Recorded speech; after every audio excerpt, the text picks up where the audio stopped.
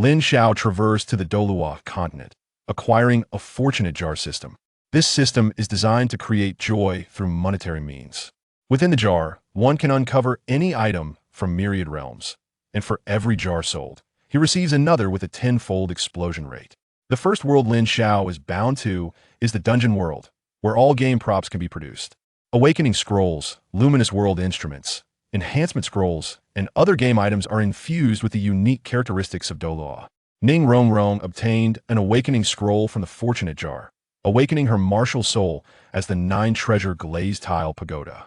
Guyan received the luminous world instrument from the fortunate jar, which relieved her of the bone-embedded poison. The Snow Knight Emperor used a fate coin, but met with misfortune and perished. Tang Hao gazed at the scattered soul rings with a sorrowful expression, lamenting, "It is far too challenging. Enhancement is genuinely arduous. I shall never reach level 11.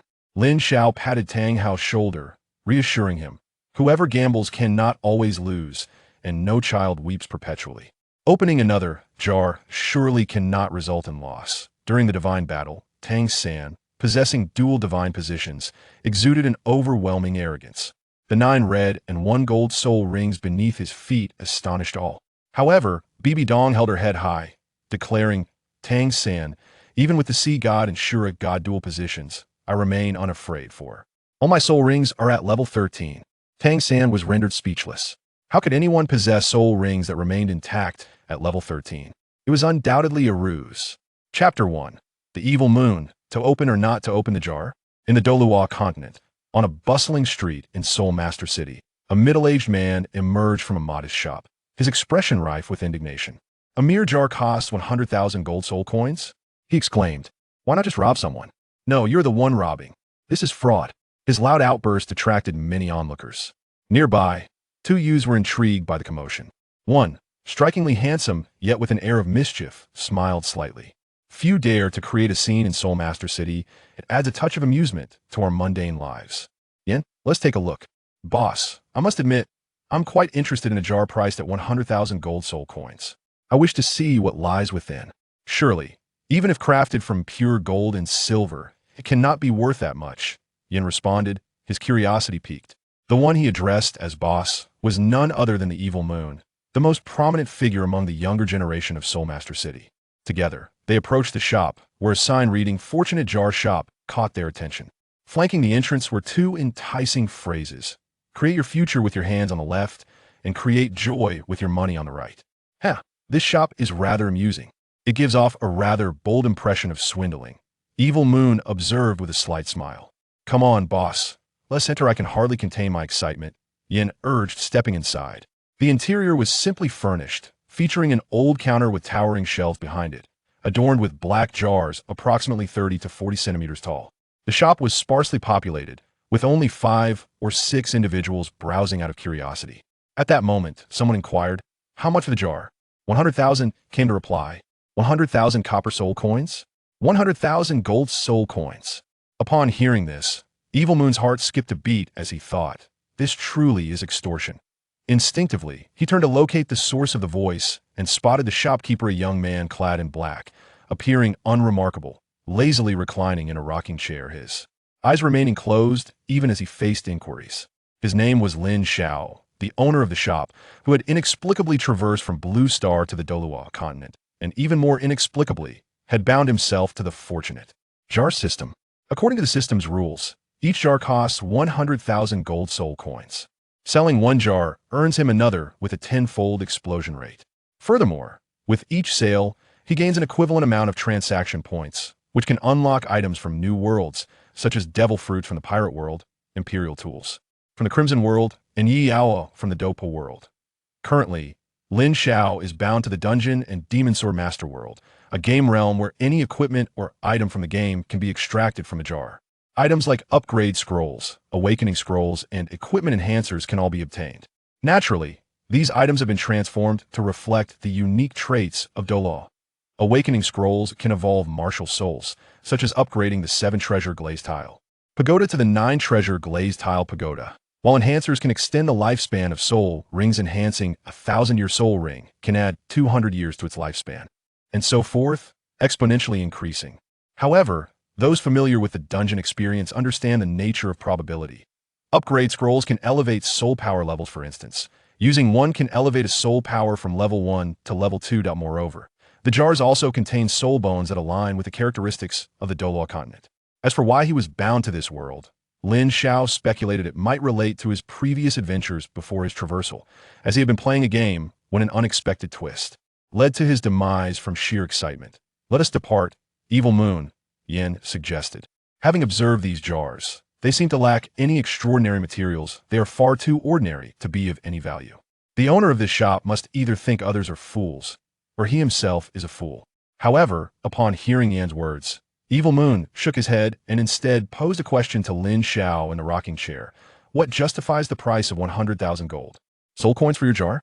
It is important to note that 100,000 gold soul coins is not a trivial amount. In the Douluo continent, commoners use copper soul coins as currency, and the welfare provided by the Spirit Hall to low-level soul masters amounts to merely 1 gold soul coin per month. One can imagine the terrifying purchasing power of 100,000 gold soul coins, sufficient to sustain a common family for generations. Thus, he was eager to ascertain what treasures could possibly justify such a price, whether it was a mere marketing gimmick or something truly valuable. Lin Xiao opened his eyes, gazing at Evil Moon, and slowly replied, "There are reasons for its high price. It is indeed worth 100,000 gold soul coins. Buy it or not, it is entirely up to you." In truth, as soon as the two entered the shop, Lin Xiao had taken note of them. As an avid fan of Douluo novels, he easily recognized their identities as part of the golden generation of the Spirit Hall. Simultaneously, he regarded them as the most capable consumers among the golden generation. After waiting for so long, the coveted targets had finally arrived. "What an arrogant shopkeeper! How dare you speak to us in such a manner? Do you know who we are?" Yin retorted, angered by Lin Xiao's attitude. How could they, of such stature, not be treated with respect wherever they went? Are you looking to cause trouble?" Lin Xiao furrowed his brow, and his voice instantly turned cold. Boom! Upon sensing Lin Xiao's icy gaze, Yan's complexion turned ashen, as if struck by lightning. He staggered backward several steps, only halting when Xue Ye steadied him. Within his heart, however, tumultuous waves surged. "He seems no older than I, yet possesses such formidable strength." Facing him evokes a sensation akin to standing before His Holiness the Pope. Unbeknownst to him, this was a power bestowed upon Lin Xiao by the system within this small establishment. He was invincible. "Senior, we mean no offense and sincerely apologize. Please, Senior, show us mercy, we shall take our leave." Xue Ye quickly reacted, hastily offering his apologies to Lin Xiao. Though Lin Xiao had not targeted him directly, the aura he inadvertently exuded filled Xue Ye with dread. "Wait!" Lin Xiao called out to Xue Ye and Yin. It was a rare opportunity to encounter someone with a modicum of spending power. Lin Xiao certainly could not allow them to depart easily. "Senior, do you require anything else?" Xue Ye turned back. Yan's heart trembled even more. Lin Xiao smiled slightly. "Do not be anxious, young man. I noticed your eagerness just now. Would you care to open one? Open a can?" Xue Ye's gaze flickered past Lin Xiao, landing on the shelves behind him. A voice within him echoed, "Perhaps I should open one?" Chapter 2. The Jar of Soul Bones. The enigmatic you. It must be said that the jar holds a certain allure for the enigmatic you. Otherwise, he would have departed long ago. Perhaps it is due to his nature that he is filled with curiosity for the unknown. "Boss, do not heed the shopkeeper's words. 100,000 soul coins is no trifling sum. Investing in this jar would surely be a grievous loss," Yin implored, observing Yu's growing interest. From the moment they entered the shop, he felt Lin Xiao was leading them astray. As Yu's intrigue intensified, Yan's apprehension grew stronger. "No, you do not comprehend. I have a premonition that this jar must be opened, or I may very well miss something of great significance." Ignoring Yan's admonitions, Yu fixed his gaze on Lin Xiao and inquired, "Boss, if I may be so bold, what might I possibly obtain from this jar?" Some individuals are simply like that. The more you try to dissuade them from an endeavor, the more determined they become. Yu is one such person. Sighing dramatically, Lin Xiao responded, "Seeing your earnestness, I shall make an exception and reveal a morsel of information. If fortune smiles upon you, you might indeed uncover a soul bone. There is even a possibility of discovering something more precious than a soul bone, provided luck is on your side." Lin Xiao emphasized luck repeatedly, as those who understand probabilities know its significance. People often say that no gambler wins every day, yet they fail to notice the gambler's tears. Something more precious than a soul bone?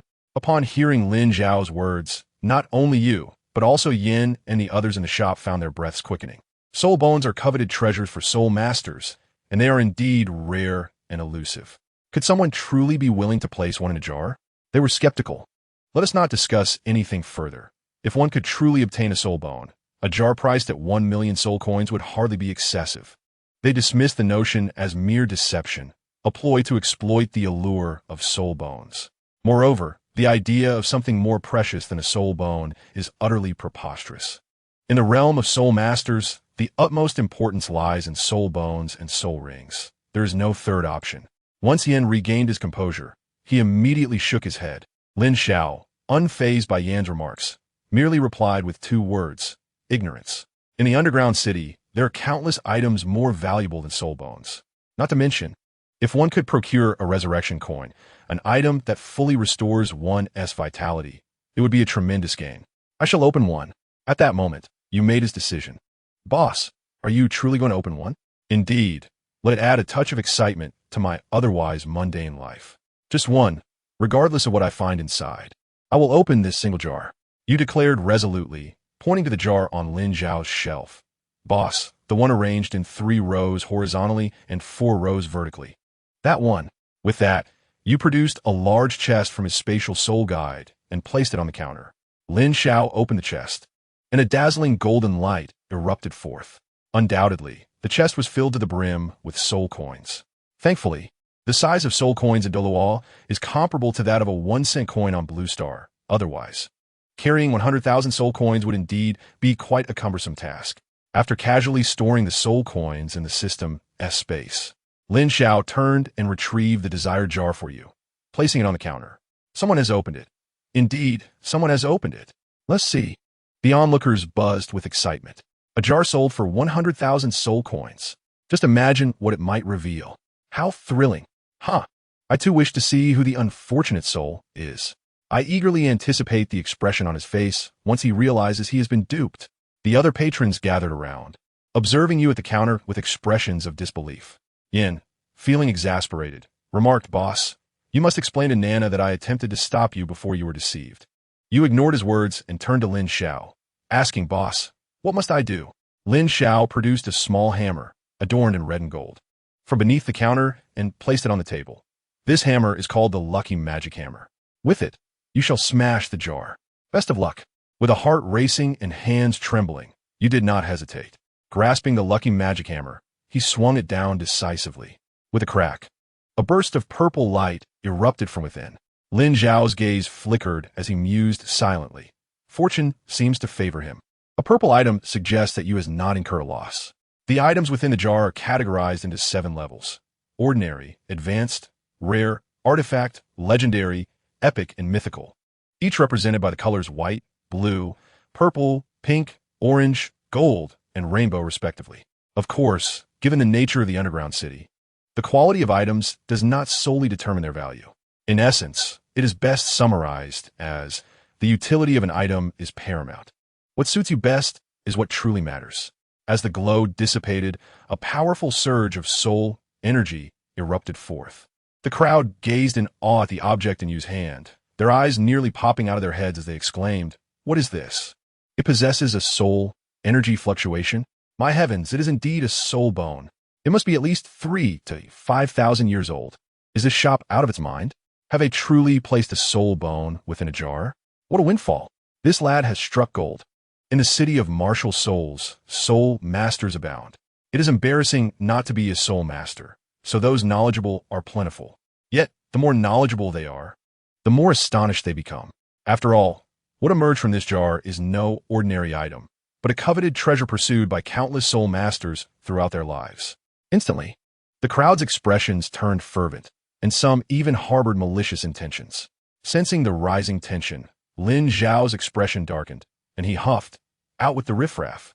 With that command, an irresistible force expelled all individuals except for you and Yin from the shop. What kind of ability is this? The ejected patrons were left bewildered. It seemed the shop was indeed extraordinary. Surely, The proprietor must possess the strength of a soul Douluo. Within the shop, Yan's breath quickened. Boss, it seems you have indeed struck it rich this time. This is a soul bone. Even those privately known as the golden generation of the Spirit Hall do not possess a single soul bone. Acquiring a soul bone for 100,000 soul coins is undoubtedly a tremendous bargain. Lin Xiao's gaze flickered as he discovered matching information related to the item, causing him to break into a sweat. Item: right arm bone of the venomous cat demon king, level, rare type, tradable description, harvested from the venomous thunder ruins venomous cat king. Soul skill: fierce claw, launches a rapid claw strike forward with an added poison attribute attack effect. They have even transformed monsters from the underground city into soul bones. Truly remarkable. Lin Xiao thought to himself. Though a smile graced his face, he said, Congratulations. You have acquired a soul bone. Did I truly obtain a soul bone?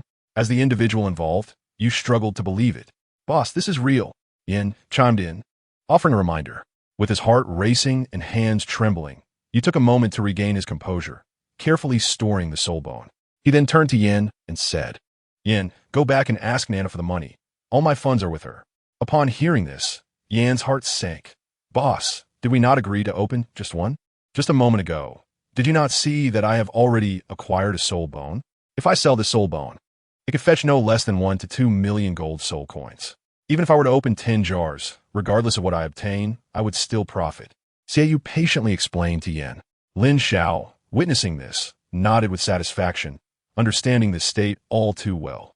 Little did he know that Xue Ye had already become infatuated with this singular jar. Chapter 3. Does Ulaina also wish to open a jar?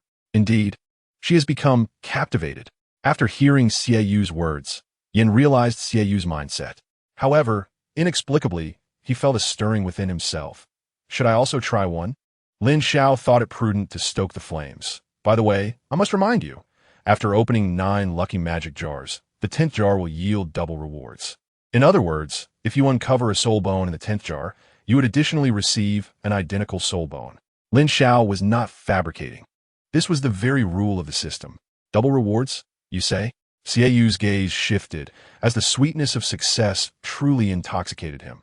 Yin, you must return and inform Nana that aside from my initial capital, I need to borrow a bit more from her to gather 900,000 gold soul coins for 10 consecutive openings. Yin, taken aback, opened his mouth to respond. Xue Ye urged, do not hesitate. Hurry. I have a premonition that the next jar will yield something even more remarkable. Very well, Yin replied and turned to leave. Upon returning to the Spirit Hall, he hastened to Ulaina's chamber. Nana, something terrible has happened. Xue Ye, he is in trouble. The door creaked open, revealing a girl of near-perfect form. At first glance, she may not seem strikingly beautiful, but upon closer inspection, one could perceive an extraordinary charm emanating from her. It was none other than Ulaina, the most outstanding genius of the golden generation of the Spirit Hall. Upon seeing him, Ulaina frowned slightly, her expression tinged with displeasure. Yin, you are no longer a child. Why the commotion? Nana, I was wrong. Yin lowered his head in remorse. Out of respect for Ulaina, he refrained from retorting. Very well, you mentioned my brother is in trouble. What has transpired? Ulaina inquired, her brow furrowed.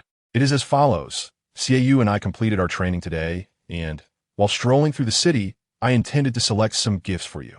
By chance, we stumbled upon a rather peculiar shop selling something called lucky magic jars, each requiring 100,000 gold soul coins to open. Yin recounted his surreal experience of the day. He had never imagined that someone would actually place soul bones within jars. Were it not for his familiarity with Xue Ye, he would have doubted the authenticity of the claim. 100,000 gold soul coins for a single lucky magic jar? Is it gilded? No. Even if it were made of pure gold, it would not be worth such a price. This shopkeeper is utterly unscrupulous. It is nothing short of robbery. Ulaina frowned, letting out a scoff. Humph. It is merely a gimmick to attract attention. Only a fool would partake in such nonsense. You both are truly idle to concern yourselves with these trivialities. However, I must ask, what does this have to do with my brother? The Spirit City is vast, and countless shops open daily. Numerous fresh gimmicks abound. There is nothing here worthy of attention. In response, Yin steeled himself to answer. It is indeed related.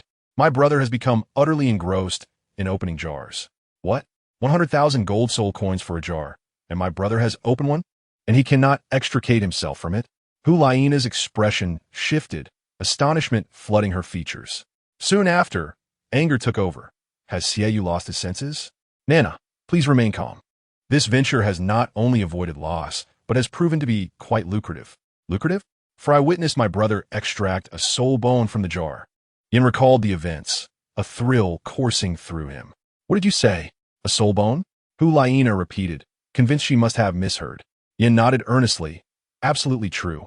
A jar that can yield soul bones is being sold for a mere 100,000 gold soul coins. Has the shopkeeper lost his mind? Once Hulayina confirmed that Yin was not deceiving her, her expression morphed into one of sheer astonishment. To think that a soul bone could be extracted from a jar? This is utterly astounding. It is well known that soul bones and soul rings are of paramount importance to soul masters, treasures both coveted and elusive. Any soul master fortunate enough to acquire one would handle it with the utmost care. Even a soul bone that one cannot utilize could easily fetch over 1 million gold soul coins at auction. Now, Xue Ye has managed to obtain one for just 100,000 gold soul coins. Could it be that he is engaging in charity? After a moment, Hulayina took a deep breath and dashed into her room. Shortly thereafter, she emerged, her expression serious as she addressed Yin. Yin, we must go now to that jar shop. A jar capable of yielding soul bones is of utmost importance. Should this news spread throughout the Spirit City, it would undoubtedly cause quite a stir, perhaps even incite chaos. As a disciple of the Spirit Hall and the future Saintess, it is both my duty and obligation to maintain stability within the Spirit Hall. I must verify if there is indeed only one such jar containing a soul bone, or if the shopkeeper is merely attempting to attract attention with a gimmick. All of this must be confirmed by my own hand, and perhaps I shall try opening a couple of jars as well.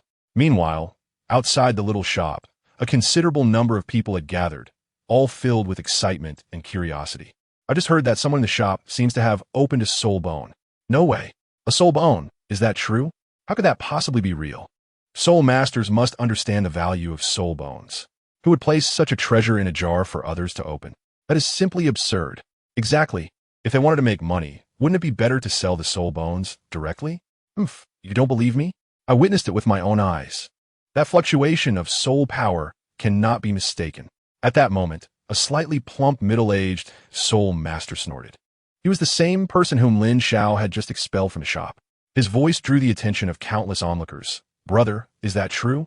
I saw it with my own eyes. It cannot be false. Besides, others witnessed it too. Is this really true? Brother, please elaborate on what transpired. In that instant, countless pairs of eyes sparkled with curiosity.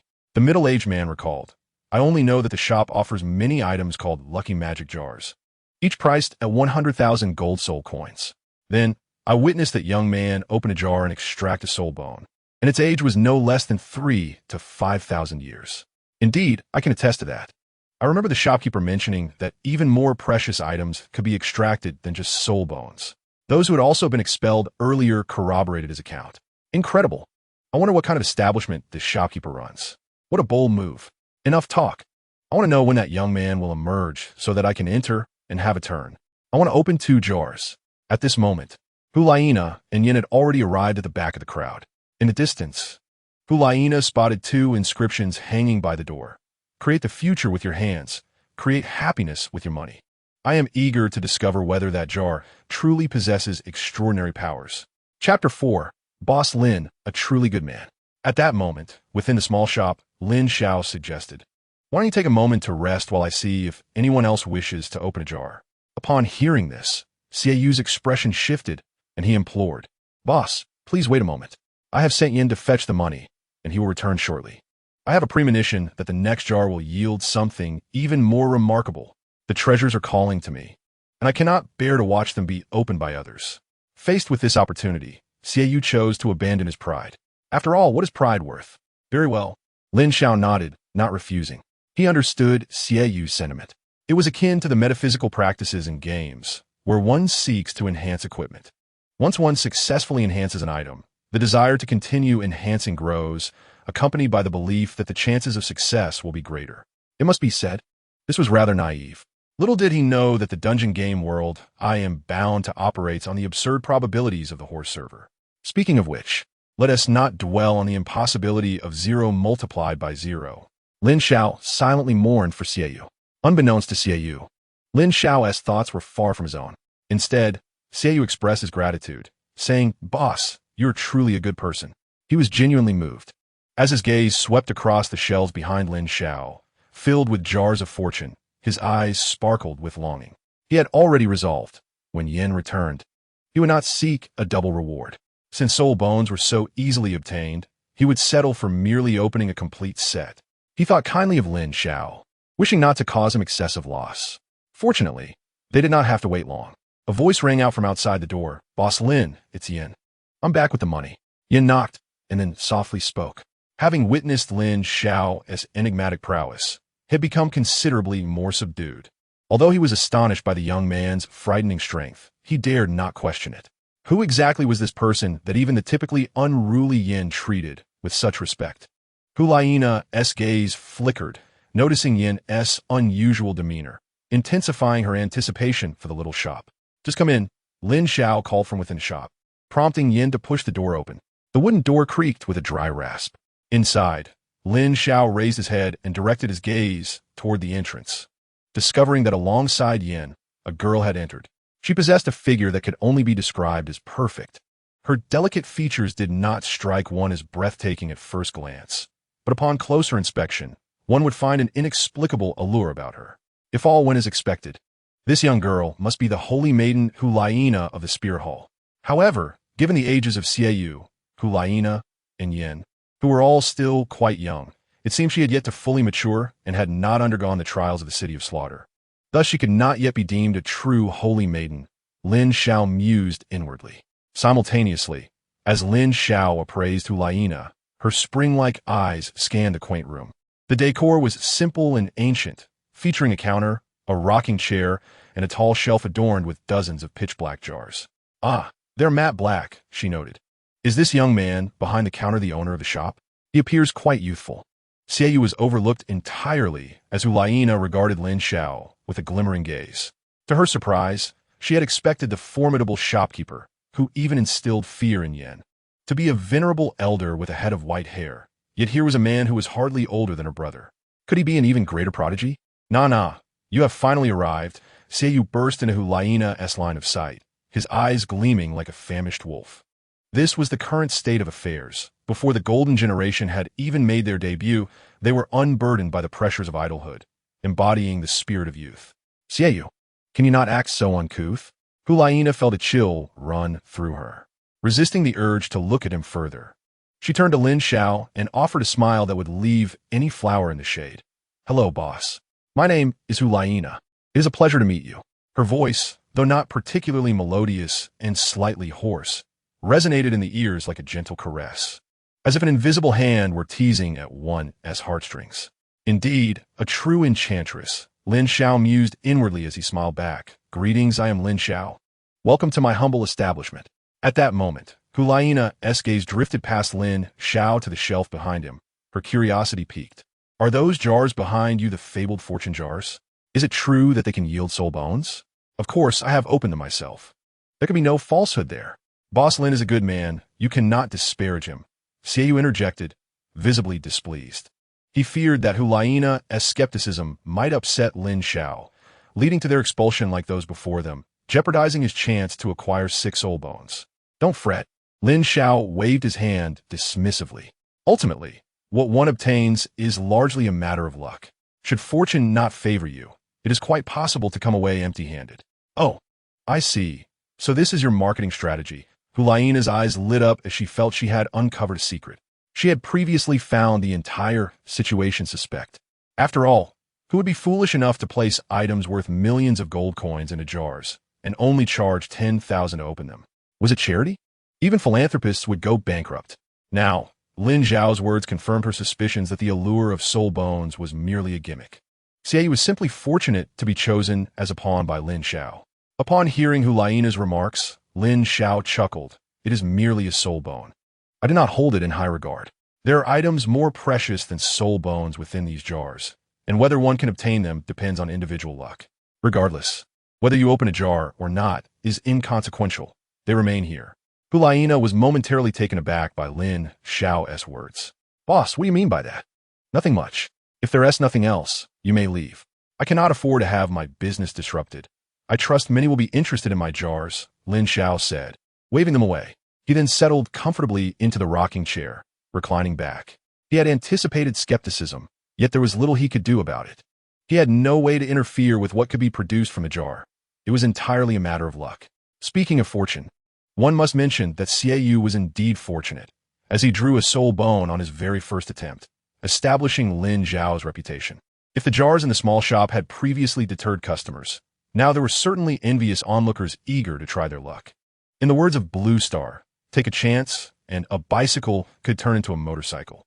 Chapter 5, Experience Capsule, Dare to Challenge Again. Lin Xiao's indifferent demeanor left Hulayina momentarily stunned. According to her expectations, Lin Xiao should have been trying to retain her, ardently promoting his jars. Yet, now he seemed to have set her aside. What was that about? Had she truly misjudged the situation? Doubt began to creep into her mind. Meanwhile, impatience emerged from outside the shop. Who knows if the person inside will open up? It's taking forever. Hurry up. My gold soul coins are practically burning a hole in my pocket. I don't need 8 million, or even 980,000. Just give me 100,000. I want to take home a soul bone for 100,000 gold soul coins.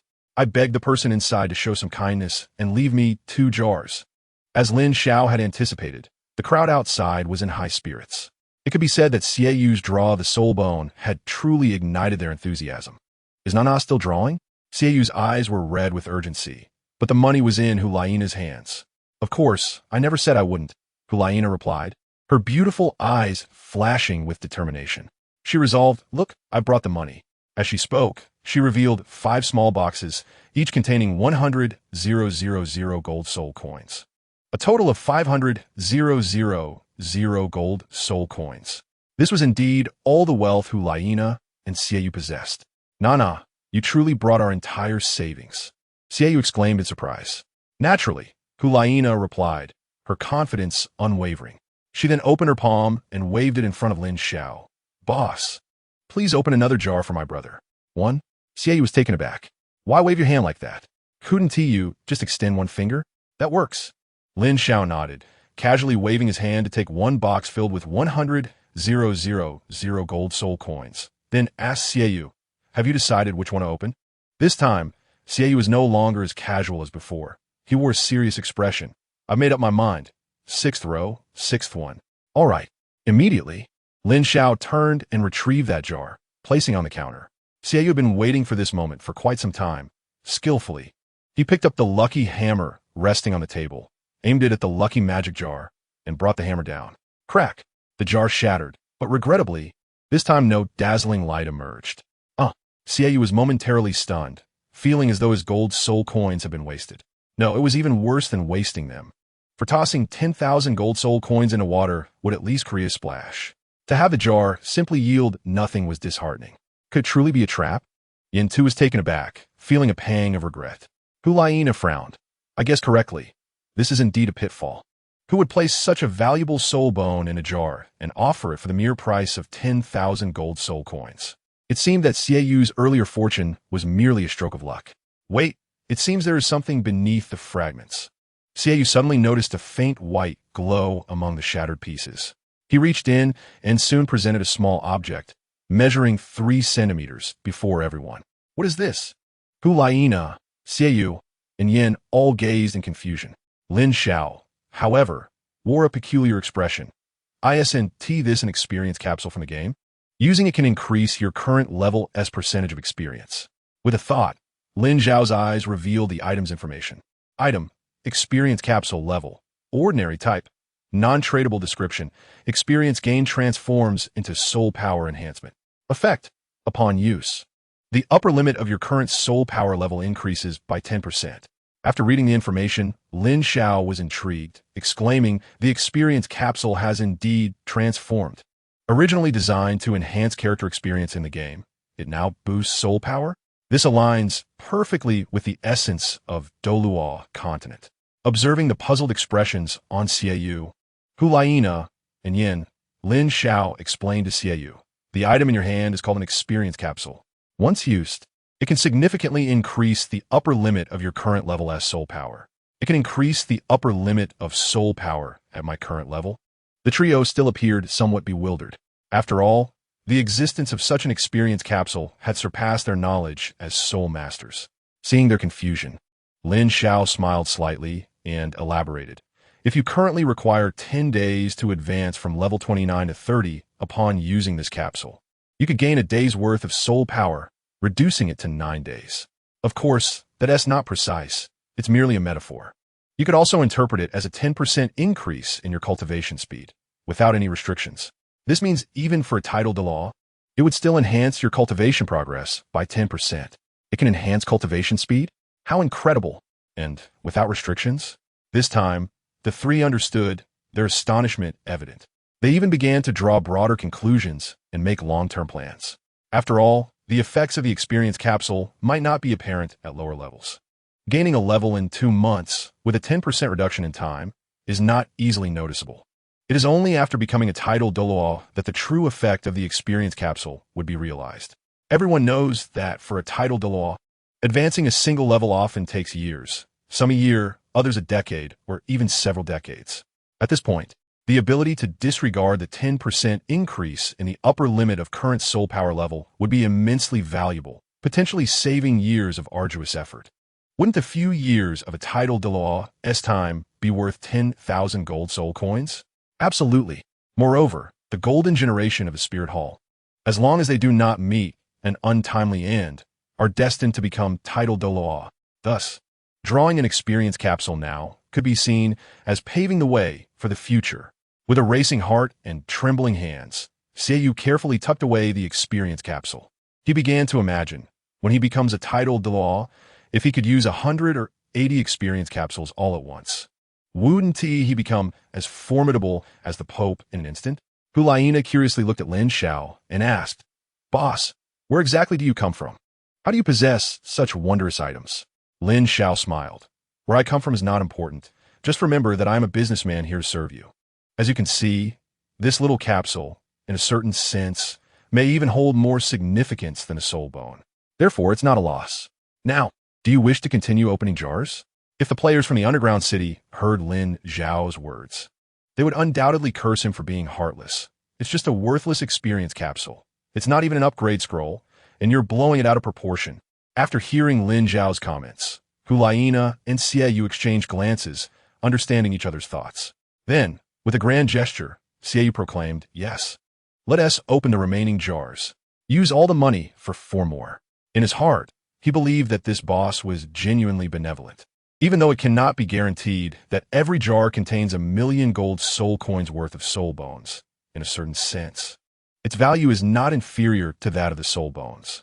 So, what are you hesitating for? Just proceed. The returns from the first 2 jars have already been recouped, and anything that follows will be pure profit." Chapter 6. Do you find life mundane? Why not try enhancement? Have you made up your mind? Lin Xiao confirmed once more. Observing that this was a surefire investment, what was there to ponder? Rather, are you having second thoughts? Rest assured, I am not insatiable. Once I obtain a set of soul bones, I will cease, ensuring your losses are kept to a minimum. Xue Ye chuckled, thinking Lin Xiao was merely afraid of losses. Little did he know, Lin Xiao was elated. He mused, "You might profit immensely, but I shall not incur losses." In Lin Xiao's mind, he hoped they would open dozens of jars, for with each sale, he would receive a jar with a 10-fold return rate.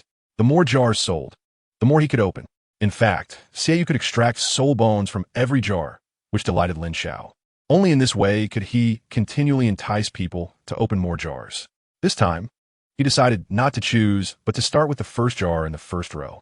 Xue Ye selected a jar, and Lin Xiao collected the remaining 400,000 gold soul coins, neatly arranging the 4 jars on the counter. With a series of cracking sounds, Xue Ye, growing more adept, seized the lucky magic hammer and smashed the jars in quick succession.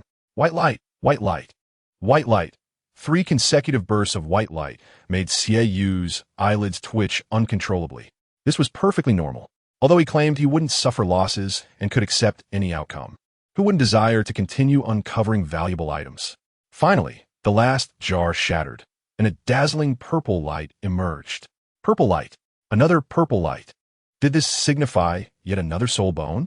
Xue Ye's blood pressure soared, his eyes reddening, and his breathing quickened. Hulayina looked on in confusion. What was so special about the purple light? Why was her brother reacting so intensely? It's here. It's here. The last time Xue Ye uncovered a soul bone, it was accompanied by this very light. At that moment, Yin gasped, startling Hulayina. Soul bone? Could it be that another soul bone could truly be revealed? Was Lin Xiao not deceiving them under the guise of soul bones? Hulayina was astonished. Instinctively, she glanced at the item in Xue Ye's hand.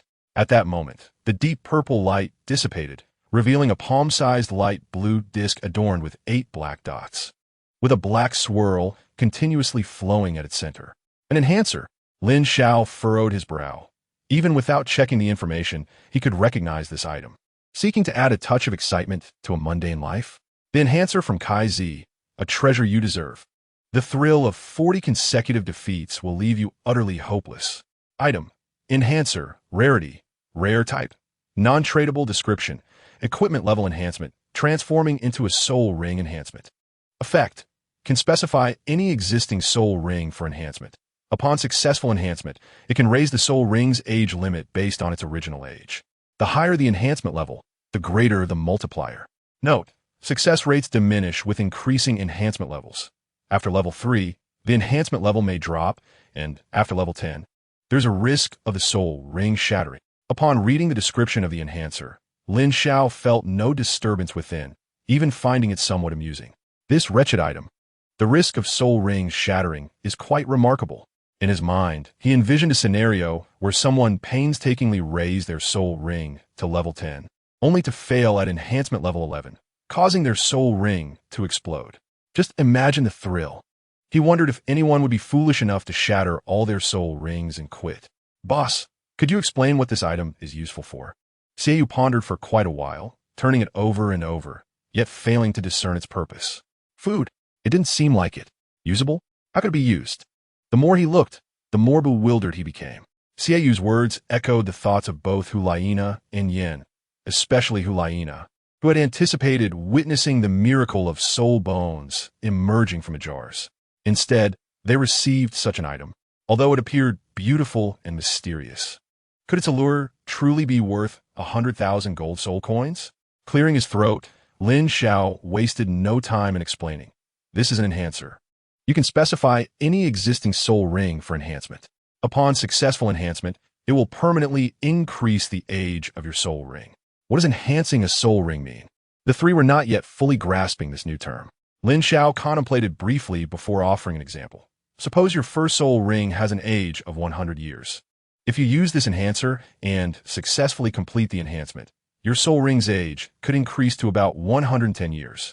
Of course, I recommend enhancing the soul rings with higher ages first for greater benefits. For instance, if you possess a 10,000-year soul ring, a successful enhancement would add 1,000 years to its age.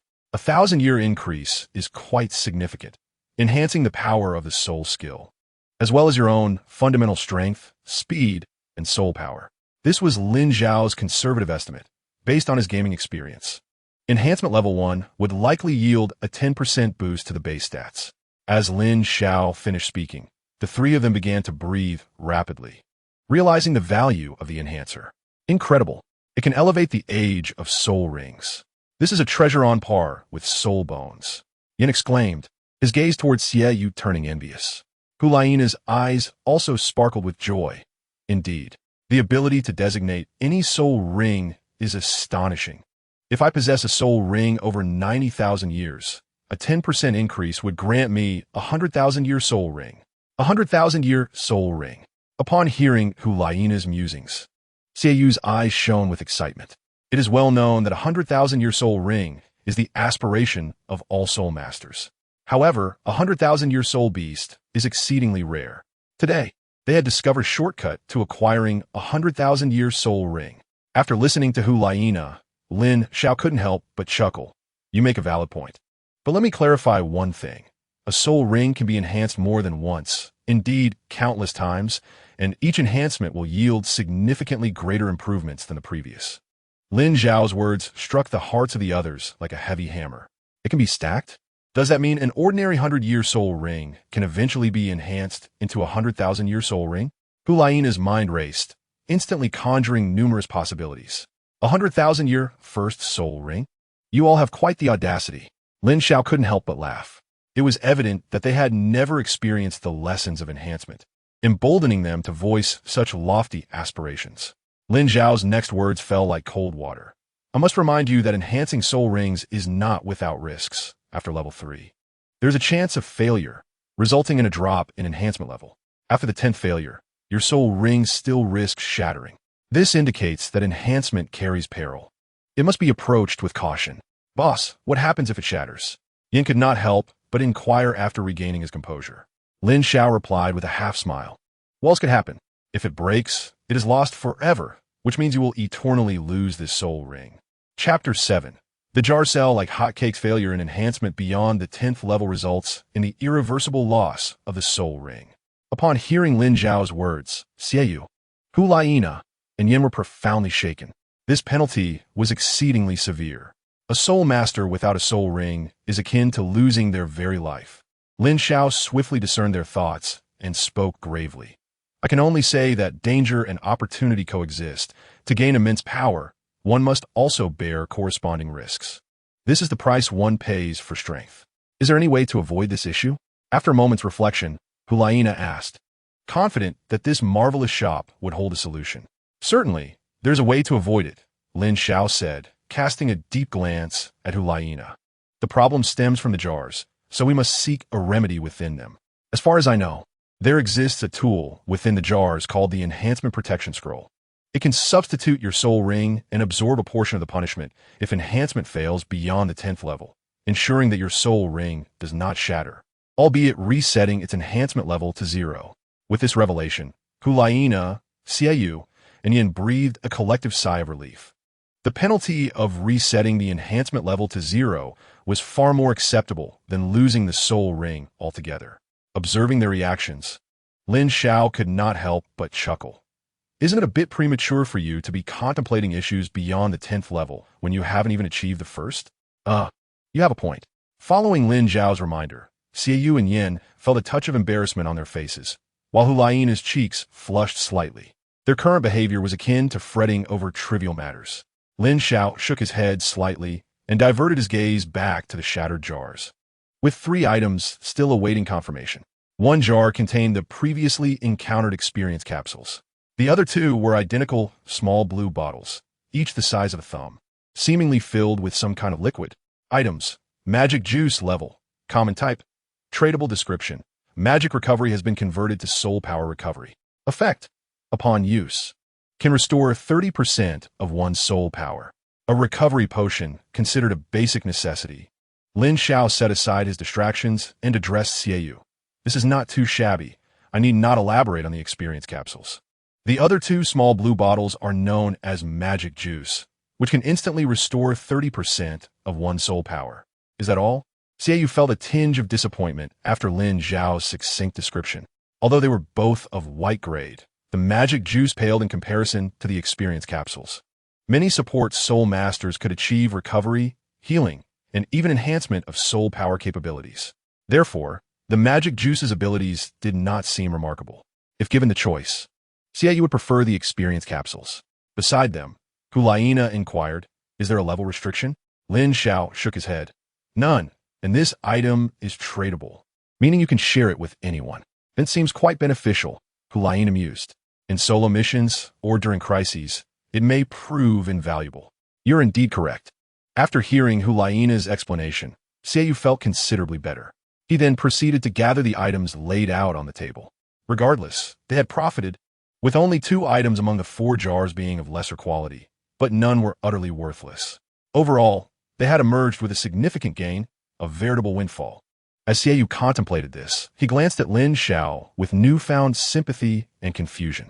Sympathy arose from Lin Xiao's remarkable profit, while confusion stemmed from his perplexing actions. With so many valuable items, why not auction them off for a much higher price? Frankly speaking, the 60,000 gold soul coins for opening the jars could scarcely cover the cost of a single enhancer.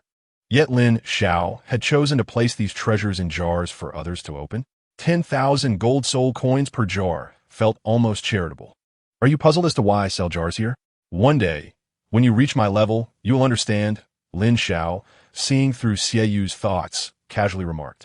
He too felt a sense of helplessness. If he could, he would gladly smash all the jars. However, that was not an option. He could only activate those sold to him, the system's reward being the tenfold lucky magic jars.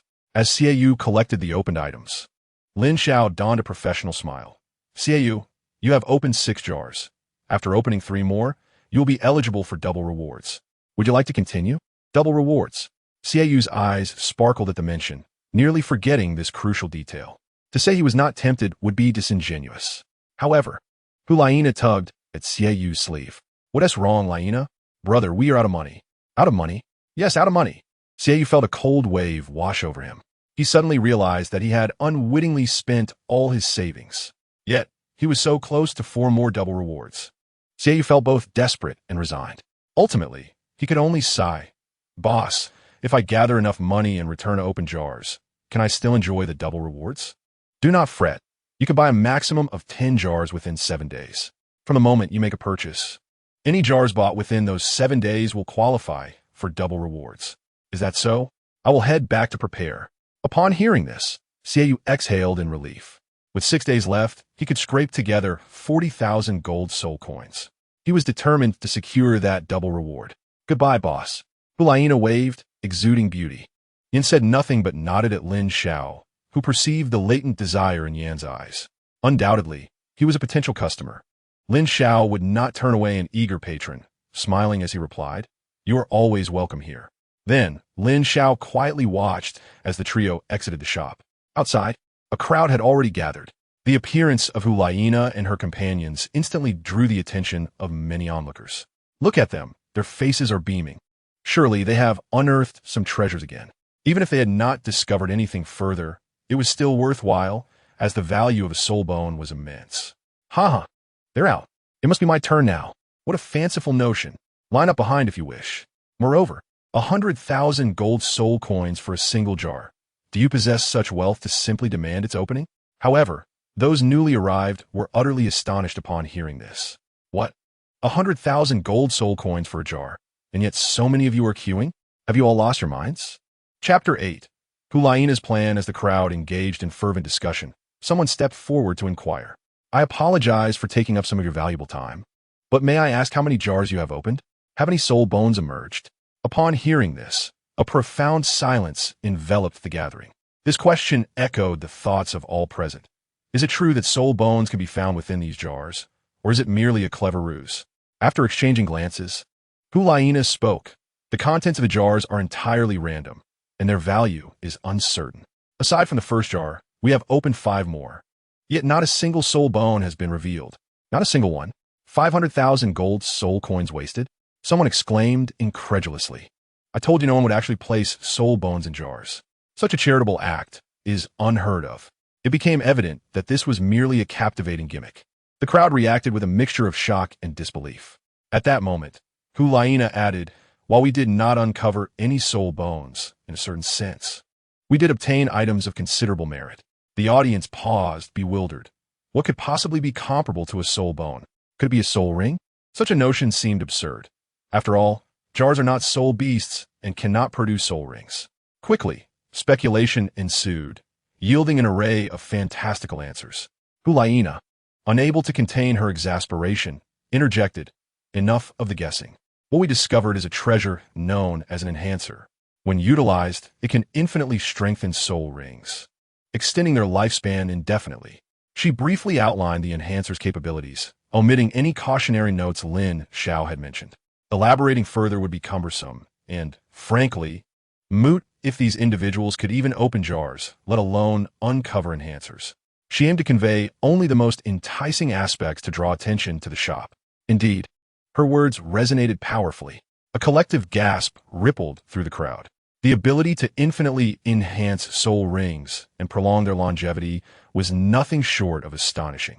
It is crucial to note that among those present were soul masters, yet not one could recall any mention of soul ring enhancement in their studies. Traditionally, once a soul master absorbed a soul ring, its age was fixed with no concept of post-acquisition growth. Little girl, are you not conspiring with the shopkeeper to deceive us? Someone skeptically questioned. I concur, this seems implausible. If you are fabricating tales, at least make them believable. An elderly voice lamented, I must be getting old.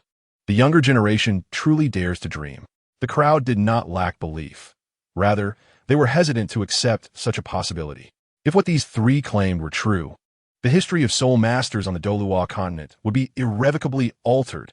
Just then, a cold huff silenced the cacophony. The crowd instinctively parted, and a venerable figure clad in red emerged. His stern visage commanded respect, and even without displaying any immense aura, his subtle presence deterred gazes. Breathless, the onlookers realized they were in the presence of a personage of great significance. The red-clad elder approached Hulayina and her companions, surveying the crowd before declaring, Do you understand whom you are questioning? This young lady is a direct disciple of His Holiness the Pope. Consider the gravity of her status. Do you truly believe she would conspire with a small shop to deceive you? His words cast an even deeper silence, quelling any lingering doubts. The mention of the Pope bore immense weight. In the eyes of most soul masters in Wuhuan City, the illustrious Pope was akin to a deity, deserving of utmost reverence. Thus, her disciple was equally esteemed and beyond reproach. I apologize for my earlier indiscretion. Please forgive my thoughtless words, the earlier skeptic implored, genuinely seeking forgiveness. Let bygones be bygones, Hulayina gently replied. We must take our leave. I must promptly visit the Pope and recount today's events. This humble shop is of great significance to our spirit hall and the realm of soul masters. With that, she led Xue Ye and Yin away from the crowd, determined to relay her experiences to the Pope. No one could obstruct her path.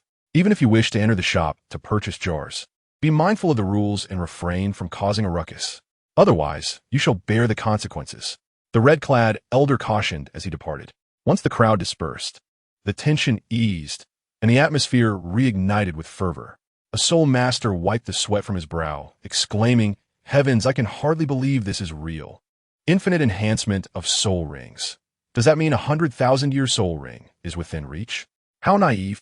Do you truly think the shopkeeper is engaged in philanthropy?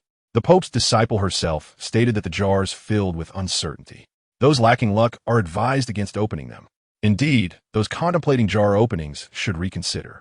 100,000 gold soul coins is no trifling sum. A low-level soul master might take years to amass such wealth. If fortune does not favor them, years of effort could be in vain. Gradually, some shifted from impulsiveness to prudence. Yet, many others flocked to the shop, forming an orderly line. They recalled the red-clad elder's admonitions. Moreover, they had witnessed how the shopkeeper had previously ejected several soul masters, surmising that the proprietor must be a remarkably powerful soul master in their own right. Inside the shop, Lin Xiao observed the lengthy queue forming outside, a subtle smile gracing his lips. Given the current momentum, selling 100 or more jars today seemed entirely feasible. Contemplating the rewards he would reap, he mused. Today is indeed a day filled with promise. At that moment, the first soul master in line stepped through the door, his face alight with excitement. In Lin Xiao's eyes, this eager soul master appeared less like a customer and more like someone about to claim a fortune. With a clatter, the soul master placed a heavy sack on the counter and eagerly exclaimed, Quickly, proprietor, give me a jar to open. Newcomers, new stories. Please show your support, share your comments, recommend, and offer your donations. In any case, I seek various forms of encouragement. Additionally, if esteemed readers have any opinions or suggestions regarding this book, feel free to share and discuss. For those who appreciate this work, a response would be greatly appreciated, so I know I'm not alone in this endeavor. Thank you. Chapter 9. If you are not happy, you simply haven't spent enough. Not a coin more or less, precisely 100,000 gold soul coins. Upon receiving the money, Lin Xiao gestured towards the shelves behind him, saying, Feel free to select any jar from up there. As the words left his lips, the individual had already made a decision. It shall be this one. I have a premonition that it will yield splendid results. He was referring to the jar directly in front of him. Very well. Lin Xiao removed the jar from the shelf and placed it upon the counter, then instructed, Use the hammer at your side to smash it open. The individual complied without hesitation, lifting the hammer and striking. With a sharp crack, the jar shattered, and a flash of white light flickered momentarily. Almost immediately, with a thud, the hammer fell onto the counter. The jar opener inquired, "What is this?" He held in his hands a coin, half gold and half silver, engraved with a peculiar smiling face. Item: fake coin level. Common type: tradable. Description: great death or insignificant life. Fate has long been predetermined. Upon use, there is a 50% chance of divine retribution or restoration. Effect: divine retribution status: instant death. Restoration status: heals all injuries. Lin Xiao found himself somewhat speechless. He recalled that during his early gaming days, this item was a staple healing potion for the fortunate players. As for Lin Xiao, he had experienced divine retribution with every attempt, only to have a glimmer of hope on the 11th try for successful healing. Essentially, he relied on this item to commit suicide, subsequently using a resurrection coin to refresh his skills. "Boss, you've been silent for quite some time. Are you shocked? Isn't what I've opened quite remarkable?" The Soul Master, clutching the fake coin, asked with a look of trepidation. "Well, it depends on luck," Lin Xiao replied. "Why do I say it depends on luck? The coin you hold is called the fake coin, and its method of use is rather simple. Toss it into the sky. If fortune favors you, it will unleash magical powers, healing all your injuries and restoring you to your prime state, rekindling your masculine vigor." Upon hearing this, the individual burst into excited laughter. "Haha, I've always said my luck isn't bad. With this coin, doesn't that mean I have an extra life? For someone like me, who often walks the thin line between life and death, it's invaluable." Lin Xiao, however, merely smirked, finding the man's optimism somewhat excessive. He interrupted. "You must listen to me completely. That's in the case of good fortune. If luck is against you, you will directly summon divine retribution and be struck dead by lightning." Upon grasping Lin Xiao's words, the individual stood frozen. After a moment of silence, he stammered, What did you say? If luck is poor, I'll be struck by lightning?" He glanced again at the bizarre coin in his hand, unable to muster a smile. This was hardly an extra life. It was more akin to a death warrant. "Indeed," Lin Xiao nodded, adding, "Our establishment advises you to use it cautiously, especially in moments of life and death. If you can avoid using it, do so." "What is the difference then?" Just like that, 100,000 gold soul coins have vanished. The man felt a wave of discontent wash over him, frustration threatening to spill over. Why was it that others opened jars and received soul bones, and even treasures that extended soul ring durations? What had he opened? The comparison was utterly unfathomable. To be frank, he felt it would have been better to have opened nothing at all. Lin Xiao shrugged, expressing his own helplessness. Truth be told, he wished everyone could unearth soul bones or other coveted items. It would boost the sales of the jars in his little shop. The more jars sold, the greater his benefits. Yet in reality, things rarely unfolded as desired. Suddenly, the individual furrowed his brow, skepticism creeping in. "Boss, you're not playing favorites, are you? You knew the previous girl was a disciple of His Holiness the Pope, so you deliberately provided her with a jar containing valuable items. Now that we're here, it's as if we've been shortchanged." Shady business indeed, though he trusted that the Pope's disciple had not colluded with the shopkeeper. Who could say if the shopkeeper was covertly leveraging her to enhance his own reputation? Listening quietly to the man's words, Lin Xiao smiled. "Ah, our shop operates with integrity. The jars are right there. It is your choice alone. What you uncover depends entirely on your luck. Furthermore, the first jar yielding a soul bone was indeed a stroke of good fortune. After that, they spent 500,000 gold soul coins and opened 5 jars before obtaining an enhancer. Do you still find any issue?" And no issue at all. The man ceased his arguments, yet the discontent was still evident on his face. Noticing this, Lin Xiao said gently, before entering the shop, "You must have seen the words on either side of the door. Indeed, our shop's philosophy is to create happiness through spending. Reflect on why you are unhappy." His voice was light, yet struck at the core, provoking deep contemplation. After a moment, the man's eyes brightened slightly. "I think I understand now. What if I try opening another?" Inspired by Lin Xiao's words, he had come to realize that his unhappiness stemmed from not uncovering anything worthwhile.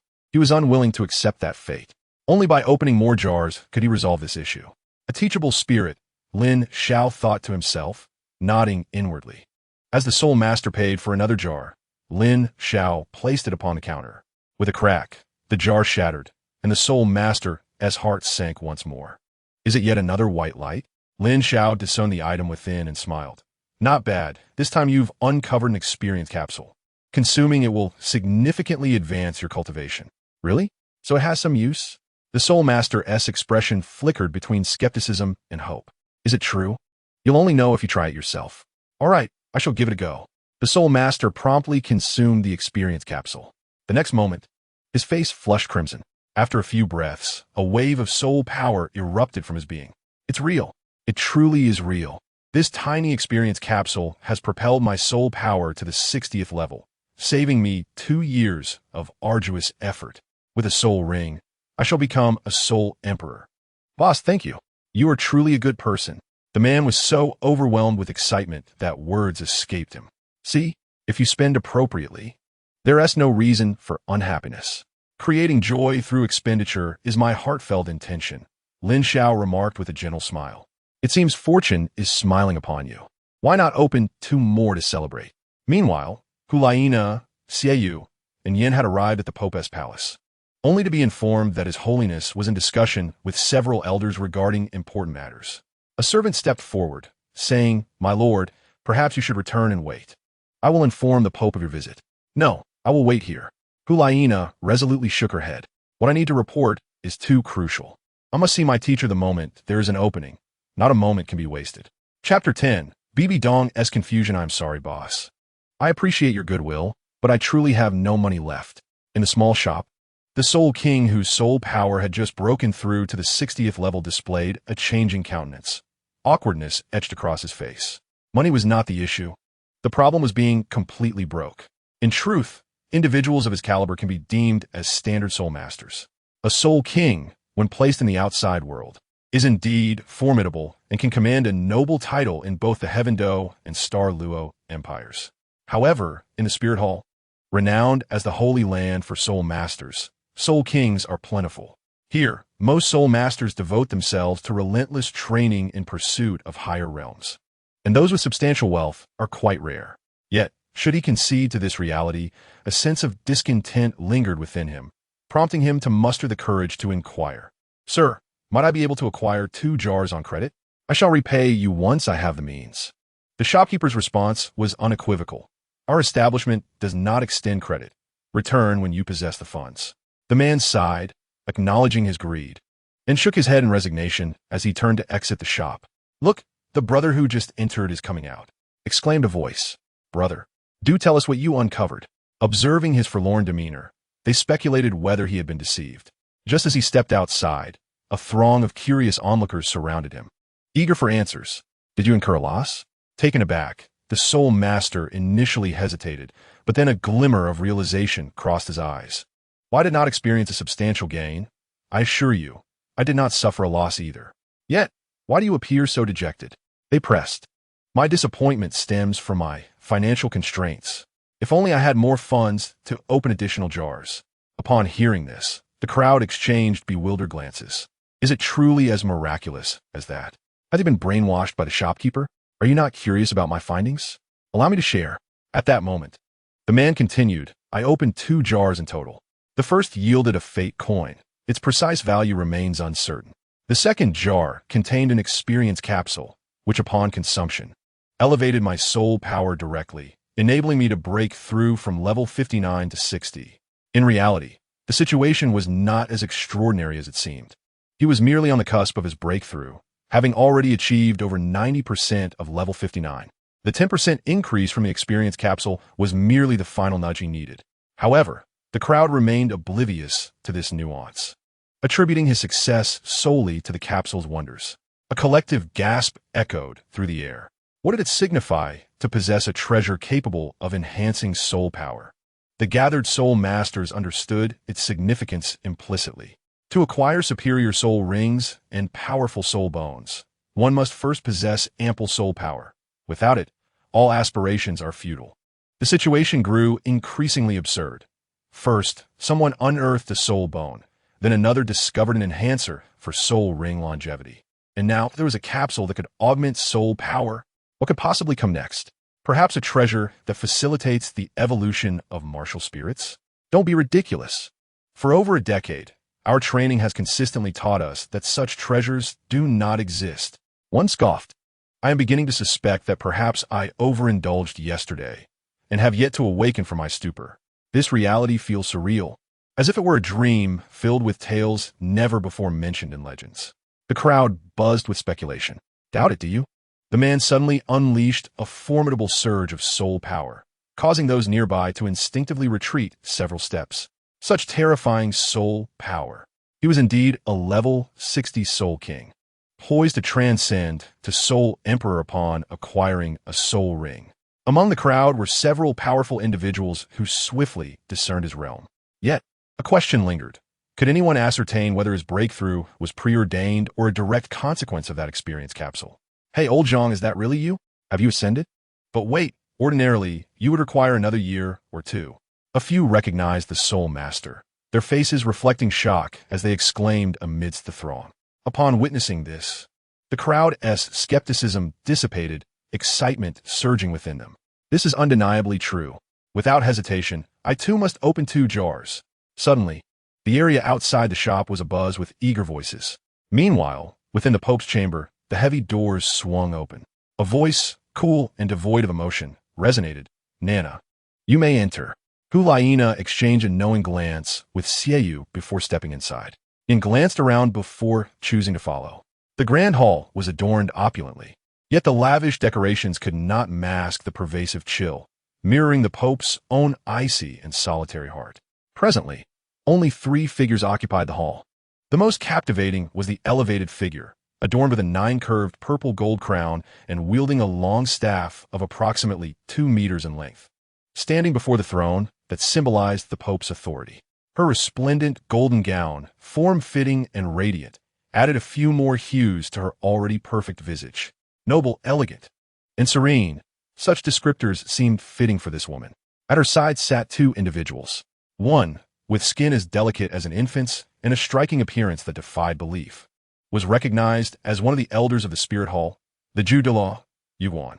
The other, clad in a black robe with a pallid complexion, bore an unmistakable aura of chill. This figure was known to Hulayina as the Ghost Douluo, Xue Ye, her teacher's capable aide. As they approached, Hulayina averted her gaze, bowing respectfully. Greetings, teacher. Salutations, your holiness. Xue Ye and Yin followed suit, paying their respects earnestly. There is no need for such formality. Bibi Dong replied with a slight nod, then turned her attention to Hulayina. I heard from the 2 elders during our discussion that you have urgent matters to address. Please proceed. Indeed, Hulayina had prepared for this moment. She turned to Xue Ye. Brother, present the items you acquired today. Aware of the complexity of the day's events, she understood that without tangible evidence, belief would be difficult to foster. Hence, she opted for a decisive approach. Understood. Xue Ye nodded, retrieving box after exquisite box from the soul guide space. The treasures from his shop were indeed remarkable, and he intended to safeguard them diligently. What is this? Not only did Douluo and Ghost Douluo appear taken aback, but even the dignified and elegant Pope displayed a flicker of confusion upon her flawless countenance. Could it be that the significant matters Nana referred to involved gifts for herself? Chapter 11. You have been deceived, teacher. Esteemed elders, you may not be aware, but an intriguing event has transpired in Spirit City. There is now an amusing jar shop. For merely 100,000 gold soul coins, one can unlock a jar and potentially receive a myriad of wondrous items. Noticing the puzzled expressions on the faces of the elders, Hulayina swiftly elucidated the concept of Lin Xiao's jar shop. Her explanation was straightforward, and the gathered audience grasped the essence of her words. In other words, these items were procured for the expenditure of 100,000 gold soul coins? Ghost Douluo pondered, glancing at the exquisite boxes cradled in Xue Ye's arms. Drawing in a sharp breath, these treasures must be the miraculous items Hulayina described, correct? Not at all. Hulayina hastened to clarify, fearing misinterpretation. Fortunately, upon hearing this, the Ghost Douluo let out a sigh of relief, secretly murmuring to himself, 100,000 gold soul coins is no trivial amount. While it may not be significant to us, some may not see such wealth in their entire lifetime. If spent on jars, it would indeed be an extravagant waste. However, Hulayina then stated, these items cannot be bought with a mere 100,000 gold soul coins. We spent 600,000 gold soul coins. What? 600,000? Her words instantly shocked the Ghost Douluo. The chrysanthemum Douluo nearly choked on his saliva. 600,000 gold soul coins is no small sum. It is sufficient to support the Spirit Hall in providing a 2-month stipend for soul masters below level 30 on the Douluo continent. Even Bibi Dong, upon hearing this, revealed a hint of unusual expression in her beautiful eyes. Laina, even if money is just a number to us, it should not be squandered like this. A few 100,000 gold soul coins is nothing to her. However, as her successor, Laina must understand which expenditures are justified and which are not. After all, countless individuals in the future will depend on Laina for their sustenance. Teacher, I understand what you mean, but we are not frivolously spending, Laina replied, sticking out her tongue. Furthermore, these items are truly worth the investment. In fact, we have made a considerable profit. Not to mention, my brother has already uncovered a soul bone from a jar. What? A soul bone? That's impossible. Who would be foolish enough to believe that? Upon hearing Laina's words, both the chrysanthemum Douluo and ghost Douluo exclaimed in astonishment. As soul masters, they were well aware of the value of a soul bone. Each one is worth over 1 million, and often they are priceless. Now, Laina and her companions managed to acquire one with 600,000 gold soul coins. If true, they could easily flip it for a profit of several 100,000 gold soul coins, which indeed would be a remarkable gain. Brother, show the soul bone you obtained to the teacher and the elders, Laina urged Xue Ye. Acknowledging her request, Xue Ye tossed the larger box to Yen, retaining only a smaller box in his hand, which he opened for everyone to see. Instantly, a wave of soul power emanated throughout the hall. This aura? Sensing something unusual, the ghost Douluo's pupils constricted, and he gravely nodded. Indeed, it is a soul bone. The chrysanthemum Douluo also felt his eyelids twitch. Speaking in a soft voice, just from this aura, the age of the soul bone seems to be at least 5,000 years. Who would have thought? There are indeed fools willing to sell soul bones at such a low price. Except for Laina and her companions, everyone present was a titled Douluo, and among them, powerful ones who could easily discern the rarity of the soul bone. No, the shop that can proclaim the name of soul bone must surely understand its value. The owner of that shop cannot be a fool. Yet, Bibi Dong slowly shook her head, disagreeing with the chrysanthemum Douluo's assertion. Your Majesty, do you mean to say? The chrysanthemum Douluo inquired softly. What do you think? Bibi Dong rarely displayed a hint of a smile. It has been a long time since I encountered someone so audacious, willing to use a soul bone as a gimmick. A gimmick? Both the chrysanthemum Douluo and ghost Douluo were taken aback. The value of a soul bone is self-evident. To offer one as bait truly qualifies as a grand gesture. The shop owner is indeed generous. I remember hearing the owner claim that a soul bone could be obtained, yet I was skeptical. Who would have imagined that such a claim would turn out to be true? However, I can assure you it is not a gimmick. If luck is on our side, there may be others who can uncover soul bones. Xue Ye recalled these events, his eyes still reflecting a hint of disbelief. Soul bones can still be uncovered? Haha, how naive. After hearing Xue Ye's words, the ghost Douluo chuckled without speaking further. Did he truly believe the shop owner was running a charitable enterprise? The chrysanthemum Douluo also agreed with the ghost Douluo's perspective. It was indeed your good fortune, Xue Ye. You were the first to open a jar. Otherwise, that soul bone would belong to someone else. If it were as miraculous as you say, that mere luck could yield a soul bone, I would immediately withdraw all my savings to open jars. Soul bones are incredibly precious. Just look at himself. He possesses scarcely 2 at his level of 95. For someone to be willing to part with one to attract attention is already a considerable gesture. To be honest, the chrysanthemum Douluo felt a twinge of envy for Xue Ye's opportunity. Had I not witnessed it myself, I would not have believed such a thing. Laina did not express anger or resentment. Instead, she patiently explained, Elders, I can attest that this is not a gimmick. My brother indeed had remarkable luck. Additionally, if you think that soul bones are the best items, then you are mistaken. Her words were shocking once again. Upon hearing this, the chrysanthemum Douluo furrowed his brow. This is becoming increasingly absurd. The ghost Douluo looked incredulous. After years of studying as a soul master, did you learn this? How can there be anything better than a soul bone? Not only they, but even Bibi Dong frowned. Laina, have you been neglecting your studies? How could you forget such basic knowledge? In that case, starting tomorrow, you need not go anywhere. Just stay in the Spirit Hall and study diligently. Xue Ye and Yin should join you too. Teacher, I am not speaking nonsense. Hulayina's expression shifted slightly as she quickly urged Xue Ye, brother, take out the enhancer. If we do not prove we are not lying, the teacher will punish me. The enhancer? What is that? Everyone was taken aback, having never heard of this term. In the next moment, they watched as Xue Ye moved, retrieving a disc resembling jade from several boxes. It was adorned with a few black spots, giving an air of mystery. However, aside from its enigmatic appearance, nothing else was discernible. Bibi Dong furrowed her brow in thought, attempting to recall any records related to the enhancer. Meanwhile, the chrysanthemum Douluo's soft voice resonated again. This is something more precious than a soul bone? Hulayina nodded emphatically. Yes, this item is called an enhancer. Its sole purpose is to enhance soul rings, increasing their longevity. After considering her words, Hulayina felt she had not described it sufficiently and added, theoretically, using an enhancer can indefinitely extend the lifespan of a soul ring, even allowing a first soul ring to potentially become a 100,000-year soul ring. Chapter 12. Congratulations, enhancement successful. Soul rings can be indefinitely enhanced. After repeated enhancements, a first soul ring might transform into a 100,000-year soul ring. What has been consumed at lunch? Having lived for decades, I have never seen or even heard of such a thing. The ghost Douluo spoke in a hoarse voice, struggling to comprehend the implications if this were indeed true. No, it cannot be real. Xue Ye, are you foolish? How can anyone entertain such unrealistic thoughts? The ghost Douluo found the notion amusing. At that moment, the Pope Bibi Dong finally spoke. Laina, do you realize what you're saying? If you cannot prove this is true, I will impose severe punishment upon you. She was somewhat irritated. Were it not for her personal favoritism, Hulayina would not be speaking so frivolously here. Burdened with the dual legacies of the Asura and Rakshasa gods, she was privy to many hidden truths.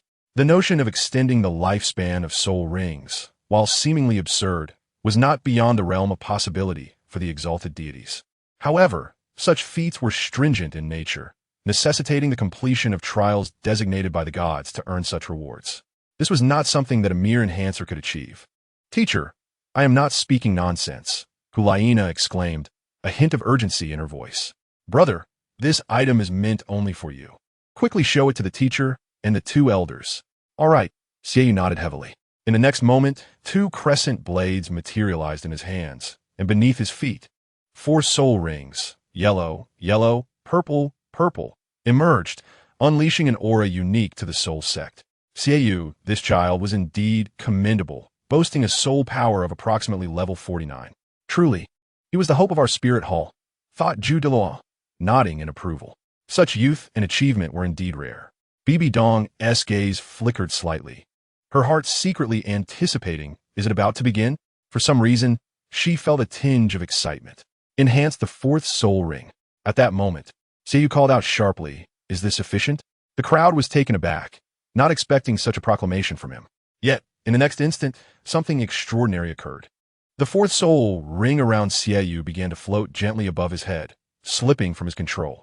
Immediately, the ring began to shrink in the air, ultimately transforming into a slender piece that descended into the very center of the enhancer, within that dark vortex. How marvelous it appeared!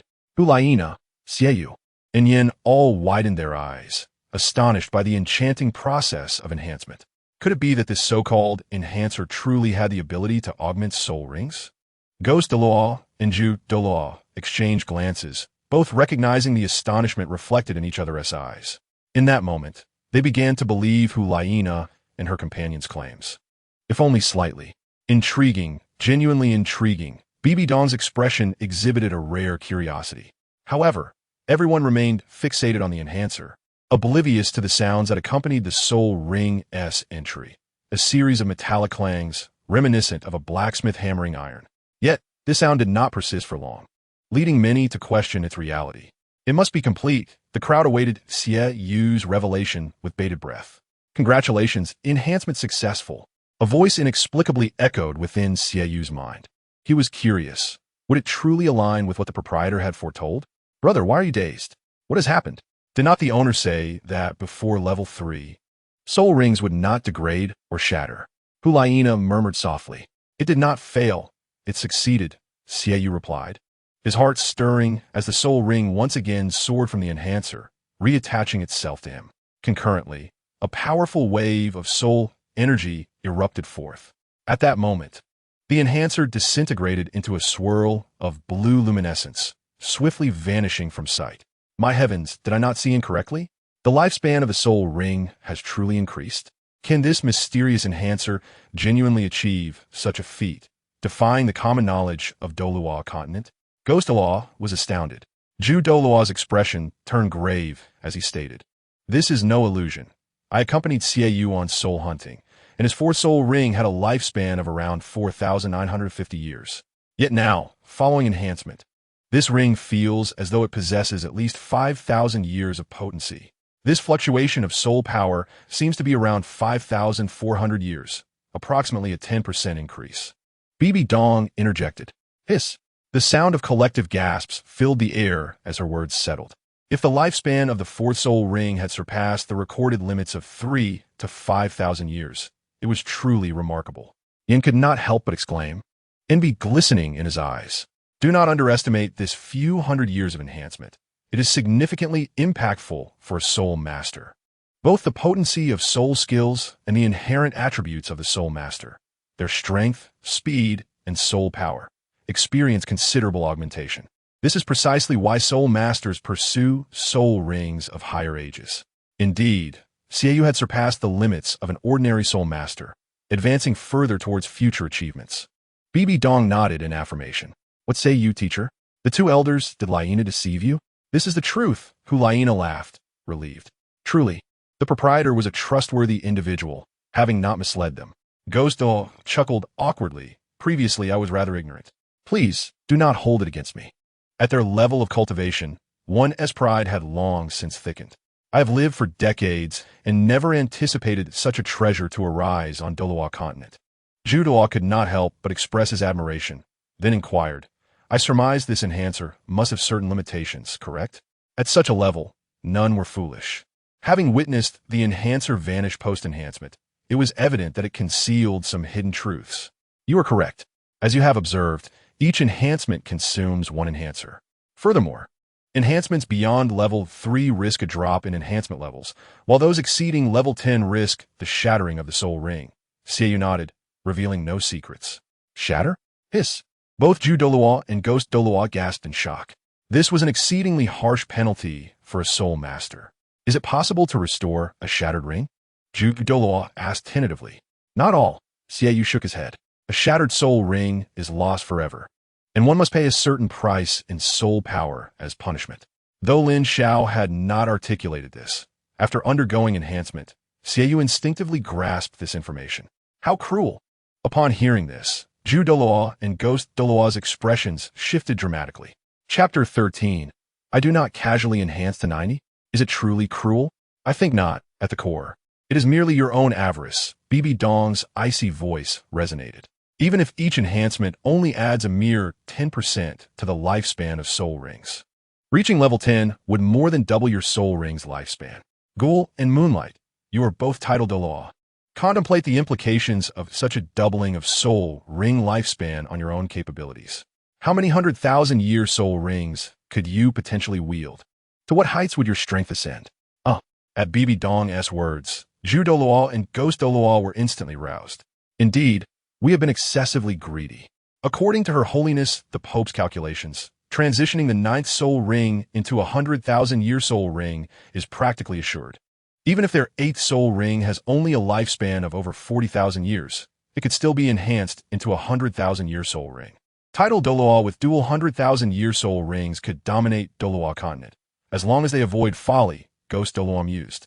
Zhu Douluo bowed deeply, acknowledging your majesty. You are correct. Indeed, our greed has led us astray. Bibi Dong nodded in agreement, choosing to refrain from further discourse. Yet, a tinge of regret lingered in her heart. If only this flaw could be resolved. With the support of the Spirit Hall, her strength could ascend to an exceedingly formidable level. At that moment, Laina interjected. Teacher, esteemed elders, the proprietor mentioned that with a stroke of luck, we might procure a reinforcement protection scroll. Even if the reinforcement fails beyond 10, the previous effects would merely reset without causing any soul ring fragmentation. What? Is it truly possible to avert that? This is indeed a stroke of fortune. Bibi Dong felt a tremor of excitement within, though her countenance remained composed. Guyan, filled with elation, exclaimed, "This is splendid. Quickly, tell me where this little shop is. I must rush there to procure 90 reinforcement devices and enhance all my soul rings to level 10. Do you truly believe that reinforcement devices are as common as cabbages? Easily obtainable?" Xue Ye and Yin exchanged peculiar glances, at a loss for words. The shop, known as the Lucky Jar Store, was situated on the most bustling street of the Spirit City, and it was likely that a queue had already formed. As Douluo prepared to depart, Hulayina hastily reminded him, "Elder, please hold on. There is no rush to open jars." The owner mentioned that jars are limited, and each person can only open 10 in a week. Before Douluo could respond, Douluo interjected, "There is no need for hesitation. Old Xue, remain calm. Since the jars are limited, why the urgency? Perhaps we should first observe what treasures Xue Ye has uncovered and contemplate what we truly need." Douluo nodded, conceding, "You make a fair point." Meanwhile, Bibi Dong found herself lost in thought. This little shop was proving to be increasingly remarkable. It is worth noting that even acquiring soul ring enhancements through divine trials is an arduous process, far from the simplicity of tossing soul rings into a reinforcement device. It seemed utterly absurd. Could it be that this proprietor is a messenger sent by the divine? Contemplating this possibility, Bibi Dong drew parallels to Douluo of the Spirit Hall and Poseidon of Sea God Island. Regrettably, records of deities on the Douluo continent are scarce. With the exception of Sea God, Shura God, Rakshasa God, and Angel God, the true nature of this individual remains elusive. Alas, meeting in person is preferable to mere hearsay. "I shall seek an opportunity to visit this enigmatic proprietor myself," she pondered. At that moment, Xue Ye revealed another small box for all to see. It contained not a soul bone or reinforcement device, but rather 2 diminutive yellow-green capsules. Douluo mused, were these tiny items? Their utility appears limited. Such a shallow perspective. The products from this shop are undoubtedly exquisite. Do not underestimate their value. Hulayina retorted, turning to Xue Ye, "Brother, please enlighten the elders about these." Xue Ye nodded, explaining, "These 2 small capsules are called experience capsules. Upon consumption, they can enhance one's soul power." Wait a moment. This little item can increase soul power? Douluo was taken aback, questioning the veracity of such a claim. It was not skepticism, but rather astonishment at the rarity of what Xue Ye presented. "Elder, do you doubt me?" Hulayina smirked, a hint of amusement lighting her features. Douluo chuckled awkwardly, his stiff expression betraying a humor that was more ghastly than jovial, reminiscent of a corpse awakening to deliver a sinister grin. "Xue Ye, spare us the suspense. Demonstrate its effects for us." Douluo also urged him on, sensing that this could be another treasure on par with soul bones. "One might wonder why I feel this way," Douluo mused. "Ah, do not ask. It is merely a woman's intuition." Xue Ye, without further ado, placed the experience capsule into his mouth. Boom! In an instant, he felt as though a volcano had erupted within him, a surge of soul power coursing through his limbs. His soul power limit was rapidly ascending, and his aura intensified, devoid of any semblance of instability. Bibi Dong observed with a barely perceptible nod, marveling at the extraordinary speed of the enhancement. Douluo could not restrain his astonishment, exclaiming, "This is remarkable. In all my years, I have never witnessed anyone elevate their soul power in such a manner." His curiosity piqued. He pondered the composition of the experience capsule. What sorcery allows it to elevate soul power so directly? This is indeed splendid. If this item has no level restrictions or drawbacks, could I not hope to reach level 96 in the near future? The aspirations of individuals varied, while Guyan sought to reinforce his soul rings. Douluo yearned for an elevation in soul power. Moment laté, 11e YQS aura gradually stabilised. It appears you have taken a step closer to level 50. This singular experience capsule has saved you several months of cultivation time, Bibi Dong remarked. Douluo speculated. However, such a sudden enhancement may lead to inflated combat power, necessitating refinement later. Refinement is indeed essential, Douluo concurred. However, Xue Ye shook his head, countering their concerns. There is no need for such worries. The enhancement derived from the experience capsule does not bear the drawbacks you envision.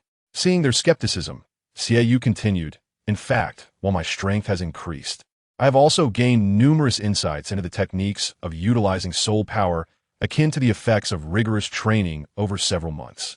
If you do not believe me, I possess another experience capsule, and I shall consume it before your eyes. I am confident that this time, my soul power will undoubtedly surpass level 50, officially becoming a soul king. Chapter 14. Bibi Dong's resolution. Is there truly a method to enhance soul power without effort? This is astounding. The group fell into a brief stupor upon hearing Xue Ye's declaration. Crunch. The experience capsule shattered like a bean, crisp and delightful. To substantiate his claim, Xue Ye promptly consumed the second experience capsule. In the next moment, a powerful wave of soul energy erupted from him. He had broken through. The transition was genuine, and his aura was remarkably solid, devoid of any signs of superficiality. Both Juju Douluo and Xue Ye gasped in astonishment. It had been mere moments since Xue Ye had bypassed months of arduous labor. Indeed, this was extraordinary. Bibi Dong could not help but express her amazement, though she remained curious about any potential limitations of the experience capsule. The proprietor did not mention any restrictions. After consuming it, I felt splendid, with no adverse effects. Xue Ye pondered, ultimately shaking his head. Indeed, there are absolutely no restrictions. Is it not possible that the sealed Douluo can also be utilized? Upon hearing this, the ghost Douluo trembled, realizing the immense value of the experience capsules. For soul masters like us, who have not made any breakthroughs in soul power for years, or even decades, this is truly a blessing. After so many years, he finally glimpsed the hope of breaking through. Indeed, this is a revelation. The chrysanthemum Douluo nodded in agreement, expressing his aspirations. With just 5 experience capsules, I could ascend to level 96. Level 96. That is the true watershed. I once thought I would never reach it in this lifetime, yet now I see hope. In my eyes, surpassing level 96 is far more significant than possessing a soul bone that is thousands of years old. He now believed that Xue Ye and the others were correct. Whether it be enhancement devices or experience capsules, their importance is not any less than that of soul bones. Bibi Dong's gaze sparkled with intrigue as she remarked, once this item is unveiled, it will fundamentally alter the landscape of the soul master realm, possibly even change the fate of soul masters directly. The emergence of advanced soul masters will significantly increase. Of course, this is contingent upon having ample funds and a stroke of good fortune. This item can indeed bring such transformation to soul masters. I did not expect the Emperor to hold it in such high regard. The chrysanthemum Douluo and the ghost Douluo were momentarily stunned.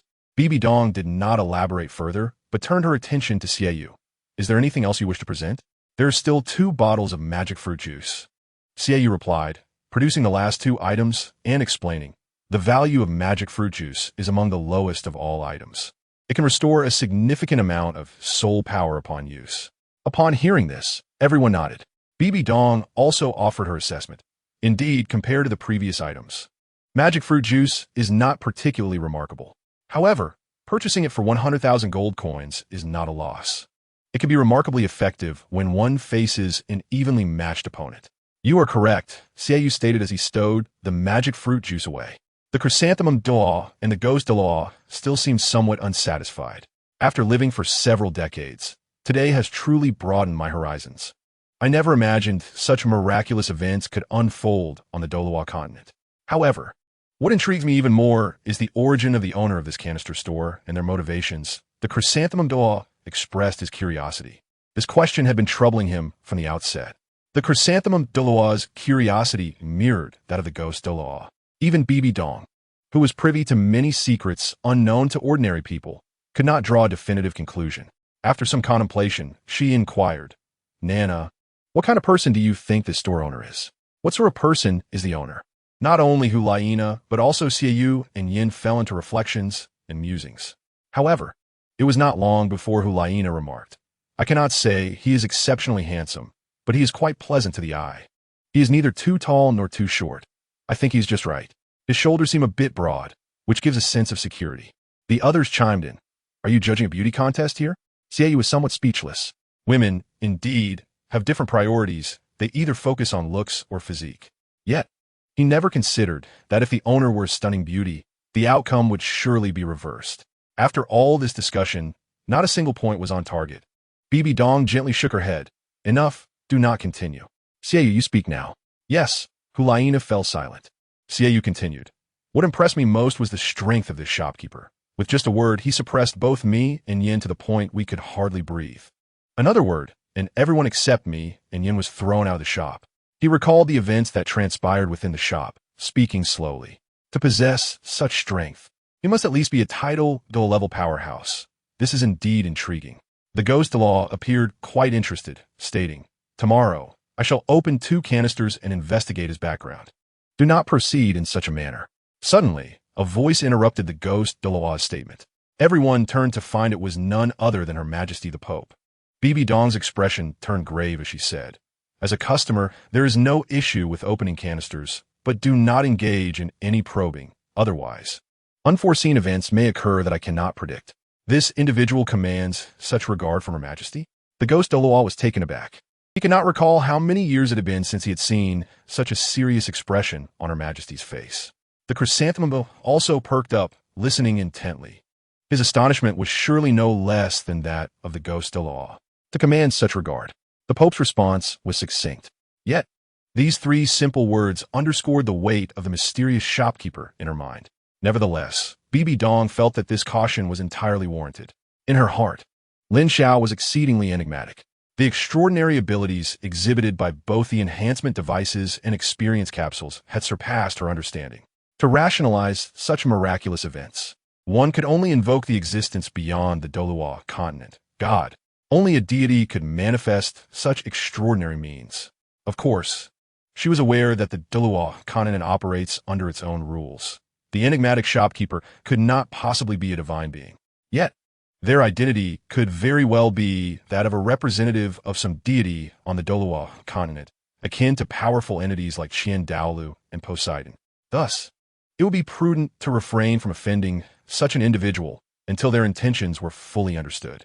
Upon hearing Bibi Dong's solemn admonition, the chrysanthemum Douluo and the ghost Douluo dared not exhibit even the slightest negligence or dissent.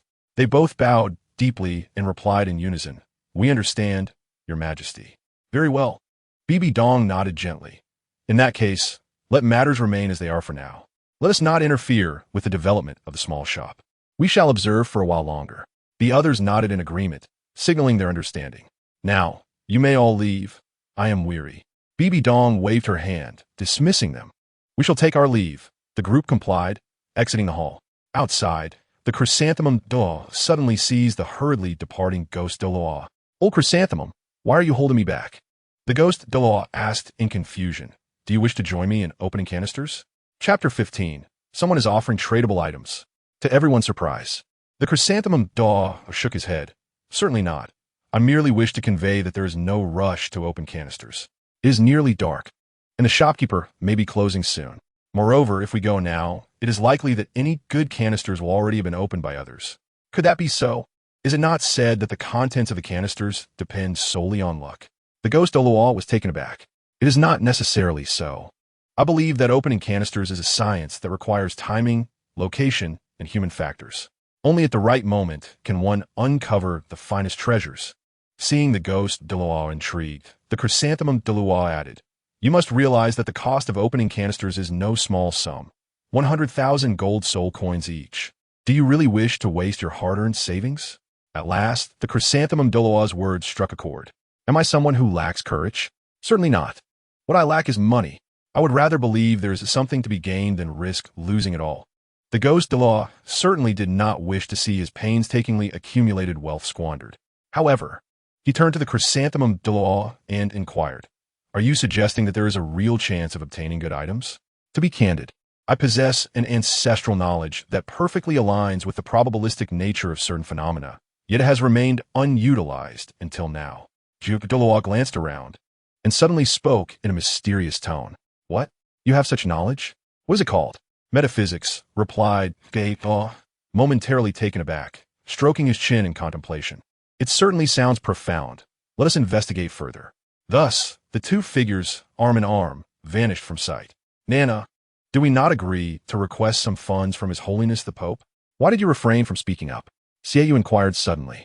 You may not have noticed, But our teacher seems to be preoccupied with some concerns, and it is not the right moment to disturb him. Hulayina responded with a shake of her head. Is that so? I felt nothing amiss, Xue Ye remarked, clearly puzzled. If you could sense it, you would be considered the teacher's student, Hulayina retorted somewhat brusquely. Fear not.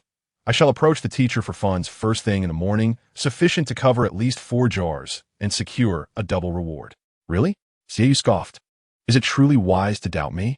Besides, Yin is here to bear witness. Hulayina huffed and glanced at Yin, only to find him missing. But where is Yin? He was with us just now, she asked, perplexed. Xue Ye asserted. Clearly, he has gone to open jars. Yet, it is rather inconsiderate of him not to invite us. Even if we were not to open jars, merely observing would suffice.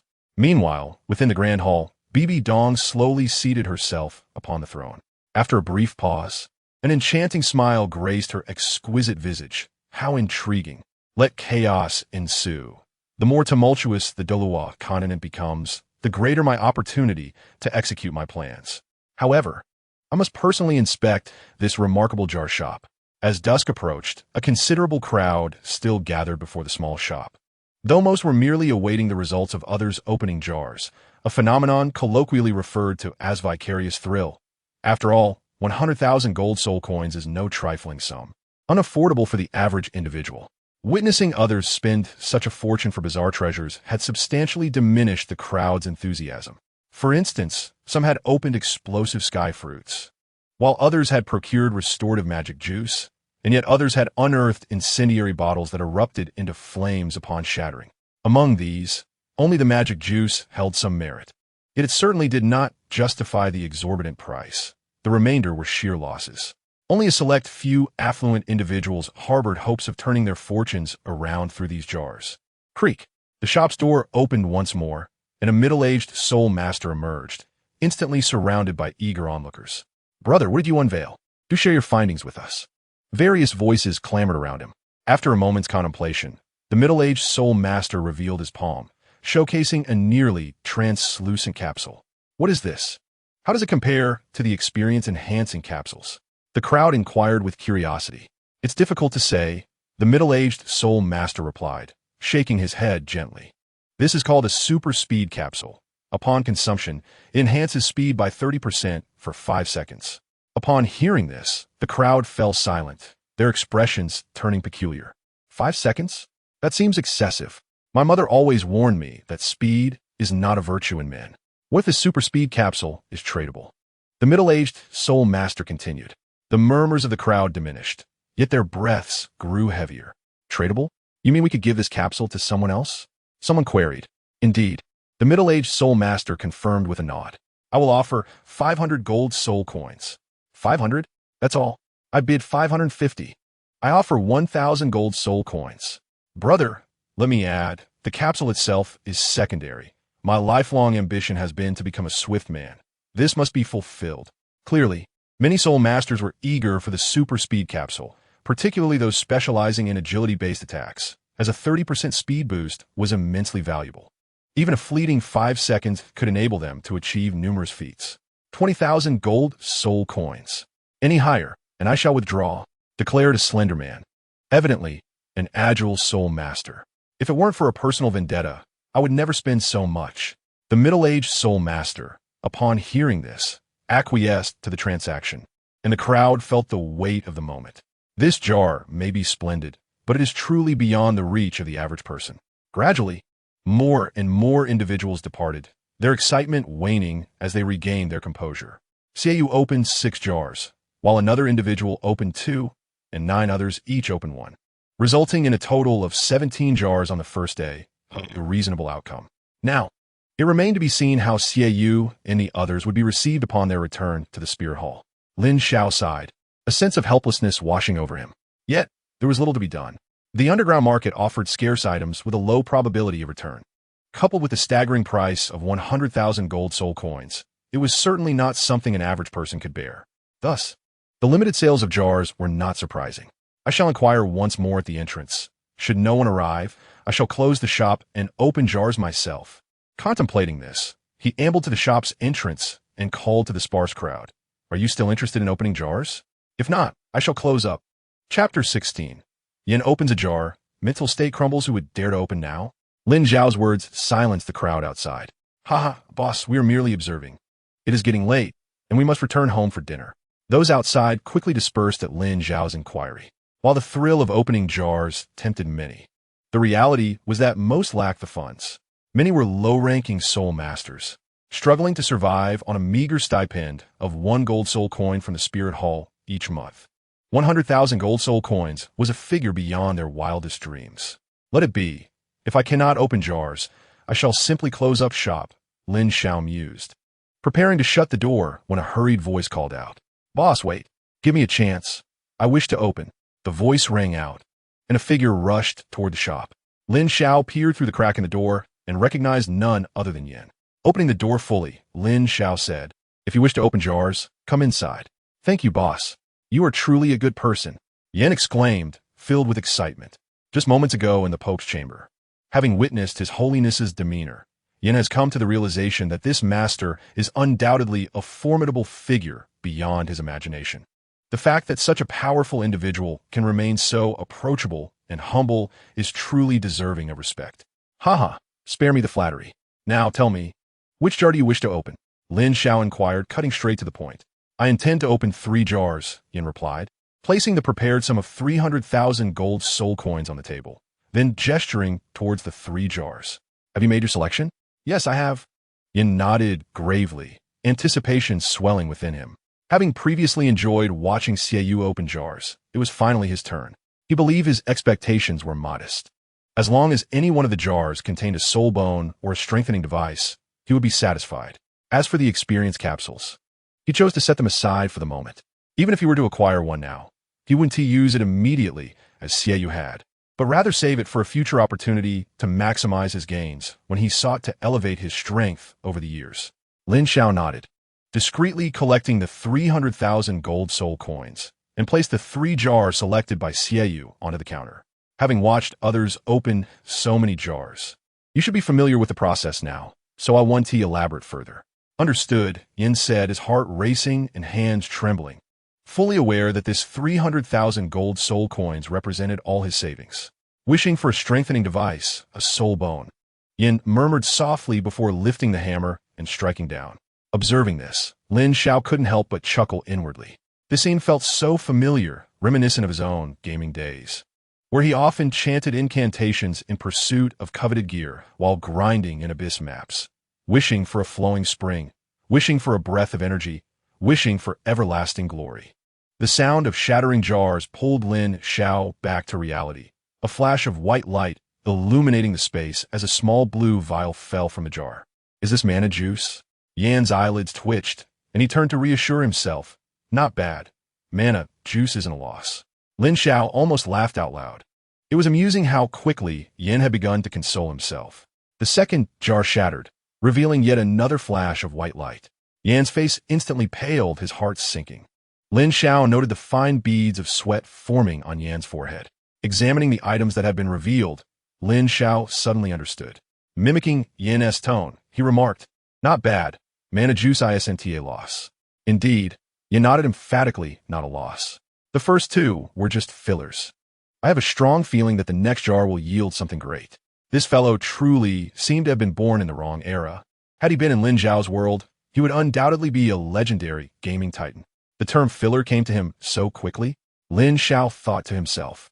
Acknowledging Yan's expertise, with a final strike, the 3rd jar shattered, releasing a burst of purple light. It's out. It's out. Purple light. I remember that Xue Ye also obtained a soul bone from purple light. It must be a soul bone. Yan's face radiated joy, and he nearly leaped with excitement. Could it be that Yan's luck was indeed favorable? Had he truly hit the jackpot? Lin Xiao, harboring his suspicions, shifted his gaze and was taken aback. Within the purple glow emerged a crystal-like object, within which an indistinct red figure could be seen. Item: Flame Pinot's outfit. Rarity: rare type. Non-tradable description. Modified according to the characteristics of Douluo continent. Effect: upon use, you can transform into Flame Pinot for 15 minutes. Combat strength is related to your own power. Was this akin to a transformation card? Moreover, in Lin Xiao's memory, the character of Flame Pinot was depicted as a strikingly exotic female in the game's lore. for a man like Yin to transform into a woman? Would that not be somewhat difficult to accept?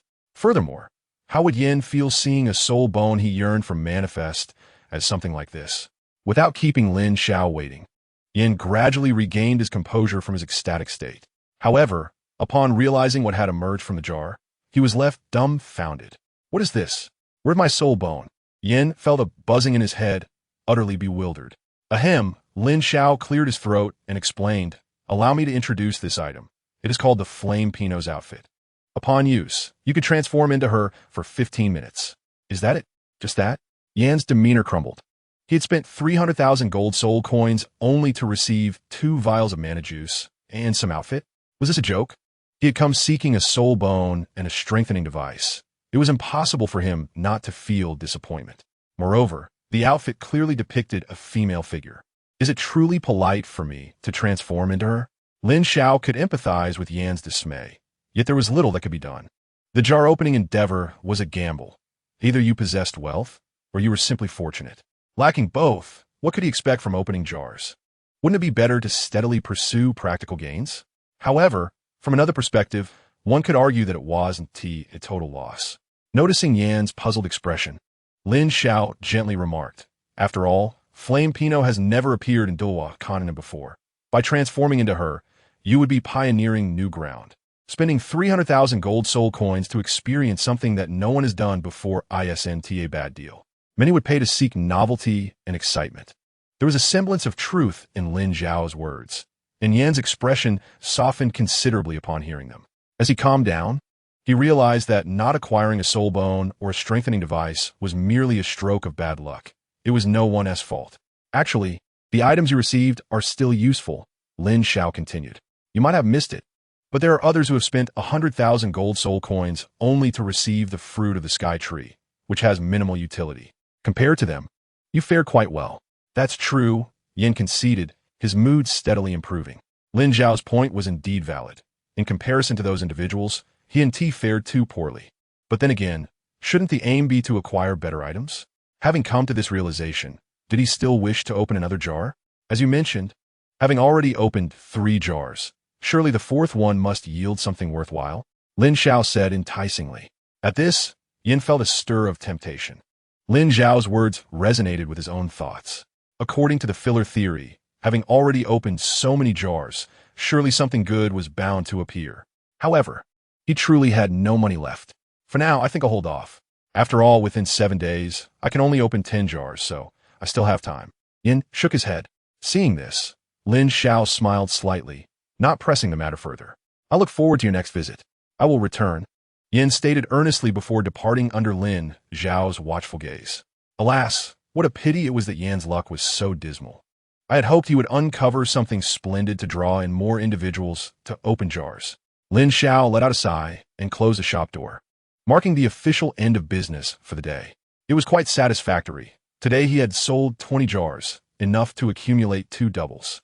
He wondered what they might yield. With that thought, Lin Xiao silently intoned, "Claim." In the next moment, 20 jars appeared neatly on the counter. They matched the size of the lucky magic jars he had sold, yet their hue was distinctly golden. Surely, with a 10-fold explosion rate, they must offer something worthwhile? Lin Xiao thought eagerly as he picked up the lucky magic hammer. With a crack, the first jar shattered, and a burst of purple light enveloped him. Was this truly a rare item? If the first jar yielded something so special, Yin would surely be green with envy. Lin Xiao chuckled and glanced inside the jar. Within lay a small scroll. Item, upgrade scroll, rarity, rare type, non-tradable description. Character level advancement has transformed into soul power enhancement. Effect, upon use, it can elevate soul power by 1 level. What a surprise. An upgrade scroll? Could such a thing even be found here? Truly, this 10-fold jar was remarkable. 1 upgrade scroll was equivalent to 10 experience capsules. If the soul masters outside were to see this, they would undoubtedly swarm to open jars. Lin Xiao took a deep breath, then lamented, "What a pity, such coveted items hold little value to me. I haven't even awakened my martial soul." With that, Lin Xiao disdainfully tossed aside the scroll that many soul masters would envy and raised his hammer to smash the 2nd jar. As another burst of purple light erupted, Lin Xiao was momentarily stunned. 1 rare item per hammer strike from a 10-fold jar. Was this real? It felt exceedingly generous. However, as he examined the item, his expression shifted abruptly. Another upgrade scroll? Was this item so easily obtainable? Could it not offer something different, perhaps an epic or even a divine artifact? Truth be told, Lin Xiao was curious about the effects of legendary and epic equipment from the underground city appearing in Douluo continent. How would they compare to so-called divine artifacts? Meanwhile, Yin was unaware of how he had returned to his residence within the spirit hall. His mind was consumed with the thought of 300,000 gold soul coins. Merely trading for an opportunity to disguise himself as a woman? He found this hard to accept. Even if he could transform, it would be better to become a man. What a calamity! Yin, where have you been? Why are you only just back? A sudden voice from behind startled Yin. He hurriedly turned around to see Xue Ye and Xue Ye standing not far behind him. And nothing much, just went for a walk, Yin stammered, offering a casual excuse. Hee. Yin, you went to open jars, didn't you? Why didn't you invite us to such an interesting event? Even if we didn't open any, it would still be a learning experience. A mischievous glint flickered in Xue Ye's eyes. Yin's guilty demeanor was unmistakably that of someone hiding the truth. She was certain he had gone to open jars. What treasure did you get? Xue Ye also noticed the tightly gripped item in Yan's hands, instinctively furrowing his brow. He sensed a mysterious power emanating from it. Yan's gaze shifted, ultimately surrendering to a resigned sigh. At this point, there was no need for concealment. I opened 3 jars, but nothing particularly good, just 2 magic fruit juices, and the rest is this, he said, extending his hand to reveal a crystal orb to Xue Ye and Xue Ye. Wow, how beautiful! Xue Ye exclaimed, her eyes wide with wonder. It was evident that she was captivated by appearances. Yin shook his head in resignation. Xue Ye's eyes were also filled with curiosity. The products from that little shop must be exquisite. This item surely possesses some unique capabilities? Indeed, it has some special function, Yin replied, a bittersweet smile creeping onto his face. This item is called the Blazing Penrose Costume.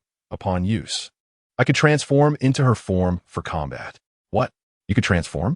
Both Xue Ye and Xue Ye were taken aback, their astonishment palpable. While it was not uncommon for soul masters to transform, having the ability to become something beyond their martial soul was a rarity they had yet to witness. If true, how marvelous! What exactly is the Blazing Penrose? Is it a soul beast? Xue Ye asked, her excitement and anticipation evident. Xue Ye simply shared his thoughts. I want to see it too. A troubled expression crossed Yin's face. Perhaps it's best to refrain. After all, it is a female form. Isn't it even more impressive to transform from a man into a woman? Isn't that a compliment? Xue Ye interjected, her expression darkening as she sensed an underlying sarcasm. Come on, Yin, if you don't transform, I want to be happy. Besides, aren't you curious about the abilities of something that costs 100,000 gold soul coins? Of course I'm curious. Yan's expression shifted, finally biting the bullet. All right, I'll transform for you to see, but this matter must remain confidential. Otherwise, I would be utterly humiliated. Truth be told, Yin had initially intended to find a secluded spot to use the costume and see what unique aspects it would reveal upon transformation. As of now, 6 readers had supported him with 30 recommendations. He felt quite elated and decided to add an extra chapter. Chapter 18. The overinflated Yin, be careful. I am about to use the costume. Yin warned Xue Ye and Xue Ye. Lin, the shop owner, mentioned that this costume can enhance my combat power. We'll stay right here. It's no trouble. You're only at level 47, and my brother is already at level 50. You want to be able to elevate your power significantly. Xue Ye waved her hand dismissively, encouraging Yin to commence his performance. Indeed, how much could he possibly enhance? Perhaps a mere 3 levels? There was no way he could pose a threat to them. Yin shook his head, chuckling at his own nervousness, then crushed the crystal in his hand. With a sharp crack, the sound resonated throughout the area.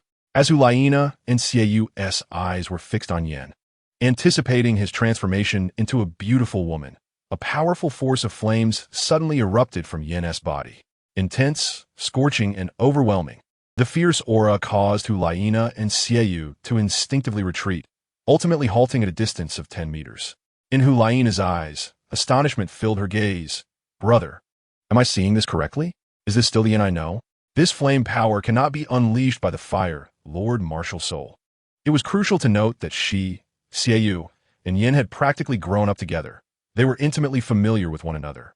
At this moment, Yan's transformation took her by surprise. Not only had the density of the flame element intensified, but Yan's soul power was also surging, nearing level 49. Xue Ye frowned and remarked. However, before he could finish, Hu gasped. He is already at level 49 and still rising. Level 50. Level 51. In the blink of an eye, Yan's soul power had ascended to the remarkable level of 60. Hu, unable to believe her eyes, covered her mouth in astonishment. Goodness, what has Yan done? This surge in power is astonishingly rapid. 60, surely this must be the limit. Even Xue Ye spoke up. However, at that moment, Yan emerged from his shock, realizing that he had not yet reached his pinnacle. It was truly unimaginable how significant this transformation had been. His voice resonated through the flames, imbued with both shock and exhilaration. As soon as he spoke, his soul power had indeed surpassed the monumental threshold of 60. My heavens! The continuous elevation of soul power like this is something even the number 1 support spirit master on the Douluo continent could scarcely achieve. The astonishment on Hu delicate features deepened. The mysterious substance from the jar had once again exceeded her comprehension. Indeed, this was no feat achievable by any ordinary support soul master. It was nothing short of a miracle. Xue Ye's eyes were also filled with lingering astonishment. This defied all reasoning. Years of study in soul master theory seemed utterly futile now. Suddenly, a wave of fiery energy surged outward, only to recoil and be absorbed by Yan. Gradually, through the astonished gazes of Hu and Xue Ye, a figure began to materialize. Was this the form Yan had taken post-transformation? Hu and Xue Ye observed closely. The figure hovered above the flames, boasting an alluringly tall and graceful physique, with long, jade-like legs. Scanty, vibrant red leaves adorned only the essential parts, leaving ample areas of snow-white skin exposed. Silken black hair cascaded down to the small of the back, and a unique mask obscured only the eyes. Rather than detracting from the beauty, this added an aura of mystery. In Yan's right hand was a golden scepter resembling a crescent moon. How exquisite this appeared! If only I wish for such attire in my future jars. Who needs power when beauty suffices? Hu rubbed her eyes in disbelief, instinctively yearning to open a jar herself.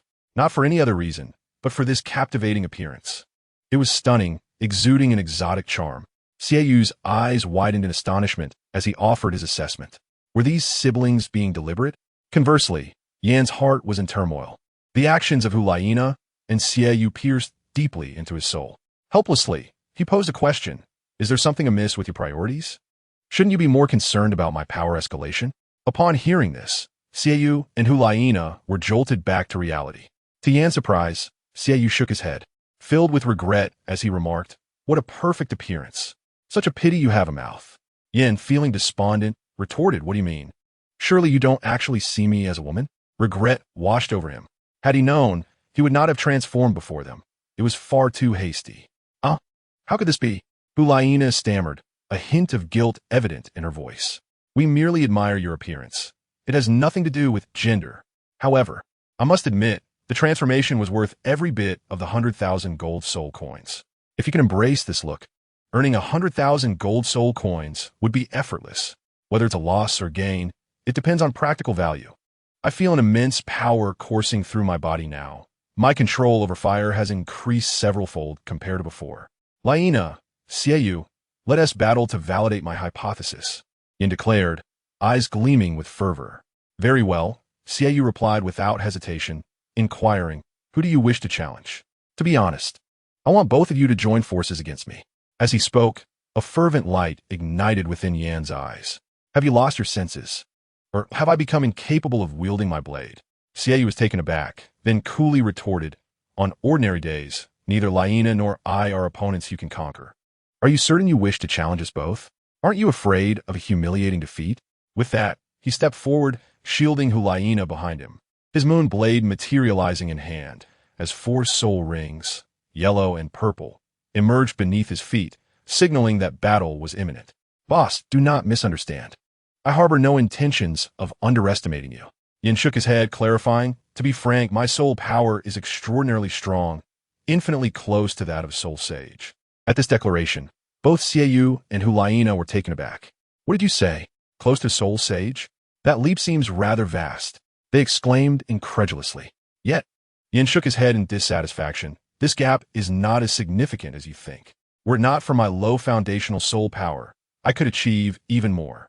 Had I been a soul king utilizing this transformation, I would undoubtedly possess the power of a soul sage. Such an enhancement is truly terrifying.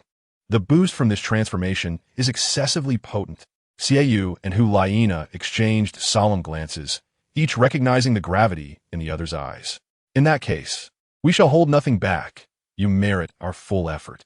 After Hulaina spoke, she turned to Xue Ye. Brother, let us utilize our martial soul fusion technique. The next chapter unfolds with Hulaina's state of mind unraveling. The unspoken synergy between Hulaina and Xue Ye required no elaboration. Faced with the unknown yet audacious Yin, both shared the same resolve, to unleash their most formidable skills.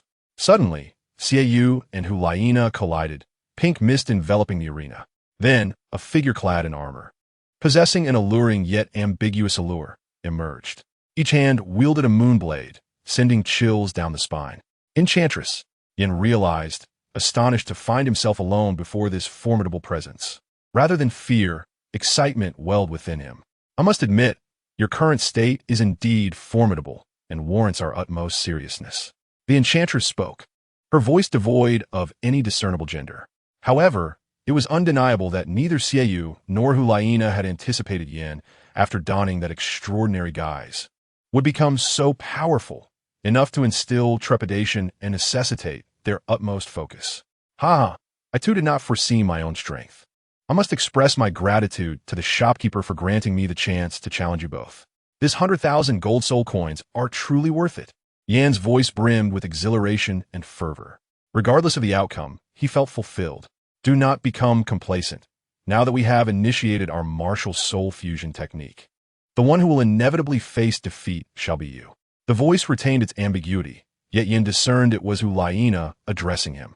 Clearly, Hulaina felt a sense of offense, as Yan's demeanor seemed to dismiss their capabilities entirely. Brother, follow my lead. Watch as I bring him down. In secret, Hulaina and Xue Ye engaged in a mental exchange. Very well. After responding with just 2 words, Xue Ye relinquished control over the enchanting spirit. With a resounding crash, the spirit surged forth like a swift arrow. The tiles where it had previously landed cracked, spiderweb-like, under the immense force. This was fortuitous. Yin, witnessing the scene, felt not alarm, but delight, standing his ground without flinching.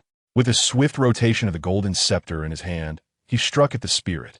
Ordinarily, Yan's martial soul was of dual elemental attributes, fire and earth, rendering him less adept at direct confrontations. However, the blazing pinnacle possessed a unique, innate ability for close combat, repulsion.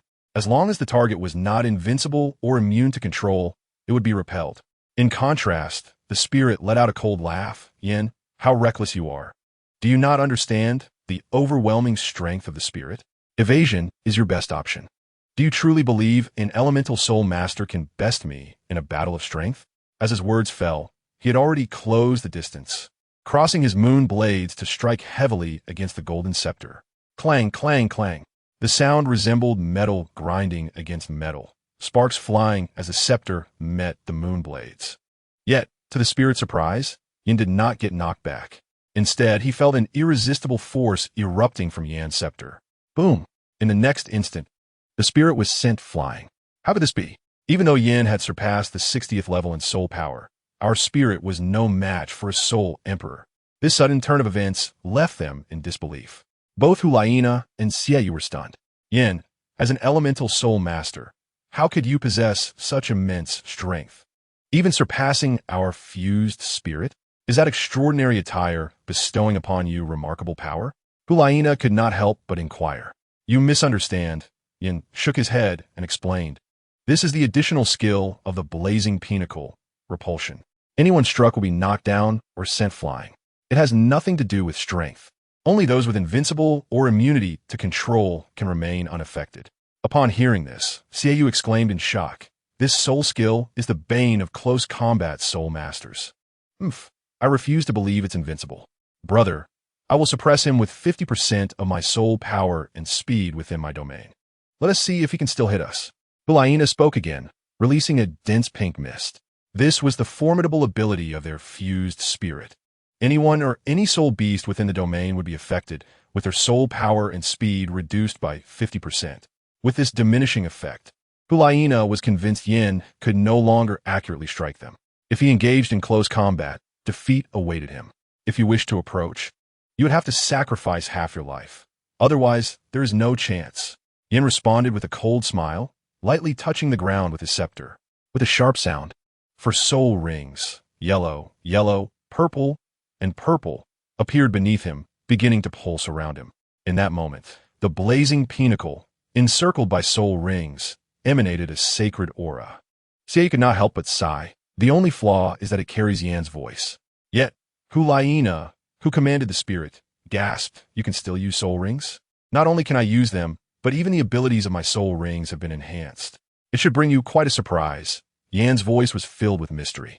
He pointed his scepter towards the spirit, and at that moment, his third soul skill ignited. Hellfire. Boom! In the next instant, Guyan found herself engulfed in a sea of flames, the searing, violent power forcing her to retreat. Another offensive had failed. Guyan's composure began to unravel. The Yin they had once easily dominated now stood as an equal to their fused spirit. What kind of attire was this that transformed a novice into a phoenix? However, the strange turn of events did not cease. Xue Ye's voice echoed in Guyan's mind. "Nana, something is amiss. Look, the hellfire has not dissipated, but is gathering around Yin in shifting forms." Indeed, the hellfire swirled like a playful child around Yin, transforming into various shapes: puppies, piglets, fire serpents, firebirds, an array of forms. Guyan was astonished. What level of control over soul power and soul skills does this require? Can a soul master truly achieve such feats? You may find it hard to believe, but I now feel like an integral part of the fire element, capable of freely commanding its transformations. It is truly wondrous. Yin marveled at his current state. Brother, at this juncture, only your self-created soul skill holds the hope of defeating Yin. Guyan felt a sense of helplessness. She still had her charm ability left, but would it be effective? There was a high chance it would yield unpredictable results. After successive failures, she was weary. Perhaps it would be best to let Xue Ye finish it swiftly. Very well. Xue Ye commanded the spirit. The moon blades now reduced to mere shadows in his hands. In the next moment, the spirit's form vanished, replaced by a massive silver disc. The gleaming power emanating from the disc was daunting. Undoubtedly, it was Xue Ye's self-created soul skill, Crescent Moon. Humph. I refuse to believe you can withstand this unparalleled strike. Even a sea of fire shall be cleaved asunder. With such speed, you cannot possibly evade. Guyan believed this wave was assured. Chapter 20. The Shock of the Serpent Spear Douluo. Where did you come from? You've even used your self-created soul skill? It seems you're truly serious. Under normal circumstances, I would certainly not be able to withstand this. Yet, the situation was anything but normal. Yin's gaze was grave, yet unafraid. Meteoric descent. In the next instant, he recited a mysterious incantation, pointing his scepter toward the spirit. What is this? Xue Ye was taken aback, a feeling of dread washing over him as if danger were imminent. Brother, look up! Guyan exclaimed. Indeed, a meteor, about a meter in diameter, was hurtling down, trailing a long tail of flame. Could this be summoned by Yin? Xue Ye felt a chill. However, it was too late to evade. The meteor's range was vast, and its speed was beyond imagination. Truly, this was a formidable spectacle. They could only brace for impact. Boom! Flames erupted, creating a massive crater. Xue Ye and Guyan were propelled away by the overwhelming shockwave, even their martial soul fusion skill faltering. Thud! Thud! Both Guyan and Xue Ye fell to the ground, shock etched on their faces. It was overwhelmingly powerful, truly powerful. They had both unleashed their martial soul fusion skills. Yet they were no match for Yin. This was utterly ludicrous. Guyan murmured incessantly. This outcome was difficult to accept. It should be noted that Yin had previously been the weakest among the trio, yet now both she and Xue Ye found themselves unable to compete. What was this final soul skill? How could such a potent ability be unleashed without a soul ring? The gaze of Xue Ye was firmly fixed on Yin. Even in defeat, he sought clarity. To be precise, it was not a soul skill, but rather a form of magic. With a hint of regret in his voice, Yin lamented, "Alas, my aptitude is rather mediocre, preventing me from fully comprehending the abilities of the blazing panache. Once this transformation concludes, I shall no longer be able to replicate that previous strike." Such a pity it was, thought Xue Ye. Had Yin mastered the power of magic entirely, he would undoubtedly possess an extraordinary weapon. However, I am quite satisfied. My horizons have broadened considerably today. Once I save enough money, I shall visit the shopkeeper to open more jars, surely gaining further insights. As he spoke, excitement sparkled in Yan's eyes. Suddenly, a booming voice echoed through the air. "How dare you, scoundrel, to commit violence within the spirit hall?" Before the words had even settled, a piercing glint tore through the night sky, hurtling directly towards Yan. The overwhelming presence was that of a titled Douluo, Xue Ye, Hulaina, and Yin instantly recognized the identity of the intruder. "Please, elder," the crowd gasped in horror. Xue Ye and Hulaina's attempts to intervene were in vain. Yin, too, was alarmed, realizing the assailant's target was none other than himself.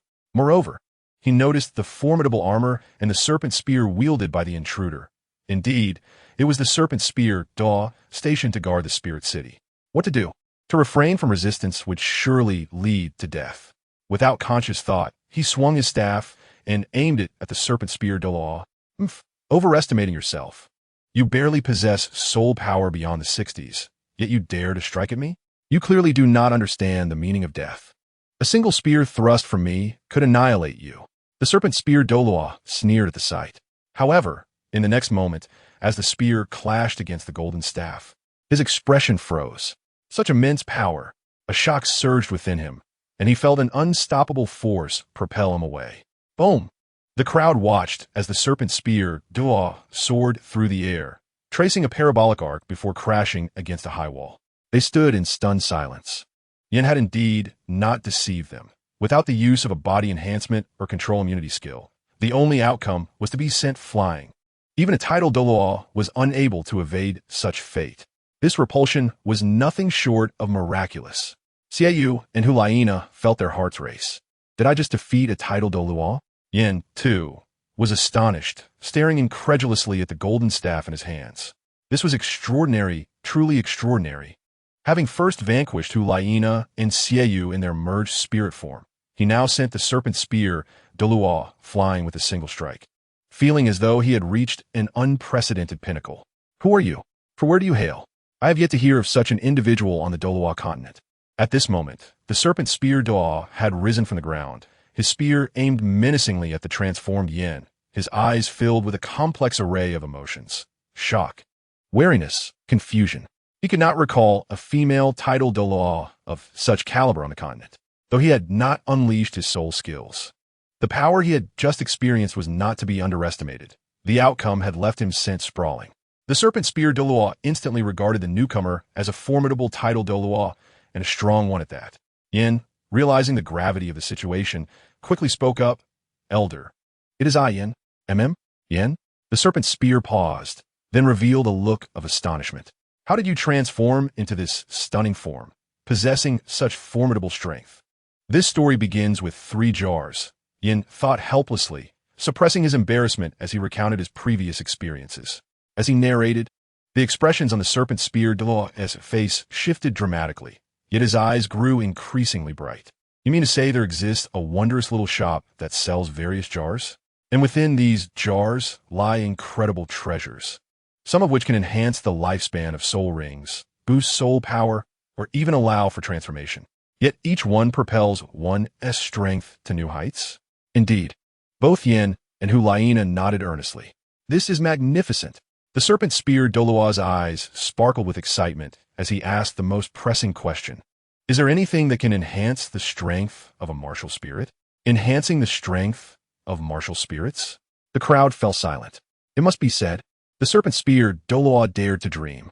Yet who could guarantee that such a thing did not exist? "Apologies, elder, but we cannot answer that question. However, you may seek your own answers at the little shop." "Very well. Once I have settled my affairs, I shall go." The serpent spear's heart surged with anticipation. Though he was a titled Douluo, seemingly above it all, in truth, the competition among titled Douluos was fierce.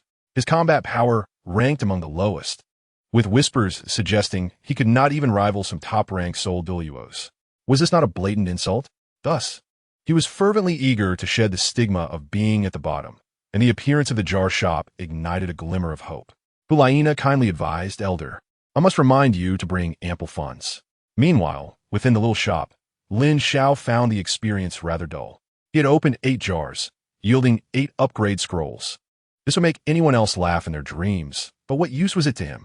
No matter how many martial spirits he could acquire, Lin Xiao felt helpless. The tenfold drop rate was indeed impressive, but the backpack detection function was equally limiting. The items were remarkable, yet their inaccessibility was quite vexing. Lin Xiao was at a loss for words as yet another hammer struck down. But in the next instant, a flicker of orange light flashed before his eyes. Chapter 21. The Emergence of a Sword God, Orange? A legendary item. Lin Xiao's eyes widened in astonishment. He had encountered several purple rare quality items, but this was the first orange legendary item he had seen. He wondered what it could be, likely a useless trinket, without a martial spirit. Treasures in the eyes of soul masters appeared as mere rubbish to him. However, when his gaze fell upon the item within the jar, he was stunned. Item: Awakening Scroll, Level, Legendary Type, Non-Tradable Description, can be used for martial spirit awakening or evolution. Effect: Upon use, if one possesses no martial spirit, an awakening of a martial spirit occurs. If one already has a martial spirit, it can evolve once. Gasp! The ability for martial spirit awakening was precisely what I needed. Lin Xiao inhaled sharply. Elation surged within him. If he could awaken a martial spirit, the 8 upgrade scrolls he had previously obtained would finally find their purpose. Moreover, Lin Xiao noted the capability for martial spirit evolution. This meant the awakening scroll was akin to an elixir of immortality. No, its value surpassed that of an elixir, as it bore no limit on usage. Thus, any awakening scroll opened could lead to endless evolution of a martial spirit. In contrast, the elixirs from the original story could only be consumed once by most characters. Even the protagonist could not indulge indefinitely, lest they risk explosion from excess.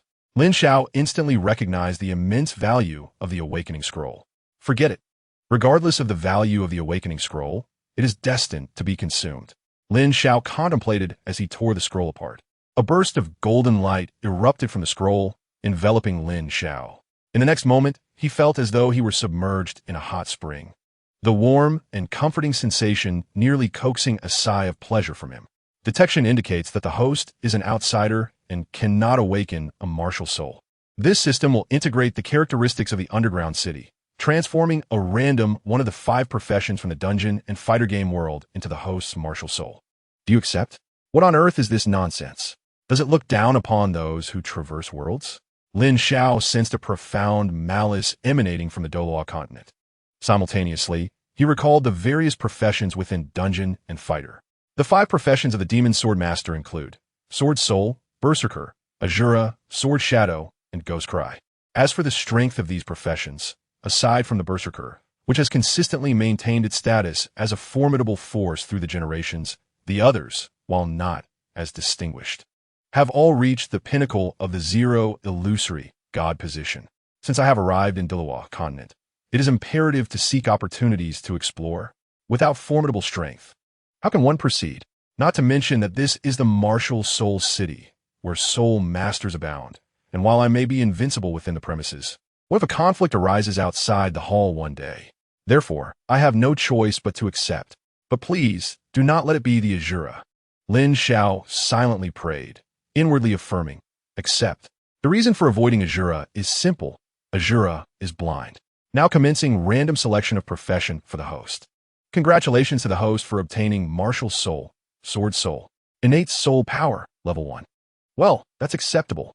Hearing the system's notification, Lin Xiao felt a wave of relief wash over him. Though missing out on the Berserker was somewhat regrettable, avoiding the blind Azura was a stroke of fortune amidst misfortune. Moreover, compared to the explosive damage of the Berserker and the chaotic control of the Blind Emperor, the versatility of the Ghost Cry also holds its merits. And that is, it is stylish. Lin Xiao recalled the oft-repeated phrase among Sword Soul players in Dungeon and Fighter. Who needs damage when you can be stylish? As the system's notification faded, Lin Xiao opened his palm, and a resplendent long sword, shimmering with radiance, materialized in his hand, an emblem of his sword's sole identity, the light sword. Not bad. Having a martial soul is already a significant boon. At least the upgrade scrolls will have a purpose. Lin Xiao mused, retrieving the 8 upgrade scrolls he had previously acquired and tearing them apart one by one. A sequence of brilliant flashes ensued, and in mere moments, Lin Xiao ascended from level 1 soul power to level 9. Such a terrifying speed would undoubtedly leave any soul master astounded. As a level 9 sword soul, he pondered whether attaining level 10 would require hunting for soul rings to upgrade, or if, akin to the game, sufficient experience would suffice for a direct breakthrough. Currently, there are still 11 jars unopened, including 2 double rewards. Based on the previous probabilities, acquiring 3 to 5 upgrade scrolls seems reasonable, right? Lin Xiao thought, grasping the hammer and striking the 10th jar. Crack! A surge of purple light flickered. Upon discerning the 2 items that fell from the jar, Lin Xiao couldn't help but be taken aback. Not scrolls. Instead, 2 figurines. Lin Xiao set down the hammer and picked up the 2 figurines. Item: Sadros figurine, level, rare type, non-tradable description. Upon use, can summon Sadros. Effect: summon Sadros, lasting for 1 day, obedient to the user. Note: the figurine will disappear once consumed, and only 1 figurine can exist at a time. Holy smokes, did I really just summon Sadros? Lin Xiao was momentarily stunned. Memories of Sadros flooding his mind. Sadros, the progenitor of the Sword Soul, possesses a unique talent that resonates with surrounding weapons, mastering tens of thousands of weapon types. This special talent allows him to unleash formidable power in battle. He is one of the known peak human powerhouses of the Arad continent and co-founded the path of the Sword God with the divine sword Liangyu. I must see how this Sadros differs from the one in my game. Lin Xiao mused, casting one of the Sadros figurines onto the ground. Bang! A burst of brilliance erupted. A figure emerged from the light, clad in a simple yet efficient swordsman's attire, bearing an array of swords of varying shapes and lengths on his back. Yet, his aura was unassuming. This must be the pinnacle of swordsmanship, a return to simplicity. Lin Xiao thought, as Sadros approached him, kneeling on one knee in reverence. Sadros greets his master. Well, you once tormented me countless times, and now you kneel before me? How delightful! Lin Xiao felt a rush of satisfaction at avenging his past grievances. Sadros, what is your current strength? He inquired, curious about the capabilities of such a renowned figure in the context of Douluo. In response to my master, my current strength does not peak. It is roughly equivalent to a level 95 title Douluo. Sadros replied. Lin Xiao understood this, considering Sadros' tier. For a rare level figurine to grant Sadros a strength of level 95 is already commendable. Furthermore, Lin Xiao speculated that to summon Sadros at his prime, the figurine would need to be of legendary or epic quality at the very least. So, with a level of 95, how does your true combat power compare to that of a 95 title Douluo? Lin Xiao asked, his curiosity piqued. After a moment of contemplation, Sadros responded, to know that, one must fight. I seek your recommendation. Chapter 22. The Serpent Spear Douluo arrives. Indeed, without engaging in genuine combat, one cannot ascertain the capabilities of the Soul Masters on Douluo continent. Lin Xiao nodded. Please rest for now. I shall continue opening jars. Understood. Sadros, with sword in tow, stepped aside. Though his hair and beard were white, giving him an appearance of great age, his posture remained as straight as a spear. This time, surely I shall receive an upgrade scroll, right? Lin Xiao thought, brandishing the lucky magic hammer and striking the 11th jar. Crack! The jar shattered, and once again, purple light flickered. However, this time, the item revealed left Lin Xiao speechless. Internally cursing, is the backpack detection function activated again? Item: instant teleportation potion, level, rare type, non-tradable description. With it, you can go anywhere. Effect: upon use, you can teleport to any specified location. Normally, this would be considered a valuable treasure, essential for evading danger or fleeing. Yet, Lin Xiao felt that the appearance of this item was a squandered opportunity for upgrade scrolls. Again, the instant teleportation potion. After a series of 9 instant teleportation potions, Lin Xiao felt a sense of numbness. Damn it, This system is relentless. I refuse to believe that the last double reward 1T yield something worthwhile. The allure of opening jars is undeniable. Despite the frustration boiling within, one cannot help but succumb to the urge to continue. What was that saying? The jar torments me 1,000 times, yet I treat it as my first love. Click. The final jar still radiated a flickering purple light. At last, Lin Xiao beheld something that resonated with his desires. 2 upgrade scrolls. After countless trials, they finally emerged. Lin Xiao, unable to contain his excitement, seized the scrolls and tore one open for immediate use. However, an unexpected turn of events occurred. Only one scroll was successfully torn, while the other remained intact. Does this mean I must also hunt for soul rings to break through? Lin Xiao pondered, grasping the essence of the situation.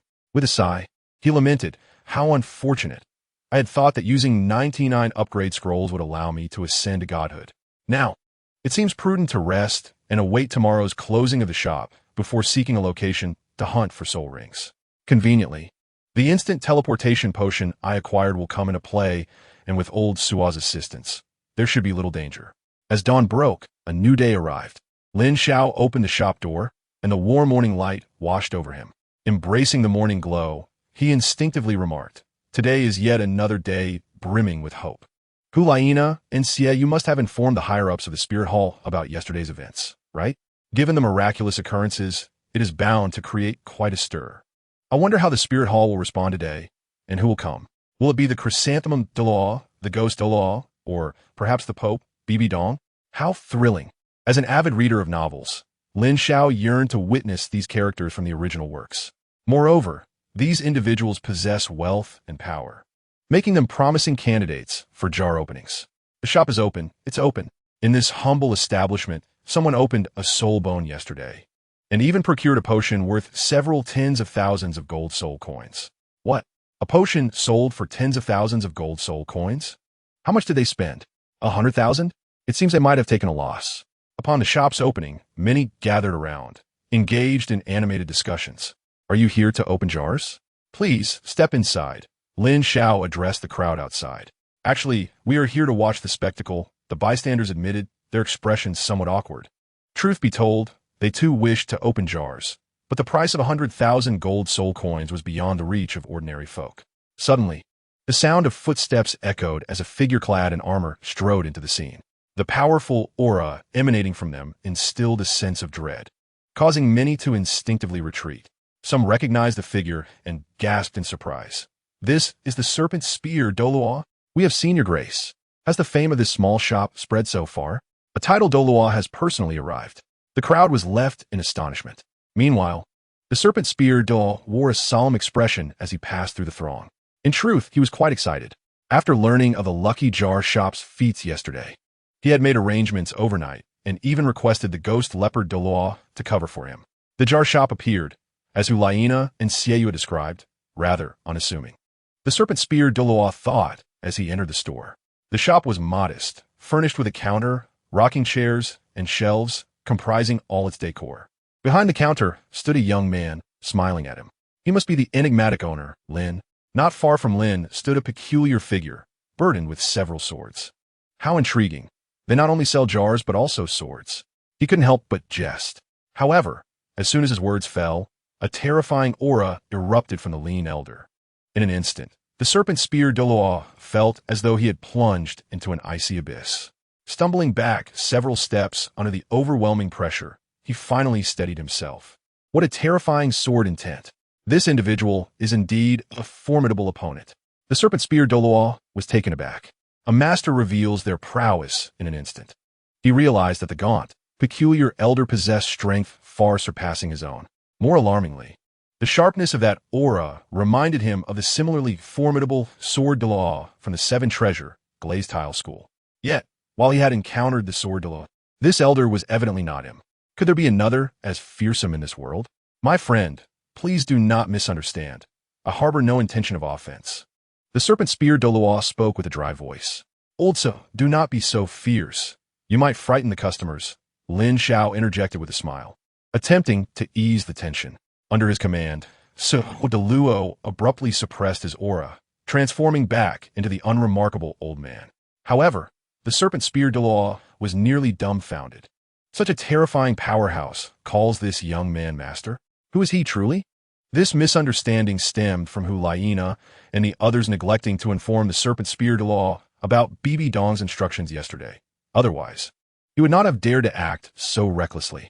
After all, the Pope had advised caution regarding this person. Nonetheless, in that moment, the serpent spear Douluo cast aside all condescension, gazing at Lin Xiao with newfound respect. After forcing down his astonishment, he stated, "Boss, I am here to open a jar. However, I wish to know if there is anything within that can enhance a martial soul's power." "Certainly," Lin Xiao replied with unwavering certainty. Not to mention, just yesterday, he had opened an awakening scroll. That item could directly trigger a martial soul's evolution, perfectly aligning with the serpent spear Douluo's aspirations. Moreover, Lin Xiao understood the reasoning behind the serpent spear Douluo's request. As a rank 92 titled Douluo, the serpent spear's strength was not particularly formidable. In fact, during the later stages of the original narrative, he was even defeated by Yang Wudi, a soul master of the spirit Douluo level. Such a defeat diminished the perceived strength of title Douluo. He came to the shop with hopes of reversing his fate. "All right, I knew you wouldn't disappoint me."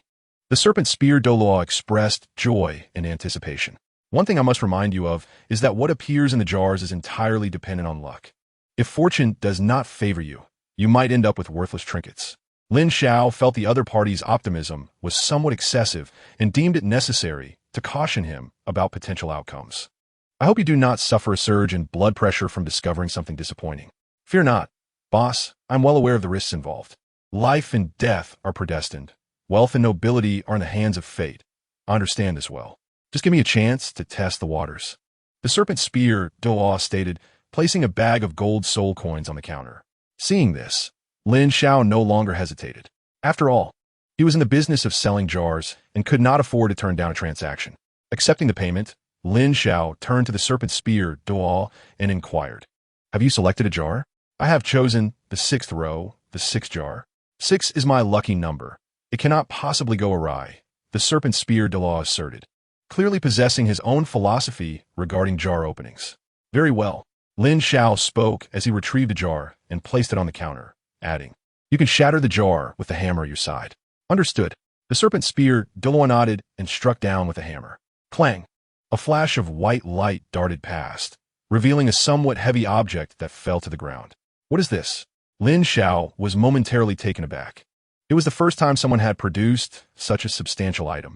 In the midst of his confusion, the serpent spear Douluo bent down to pick up the object and looked at Lin Xiao with eager anticipation. "Boss, this seems to be a sword, right? Is it powerful?" Lin Xiao turned his gaze to the item and was stunned. It was a katana covered in yellow rust. Item: rusty katana level. Common type. Tradable description: a piece of scrap metal. Nothing more to say. Effect: none. The katana's worth was even less than that of the sky fruit, which at least could explode and make a sound. This was just a hunk of iron, worth a mere copper soul coin per pound. Lin Xiao mused silently. "Boss, what's wrong? Are you shocked? Is this sword perhaps an antique? Very valuable?" The serpent spear Douluo was excited. Among the aristocrats of the Tiando and Xingluo empires, there were many who cherished cultural relics and antiques. Some aged items could fetch tens or even hundreds of thousands of gold soul coins. However, Lin Xiao replied, "Not quite. This sword is merely a rusty iron blade. You might want to find a blacksmith to polish it up and keep it as a memento. If it can be passed down through 10 generations, it might be considered an antique." Though the truth was harsh, Lin Xiao felt it necessary to be honest. "What?" The serpent spear Douluo was incredulous, his face displaying sheer shock. 100,000 gold soul coins for a piece of scrap metal? This script seems off. Wasn't it said that jars yield premium items? Shouldn't I be able to get enhancers, soul bones, or transformation outfits quite easily? He stared blankly at the rusty katana in his hands, wondering if he truly had to treat this sword as a family heirloom to recoup his losses. "Don't be discouraged. This katana is the worst item currently produced in my shop. I doubt anything worse could come out. I believe that opening another jar will yield something better." Lin Xiao gently reassured him. As a dedicated proprietor, he couldn't let his customers lose faith. "You're absolutely right, boss. Could there be a worse outcome?" "That's impossible."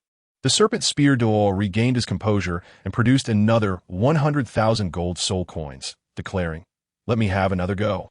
This time, the 8th jar in the 8th row. The number 8 is auspicious. After receiving the payment, Lin Xiao silently placed the jar before the serpent spear Douluo. Crack! The jar shattered, and once more, a flash of white light flickered. Then, with a resounding thud, a heavy object hit the ground. Lin Xiao instantly noted the serpent spear Douluo's breath quickening. When he picked up the fallen item, Lin Xiao silently lamented. Something worse than a rusty katana had emerged. 2 rusty katanas. Was this truly double the disappointment? One couldn't help but notice the deepening frown on the serpent spear Douluo's face. Isn't it just a coincidence that both Yue and Yin are not here? The serpent spear Douluo's expression darkened. Even as a titled Douluo with a prestigious status and considerable wealth, he couldn't overlook the fact that 100,000 gold soul coins had gone down the drain. Besides, having 1 family heirloom was sufficient.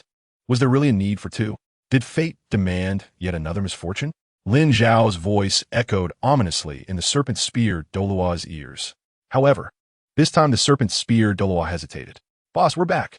Just then, a voice called from outside the shop. Following the sound, the serpent spear Douluo saw Hulaina entering the small shop first, followed closely by Yue and Yin. "Oh, Elder, you're here too. Aren't you on duty today?" Hulaina asked, puzzled. "I just passed by and thought I'd take a look and maybe open a couple of jars." The serpent spear Douluo replied in a rather neutral tone. "The Elder is opening jars too? I wonder what you've received?" Yin inquired curiously. The serpent spear Douluo's expression shifted as he inwardly cursed Yin for bringing up the topic. "Is it those 2 katanas?" Hulaina's keen eyes immediately spotted the rusty swords on the table. "Indeed," the serpent spear Douluo replied, his face stiffening. 200,000 gold soul coins for 2 pieces of scrap metal. Word of this might lead to ridicule from the porcupine Douluo and the ghost leopard Douluo. This was truly unfortunate. Hulaina and the others could see that the swords were far too ordinary, instinctively distancing themselves from the serpent spear Douluo. After all, bad luck could be contagious. Conversely, the serpent spear Douluo, observing their reactions, felt his expression darken further. "Are you all here to open jars, or just to watch the show?" At that moment, Lin Xiao spoke up to ease the awkwardness. "Are you opening jars? My brother opened 6 jars yesterday, and today we'll open 4 more, making it a perfect 10. As Hulaina spoke, she gestured for Yue to step forward, placing 4 jars neatly on the counter. "I borrowed these from Bibi Dong this morning. Best of luck to you." As Lin Xiao collected the payment and, following Yue's suggestion, placed 4 jars on the counter, the serpent spear Douluo felt a pang of anxiety. This wasn't merely 40,000 gold soul coins. It was 400,000. How could they remain so composed? Were they not afraid of losing everything? Chapter 24. Yue versus Serpent Spear Douluo Elder. "May I borrow your hammer for a moment?" Yue inquired, eyeing the hammer in the serpent spear Douluo's hand. "Oh, of course," the serpent spear Douluo replied, handing over the lucky magic hammer and stepping aside. He was curious to see what Yue would unveil. Clink, clink, clink, clink. The crisp sounds resonated as all 4 jars were shattered in an instant. Without exception, white light burst forth. "Yes, this feels right," the serpent spear Douluo thought, feeling a wave of satisfaction wash over him. What a pleasing sight, the odds felt just. However, when he saw the items, his composure faltered. Why was there not a single rusty katana among them? It seemed that everything Yue opened was superior to his own results. The first 3 jars yielded items that Yue, Hulaina, and Yin recognized as Little Blue Potion. However, the 4th jar, which was supposed to yield double, produced 2 capsules resembling experience capsules. "Oh, experience capsules?" Yue and Yin remarked, puzzled. Hulaina, unable to discern the details, turned her gaze to Lin Xiao and blinked her large eyes, directly asking, "Boss, what is this? It seems different from the experience capsules." Item: Character Proficiency Capsule Level. Common Type: Non-tradable description. Transforms character proficiency experience into an increase in soul skill proficiency. Effect: Upon usage, one will gain profound insights into the application of soul skills. Unexpectedly, such an item could be unearthed. Lin Xiao recalled that in the dungeon game, character proficiency was tiered. Upon reaching maximum level, proficiency functioned similarly to an experience bar, requiring monster grinding to level up. The higher the level, the more it indirectly demonstrated a deeper understanding of the chosen profession. The character proficiency capsule, when utilized, resembled an experience capsule, enhancing the proficiency experience bar. In the game, this item was considered somewhat useless. However, after integrating the unique elements of Douluo, it seemed to possess considerable significance. After all, in this world, the ability to create one's own soul skills existed. Only with a profound understanding of one's own soul skills could one effect change. Lin Xiao recalled that in the original narrative, Tang San's blue-silver spike represented such a modification of soul skills. These two experience capsules, termed proficiency capsules, differed from experience capsules in that they enhanced understanding of soul skills rather than soul power. The extent to which one could advance depended on personal comprehension, and Lin Xiao hesitated to express certainty, considering the example of the Black God Spear Douluo, who had once drawn 2 rusty swords in succession, a stark reminder of unpredictability. What if Xue Ye lacked the requisite talent, or if the proficiency capsule's effectiveness fell short, resulting in no insights gained? That would tarnish his reputation. The effect, however, was indeed formidable. Upon hearing Lin Xiao's words, the onlookers couldn't help but gasp in astonishment. Enhancing soul skill proficiency? Xue Ye was momentarily taken aback, but his eyes soon sparkled with excitement. Without any hesitation, he eagerly consumed both character proficiency capsules simultaneously. Boom! In the next moment, Xue Ye felt as though a mysterious door had swung open, flooding his mind with a wealth of concepts regarding the application of soul skills. He continuously simulated and refined his own soul skills. With each repetition, 10 times, 100 times, 1,000 times, his understanding of soul skills deepened incrementally. Soon, he became engrossed in this process, closing his eyes as if entranced by a profound realization. Could it truly be so mystical? Whose enhancement of soul skills and insights did not require rigorous practice and real combat experience. Now, Xue Ye stood still, yet somehow enhanced his comprehension of his martial soul, which was difficult for others to believe, except for Hulayina and a few others who accepted it without doubt. I suspect Xue Ye ingested some hallucinogenic substance, thought the snake spear Douluo, who believed he had unraveled the truth. Though it felt like an eternity had passed, in reality, only a few seconds had gone by. When Xue Ye reopened his eyes, a fleeting brilliance shone within them. He stood there, yet the Xue Ye who had closed his eyes was entirely different from the one who had opened them. It seemed he had become absorbed in this environment, unable to extricate himself. The snake spear Douluo, observing Xue Ye's behavior, quickly noted the anomaly. "Brother, how do you feel? Are you all right?" Hulayina sensed something had changed in her brother, but couldn't articulate what was different. It was a blend of familiarity and strangeness. "Boss, I feel as if my mind has been flooded with insights regarding soul skills. Are these revelations genuine or mere illusions?" Without answering Hulayina's question, Xue Ye looked at Lin Xiao with a mix of excitement, anticipation, and uncertainty. If these were indeed not illusions, the implications were terrifying. In just a matter of seconds, he felt as though he had experienced years of development. His insights into the application of soul skills had vastly improved, rendering his previous understanding almost insignificant. However, what truly astonished him was the immense realization regarding his self-created soul skill, Crescent Moon, which had undergone a profound transformation. Reflecting on it now, what had the Crescent Moon been? A mere flashy display. I have never consumed it. How could I know? Lin Xiao thought to himself, maintaining a calm demeanor as he remarked, "Remember this, practice yields truth. Whether it is genuine insight or mere illusion can only be determined through trial. Try it." Xue Ye glanced around, feeling somewhat conflicted. If the insights were authentic, neither Hulayina nor Yin could withstand his assault. He risked injuring them. Moreover, this was a small shop, not a training ground. Damaging anything could anger the proprietor. At that moment, the snake spear Douluo quickly recognized Xue Ye's predicament. "Perfect. I too wish to see what you have comprehended. Why not direct your efforts towards me? Rest assured, I will control my strength to ensure no harm comes to you or the shop." The snake spear Douluo felt confident facing a level 50 soul master and sought to determine whether Xue Ye's claims held any truth. "Boss, do you approve?" Xue Ye inquired with a questioning gaze directed at Lin Xiao. The latter responded nonchalantly, indicating that any damage could be compensated for. "All right." Xue Ye stepped back 2 paces. Seriousness etched upon his face as he addressed the snake spear Douluo. "Elder, you should activate your martial soul." "Activate my martial soul? With my strength? Even an average soul king would be crushed under pure soul power and physique. The snake spear Duo replied confidently. You should wait until you become a soul king before suggesting such things. Be careful, for I shall unleash my full power, Xue Ye declared. His soul power surging as the moon blade manifested in his hand, his expression grave and focused. In an instant, he did not activate his soul rings, but instead exclaimed, Last moon, what skill is that? Shouldn't it be crescent moon? Not only the onlookers, but even his sister Hulaina had never heard of such a soul skill. However, in the next moment, they witnessed what last moon truly entailed. In the blink of an eye, Xue Yu's figure vanished. Even the sunlight seemed to retreat. The shop's interior plunged into darkness.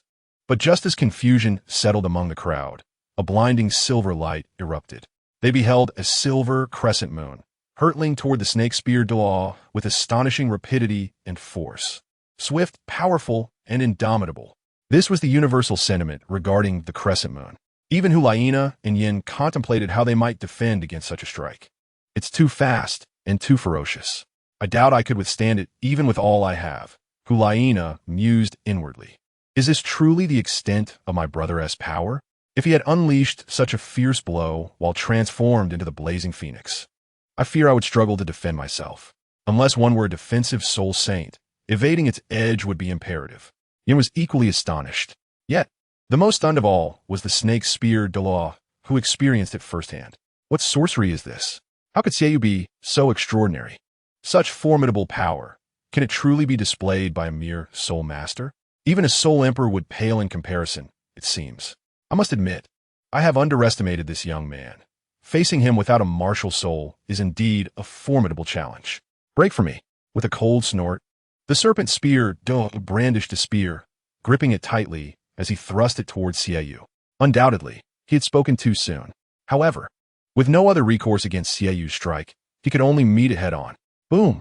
The collision between the waning moon and the serpent spear erupted with blinding brilliance, accompanied by powerful fluctuations of soul power.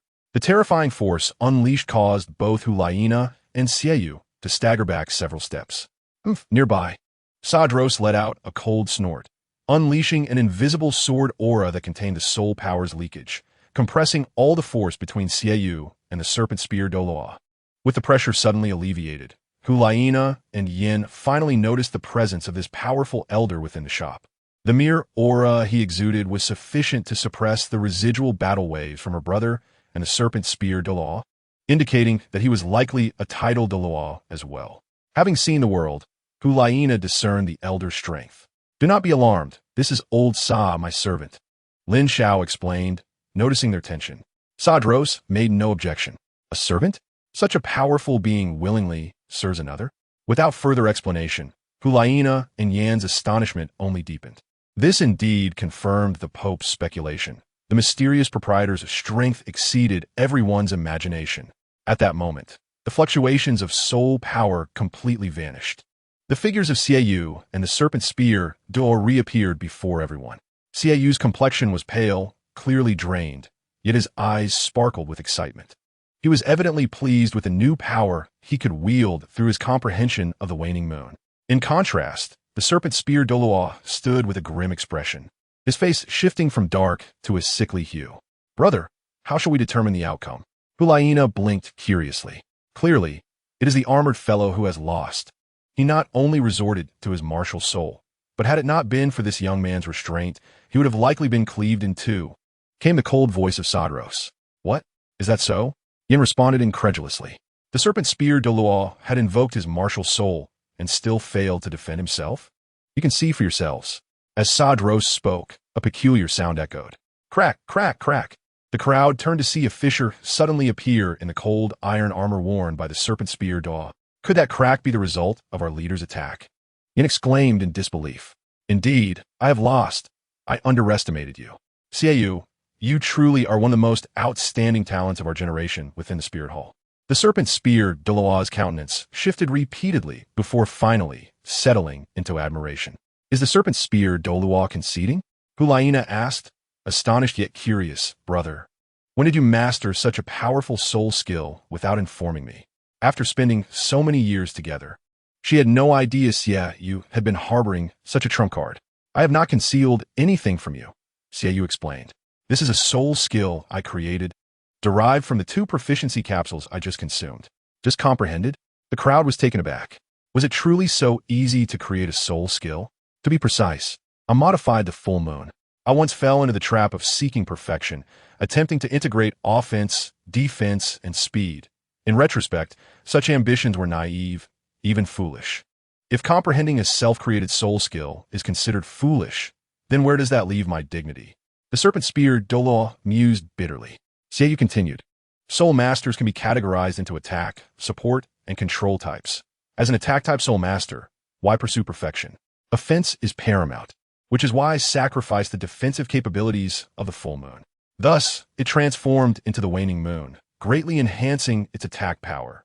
He expressed gratitude to Lin Xiao, acknowledging that without the insight gained from the 2 proficiency capsules, he would never have achieved this breakthrough. Do not thank me. Thank your own fortune instead. Lin Xiao replied humbly. I do not create opportunities, I merely transport them. Truly humble, Boss Lin, the crowd thought, fully aware that the jars were crafted by him, and his abilities were the source of their empowerment. What miracle!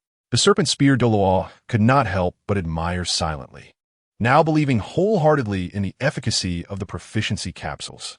If only I could comprehend a powerful soul skill like Xue Ye's, I could shed the title of the weakest among the titled Douluos. How about it? Are you interested in opening 2 more? Lin Xiao inquired, glancing at Hulaina and Yin. Hulaina bit her lip. Thank you for your kindness, but we must take our leave for now. Oh, you're leaving so soon? Lin Xiao was somewhat surprised, having expected either Yin or Hulaina to open a jar. Yes, my brother has reached level 50 in soul power, and we need to hunt for soul rings while also completing a task assigned by our teacher, which serves as a form of training. Upon completing it, our teacher will reward us each with 1 million gold soul coins. Then I can come back to open jars. I see. Following Hulaina's explanation, Lin Xiao understood. Thinking a good thing, 20 jars reserved. After bidding farewell to Hulaina, Xue Ye, and Yin as they exited the shop, Lin Xiao turned his gaze back to the serpent spear Douluo. Are you still opening jars? I have added more. He gritted his teeth, placing 3 boxes on the counter. Yes, let us have 3 more jars. Xue Ye had obtained a proficiency capsule, instantly gaining profound insights into the application of soul skills, which filled him with hope. If he could also create such a powerful, self-originated soul skill, even if his martial soul could not grow stronger, his strength would still improve significantly. Suddenly, he felt the path ahead widening. Collecting the payment, Lin Xiao placed the jars that the serpent spear Douluo desired on the table. Crack, crack, crack. Without hesitation, the serpent spear Douluo smashed all 3 jars. As they shattered, 3 items clattered to the ground. No way, this is too dark.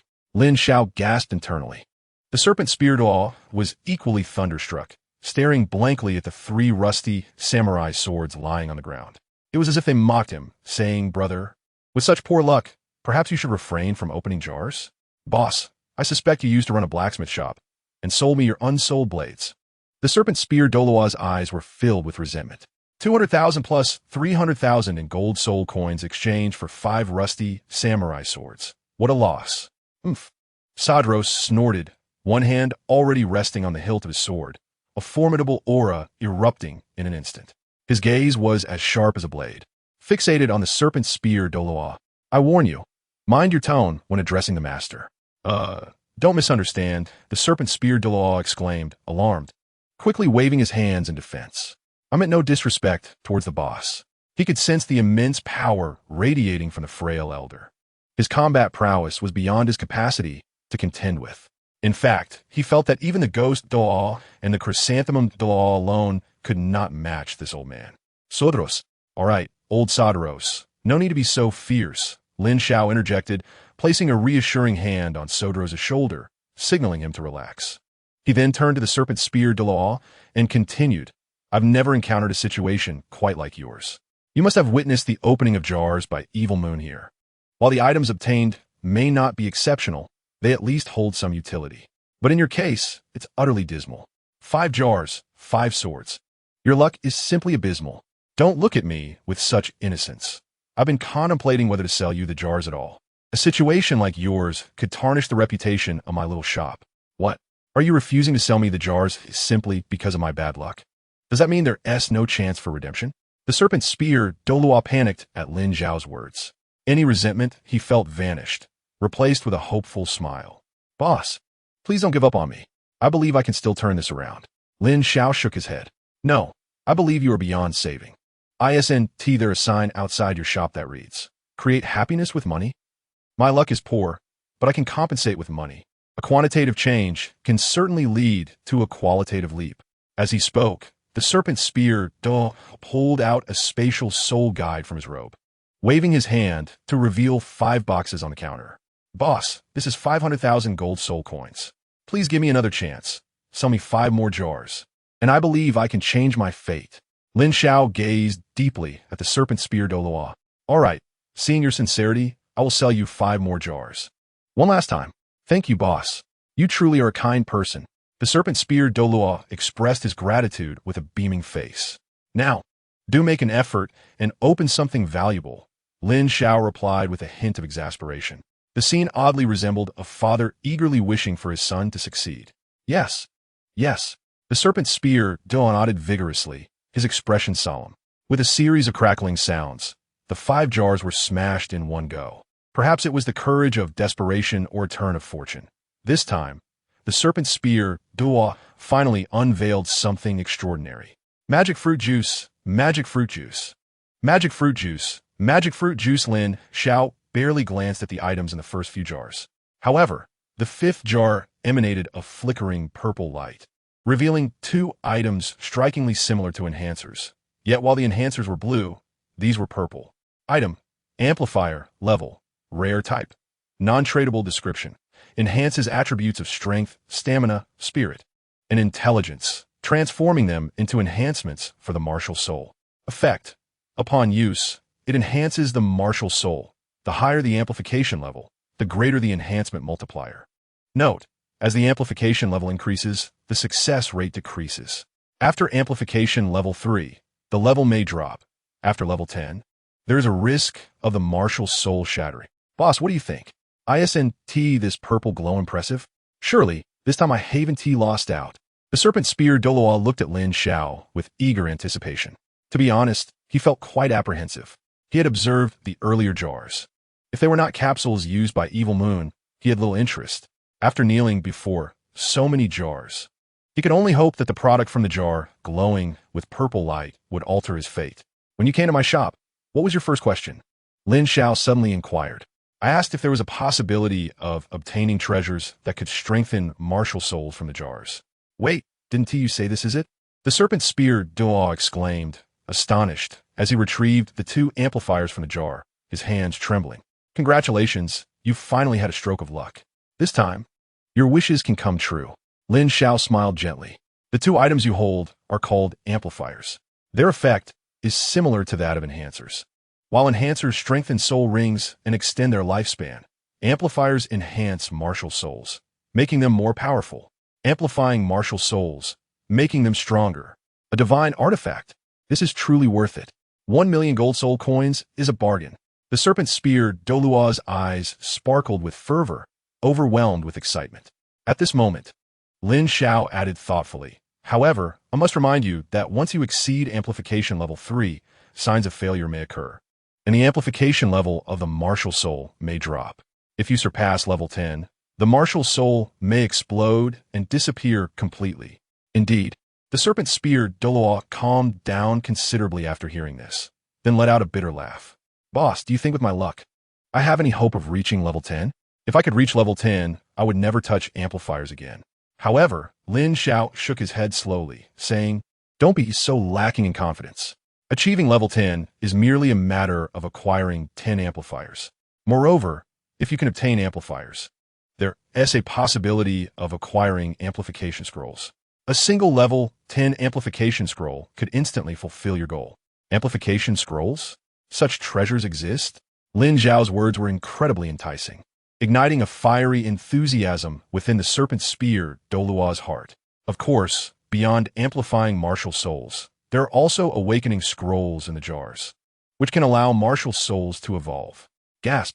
Evolution of martial soul awakening. The serpent spear Douluo was once again astounded, as Lin Xiao's words grew increasingly captivating. Would you like to try the effects of the amplifier? Lin Xiao's voice pulled the serpent spear Douluo from his astonishment. He had often enhanced weapons and gear, but amplifying a martial soul was a first for him. Yes, let us give it a try. The serpent spear Douluo thought, opening his right palm, where a miniature version of the serpent spear hovered. As the amplifier drew near to the martial soul, a wondrous scene unfolded. Under Lin Xiao's watchful eye, the tiny serpent spear descended into the amplifier. The center of the amplifier spun with a black vortex, accompanied by a series of clinking sounds resonating within the shop. Truly remarkable, Lin Xiao thought to himself, deeply impressed. Is this the beginning of amplification? The serpent spear Douluo felt a surge of excitement. Moments passed, though it was merely 2 or 3 seconds, when a voice echoed in his mind. Congratulations, amplification successful. Amplification successful? From start to finish. The serpent spear Douluo felt no unusual sensations. Instinctively, doubt began to creep in. Was this amplifier truly effective? Was this mysterious shopkeeper deceiving him? Retrieve your martial soul, he thought, and a miraculous sight unfolded. The miniature serpent spear floated from the amplifier and returned to the serpent spear Douluo's hand. In contrast, the enhanced amplifier transformed into a radiant glow and dissipated. However, the serpent spear Douluo paid little heed to the complexities around him. The confusion and bewilderment in his eyes gradually transformed into sheer astonishment. Although he had yet to wield the serpent spear in earnest, his understanding of the martial soul led him to immediately recognize its remarkable transformation. The enhancements in power, speed, strength, and penetration were substantial, with an approximate increase of 10%. My heavens! It was simply beyond belief. Upon deriving this data, the serpent spear Douluo felt an exhilarating rush, not due to the modesty of the improvement, but rather because of its magnitude. One must not underestimate this 10%.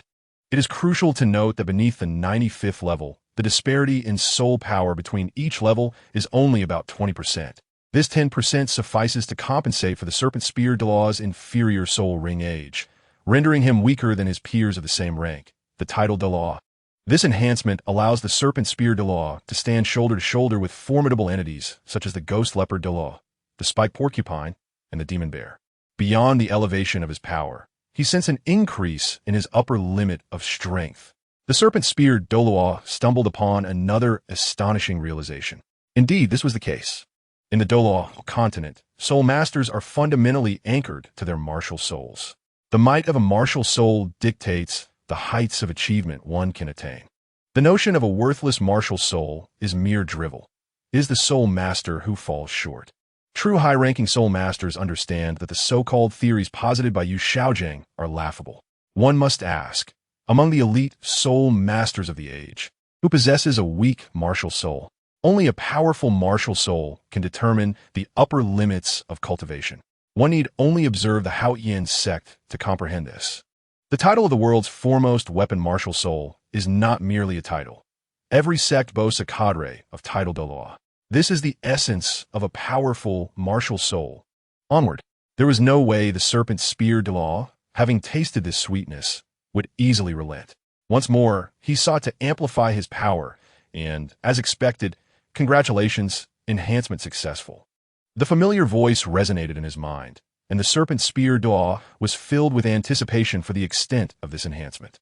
Grasping the serpent spear, he could no longer contain himself and exclaimed, "Could it be another 20% increase? Thus, the strength of my martial soul has surged by 30%? My heavens! Surely this cannot be a dream." The serpent spear Douluo was utterly astounded. He had anticipated that another 10% enhancement would be his limit, yet it had doubled unexpectedly. With the martial soul's strength augmented by 30%, the soul rings and soul skills would only amplify this enhancement further. According to the serpent spear Douluo's estimations, his actual battle power had likely increased by 40 to 50%. What does this signify? It implies that he could now contend against the title Douluo of level 93, with a fighting chance of victory. He could even spar with a title Douluo of level 94. The gap was indeed monumental. The serpent spear Douluo had never envisioned reaching such heights. "How do you feel?" Lin Xiao inquired with a smile. Observing the astonishment on the serpent spear Douluo's face, it was evident that he had reaped significant benefits. "Excellent, truly excellent. Since I became a titled Douluo, I have finally realized the dream I have pursued for so long. Unbeknownst to him, the serpent spear Douluo's eyes glimmered with unshed tears. Overwhelmed with excitement, he gazed at Lin Xiao. "Boss, may I open 10 more jars?" As he spoke, the serpent spear Douluo took out 2 spatial soul tools from his bosom. Undoubtedly, the jars contained at least 1,000,000 gold soul coins. That is not permissible. Lin Xiao shook his head slowly. Each customer may purchase only 10 jars per week.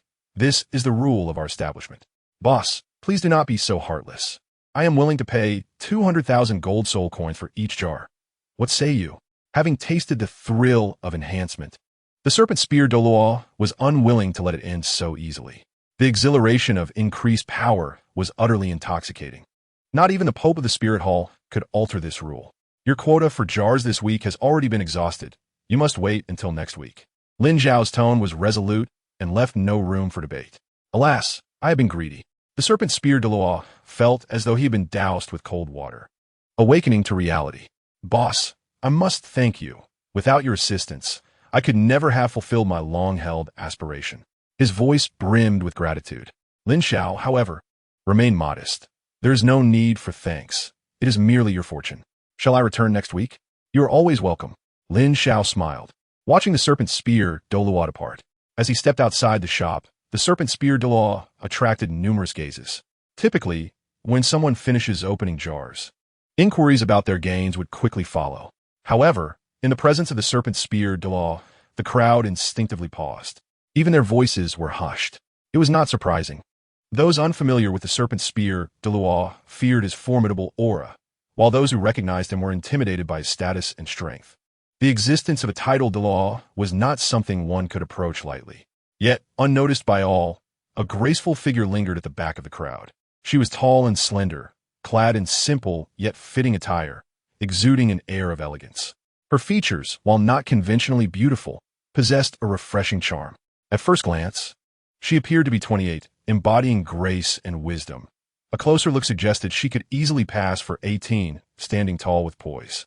If one were to ponder further, she might even seem 38 with a lingering allure.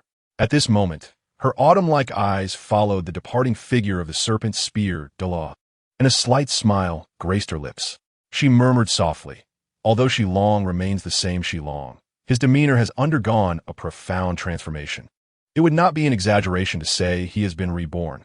His strength must have significantly increased as well." How intriguing, truly fascinating. The Lucky Magic Jar Shop. I hope it does not disappoint me. Chapter 28, Bibi Dong. I wish to open 10 jars. Should anyone overhear the woman's self-reference, they would undoubtedly be taken aback. On the entire Douluo continent, the only woman bold enough to refer to herself as an empress would likely be the one residing in the Pope's Hall of the Spirit City. And indeed, it was she. This woman was none other than Bibi Dong in disguise. Given her unique status, there were countless reasons she could not appear openly at the jar shop. Yet, having witnessed the results of the jars opened by Xue Ye and others, her curiosity could no longer be contained. She yearned to experience the jars for herself. Thus, she temporarily resorted to this means of arrival. Welcome. Upon seeing someone enter the shop, Lin Xiao greeted her with a courteous and graceful smile. To his surprise, the small shop had finally welcomed a female customer. Her tall figure and well-fitting dress exuded a blend of sensuality and elegance. Her exquisite features, adorned with just a hint of makeup, possessed a unique allure. Conversely, when Bibi Dong recognized Lin Xiao, she found herself momentarily taken aback. In terms of appearance, Lin Xiao was not particularly handsome, but possessed a certain charm. However, his aura imparted an air of mystery that intrigued Bibi Dong. For among the few individuals on the Douluo continent who left her feeling perplexed, this enigmatic shop owner undoubtedly ranked highly. If my conjectures hold true, it is highly likely that this individual resembles figures such as Qian Daolu or Poseidon. At this moment, Bibi Dong has confirmed her previous assumptions and returned Lin Xiao a courteous smile, greeting him with a simple hello. As she spoke, her gaze began to scrutinize the decor of the small shop. Quite delightful. Just as described by Hulaina and Xue Ye, it possesses a certain simplicity. However, the only distinction lies in the fact that neither Xue Ye nor Hulaina mentioned the presence of an elderly gentleman accompanying this enigmatic proprietor. Unconsciously, Bibi Dong's gaze lingered a moment longer on Sadros, who bore several long swords upon his back. Clearly, Sadros sensed this and returned her gaze. Accompanying this exchange was an overwhelming, fierce aura, an embodiment of sword intent. In the realm of the dungeon, Sadros is renowned as the sword god, possessing an extraordinarily elevated realm of mastery.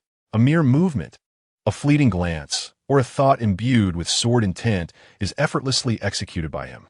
Meanwhile, another illustrious sword master of equal repute, Liang Yu, has transformed mere branches into potent, epic artifacts, infused with his formidable sword aura. Such a powerful sword intent. Aside from his sword Douluo Qinshin, are there any other individuals in Douluo continent with such sharp brilliance? The heart of Bibi Dong trembled. However, she swiftly dismissed her thoughts. No, even the sword Douluo Qinshin could only barely be compared. Indeed, with just a single glance, she concluded that the combat prowess of this oddly dressed elder undoubtedly surpassed that of the sword Douluo Qinshin. May I inquire if you wish to open the jar? At that moment, Lin Xiao's voice once again pierced through the tranquility of the room. Bibi Dong redirected her gaze towards him, nodding earnestly. Indeed, I have come to open the jars. Prior to her arrival, she had familiarized herself with the rules. So she decided to commence with the first jar in the front row, opening a total of 10. Naturally, she did not overlook the shop's regulations. Payment was required before the jars could be opened. Lin Xiao watched intently as the woman extracted 100,000 gold soul coins from 2 spatial soul guide devices.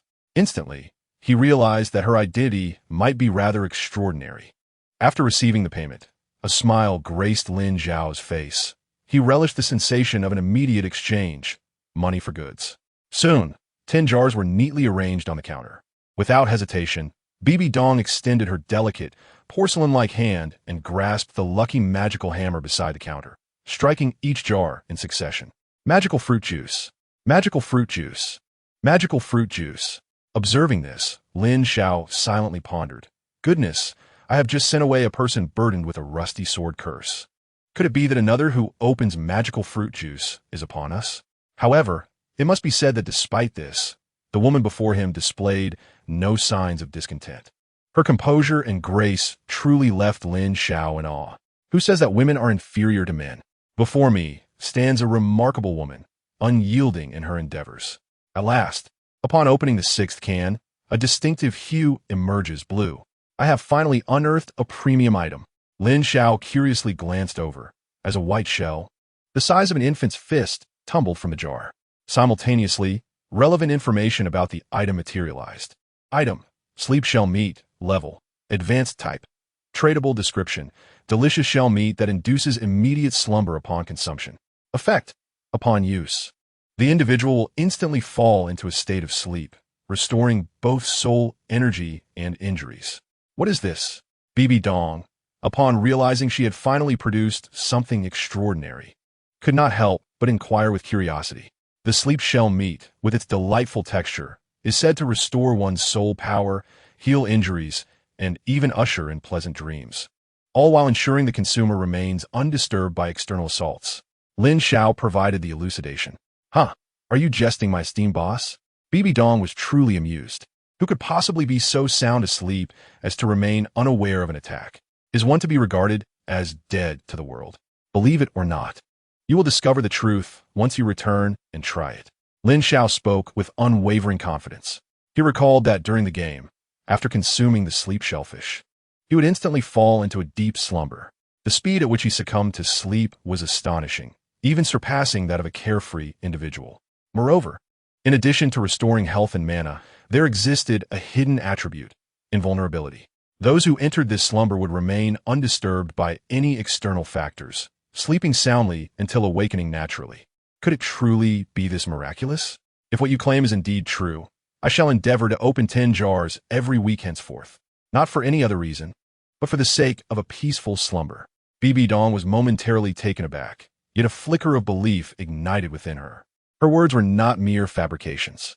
To many, 100,000 soul coins may seem an astronomical sum.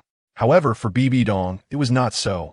If 100,000 or even 1,000,000 soul coins could procure a tranquil dream, she deemed it wholly worthwhile.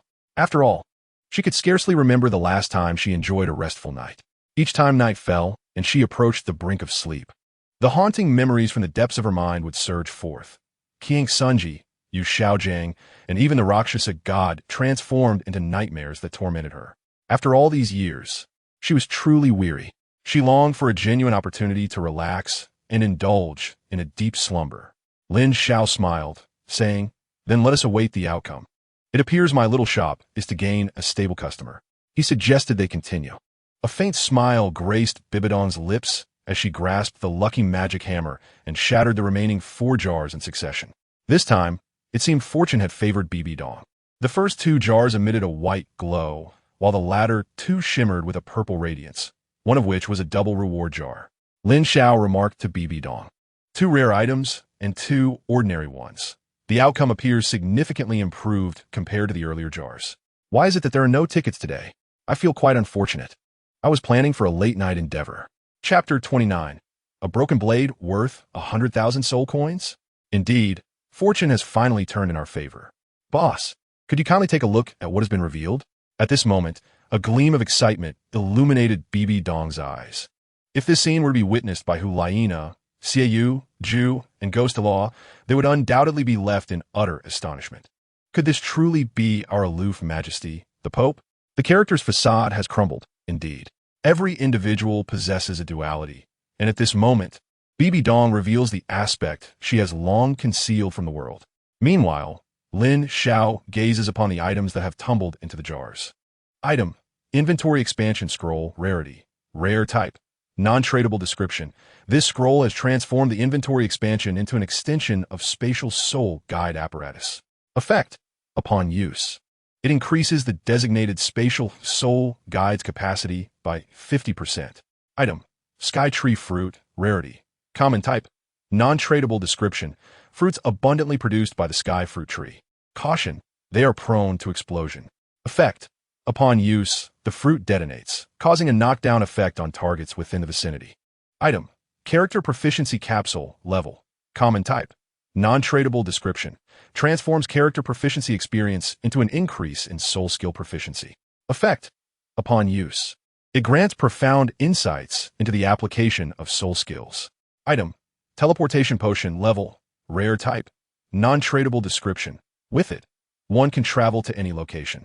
Effect: Upon use, it allows for teleportation to a designated location. Observing Bibi Dong's curious expression, Lin Xiao first pointed to the scroll and said, "Let us discuss this scroll, known as the Inventory Expansion Scroll. Once utilized, it will enhance the designated spatial capacity of your soul guide by 50%. Is it truly possible for the spatial capacity of a soul guide to increase by such a degree?"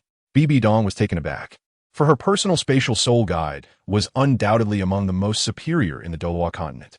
It was certainly one of the largest in terms of capacity, valued at no less than 1,000,000 gold soul coins. Moreover, for a spatial soul guide of such caliber, even a mere 10% increase in space would result in a substantial rise in value.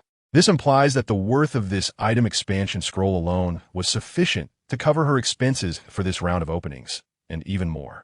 A veritable windfall. No wonder Xue Ye and the others claim that opening a can is addictive. Indeed, this substance is quite captivating. Although Bibi Dong's heart was stirred with tumultuous waves, he maintained an impassive facade and nodded with subtle approval. Quite satisfactory. And what of this fruit? Is it also edible? Bibi Dong remarked as she picked up the fruit of the sky tree, examining it closely. This peculiar object, rather misshapen, lacked any semblance of roundness. It possessed a charm that was both unattractive and endearing. But this item is known to explode. Consuming it could potentially be fatal. The elder sister, Lin Xiao, shook her head in resignation. What you hold in your hand is called the fruit of the sky tree. The sky tree? Upon hearing this, Bibi Dong became increasingly curious. For within the recesses of her memory, there existed no records pertaining to any celestial trees. Yet the name, it seemed, possessed a certain elegance. There is no need for you to comprehend the essence of the sky tree. Simply understand that this fruit is inedible and possesses the capacity to detonate. Indeed, a fruit that explodes. How intriguing. Upon my return, I shall endeavor to experiment. Bibi Dong, having stored away the sky tree fruit, turned her gaze to another object. Slightly furrowing her brow, This capsule bears a resemblance to the experiential capsules rumored outside, yet it appears to possess certain distinctions. Indeed, upon encountering the capsule, she felt a surge of excitement. The prospect of a 10% increase in her soul power limit was immensely alluring, despite being a prodigy endowed with dual martial souls. Her advancement in soul power had significantly slowed after reaching level 90. Beyond level 95, the pace of progression had diminished considerably. Gaining even a single level now required years of effort. Thus, her true aspirations lay in the experience capsules and enhancers. However, she soon noticed subtle differences in color between the two types of capsules, prompting her to inquire further. Indeed, they differ, Lin Xiao replied with a slight nod, elaborating. The capsule you have encountered is known as the Proficiency Capsule. Upon consumption, it will bestow upon you a wealth of insights into the application of soul skills. What? Insights into the application of spiritual energy. Can it truly be attained through mere capsules? At long last, a look of astonishment graced Bibi Dong's visage. This phenomenon was utterly contrary to reason. It is essential to recognize that the mastery and comprehension of soul techniques differ markedly from the enhancement of soul power. The latter can indeed be augmented through external means. However, the application and understanding of soul techniques can only be refined through countless battles and profound insights. This process is undeniably protracted, with some individuals struggling throughout their lives to attain a level of proficiency in their soul techniques that is truly exceptional. Yet now, there are whispers suggesting that this humble capsule might facilitate such an achievement. Is it truly worth exploring? Bibi Dong did not hastily dismiss the notion. Rather, she resolved to personally experience whether the shopkeeper's claims held any truth. Of course, you may utilize whatever you obtain from the canister at your discretion, Lin Xiao remarked. Gesturing invitingly, without a moment's hesitation, Bibi Dong parted her crimson lips and skillfully placed the proficiency capsule into her mouth. In less than 2 seconds, a look of astonishment appeared in her eyes, likely a result of the effects of the drug. Lin Xiao had previously witnessed Xue Ye consuming it, and the expression on this woman's face mirrored that of Xue Ye's so closely that it was almost uncanny. Lin Xiao chose not to intervene, eagerly anticipating the transformations that would unfold once the woman regained consciousness. Meanwhile, the serpent spear Douluo had returned to the spear hall, but instead of heading to his own quarters, he made his way to the headquarters of the Sacred Guard. After all, he was on duty today, with the ghost leopard Douluo still manning his post.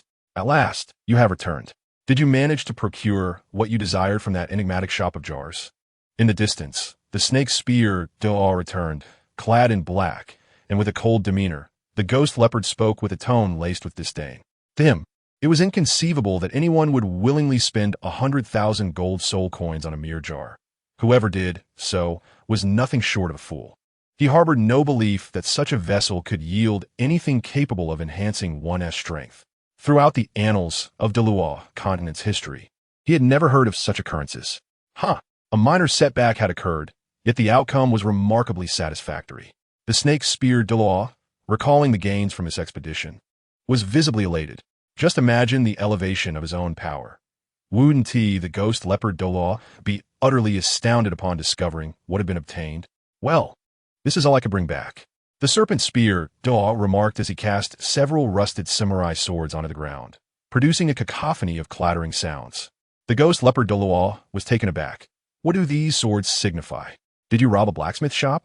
He spoke, his expression filled with suspicion as he picked up a long knife.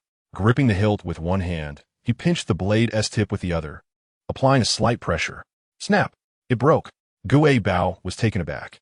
The quality of this material was inferior even to the knives sold for 5 copper soul coins in the market. Suddenly, a chill ran through him. Could it be that she long intended to use these worthless blades to frame him? For those who have yet to cast their votes, I kindly urge you to do so. To those who have already voted, I would greatly appreciate your favorable reviews, as they inspire me to pen another chapter. Thank you. In Chapter 30, titled The Serpent Spear, A Duel with the Phantom Leopard, the tension escalates as Bibi Dong is incensed. Phantom Leopard, how could you have possibly broken this blade? Suddenly, the serpent spear Douluo exclaimed in alarm. The commemorative item worth 100,000 gold soul coins had vanished. Hearing the commotion, the ghost leopard retorted irritably, "What are you yelling about? How was I to know this blade was so fragile?"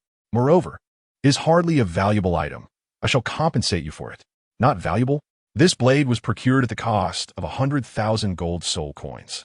Extracted from a jar, the serpent spear Douluo's face darkened. How much? 100,000 gold soul coins? Why not resort to thievery? With 100,000 gold soul coins, not only could I purchase this wretched blade, but I could also acquire an entire mountain. The identity of the ghost leopard Douluo has been established. It is evident that this individual is not merely seeking to exploit others, but rather exhibits a lack of sound judgment. What rational person would spend 100,000 gold soul coins on a fragile blade that could be snapped with a mere flick of the fingers? No, it is not just one, but rather numerous broken blades. This signifies that hundreds of thousands of gold soul coins have gone to waste. Indeed, it amounts to 100,000 gold soul coins. I am not deceiving you, the serpent spear Douluo fervently insisted. However, he suddenly noticed that the gaze of the ghost leopard Douluo had shifted, resembling that of someone showing concern for a person of limited intelligence. Though I am unaware of the trials you have endured, I can assuredly inform you that you have been deceived. Deceived? Upon hearing the words of the ghost leopard Douluo, the serpent spear Douluo was momentarily taken aback. He soon recalled his interactions with Lin Xiao. He could assert with utmost certainty that had it not been for Lin Xiao's encouragement and positive guidance, he might have abandoned the endeavor of unlocking the jar long ago. Consequently, he would not have acquired the 2 amplifiers to enhance his martial soul, thereby empowering himself and fulfilling his long-held aspirations. The serpent spear Douluo solemnly remarked, "Boss Lin is undoubtedly a truly good person. Selling you this broken blade for 100,000 gold soul coins is indeed an act befitting a good soul."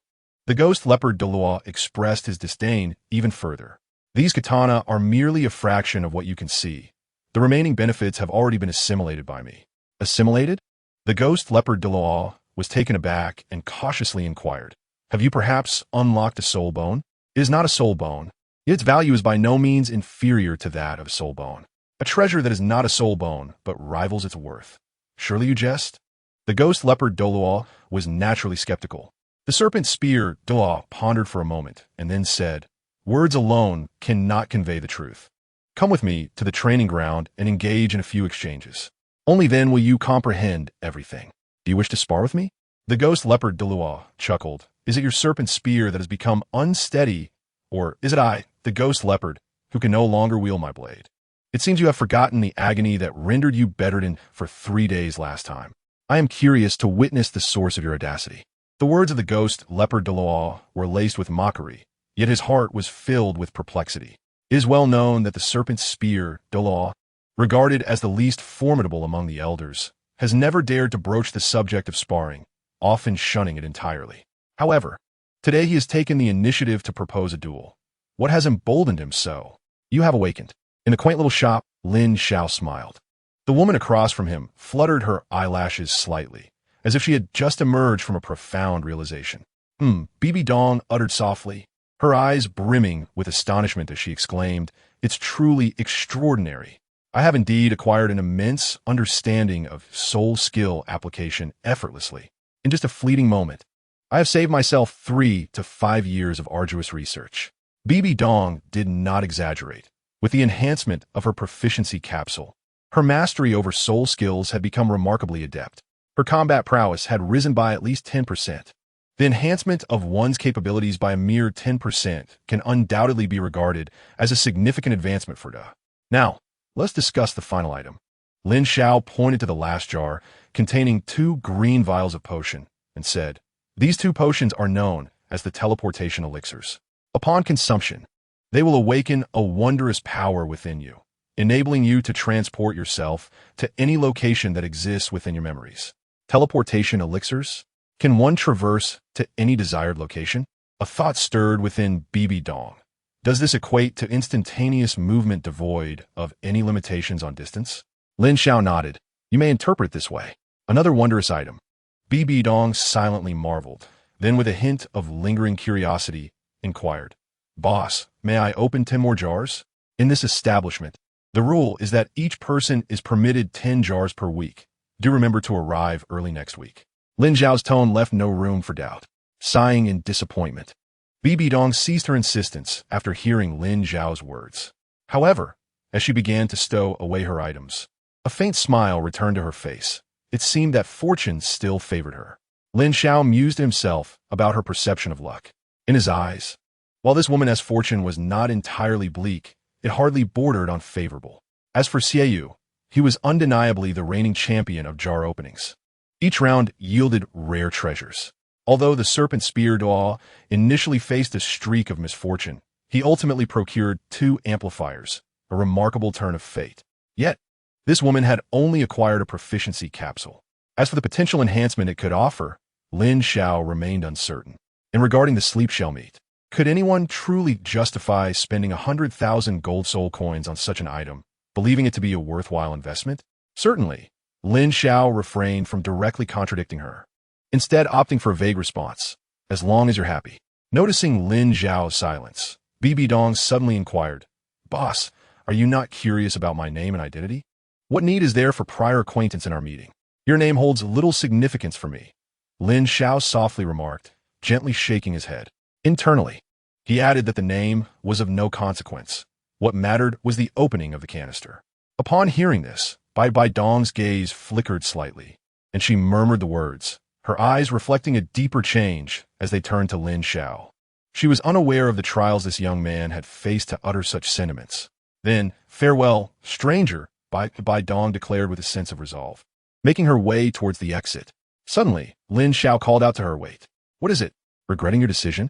Bibi Dong glanced sideways with a smile that was neither fully a smile nor entirely serious as she regarded Lin Xiao.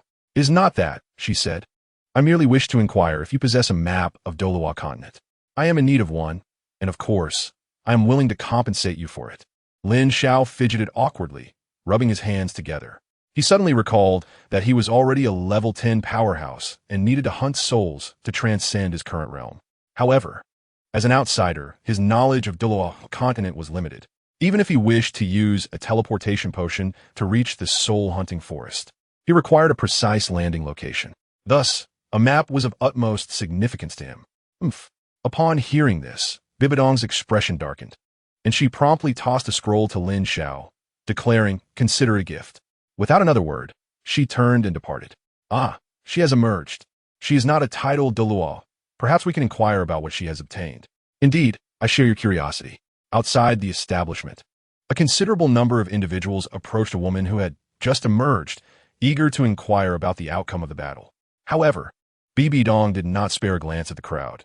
Instead, she produced a vial of teleportation potion and consumed it in one swift motion. In the next moment, a shimmer of silver light enveloped her, and she vanished from sight. Where did she go? She seemingly vanished into thin air. However, I have yet to witness the other party displaying any soul techniques. Everyone was astonished. Some also noticed the anomaly. Did you realize that she vanished only after consuming something? I suspect that it might be another substance within the jar. An object capable of making someone disappear instantaneously? How remarkable! The crowd outside was genuinely astonished. Their hearts stirred with a burgeoning desire. It was the witching hour. Surely, both the tickets and the accolades have been garnered by now. Today, esteemed readers, your encouragement is greatly appreciated. Tomorrow, there will be an additional update. Chapter 31, The Resentment of Bibi Dong. Inside the shop, after witnessing the woman depart, Lin Xiao inquired of Saderos, "Old S, what is your impression of that woman?" Saderos furrowed his brow and replied, "Quite formidable. In my current state, I am certainly no match for her." "Oh, is she truly that powerful?" Lin Xiao was taken aback. He was aware that Saderos was at level 95, with actual combat capabilities potentially exceeding that. Such strength, when surveyed across the entirety of the Douluo continent, could only be surpassed by a few formidable female warriors, with the exception of Poseidon from Sea God Island and perhaps the Pope Bibi Dong from the Spirit Hall. Wait a moment. In the Pope's palace of the Spirit Hall, an unexpected silver radiance emerged, startling Lin Xiao. Accompanied by this silvery glow, a figure gradually took form, none other than Bibi Dong. At this moment, her eyes were filled with wonder. This teleportation potion truly was as remarkable as the enigmatic Mr. Lin had described, capable of facilitating long-distance transportation. And I could distinctly sense that this was far from its limit. Could it truly be boundless in distance? This is rather frightening. If it truly possesses limitless range, its value would far exceed imagination. In an instant, She conjured numerous thoughts. Just imagine, with the enhancement of teleportation potions, the formidable beings of the Spirit Hall could descend upon any location on the Douluo continent at will. What a terrifying scenario that would be. The Seven Treasures Glazed Tile sect and the Blue Electric Tyrannosaurus Rex clan cannot be easily breached in an instant. The so-called chasm of the Haoyan sect is nothing short of a jest. Yet, she could not help but find her own thoughts amusing. Bibi Dong, your ideas are indeed intriguing. However, with 1,000,000 gold soul coins, only 2 teleportation potions have been acquired. To supply the Spirit Hall's formidable warriors with multiple bottles of such potions would entail a considerable expense. Perhaps this plan should be set aside for the time being. As Bibi Dong pondered, she removed the bracelet from her wrist. Let us test the item expansion scroll once more. If it truly can unlock 50% of the space of an arbitrary spatial soul guide, its value would be incalculable. Undoubtedly, this bracelet was no ordinary item, but a spatial soul guide, and one of the largest in the Douluo continent. She then tore the item expansion scroll apart.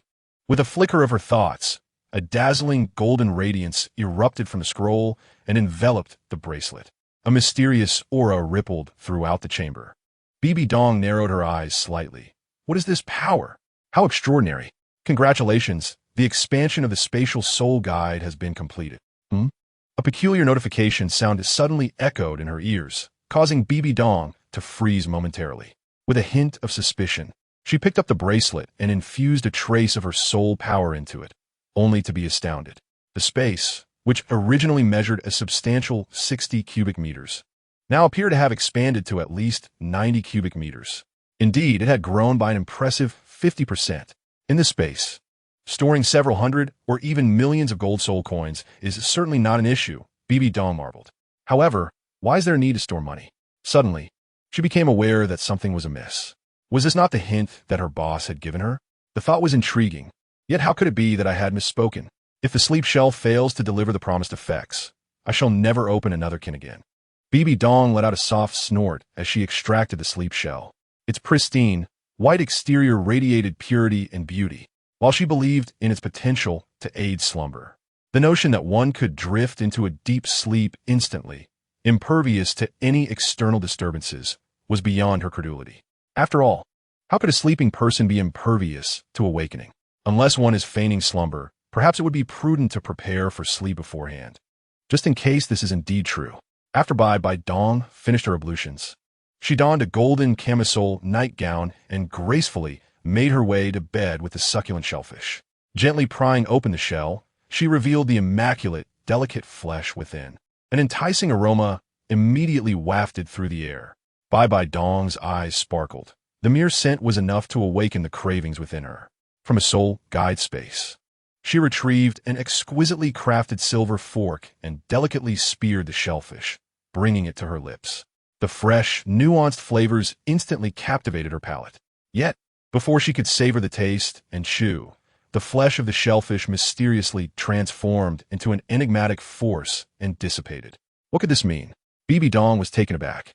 Nothing had transpired at all. It was all a deception. However, before she could finish her words, an overwhelming wave of drowsiness engulfed her entire being. She collapsed onto the bed, succumbing to a deep slumber. Meanwhile, the serpent spear Douluo and the ghost leopard Douluo had arrived at the training grounds. Typically, this space served as a training area for the Holy Temple warriors, but now, each had their respective duties, leaving the place utterly deserted. Fortunately, since you lost today, no one witnessed it, so there's no need to feel embarrassed. The ghost leopard Douluo surveyed the surroundings before turning to the serpent spear Douluo with a smile. Who truly knows who will win or lose? The serpent spear Douluo thought with a cold smirk in his heart. He chose not to argue, instead walking to a distance where he stood face to face with the ghost leopard Douluo. Are you truly resolute in your decision to confront me? I am at level 93, while you are at level 92. You are bound to suffer significant losses. Moreover, your soul ring configuration is far from perfect, making victory exceedingly challenging. Indeed, the serpent spear Douluo could not help but sneer. Do you still believe that I will be defeated? One might say that had the specter leopard Douluo spoken in the past, the serpent spear Douluo would have undoubtedly faltered. However, this time he did not. The serpent spear Douluo firmly believed that the augmented spirit, enhanced twice, would surely astonish everyone. He grinned. I hope you can still utter such words later. Why not? Not merely for a moment, but also in the future, I shall express these words. The ghost leopard Douluo bears an air of entitlement. Whoosh! The serpent spear Douluo did not engage in argument. In an instant, a flash of light revealed that he had raised the serpent spear in his grasp, pointing it towards the ghost leopard Douluo from a distance. There seemed to be a subtle change. The ghost leopard Douluo's gaze flickered slightly, sensing a hint of difference. Yet, he was more inclined to believe that it was merely an illusion. Martial soul manifestation. In the next moment, a powerful surge of soul power erupted from his body, and dark patterns appeared on his pale cheeks. Sharp claws emerged from his hands as he slightly crouched, resembling a leopard poised to strike. His cold, cruel gaze sent shivers down one's spine. Be cautious. If you cannot hold on, surrender in due time. It is merely a spar. It would be unfortunate if you were injured. As the voice of the ghost leopard Douluo faded, he had already vanished from sight. The snake spear Douluo furrowed his brow, for he understood that this was not mere teleportation, but an astonishing speed that was almost terrifying. The ghost leopard Douluo could undoubtedly be considered one of the most elite assassins on the Douluo continent. In the past, the snake spear Douluo would have resorted to a wide-ranging attack to force the ghost leopard Douluo into the open. However, this time he remained still, patiently awaiting the approach of the ghost leopard Douluo. Snake spear, have you been deceived into foolishness? Have you forgotten even the manner in which you engaged me in battle? To dare to approach me so closely, I never anticipated that this contest would conclude so swiftly. It is truly rather dull. The serpent spear Douluo stood firm, while sounds echoed from all directions. His inaction led the ghost leopard Douluo to believe he had him at his mercy. Chapter 32. The shocking revelation of the magic bear Douluo. Humph! No matter how arrogant you may be, as long as the serpent spear remains in my grasp, you would not dare to launch a direct assault, would you? The serpent spear Douluo let out a soft snort, with a glimmer of cold light flashing in his eyes. An inch longer signifies greater strength, while an inch shorter brings peril. This treacherous distance is mutual. He was acutely aware that the ghost leopard Douluo awaited the opportune moment to strike first and secure victory through cunning. Nevertheless, the serpent spear Douluo made his move. Upon discerning the location of the ghost leopard, his spear darted forth with the swiftness of a serpent emerging from its lair. How could it be so rapid? The speed has indeed increased by at least 30%, which is quite astonishing. Suddenly, a chilling howl emanated from the void, the eerie cry of the ghost leopard Douluo. Immediately thereafter, a muffled sound resonated. Bang! A shadowy figure plummeted from the void. In an instant, the figure executed a roll and, with a swift motion, had already traversed 10 meters. He was none other than the ghost leopard Douluo. The ghost leopard Douluo glanced at his tattered black attire, a flicker of apprehension crossing his eyes. Unable to contain his curiosity, he inquired, "How have you accomplished this? Your speed has increased significantly." The ghost leopard was truly taken aback. It is worth noting that he had intended to adopt a strategy of striking first by arriving late, yet unexpectedly. The speed of the serpent spear Douluo left him utterly unprepared. If I were to say that this is the advantage I procured by spending 1,000,000 gold soul coins, do you still believe I have suffered a loss? The serpent spear Douluo grinned broadly, witnessing the scene of his longtime adversary, who had suppressed him for many years, suffering such a setback. The joy he felt in his heart was beyond words. Was the benefit obtained through 1,000,000 gold soul coins merely a figment of your imagination? Surely, you cannot be under the influence of some concoction? The ghost leopard Douluo was momentarily taken aback, but soon could not help but let out a cold laugh. Indeed, only drugs can achieve fusion. However, I advise you to face reality. While the temporary high from drugs may be pleasurable, it will undoubtedly leave significant repercussions on your body. Old Xue, I never imagined that you would be willing to pay such a hefty price to defeat me. What a pity. Upon hearing this, the serpent spear Douluo was taken aback, exclaiming, "Are you suggesting that I could indulge in such folly? Do you take me for a fool? Without medication, could you truly unleash such formidable power?" The ghost leopard Douluo firmly believes his conjecture to be accurate. The serpent spear Douluo must have consumed a substance that exhausts potential. Yet that is not the case. Undoubtedly, do not conceal the truth. The ghost leopard Douluo is unwavering in his conviction. The serpent spear Douluo is rendered speechless, surprised that the situation has escalated into such a misunderstanding. In the next moment, he charges at the ghost leopard Douluo, spear in hand. A fleeting high from drugs is ephemeral. Unless one continually indulges, victory over me is unattainable. Illusions abound. As the ghost leopard Douluo spoke, his fifth spirit ring illuminated. In the next moment, he transformed into several shadowy figures, darting in all directions to evade. In truth, this was a dual-purpose soul skill, combining both offense and defense. Numerous shadows, having evaded, then surged forth from all sides. Thunderous shattering kill. The serpent spear Douluo was not to be underestimated. His fifth spirit ring suddenly erupted with a brilliant radiance. Golden arcs of electricity surged forth. Do you truly think to withstand my 10,000-year spirit skill with your mere millennium fifth ring skill? Have you lost your senses? Any one of my shadow clones is more than capable of withstanding your thunderous onslaught without perishing. The several dark figures that emerged from the ghost leopard Douluo began to speak, their voices layered and overlapping. Then, several of these shadows, undaunted, boldly surged into the tempest of lightning. Bang, bang, bang. To everyone's astonishment, not a single shadow managed to breach the thunderous blockade. They were all shattered by the bolts. Even the true form of the ghost leopard Douluo let out a wretched cry, hurtling backward. What sorcery is this? How has the power of your soul skill intensified so dramatically? Clearly, the soul skills bestowed by Millennium Soul Ring are indeed sufficient to rival those of a 10,000-year soul skill. The ghost leopard Douluo was utterly astonished, unable to contain his shock. There's even more to astound you. Do you not wish to witness the transformation of my martial soul? I shall oblige you. In contrast to the frustrations of the ghost leopard Douluo, the serpent spear Douluo laughed heartily. As his voice echoed, the seventh soul ring on his body shimmered with brilliance.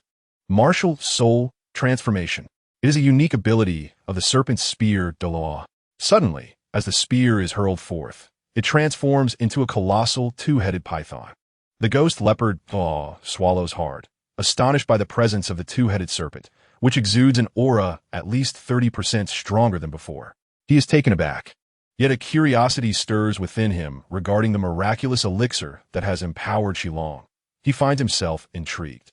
Meanwhile, a towering figure, nearly 2 meters tall, approaches this scene. With a rugged visage and dark skin, he resembles a walking iron tower. Anyone he encounters along the way addresses him respectfully as Elder Demon Bear. Undoubtedly, this individual stands on par with the serpent spear Douluo and the ghost leopard Douluo within the spear hall. A commotion can be heard in the distance. Could it be that the serpent spear Douluo is engaged in battle? In the eyes of the bear, Demon Douluo flickered a glimmer of fervor. His temperament was inherently combative, belonging to that type who feels an irresistible itch if 2 days pass without engaging in a brawl. However, he was acutely aware that he could not contend with the likes of the chrysanthemum Douluo or the ghost Douluo. The porcupine was particularly troublesome, wielding poison, and any confrontation with him would merely invite unnecessary discomfort. The ghost leopard was exceptionally swift, effortlessly toying with him throughout the encounter, occasionally launching attacks that would only serve to frustrate him further. Thus, he typically sparred with the serpent spear Douluo under the pretense of fostering camaraderie.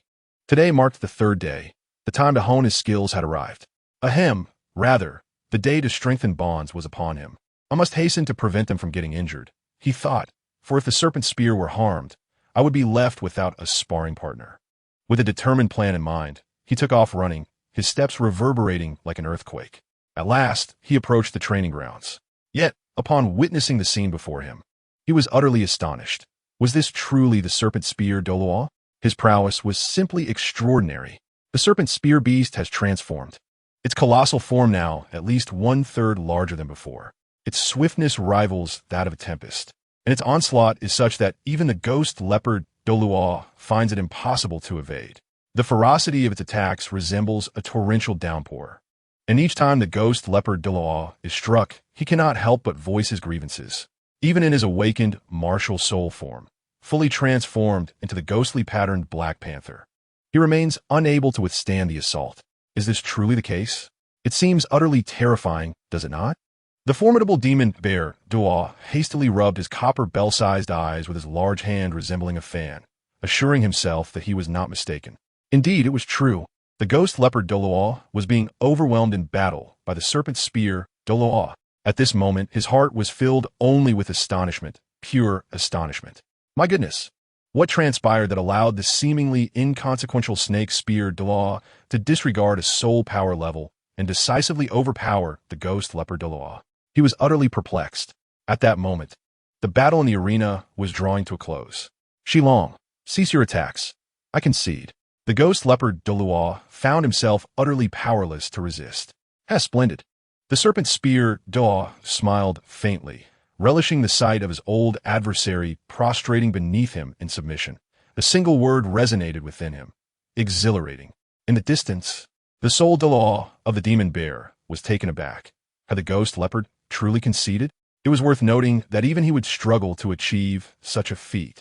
Had the serpent spear taken some sort of enhancement? How could it suddenly become so formidable? Chapter 33. The reluctance of the magic bear with the admission of defeat by the ghost leopard Douluo. The battle came to a definitive conclusion. In response, the magic bear Douluo exclaimed in disbelief, remarking on the extraordinary nature of the event. Had he not witnessed it with his own eyes, he would have found it utterly incredulous that the serpent spear Douluo triumphed over the ghost leopard Douluo with such overwhelming dominance. At that moment, the serpent spear Douluo, having retracted his martial spirit, turned to his former rival, the ghost leopard Douluo, and could not help but smile. Say so? What do you think, ghost leopard? Allow me to reorganize my thoughts. Was the expenditure of 1 million gold soul coins truly worthwhile? A petty individual revels in their fleeting success. The ghost-patterned black panther, Douluo, lying on the ground, could not help but emit a cold snort in his heart. Subsequently, he dissipated his martial soul's true form, reverting to his original appearance. However, his dark attire bore significant damage from directly enduring the fifth soul skill of the snake spear Douluo. Furthermore, due to the excessive consumption of soul power, his complexion appeared quite pale. Yet, he was not one to shy away from defeat. Indeed, I acknowledge my error. My perspective was too narrow. I concede that you were not deceived, for no potion can render your martial soul more formidable. The ghost panther Douluo profoundly understood that external forces could only enhance speed, strength, and even the intensity of soul power. Nevertheless, the essence of the martial soul remains immutable. In the decades past, among the knowledge and experiences he had encountered regarding soul masters, there was no record pertaining to this matter. If there truly existed an external force capable of augmenting a martial soul, it would undoubtedly attract countless soul masters vying for it. Haha, you're absolutely right. How could such a wonderful person as Boss Lin possibly deceive anyone? The snake spear Douluo laughed heartily, expressing his satisfaction with the ghost panther Douluo's response. Then, could you take me to open the jar? At that moment, the ghost leopard Douluo spoke with remarkable fervor, his gaze brimming with intense eagerness. If the serpent spear Douluo could enhance such formidable strength with 1 million, why could he, the ghost leopard, not do the same? Was he lacking in funds? It is not lacking. Do not underestimate the value of 1 million gold soul coins. Even an expenditure of 2 million gold soul coins could yield a 10% enhancement in strength. Even a mere 5% improvement is deemed worthwhile by the ghost leopard Douluo. Oh, what is this peculiar occurrence? However, before the serpent spear Douluo could respond, the magic bear Douluo had already approached from a distance. He had overheard portions of the conversation between the serpent spear Douluo and the ghost leopard Douluo. A keen intuition suggested that there was some significant information concealed within their words. It appeared that the enhancement of the serpent spear Douluo's power was somehow linked to a certain vessel. Moreover, it involved a sum exceeding 1 million gold soul coins. Curious, are you? This is indeed a secret. The serpent spear Douluo turned his gaze towards the demon bear Douluo and remarked with a smile, Demon bear, it has been 2 days since our last exchange of insights, and I presume you are here today to offer me your guidance? Let us momentarily set aside our other matters and engage in a conversation first. As Shimadalu spoke, he was already itching for a challenge, eager to put his skills to the test. It is time to settle both old grievances and new animosities with a thorough reckoning. The song of the liberated farmer beckons us to converse. In stark contrast, the expression of the bear spirit Douluo became momentarily frozen. As a fervent combat enthusiast, he found himself hesitating. In the past, even without the mention of the spear Douluo, he would have readily proposed a contest. Had the spear Douluo dared to utter such words, he would have undoubtedly agreed without a second thought. swiftly teaching the spear Douluo a lesson in humility. However, a battle fanatic is not synonymous with a masochist. Just moments ago, he witnessed firsthand how the serpent spear Douluo struck the ghost leopard Douluo. The might of that two-headed giant serpent's tail was formidable indeed. The demon bear Douluo speculated that the combat prowess of the serpent spear Douluo could rival that of a tidal Douluo at level 94. Thus, he found himself outmatched, truly intimidated. Moreover, he silently reminded himself that until he comprehended the circumstances surrounding the serpent spear Douluo, this entertainment could be set aside, perhaps even permanently abandoned. Serpent spear, do not become too arrogant. The ghost leopard Douluo could no longer contain himself and began to unveil the secrets of the serpent spear Douluo. Humph. It is merely the luck of this old fool who stumbled upon a mysterious treasure in an enigmatic little shop, which has significantly enhanced his martial soul. As for how formidable it has become, you have witnessed it yourself. The potency of his martial soul has increased by at least 30%, with an overall strength enhancement of approximately 50%. Upon hearing these words, the demon bear Douluo was taken aback. How could there be such a remarkable increase? Of course, under the circumstances of a significant enhancement of his martial soul, his Millennium 5th soul skill directly shattered my 10,000-year 5th soul skill. Do you understand now? The ghost leopard Douluo said with exasperation. Does that not imply that the strength of the serpent spear's martial soul is, at the very least, among the most distinguished within the realm of high-level martial souls? What transpired that led to such a remarkable transformation in his prowess? The magic bear Douluo stared in astonishment at the serpent spear Douluo, as if beholding him for the very first time. You ought to inquire with him. I am merely the one who has been struck. In truth, I am quite curious myself, the ghost leopard Douluo remarked with irritation. He harbored considerable resentment towards the serpent spear Douluo, now severely doubting whether this fellow was deliberately provoking him to endure a trial. Ha ha! The magic bear Douluo laughed heartily. Serpent spear, after all these years of camaraderie, it is rather ungracious of you to conceal any good fortune from us. Very well, the serpent spear Douluo replied, initially with no intention of withholding information. He continued, to be candid, the mysterious item I have acquired is known as an amplifier, which, when utilized, significantly enhances the strength of one's martial soul. As for the extent of the enhancement, I believe you have all witnessed it. Indeed, I have observed it. Quite impressive. The ghost leopard and the demon bear nodded fervently. However, this was merely a doubling of the enhancement. Theoretically, there exists no upper limit to such amplification. The snake spear Douluo had spoken all that was necessary and now awaited the astonished expressions of the two. Indeed, they did not disappoint. The ghost leopard Douluo gasped in disbelief. If a mere twofold enhancement is already so formidable, to what extraordinary heights would further amplification ascend? It is beyond imagination. The formidable magic bear, Douluo Copperbell, with its wide eyes nearly bulging out of its sockets, exclaimed, "Isn't this a tad excessive in strength? Moreover, the potential for such enhancement knows no bounds. To elaborate, if the increase were to reach 100 or even 80-fold, would there be any rivals left in the Douluo continent?" He has begun to envision himself transformed into a towering magic bear, capable of shattering the very fabric of the Douluo continent with a mere swipe of his paw. Ah, splendid.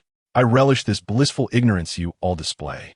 The serpent spear Douluo chuckled quietly, truly believing that the jar shop was one he owned, augmenting it countless times.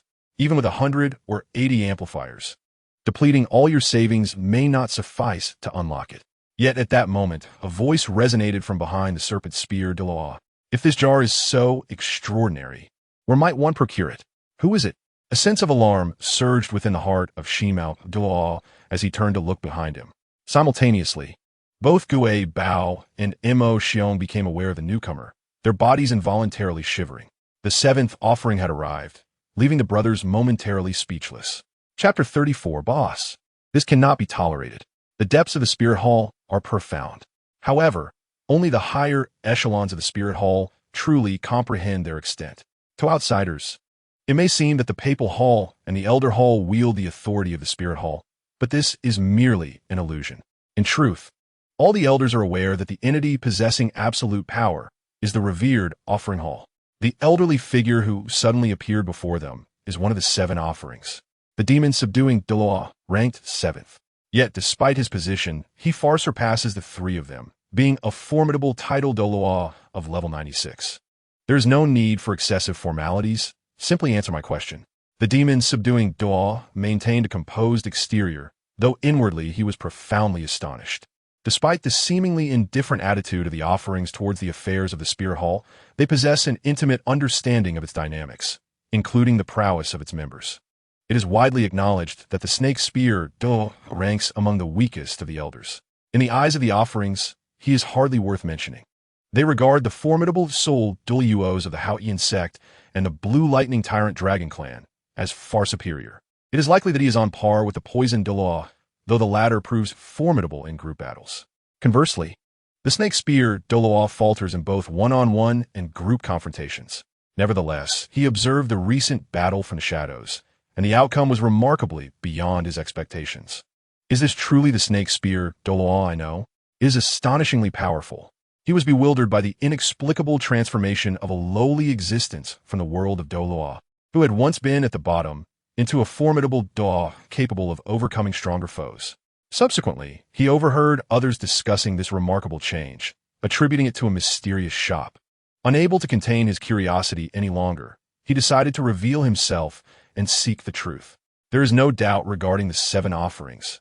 Every word I utter is veritable. Should you remain skeptical, I invite you to personally investigate that quaint little shop, which is prominently situated on the most bustling street of Soul Master City. It is known as the Lucky Magic Jar Shop, and it is quite conspicuous. The Serpent Spear Douluo did not conceal this information. Though he held a certain disdain for these lofty offerings, he realized that if they chose not to speak of it, the other party, should they be determined, would inevitably uncover the trail. It was unwise to provoke an offering without cause. Very well, I understand. After hearing this, the demon subduing Douluo brushed past the others, a sense of elation swelling within him. If what the Serpent Spear Douluo claimed were true, the bounty from this encounter would indeed be monumental. Surely even his brother would be taken aback by this revelation.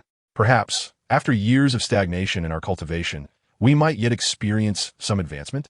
With such thoughts in mind, the demon slayer Douluo felt an overwhelming eagerness to share this matter with his elder brother. After the demon slayer Douluo departed, the ghost leopard Douluo and the demon bear Douluo exchanged glances and nodded slightly. The demon bear Douluo remarked, "Shilong, we shall not intrude upon your watch any longer. Until we meet again." The serpent spear Douluo, taken aback, responded, "Is this how you repay kindness? Not even a word of gratitude?" "Ha, gratitude?" The ghost leopard Douluo chuckled coldly, expressing his gratitude, albeit with a hint of sarcasm. "Of course, I must thank you, but once I have opened the jar, I shall return to express my gratitude properly. I guarantee it will be an experience beyond your wildest dreams." It was evident that the ghost leopard Douluo's words were laden with malice and resentment. "You treacherous ones, dismantling bridges after crossing them. Beware of the consequences that may befall you. Be cautious of divine retribution." The serpent spear Douluo, witnessing the collusion between the malevolent bear and the ghost leopard, could not restrain his outcry. Thunder rumbled ominously as his words echoed in the air. Had the heavens finally opened their eyes? To be candid, Snake Spear Douluo was taken aback. He lifted his gaze and discovered that the once clear sky was now shrouded in ominous clouds. This heralded the imminent arrival of a torrential downpour. A rumble echoed through the air, a continuous roll of thunder resonating ominously. Before long, a torrential downpour ensued, sending those gathered outside the small shop, either spectators or hesitant souls, scattering in disarray. It seemed that no further patrons would grace the establishment today. Lin Xiao, within the confines of the shop, allowed a soft sigh. The serpent spear Douluo had opened 10 jars, while the enigmatic Xue Ye had opened 4. Not to mention, a woman resembling Bibi Dong had also opened 10. All things considered, selling 24 jars today was quite commendable. With this thought, Lin Xiao found it somewhat acceptable. Moreover, he felt a sense of anticipation. What treasures might those 24 jars unveil? Actions speak louder than words. Since no one has arrived, it will be prudent to close the shop early. After finishing his tasks, Lin Xiao planned to use a teleportation potion to venture into the Star Doe forest to hunt for spirit rings. At this moment, he had devised a strategy. While it is true that any soul-hunting forest could suffice for obtaining the first spirit ring, Lin Xiao felt that since he was already in the Douluo continent, it would be a pity not to visit the renowned Star Do forest. Moreover, with Sadros accompanying him, as long as they refrained from recklessly provoking the powerful beasts deep within the forest, they would face no significant danger. With these thoughts in mind, Lin Xiao approached the shop entrance to close the door. "Wait," the proprietor remarked.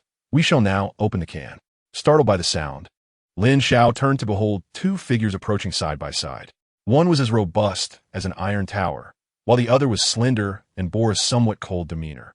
However, though they were caught in the rain, the droplets seemed to slide off them before making contact, a testament to their formidable prowess as soul masters. "Please come in, esteemed guests," Lin Xiao said, stepping aside to grant them entry into the modest shop. "You may simply address me as Demon Bear," one of them stated, "and I am known as Ghost Leopard." Upon entering, the two elders, renowned titled Douluos from the Spirit Hall, found themselves surprisingly reserved in Lin Xiao's presence. It was inevitable.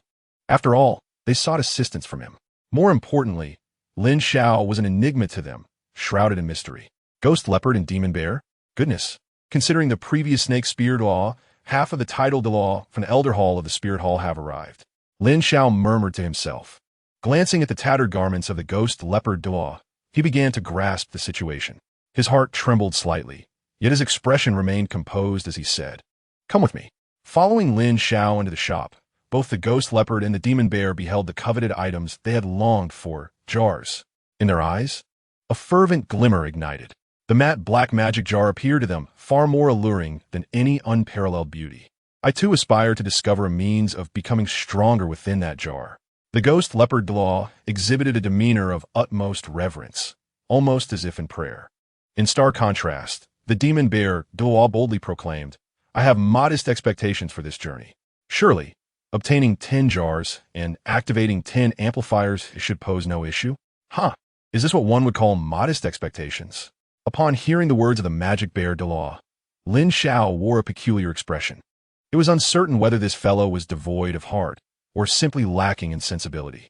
"Do you truly believe that an amplifier can be acquired for a mere handful of copper coins, akin to purchasing a basket of cabbages from the roadside?" As a titled Douluo, the Bear Douluo possessed keen insight. He immediately noticed the unusual expression on Lin Xiao's face and could not help but inquire, "Boss, is it difficult to activate 10 amplifiers?" Lin Xiao replied slowly, "It is difficult to say. What one can obtain from the jar entirely depends on luck. If fortune smiles upon you, it is possible to procure 11 amplifiers from 10 jars." Upon hearing this, the soul Douluo's expression changed dramatically. 11? That exceeds our expectations by 1. This simply cannot be permitted. "What? I have heard that you intend to cast your votes in my favor. Perhaps even bestowing me with commendations? Such actions are quite unwarranted. Brothers, today I bring you an additional update. Chapter 35 unveils the divine artifact. Let us not dwell on explanations. Only through personal experience can one truly comprehend the essence of cruelty. Lin Xiao disregarded the Magic Bear Douluo and commenced his introduction. For those visiting for the first time, allow me to elucidate the rules of this establishment. Each jar is priced at 100,000 gold soul coins, with payment required before opening. Furthermore, after opening 9 jars, the 10th will yield a double reward, meaning you shall receive 2 identical items. The contents within the jars are categorized into ordinary, advanced, rare, divine artifacts, legendary, epic, and mythical. Typically, when opening a can, one is accompanied by a spectrum of colors such as white, blue, purple, pink, orange, gold, and a kaleidoscope of others. After recounting this, Lin Xiao turned to the Ghost Leopard and the Demon Bear, inquiring, "Are there any further questions?" "Boss, may I inquire about the level of the amplifier? It is of purple rarity. Are there any other questions?" "There is nothing left," the two replied in unison. "So, who shall go first?" "I shall." Once again, they spoke in unison. Clearly, both individuals were eager to proceed. "Ghost Leopard, as we are also newcomers, why not allow this old brother of yours to test the waters for you? Just as it happens, you have battled with Shilong and have yet to properly recuperate. Consider this a moment of rest." "I do not require it." The pale countenance of the Ghost Leopard Douluo darkened in an instant, filled with fury. This insufferable fellow, the Demon Bear, truly knows how to strike a nerve. Is he intent on broadcasting his narrow defeat to the Serpent Spear Douluo throughout the entirety of Soul Master City? No, This is utterly unacceptable. The formidable bear Douluo exclaimed as he swiftly retrieved 2 large money bags from his spatial soul guide, urgently addressing boss. This is 200,000 gold soul coins. First, I would like 2 jars, starting from the 3rd row. After saying this, he cast a triumphant glance at the ghost leopard Douluo, embodying the demeanor of a victor. Upon receiving the payment, Lin Xiao placed the jars designated by the bear Douluo on the counter, and without a moment's hesitation, the bear Douluo shattered the jar. With a crack, a brilliant white light flashed, and with a resounding clang, a heavy object tumbled out. Could it be? This scene felt strikingly familiar. Lin Xiao's heart skipped a beat as he instinctively glanced over, and the corresponding item information materialized before him. Item: rusty samurai sword level. Common type: tradable description. A mere heap of scrap metal, unremarkable in every regard. Effect: none. The history is astonishingly identical. There's truly nothing more to say. Misfortune can indeed be contagious, can it not? Lin Xiao was rendered speechless. How could it not be an amplifier? What manner of weapon is this knife?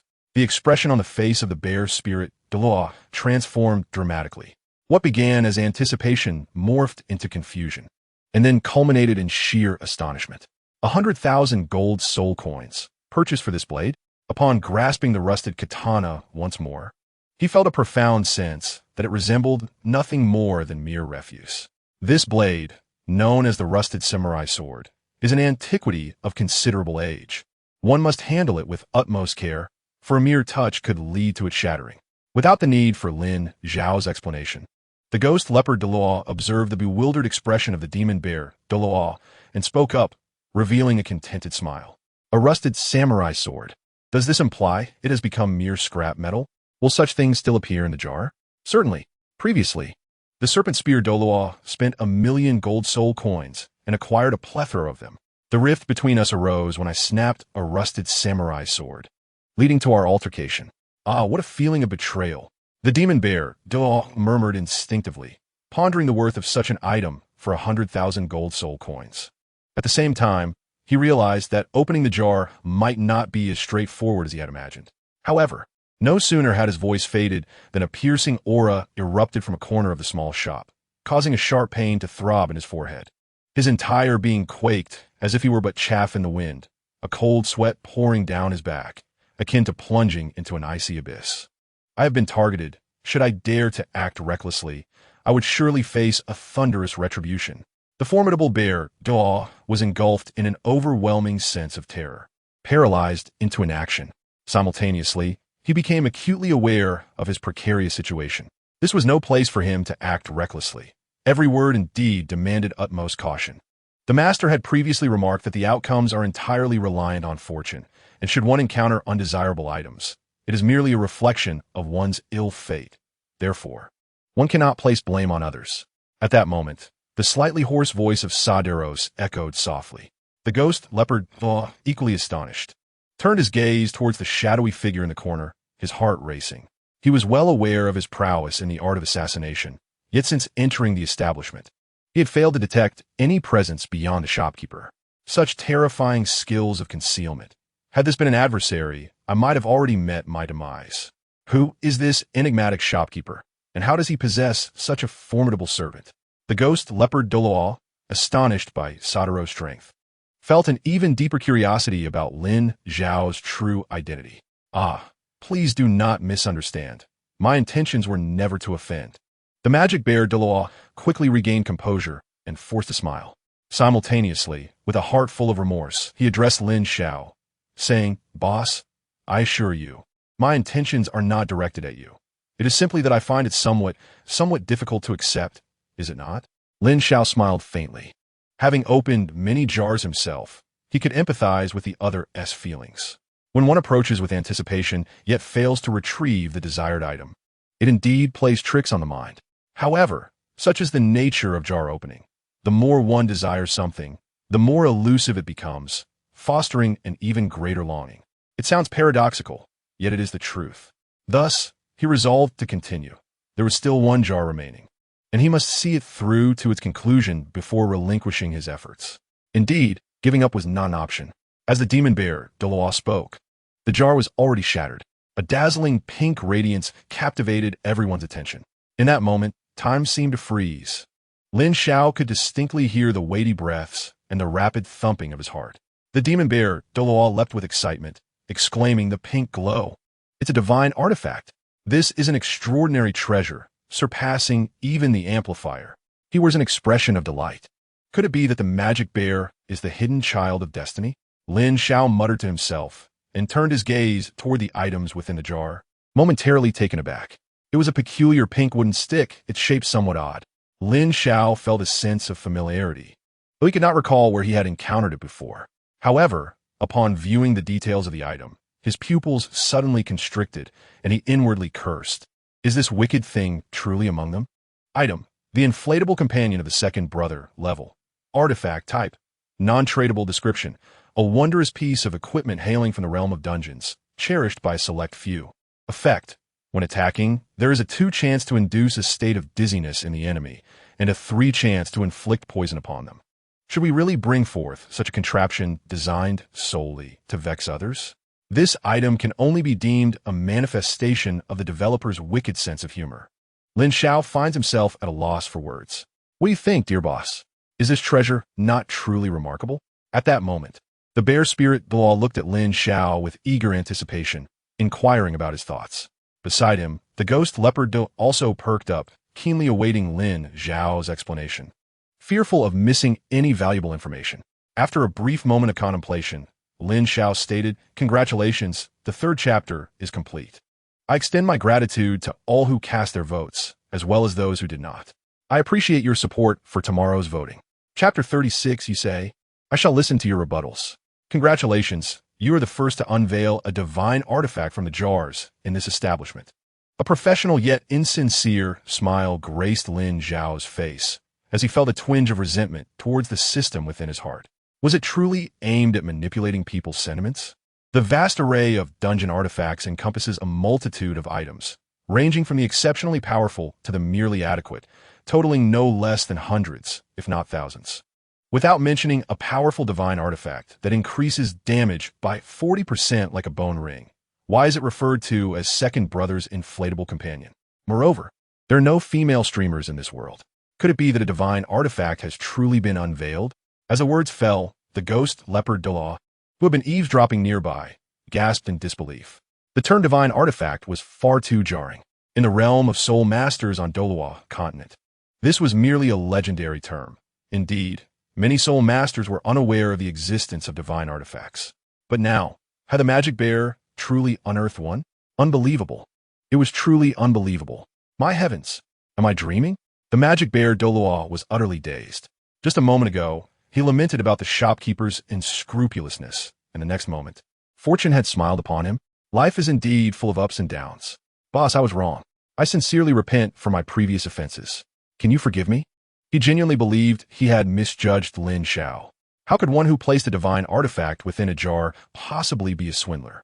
He, the magic bear Douluo, had never encountered a person as generous as Boss Lin in his lifetime. No, he believed he would not in his next life either. He even resolved that merely opening jars was insufficient. He should also teach his descendants to do the same. Well, provided he has descendants. It's of no consequence. Lin Xiao reassured him that it was fine. Since the day he acquired this troublesome jar opening system, Lin Xiao had been somewhat prepared for the various events that were about to unfold. Thankfully, he was invincible within a shop. This gave him a sense of relief.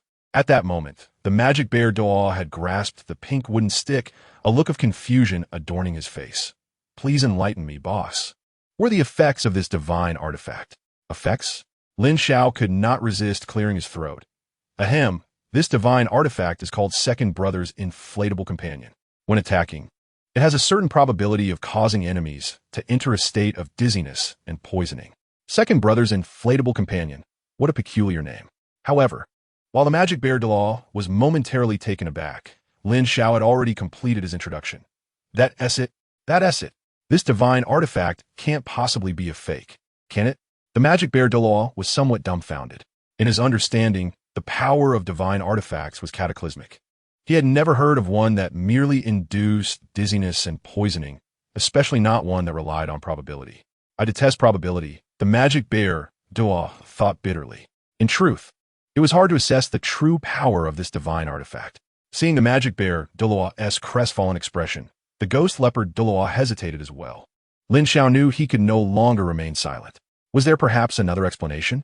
The ghost leopard Douluo's gaze sharpened. The magic bear Douluo also turned to Lin Xiao, eager to hear how he would twist the narrative. As soul masters, you must all understand that the control skills of soul masters are often diminished in duration and effectiveness against opponents of superior soul power and strength. However, Second Brother's inflatable companion is not bound by such limitations.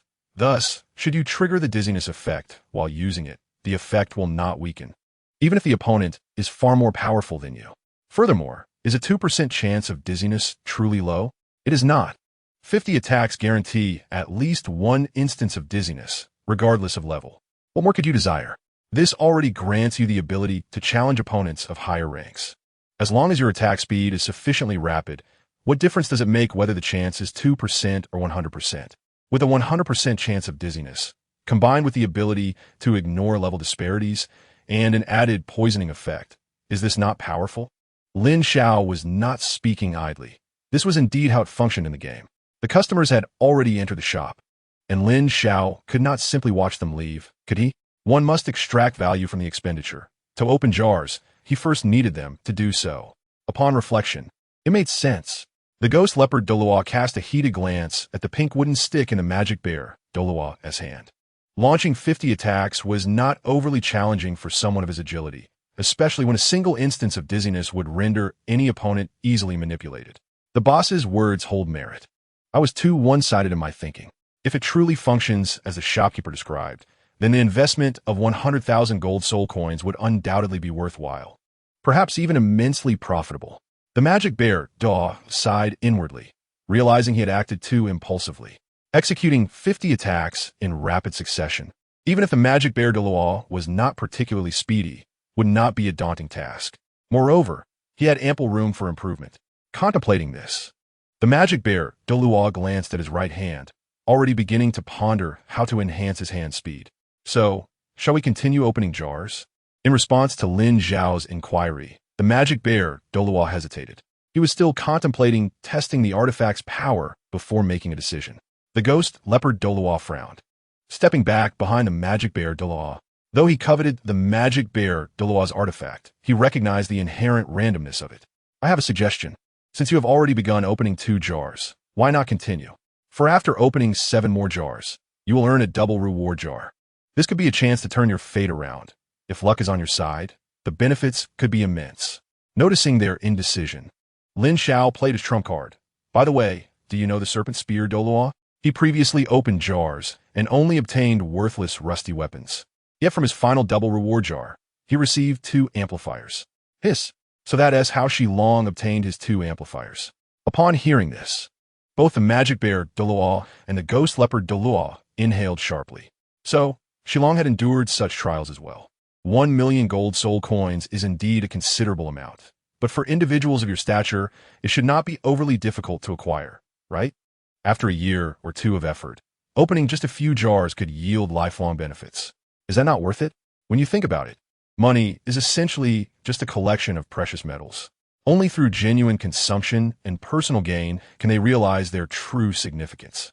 Can you not yet comprehend the meaning of deriving joy from expenditure? Lin Xiao spoke, then quietly observed the 2.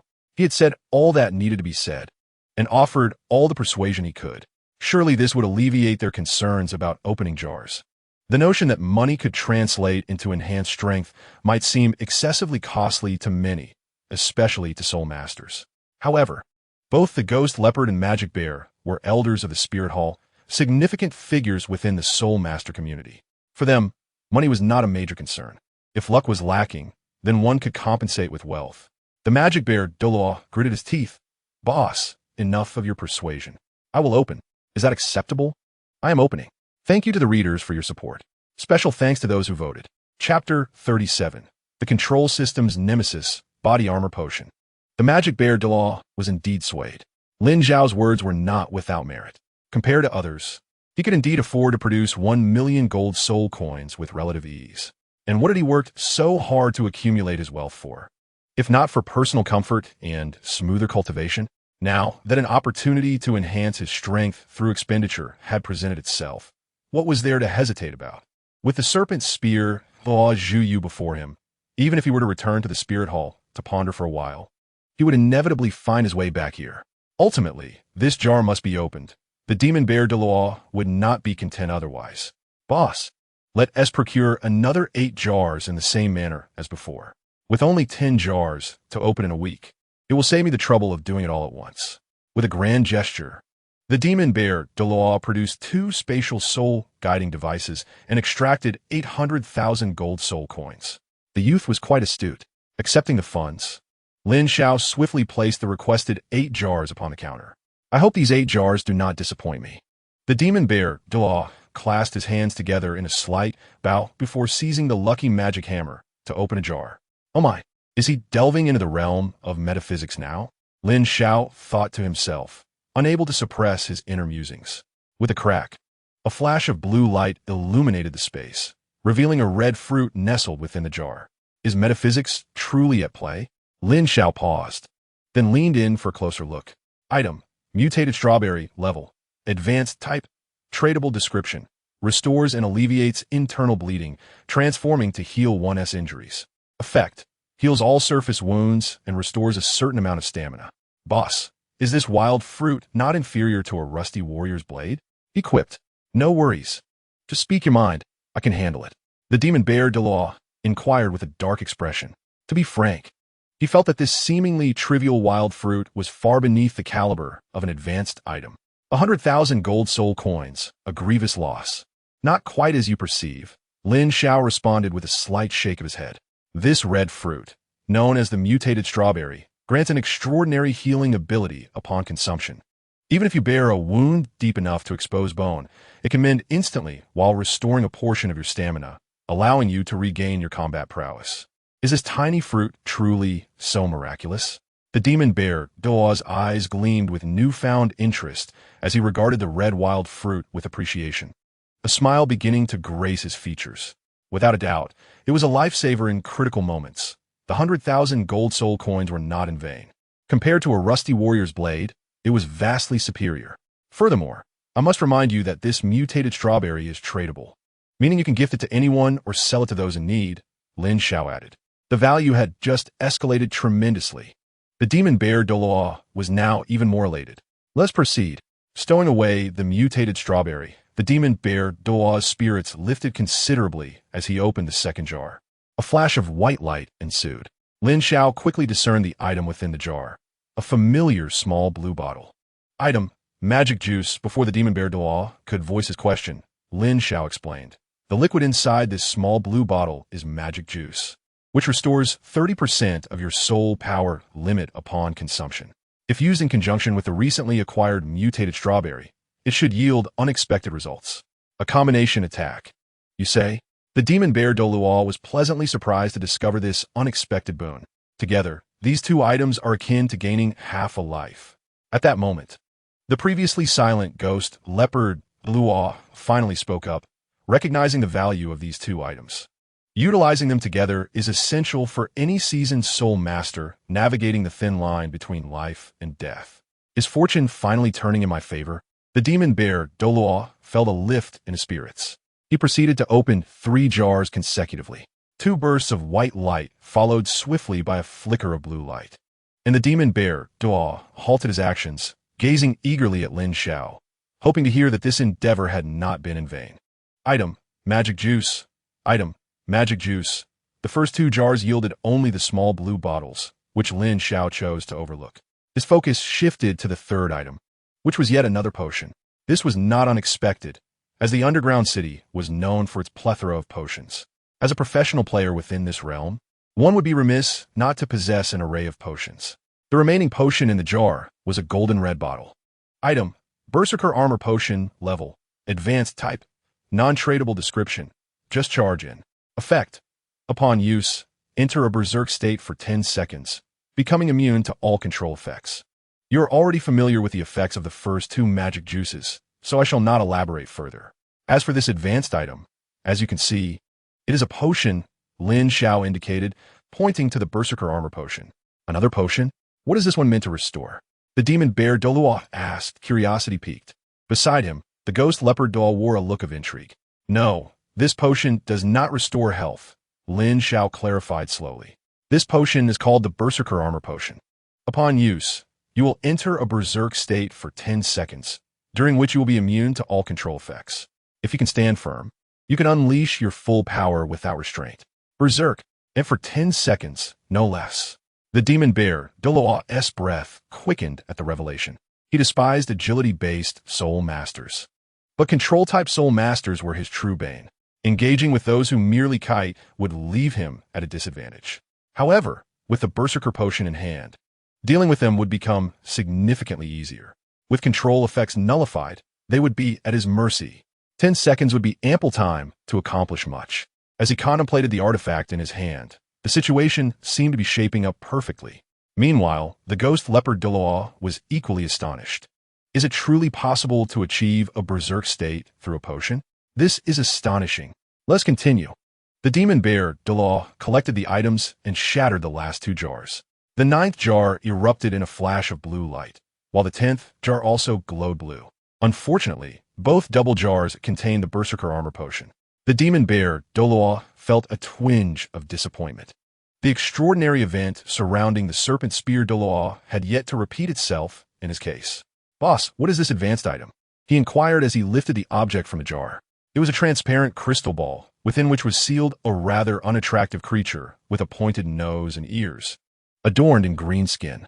It looks rather hideous, the demon bear, Douluo muttered to himself. Lin Xiao was equally taken aback, noting its resemblance to a goblin. The browser has gone too far, he thought. Over 2,000 words in chapter? That is hardly a reason for a 1-star review. Additionally, I kindly request your votes. Chapter 38. The misfortune of the ghost leopard Douluo. At this juncture, Lin Xiao received feedback regarding the item. Item: Goblin costume, level, advanced type, non-tradable description, modified according to the unique characteristics of the Douluo continent. Effect: after use, one can transform into a goblin and engage in battle for 15 minutes. The strength of combat is related to one's own abilities. How amusing. Transforming into a goblin to fight for 15 minutes? What purpose does that serve, other than to become a mere target? Lin Xiao recalled that in the dungeon, common goblins were the weakest of the weak, primarily utilized by novices for training. Their combat prowess was undeniably abysmal. Who would choose to don a goblin disguise to fight, unless one had lost their senses? Initially taken aback, Lin Xiao soon chuckled. In goblin disguise, you can transform into one for a duration of 15 minutes. However, I advise you to use it with caution. What exactly is a goblin? The magic bear, Douluo inquired. You may consider goblins as a type of soul beast. Lin Xiao explained. Soul beast? The magic bear furrowed his brows in contemplation, unable to recall any such creature in the Douluo continent. Yet, reflecting on the vastness of the Douluo continent, who could claim to have explored every corner or to know all soul beasts? At that moment, he felt someone nudging his elbow. The magic bear turned, a look of confusion adorning his face as he regarded the ghost leopard Douluo. What is it? The ghost leopard Douluo spoke mysteriously. I just remembered that she long mentioned Yen had previously used some kind of disguise, transforming into an extraordinary being. In the end, even Xue Ye and Xue Ye, when combined, were defeated. Shilong's visit to open the jars was prompted by the shock of witnessing this event. What? The magic bear was astonished. This was the first time he had heard the backstory of the incident. He understood Yan's abilities very well. Under normal circumstances, both Xue Ye and Xue Ye could easily overpower him. Yet, after merely using a disguise, he had managed to defeat their combined form. Excitement surged within him. So, disguises could enhance one's strength to such an extent? This was indeed a delightful surprise. An unexpected boon that could serve as a powerful trump card. How about it? Have you finished? Lin Xiao inquired as he observed the conclusion of their whispered conversation, directing his gaze at the ghost leopard Douluo. Of course, I wish to open it. The ghost leopard Douluo's spirit lifted, unable to restrain his eagerness. He had long awaited this moment. Then, as per our usual practice, pay first and then open the jar. Lin Xiao replied with a slight smile, feeling exceptionally pleased. Initially expecting to sell 24 jars today, he now anticipated selling 44. His revenue had nearly doubled. He was eager to see what treasures he might unearth after closing for the day. However, after waiting for some time, he noticed that the ghost leopard Douluo had not produced any money. The latter fumbled about his person, ultimately scratching his head in embarrassment. Boss, could you allow me to open the jar first, and I'll pay you back tomorrow morning? The ghost leopard Douluo, caught up in excitement, realized that he had no money in his soul guide. In fact, he rarely carried money at all. Being a member of the Spear Hall, he had no need to spend money on food or drink, so why carry any? Our store's policy is clear. No credit. Lin Xiao shook his head helplessly. Rules were rules, and no one could circumvent them. Ghost Leopard, it seems you've been enjoying free meals and drinks. Now you've encountered a setback. Haven to you? The magic bear, Douluo, chimed in, his voice resonant. How about you lend me some money? The ghost leopard Douluo turned to the magic bear Douluo. Sorry, I have no money, came the truthful reply. He had already spent the 1,000,000 gold soul coins he carried to open jars, leaving him with nothing now. It seemed that the sale of 44 jars was not meant to be. Lin Xiao, witnessing the ghost leopard Douluo's predicament, couldn't help but say regardless. Each person can open 10 jars a week. With 5 days until next week, if you don't want to miss out, you can come at any time within these 5 days. Left with no choice, the ghost leopard Douluo nodded in agreement, though his gaze lingered longingly on the shelf behind the counter, akin to a man who had finally found his dream girl but lacked the funds to pay. His eyes brimmed with reluctance. The magic bear, Douluo, patted his shoulder. Don't worry. What's yours will always be yours. No one can take it away. If only you could suppress that gleeful expression while saying that, I might actually believe you, the ghost leopard Douluo retorted, his tone irritable.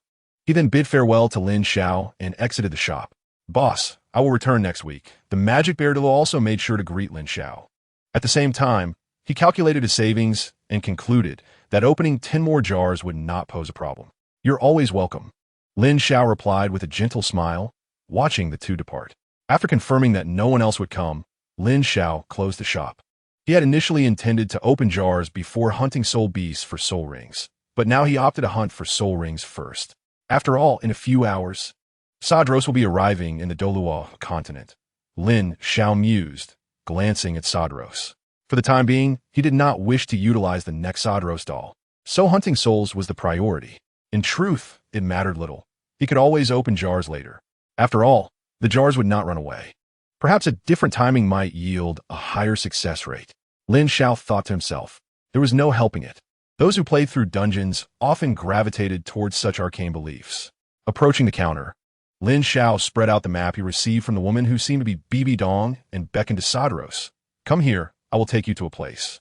Upon hearing this, Sadros silently approached Lin Xiao's side, standing shoulder to shoulder with him.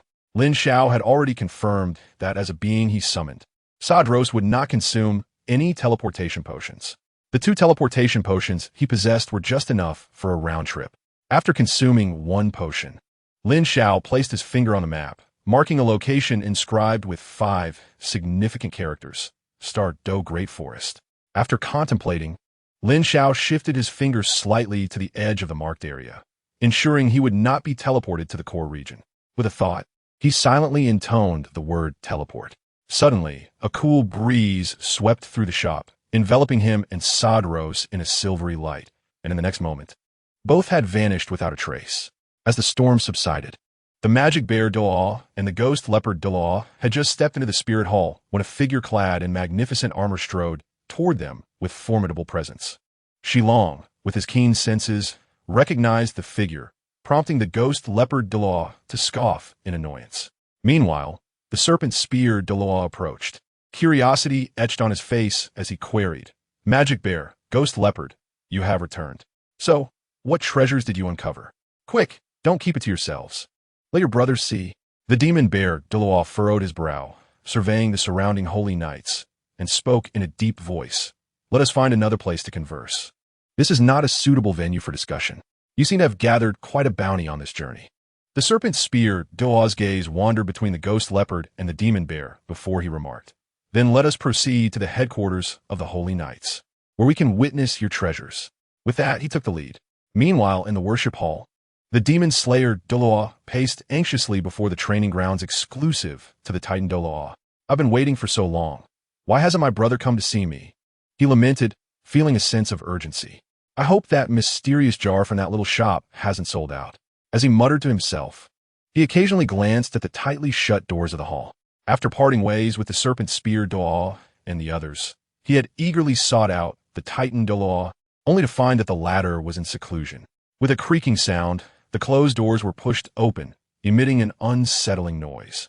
"Brother, you have finally finished your training," the demon slayer Douluo exclaimed, his face lighting up with delight as he gazed at the figure emerging from the training ground.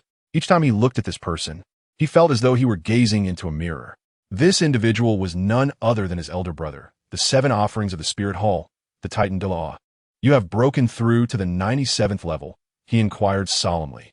Upon hearing this, the demon slayer Douluo's expression turned slightly awkward. "No, if you have not achieved a breakthrough, then why come running to me instead of diligently training in your own grounds?" The Titan Douluo responded with a hint of irritation. It is often said that twins have opposing personalities, and this was indeed the case. He preferred tranquility, while the demon slayer thrived on activity. Were it not for his constant prodding, the demon slayer Douluo might still be an elder of the Spirit Hall. "Brother, it's not that I have encountered a bottleneck in my training. I simply thought I might find inspiration by stepping outside," the demon slayer Douluo replied. Appearing as timid as a child in the presence of the Titan Douluo, devoid of the solemnity he displayed before the likes of the demon bear Douluo. "Did you find any?" the Titan Douluo asked again. "While I did not discover inspiration, I inadvertently received news that may serve as our opportunity to break through to the 97th level," the demon slayer Douluo said, his eyes gleaming with enthusiasm.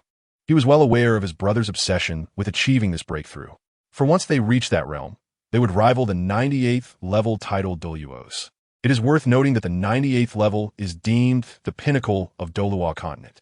In the absence of the great offering of the Spirit Hall and the great offering of Sea God Island, who else could stand against them? Furthermore, their status would soar. And within the worship hall, apart from the great offering and the Pope, who else would they need to heed? This would be the true epitome of glory. Not only did the Titan Douluo desire this, but so did the demon slayer Douluo. To exist at the peak of soul masters, to stand at the apex of power, what bliss that would be. In life, what do we pursue if not these aspirations?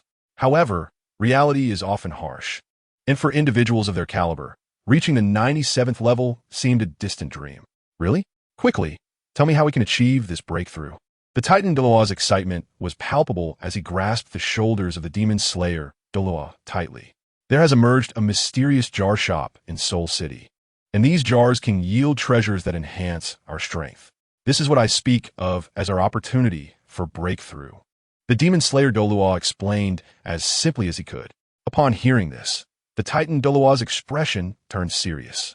Rather than displaying joy, he frowned. "Demon slayer, you're treading a narrow path. You must understand that after reaching the 95th level, cultivating soul power no longer grants us the means for breakthrough. Otherwise, why do you think the Chrysanthemum Douluo and the Ghost Douluo have been stuck at the 95th level for so many years? At our level, no external force can aid us. Only by comprehending the true essence of our martial souls and grasping the principles of the universe can we hope to advance." "Brother, I understand all that," the demon slayer Douluo replied. "That is good to hear. For the time being, do not train. Allow yourself some relaxation." After a brief silence, the demon slayer Douluo asked, "Brother, I have one more question. If our martial souls were to enhance by 30%, could we break through to the 97th level? An enhancement of 30%. Do you grasp what that entails? If that were feasible, our Dragonstaff martial soul would transcend the confines of high-level martial souls and ascend into the ranks of top-tier martial souls. Our potential would significantly increase, and comprehending the mysteries of the 97th level would pose no challenge for us," the Titan Douluo stated with unwavering conviction. "But is that truly possible? In my decades of existence, I have never heard of anyone's martial soul evolving or enhancing. Even the records of the Spirit Hall contain no such accounts." The demon slayer Douluo noticed the glimmer of longing in the Titan Douluo's eyes and slowly replied, "Brother, the jars sold at that shop can achieve this." "What?" The Titan Douluo was momentarily taken aback before shaking his head. "No, that is impossible. Brother, I assure you I am not deceiving you. To be honest, had I not witnessed it with my own eyes, I would not have believed it either. By the way, you are aware of the Serpent Spear Douluo, correct? Seeing is believing. I intend to let you witness everything personally." "The Serpent Spear Douluo? Of course I know him. He is nothing but a disgrace to the Elder Hall. Despite possessing the strength of a title Douluo, in my opinion, He is inferior to those top-tier soul masters of the Haotian sect, the Titan Douluo said dismissively, his tone laced with disdain. Brother, that is all in the past. The Serpent Spear Douluo has since risen swiftly in power and will soon reach the 93rd level. Even at the 92nd level, he can contend with the 93rd level Ghost Leopard Douluo. Even the battle maniac Demon Bear Douluo dares not overshadow him. That should not be the case. Though somewhat perplexed, this was the reality. The fact that the Serpent Spear Douluo had achieved this was due to the enhancement of his martial soul by at least 30%. 30%. The Titan Douluo's pupils dilated as realization dawned upon him, understanding why his brother had posed that question. Facts speak louder than words. If you still doubt, come with me. That fellow Shilong is on duty at the headquarters of the Holy Knights today, and the truth will soon be revealed. Without further ado, the Demon Slayer Douluo pulled the Titan Douluo along. The distance between the worship hall and the headquarters of the Holy Knights might seem far to others. Yet for title Douluos, it was hardly a challenge. Before long, the Titan Douluo found himself standing outside the grand hall of the headquarters of the Holy Knights, guided by the Demon Slayer Douluo. Inside the hall, the Serpent Spear Douluo, the Ghost Leopard Douluo, and the Demon Bear Douluo were present. However, the scene before them left the Titan and Demon Slayer Douluo momentarily stunned. The Serpent Spear Douluo was incessantly caressing the pink wooden stick held by the Demon Bear Douluo, his face awash with admiration, while the Demon Bear Douluo appeared to be relishing the attention. The Ghost Leopard Douluo looked on enviously. Chapter 40. Do you misunderstand the divine artifact? This scene was indeed difficult to behold. Ahem, what are you all doing? Although reluctant to interrupt the peculiar atmosphere among the three, the Demon Slayer deemed it essential to address the matter at hand. Who is that scoundrel making a racket? Oblivious to the fact that we are engaged in serious business? The Magic Bear Douluo voiced his displeasure instinctively. It is worth noting that when the Snake Spear Douluo discovered that his brother's inflatable companion was a divine artifact, he exclaimed in awe, insistent on venerating the artifact up close. The way he gazed at the Magic Bear Douluo transformed, akin to seeing the king of can openers, instilling a sense of mild admiration within him. This made the Magic Bear Douluo feel quite pleased. Are you insulting me? Upon hearing the Magic Bear Douluo's words, the Demon Slayer Douluo's expression darkened as he coldly uttered a few words. So, you dare to challenge my credibility? Do you have any objections? The Magic Bear Douluo turned to see who was so audacious, and he was momentarily taken aback. The Thousand June Douluo and the Demon Slayer Douluo, if you have objections, speak up, and I shall endeavor to amend. He swiftly altered his tone. Forget it. We must focus on the matter at hand. The Thousand June Douluo reassured the Demon Slayer Douluo. Indeed, the Demon Slayer Douluo acquiesced, shifting his gaze towards the Snake Spear Douluo. He spoke slowly. I am here to ascertain whether the enhancement of your martial soul is indeed related to the jars sold in that little shop. That is precisely the case. At the Lucky Jar shop, I acquired 2 amplifiers, and upon using them, my martial soul grew stronger. The Snake Spear Douluo replied nonchalantly. There was no need to conceal this information. After all, the Demon Slayer Douluo had witnessed his battle with the Ghost Leopard Douluo firsthand. The correlation between his newfound strength and the little shop was undeniable. Moreover, the fame of the Lucky Magic Jar shop would eventually reverberate throughout the martial soul city, and perhaps even across the Douluo continent. Rather than hide it, it was better to be forthright. Receiving a confirmation, the Demon Slayer Douluo turned once more to the Thousand June Douluo. Elder brother, did you hear that? I did not deceive you. Is this truly the case? The Thousand June Douluo, now genuinely convinced, felt a surge of excitement. He approached the Snake Spear Douluo with great strides, his gaze fervent. Show me the manifestation of your martial soul. Very well. The Snake Spear Douluo did not hesitate. With a flick of his right hand, a flash of light revealed the Snake Spear. As his martial soul materialized, a powerful wave of soul power surged forth. Indeed, it was stronger, and its intensity rivaled that of the dragon staff. Witnessing this, the Thousand June Douluo was astounded. As a fellow weapon martial soul user, he could distinctly sense that the aura emanating from the Snake Spear was no less than that of the dragon staff. More importantly, the Snake Spear possessed an inexplicable sharpness, an attribute bestowed by the elevated quality of the martial soul. This implied that with this newfound edge, the potency of the Snake Spear Douluo's soul skills would significantly increase. Had the Ghost Leopard Douluo known the Thousand June Douluo's thoughts, he would have had an epiphany. This was also why the snake spear Douluo could rely on his 5th soul skill to overcome the ghost leopard Douluo's 5th soul skill. The enigmatic jar shop. Indeed, I must pay a visit the 1,000 June Douluo contemplated. Pardon the interruption. The 1,000 June Douluo cast a meaningful glance at the others before addressing the demon slayer Douluo. Let us depart. Wait. Just as the two were about to leave, the magic bear Douluo called out to them. What is it? Do you have something to say? The demon slayer Douluo inquired, puzzled. I feel it necessary to remind you that the jars in that shop are randomized, and one can never predict what one might receive. Furthermore, each jar costs 100,000 gold soul coins, so bring enough money before you go. Oh, is that so? Both the 1,000 June and demon slayer Douluo were taken aback. The demon slayer Douluo turned to the magic bear Douluo, his eyes reflecting realization. If I'm not mistaken, that wooden stick in your hand also came from a jar sold in that shop, correct? Now he understood why a mere stick could draw the attention of several titled Douluos. It seemed it was no ordinary item. Indeed, upon seeing the magic bear, Douluo nodded. The demon slayer Douluo curiously asked, what is this wooden stick and what is its purpose? Not just he, but even the composed 1,000 June Douluo's eyes sparkled with curiosity. This is not just any object. It is an artifact of divine caliber, the magic bear, Douluo explained, albeit hesitantly. Truly divine artifacts possess unparalleled might. How can this stick even be considered one? Surely, you have not been deceived? The demon slayer Douluo could not help but chuckle. It was quite amusing. He felt as though he could break the stick with a mere exertion of force. Indeed, although this artifact may lack world-shattering power, it was not without merit. It possessed formidable abilities. The magic bear Douluo's expression turned grave, and his tone became resolute. Do you have some misunderstanding about what it means to be powerful? Hearing the displeasure in the magic bear Douluo's words, the demon slayer Douluo's expression chilled. These fools. Unaware, they had been duped. He could not believe that this stick held any extraordinary power. Come now, use your so-called artifact to strike me. I have lived many years without experiencing the might of a true artifact. At this, the magic bear Douluo hesitated. What are you afraid of? Are you truly concerned that I might injure you? The demon slayer Douluo waved his hand dismissively. Let's not use soul skills, but rather engage in a contest of martial souls, soul power, and combat skills. Does that reassure you? Fine. I hope you can accept defeat when it comes. The magic bear Douluo retorted, his eyes wide with determination. This place is too small. Follow me to the training grounds.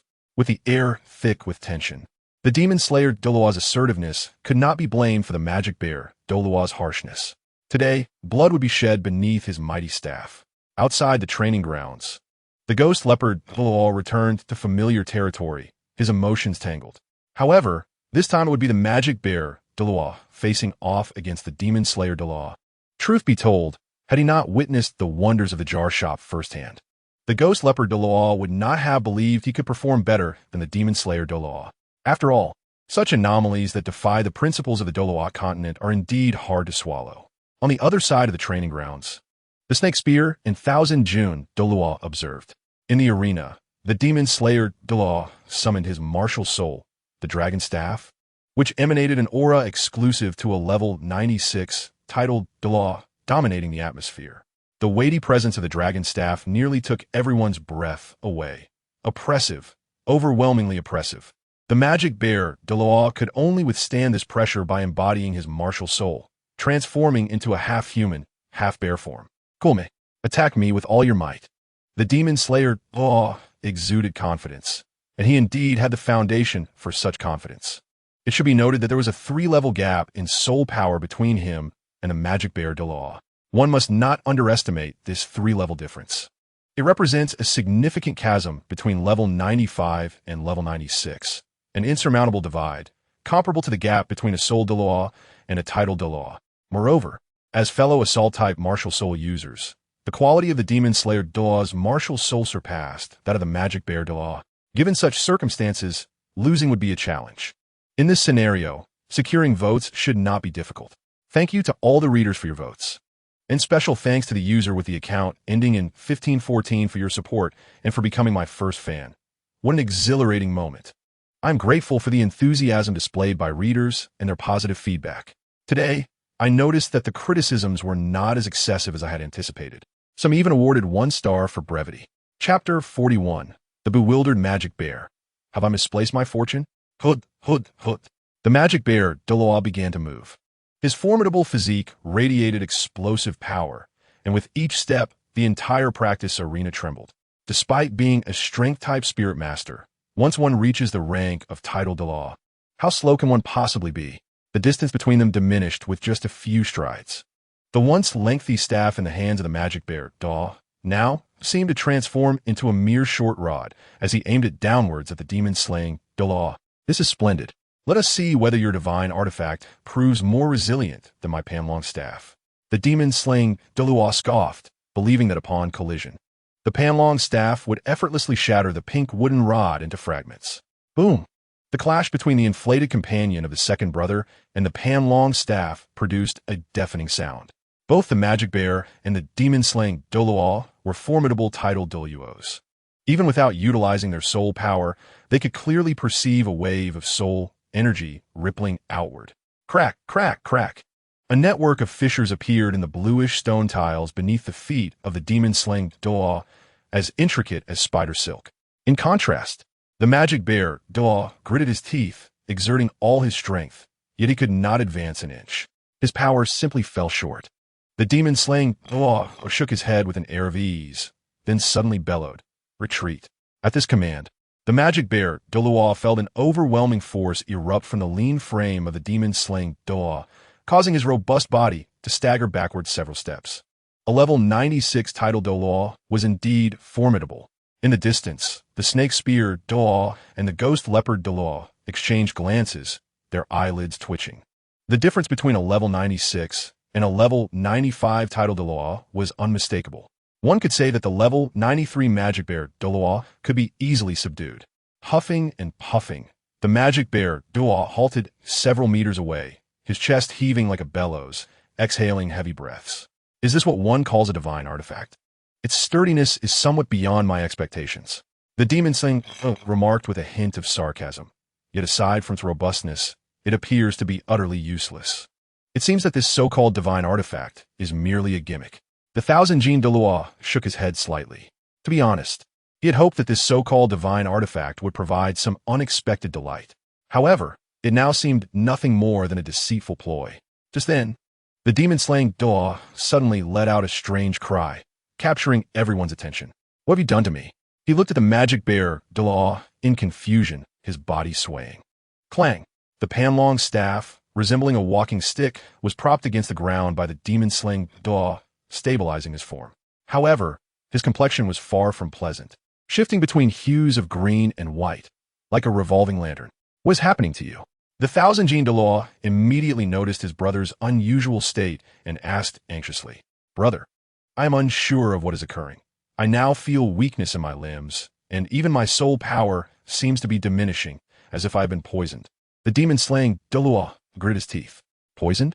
The expressions of those present varied. Is the toxicity this severe? The ghost leopard Douluo and snake spear Douluo wore peculiar expressions. Lacking any shock, one strike has rendered the demon-slaying Douluo poisoned. It seems my good fortune has been misplaced. Nevertheless, this poison is indeed formidable. The magic bear Douluo was momentarily stunned, uncertain whether to feel joy or sorrow. Had I experienced such luck while opening the canister, it would have surely been a direct hit. Upon hearing this, the thousand-gene Douluo's expression changed abruptly, astonished. What manner of poison is this? So tyrannical that it can instantly debilitate a level 96 title Douluo? This poison is truly terrifying. One must understand that the poison famous across Douluo continent is not as potent as this. Even the prickly porcupine Douluo within the spirit hall cannot achieve such an effect. In the arena, the demon-slaying Douluo cast a sharp gaze at the magic bear Douluo. "How did you accomplish this? When did you administer the poison?" "It was not I who poisoned you. It is one of the abilities conferred by this divine artifact." "A divine artifact possesses poison?" The demon-slaying Douluo paused in surprise. "I have long maintained that this is a divine artifact. Even if it cannot bring about cataclysmic destruction, it is still remarkably powerful." "Yet you did not believe me." The magic bear Douluo shrugged, his expression comically befitting his bear-like demeanor. He too had not anticipated that a single attack would trigger a poison state, one potent enough to incapacitate a title Douluo. At that moment, he was finally convinced that the investment of 100,000 gold soul coins was worthwhile, even yielding great profit. Who are you mocking with your ridicule? Do not be so arrogant. Even though my strength has diminished by 30 to 40%, it remains effortless to crush you in this state. The demon-slaying Douluo declared, biting his tongue to stimulate himself and focusing on attacking the magic bear Douluo. Still formidable, the magic bear Douluo found himself secretly astonished. Indeed, a level 96 title Douluo was not to be trifled with. Even when weakened, dealing with him would not be simple. Thus, he once more wielded his wooden staff in preparation for battle. Boom! The two forces collided once more. However, to everyone's surprise, it was the demon-slaying Douluo who was sent staggering backward this time, appearing as if he had been kicked across the arena. Demon-slaying, what has happened to you? The thousand-gene Douluo panicked, disregarding everything else as he summoned his soul power to catch his brother. After sensing that the demon-slaying Douluo's breathing had stabilized, he sighed in relief. Thankfully, the magic bear Douluo did not strike too heavily. At this moment, the demon-slaying Douluo regained his composure. Brother, what has happened to me? I too would like to know what has transpired. When I collided with him, I felt a sudden whiteness before my eyes. Dizziness overtook me, and I instantly lost control of my body. The demon-slaying Douluo recalled the recent events with a sense of trepidation. This is utterly bizarre. What is the meaning of this? Upon hearing this, the thousand-gene Douluo appeared equally perplexed and turned to the magic bear Douluo for an explanation. Could you please clarify what is happening? It is a state of dizziness. My brother's inflated companion not only induces poisoning, but also causes disorientation. The magic bear Douluo had now transformed into human form. Gently caressing the wooden staff in his hand, his eyes filled with delight. He had not anticipated such extraordinary luck. The first attack resulted in poisoning, and the second led to dizziness. Was this truly a stroke of fortune? Poisoned, dizziness. Even titled Douluos cannot resist such extraordinary states. The demon-slaying Douluo was genuinely alarmed. Having lived for decades, this was the first time he had encountered such a wondrous artifact. However, the name brother's inflated companion seems a bit odd. Nonetheless, that is of little consequence. As long as it is sufficiently powerful, even if it were called fortune, no one would dare to underestimate it. He trembled as he inquired, "Are there any other abilities?" "There are no additional special abilities, but what?" Upon hearing the words, Qianjun Douluo could hardly conceal the fervor in his eyes. His curiosity about the capabilities of this divine artifact was insatiable.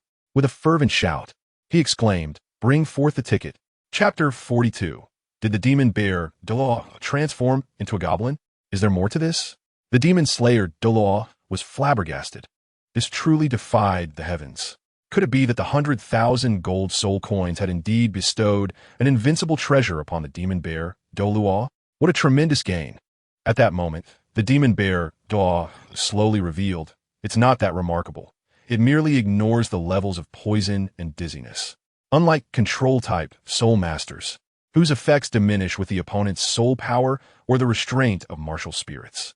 Furthermore, when utilizing the inflatable companion of Ergo, it requires no consumption of soul power. Ignore levels?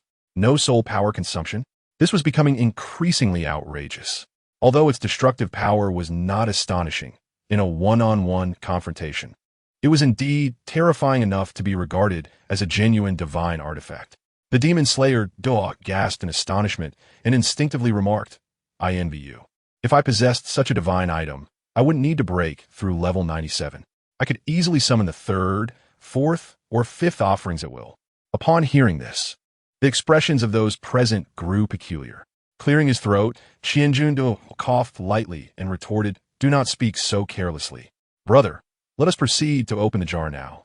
I can hardly wait." The demon slayer Douluo felt an insatiable thirst for his gold soul coins.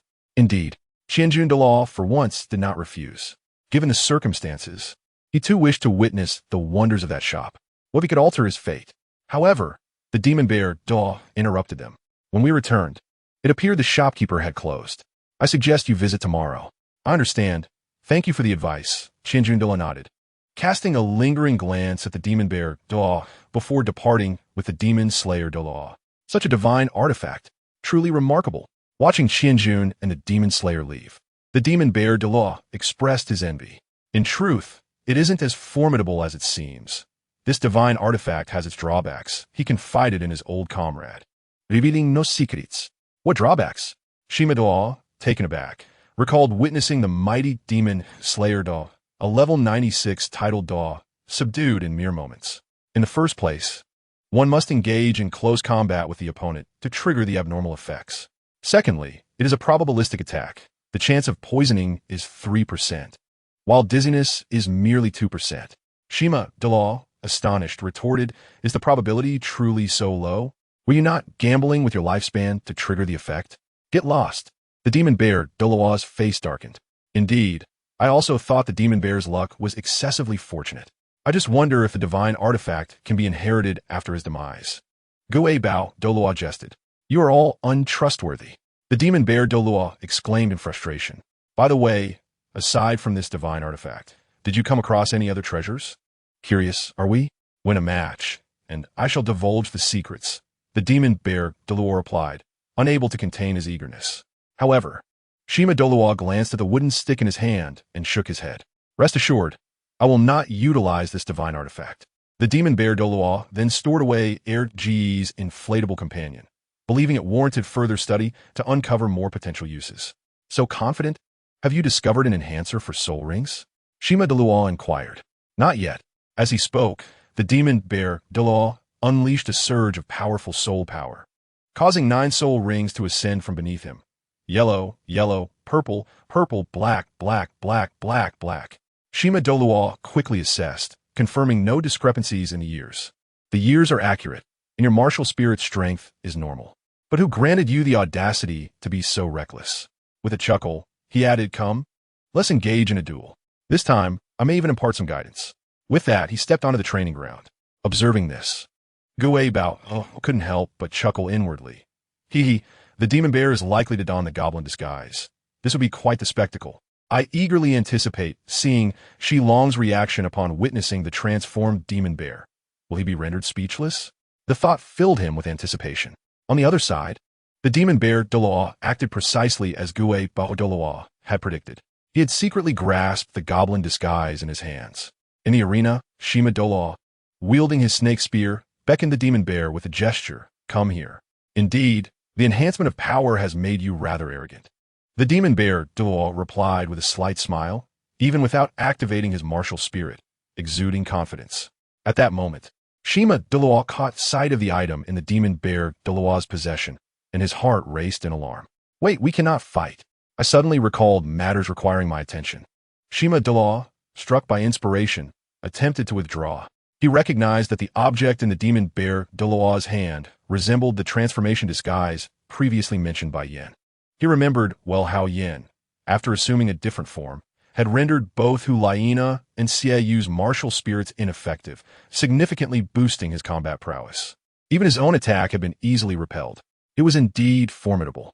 If the demon bear Douluo were to transform, even an increase of a few levels of soul power would be beyond his capacity to withstand.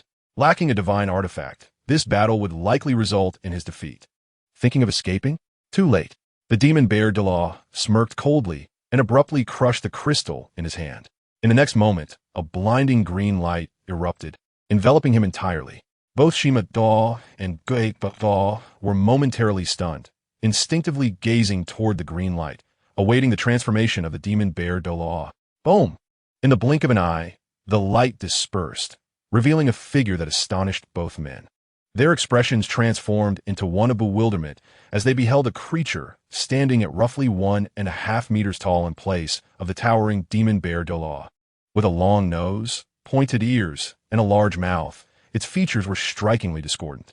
Its emaciated body seemed to drag along an oversized head, reminiscent of one suffering from malnutrition. This is far too weak." Xue Bao was taken aback, witnessing the transformation of the demon bear Douluo. It appeared as if it would have been better left unchanged. "Ha ha! Is this a deliberate act of self-sabotage?" Shima Douluo chuckled, sensing the presence of the transformed figure. At this moment, he perceived the demon bear Douluo's current state as a mockery of his own martial spirit. "What is going on? My soul power is barely at level 10? The demon bear Douluo, now realizing the peculiarities of his condition, cried out in despair. The disparity was too vast. He had anticipated an overwhelming surge in power, ready to sweep through Shima Douluo with ease. Yet now, he feared for his very existence. Is it possible that you misheard? Xue Ye, feeling a twinge of insecurity, shook his head. After a moment, the fierce magic bear, cast a disdainful glance at the ghost leopard, and addressed the snake spear, saying, "Brother, I recall you mentioned you had matters to attend to. Please, go ahead. The important tasks take precedence." The snake spear, scoffed, I suddenly remembered I must have miscalculated. There's nothing pressing. Let us engage in a spar instead. As he spoke, he advanced step by step. I call for vote. Do you dare to respond? Chapter 43. The astounding discovery of the sword, subsequently, the anguished cries of the magic bear, echoed incessantly. No, stop. In the distance, the eyelids of the ghost leopard, Douluo, twitched. He watched helplessly as the snake spear, tormented the transformed goblin magic bear, Douluo, for a full 15 minutes. After the battle concluded, the snake spear adjusted his trousers and straightened his armor, a look of satisfaction on his face as he uttered a single word: refreshing. In stark contrast, the magic bear, Douluo, lay powerless on the ground, seemingly numb, with his eyes devoid of any spark of life. I underestimated it. I truly didn't expect the goblin transformation to be so treacherous. No, it isn't the transformation that is treacherous. It's that mysterious master. Achoo, achoo. Outside the Stardow forest, Lin Xiao sneezed twice. He pondered who could be thinking of him at such a moment. Master, I sense a degree of danger ahead. You must be cautious upon entry. The voice of Sadros pulled Lin Xiao back to the present. I understand, Lin Xiao replied, looking at Sadros. Rest assured, I won't venture too deep. I merely seek soul beasts that are over 400 years old. Sadros, being the sword god, although his powers were limited, retained his keen perception. I shall lead you to them, he stated as they stepped into the forest. At this moment, dusk was settling in, and the Stardow forest was exceptionally tranquil. Nightfall was the most perilous time within the forest. However, Lin Xiao wandered through as if he were strolling in his own backyard. Before long, Sadros halted. Master, this wolf-shaped soul beast ahead aligns perfectly with your requirements, approximately 400 to 410 years old. Since arriving in this world, Sadros had accumulated knowledge regarding soul beasts, making it easy to ascertain the age of this particular creature. Lin Xiao gazed upon a sizable white wolf, comparable to a cow. All right, that will suffice. In truth, the type of soul beast he hunted was of little consequence to Lin Xiao. What mattered was its age. This was because upon acquiring his martial soul, he also received a skill tree. Once he reached the corresponding soul power level, the skills of a sword soul would be unlocked. With Sadros' assistance, Lin Xiao swiftly dispatched the white wolf, ignoring the mess on the ground. He sat cross-legged and began to absorb the soul ring. At that moment, a brilliant white sword intent surged skyward, only to vanish in an instant. Meanwhile, 3 individuals emerged from the Stardow forest, illuminated by the evening glow. In the center was a handsome, refined middle-aged man. To his left stood an elderly man with snow-white hair and beard, clad entirely in white, exuding an intimidating aura that suggested he was not to be trifled with. The final figure was a slightly shorter elder, who hastily stepped forward and bowed, had it not been for the sect leader and Master Qinshin's direct intervention. I may not have obtained such a satisfactory 8th ring. He was visibly elated, for both the refined middle-aged Ning Fengji and the formidable sword Douluo Qinshin were titans in the world of soul masters. You are too kind, Ning Fengji replied with a gentle smile. You have served as a guest elder of the Nine-Treasure Glazed Tile School for many years. Your efforts commendable. Assisting you in obtaining a soul ring is merely my duty. His voice was convincing, and his smile was like a spring breeze, warming the hearts of those around him. The guest elder of the Nine-Treasure Glazed Tile School felt profoundly touched. Just as he was about to express his gratitude further, the sword Douluo suddenly stirred. He slightly turned his gaze. The fleeting glimmer had caught his attention. Shock, confusion, and curiosity flickered in the sword Douluo's eyes. Uncle Sword, what troubles you? Ning Feng ti inquired. Noticing the sword Douluo's unusual demeanor, he was aware that the sword Douluo was deeply engrossed in the sword path, often indifferent to other matters. It had been years since he had witnessed such a complex expression on his face. Master, I sensed a sharp aura in that direction, the sword Douluo mused, adding, It is remarkable, truly remarkable. Ning Fengji's expression shifted to one of intrigue as he responded, I wish to investigate. Very well, I shall accompany you, Ning Fengji replied, turning to the guest elder beside him. Uncle Sword and I have matters to attend to. You may return to the sect. Understood. The guest elder assented without objection. He then watched as the sword Douluo summoned the 7-killing sword and took to the skies alongside Ning Fengji. Simultaneously, Lin Xiao completed the absorption of the soul ring. The process having gone smoothly, he opened his eyes, filled with delight. What a thrill it is to exploit the system. The ancients have not deceived me. While others could only acquire one skill from 100-year soul ring, Lin Xiao was different. He had 4. He then glanced at the first skill on his skill tree, weapon mastery. The martial soul is no longer confined to the form of a lightsaber. It can transform freely into forms such as a great sword, short sword, or katana. Short sword form, adds sword energy upon attack. Great sword form, adds overwhelming force upon attack. Katana form, causes the target to enter a bleeding state upon attack. Blunt weapon form, adds shockwave upon attack. Lightsaber form, adds an electrifying state upon attack, increases attack speed, and reduces skill cooldown time. Note, different weapon forms yield varying skill effects. It seems the skills of the Sword Soul have indeed undergone some modifications to align with the unique characteristics of Douluo. Lin Xiao's face revealed a look of surprise after reviewing the first skill's description. Yet, it was also understandable, as the rules of this world differed from those of the dungeon world. Some aspects may not apply here. Let's experiment with the transformations. Motivated by action rather than mere thought, Lin Xiao envisioned a lightsaber in his right hand, which materialized from concentrated light. Great sword, with a thought. The lightsaber twisted and transformed into a massive sword, its blade towering and broad like a door. It felt surprisingly heavy despite being made of light. Katana. Again, with a shift of thought, the light morphed into a slender long blade. Short sword, blunt weapon. With a mere thought, the lightsaber would adapt to his desires, providing him with endless amusement. After a while, Lin Xiao suddenly shook his head with a sigh. It is a pity that the lightsaber's transformations are limited to forms like the great sword and katana. It cannot take the shape I desire. Such a loss. With this in mind, Lin Xiao turned his attention to his second skill, Ghostly Sword Technique, a unique sword technique of the Sword Soul that varies its attack effects based on the type of weapon used. Lin Xiao was aware of this skill, the ultimate skill of the Sword Spirit. Suddenly, a thought struck him, recalling an old memory.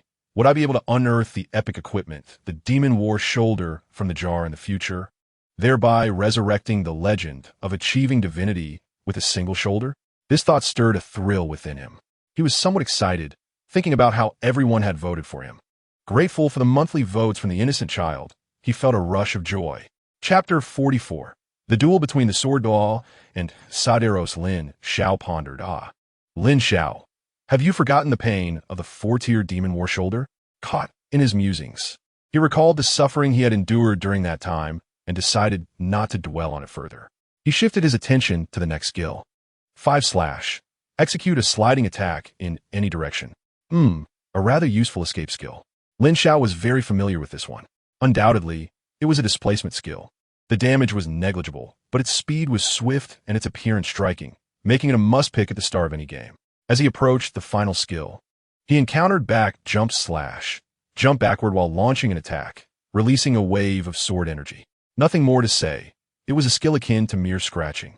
At last, he had reviewed all the skills, and Lin Xiao felt a wave of boredom wash over him. Forget it. I shall return home and seek some excitement from the jar. With that thought, Lin Xiao opened his system space to retrieve the teleportation potion. He also took out the remaining upgrade scroll from earlier and used it simultaneously. In the next moment, his soul power level rose from 11, post-soul ring acquisition, to 12. Old Saderos, let us head home, Lin Xiao called out after downing the teleportation potion. However, Saderos remained rooted in place. What's wrong? Lin Xiao asked softly. Master, someone is approaching from that direction, Saderos replied, gazing toward a certain point. Following Saderos' line of sight, Lin Xiao noticed a glimmer on the distant horizon, gradually growing brighter. Someone is coming towards us. Indeed, this piqued Lin Xiao's interest. After receiving Saderos' affirmative response, he curiously observed the streak of light, temporarily postponing his departure. Before long, the streak of light became clearer in Lin Xiao's eyes. He discerned 2 figures gliding through the air on their swords. exuding an otherworldly aura reminiscent of sword immortals from fantasy novels. Yet, Lin Xiao knew this was not a fantasy, but the reality of Douluo continent. Thus, the identities of the sword-flying individuals were unmistakable. The sword Douluo, and undoubtedly, the refined middle-aged man behind him, Ning Fengji. Lin Xiao thought, feeling a wave of surprise. He expected to encounter them on his first visit to the Stardow Forest. Sword Uncle, are you certain it's the sword energy emanating from here? Ning Fengji quietly inquired behind the sword Douluo. Absolutely, the sword Douluo affirmed with a nod. Sectmaster, they are indeed the ones, especially the elder, who possesses a sharp sword intent, a brilliance that even I cannot dismiss lightly. Very well, let us descend, Ning Fengji suggested.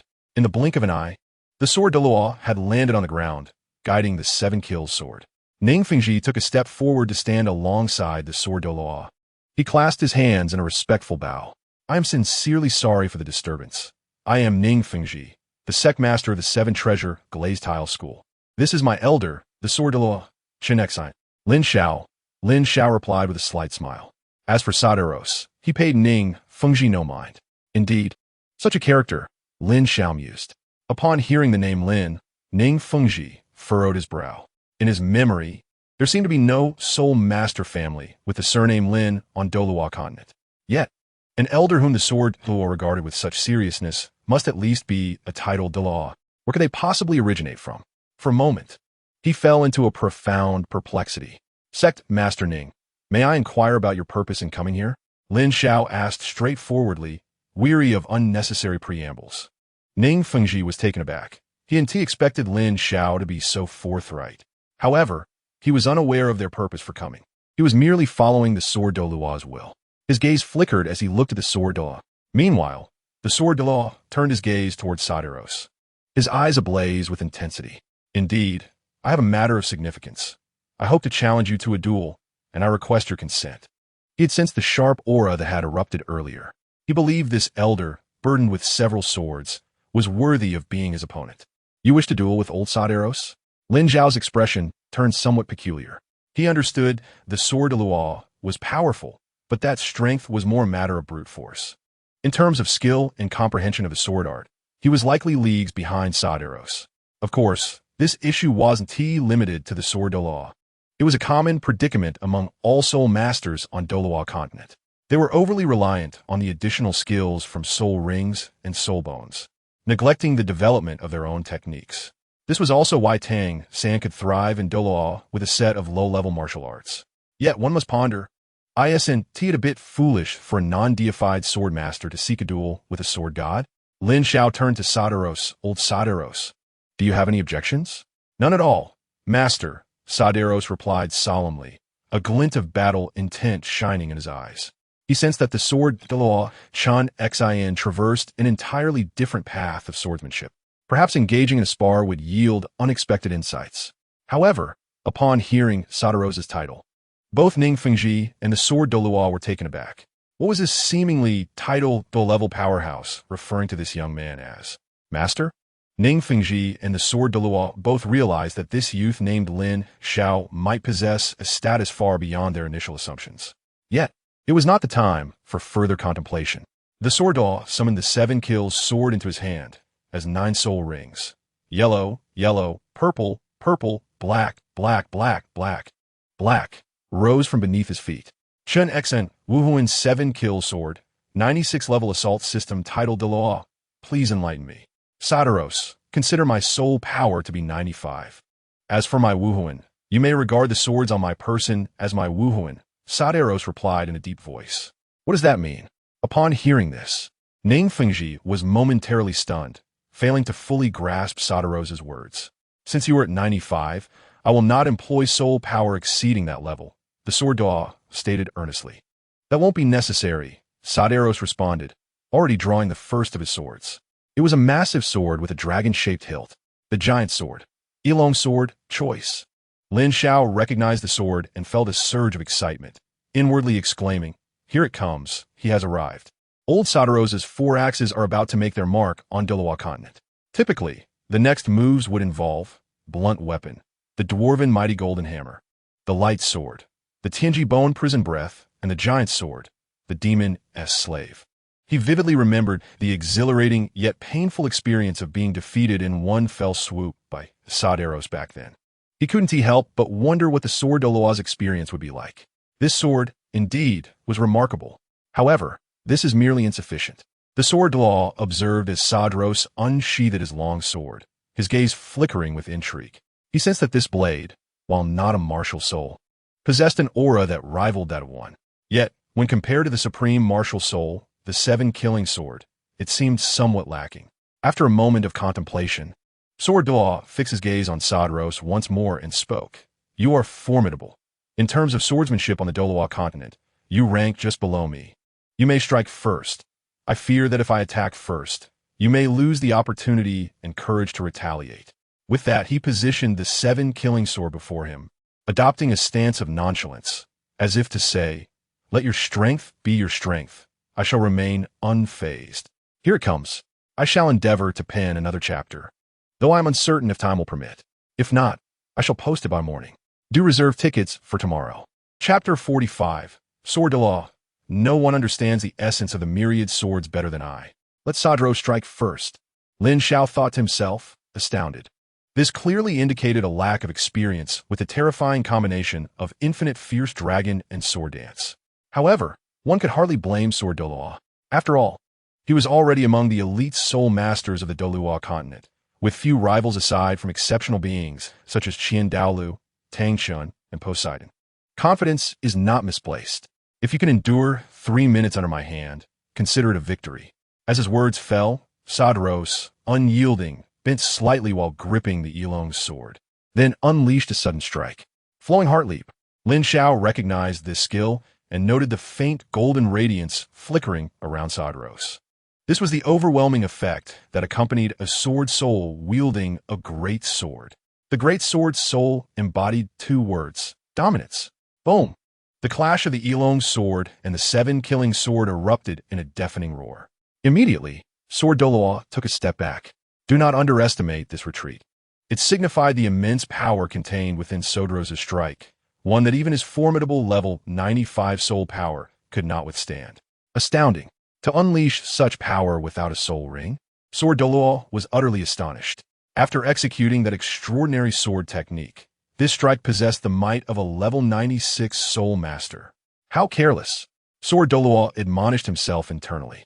Yet, before he could contemplate further, a sword energy coalesced into a dragon's head and surged forward. Fierce dragon breakthrough slash. This strike was exponentially stronger than the last. Sword Douluo's pupils dilated, and with a swift thought, he activated his soul skill to defend.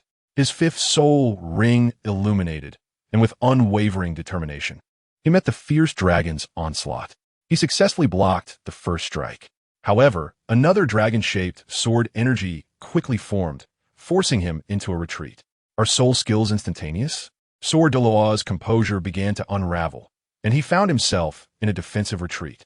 Following the fierce dragon breakthrough slash, Saderos' assault showed no sign of abating. In truth, Saderos' figure had become indistinguishable, replaced by a mere afterimage, continuously wielding his great sword to unleash a torrent of sword energies. Phantom sword dance. In that moment, Sword Douluo found himself thoroughly suppressed. Even the thought of counterattacking with a soul skill proved futile. After all, Saderos possessed a dominating physique, unless faced with a lethal threat. He paid no heed to any resistance. Boom, boom, boom. Sword Douluo gradually found himself at a disadvantage, struggling to hold his ground. Fortunately, after Saderos completed his relentless assault, an opportunity for counterattack revealed itself to Sword Douluo. Myriad swords returned to the origin. He activated his 6th soul ring, unleashing a torrent of sword energies that cascaded towards Saderos like a rainstorm. Excellent. A glimmer of delight sparkled in Saderos' eyes. Finally, he had discerned something distinct.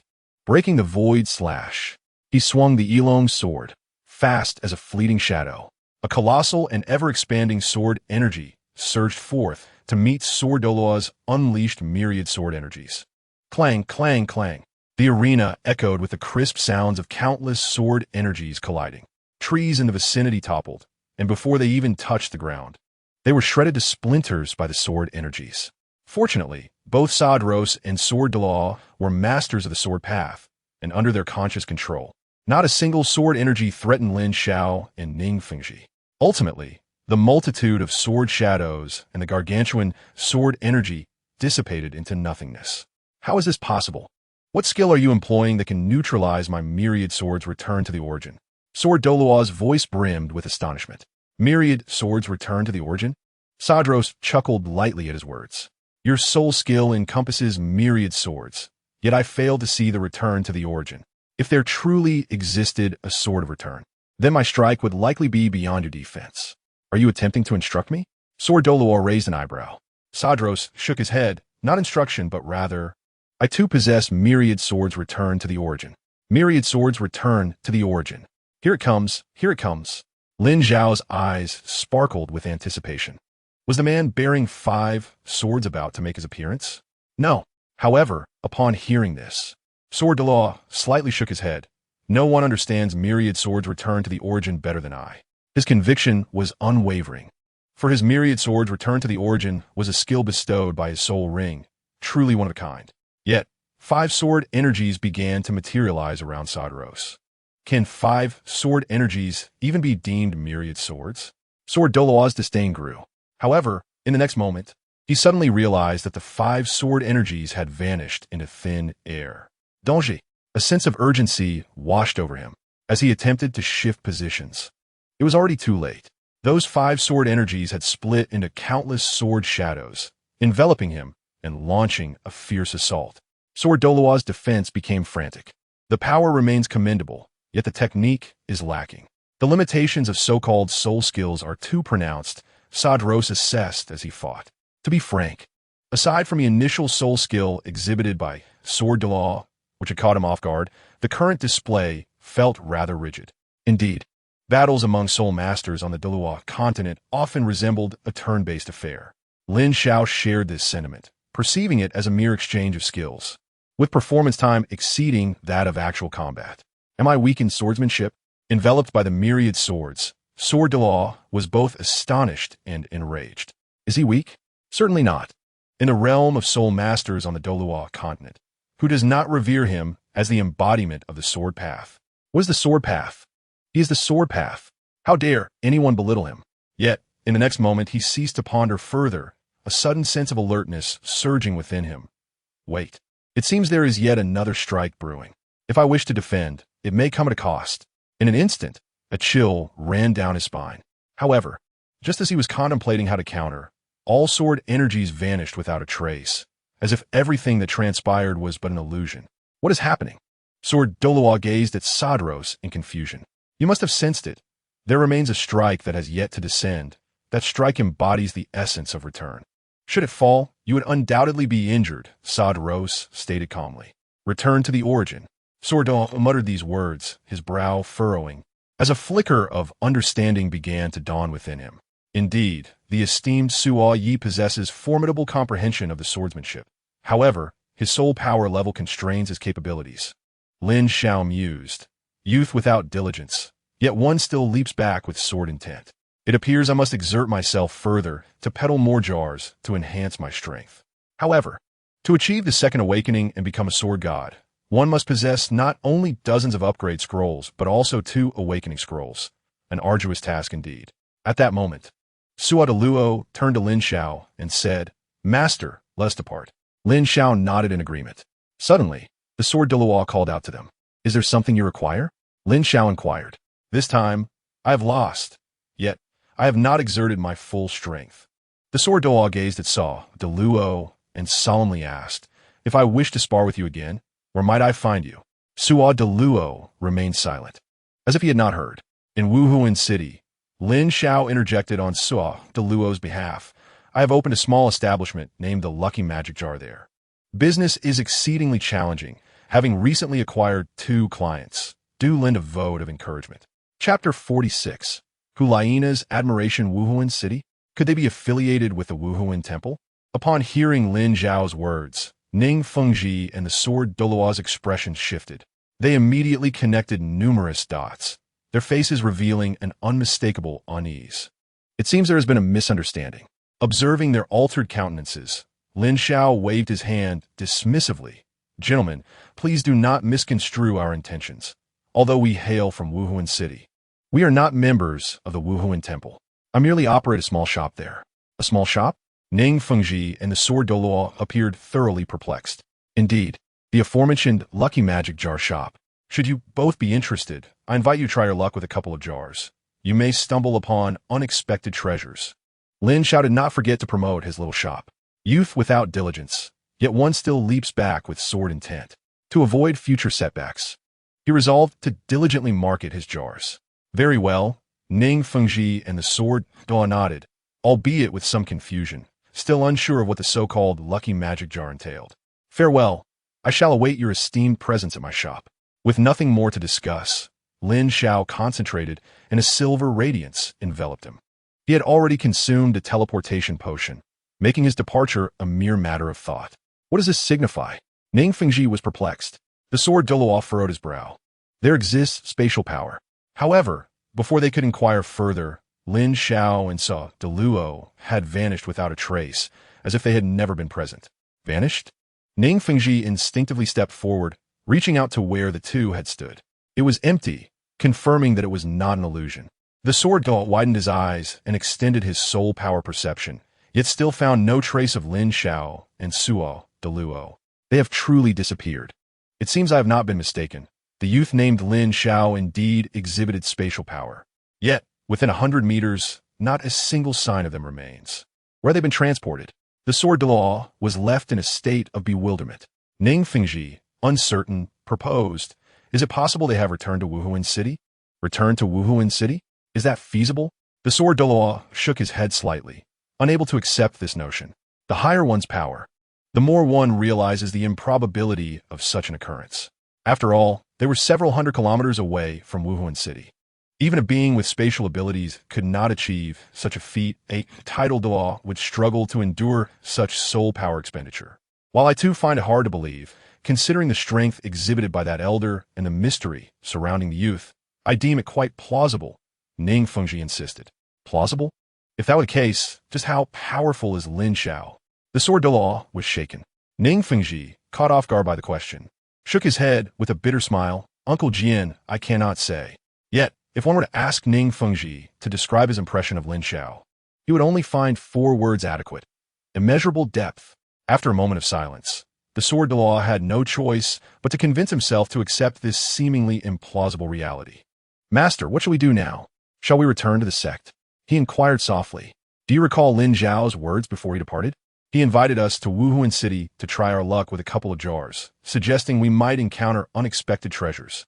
Ning Fengji nodded. Since the invitation has been extended, we must certainly honor it.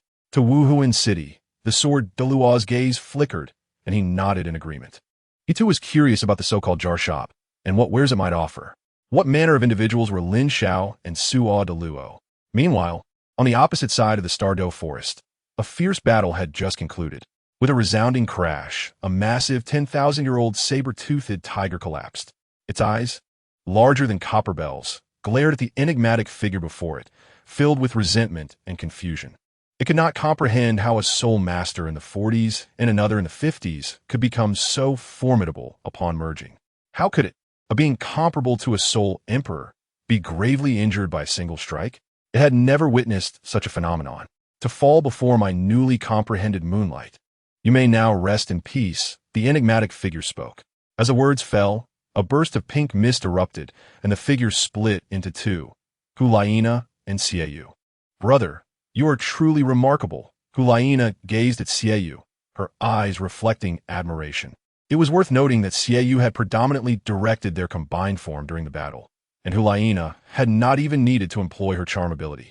The 10,000-year-old saber-toothed tiger was severely injured by Xue Ye's newly comprehended soul skill, Moonlight. Had Xue Ye not restrained himself to absorb the soul ring, this formidable creature, which could rival a soul emperor, would have been slain in an instant. I too am quite surprised. Previously, during my practice with Elder Shimiao, I did not sense its true strength. Now, I realize this soul skill is remarkably potent. This 1,000,000 gold soul coin expenditure was indeed worthwhile. Xue Ye replied with a smile, his eyes brimming with exhilaration. Once, they could only contend with soul emperors. Now, They could slay soul beasts that rivaled them. A staggering leap in strength. Once this task is complete and I receive the teacher's reward, I too shall open 10 jars. Bulaina's eyes sparkled with desire. She understood that her brother's current achievements were intrinsically linked to the treasures obtained from shop. If her brother could grow so powerful, why could she not? At that moment, Yin clenched his fists in secret, pondering if I could open a few more proficiency capsules. Might I not have the hope of comprehending such a formidable soul skill? He had observed Xue Ye's performance closely. To claim he was not envious would be disingenuous. He too resolved. After completing this task and receiving his reward, he would open several jars to accumulate 10. Unbeknownst to them, not far from their location, Zhu Douluo and Xue Ye concealed themselves within the ancient tree's canopy. Witnessing the swift and decisive execution by Xue Ye, Ghost Douluo was filled with admiration. Xue Ye's performance is nothing short of astounding. The newly comprehended soul skill, Crescent Moon, has effortlessly vanquished a 10,000-year soul beast. Zhu Douluo, with a soft voice, added, "Did you not hear their prior discussions?" This opportunity was also acquired within the shop. It is said that after consuming 2 proficiency capsules, his understanding of soul skills has surged, transforming Full Moon into Crescent Moon. Although it lacks defensive capabilities, its offensive potential has more than doubled. To be honest, even titled Douluo's envy such fortune. If not for His Majesty's arrangement for us to covertly protect them, perhaps we could also have opened some jars to enhance our strength? Ghost Douluo's voice brimmed with longing. Huh, why the haste?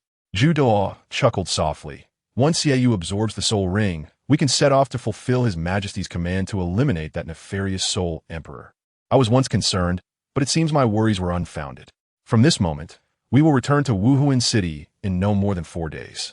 We will still have time to open jars before the purchase count resets. Really?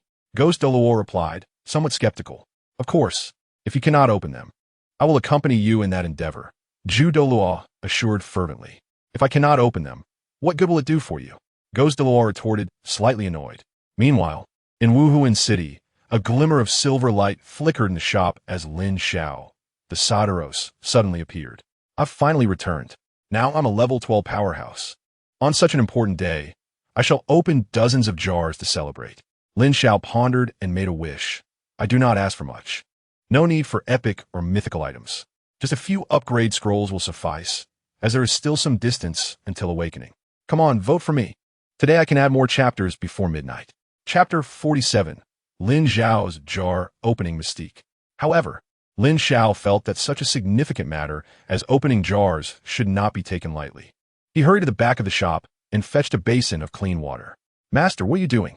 Soderos inquired, puzzled. Washing my face. A clean face looks fair. Do you not know this? Lin Xiao earnestly promoted his mysticism.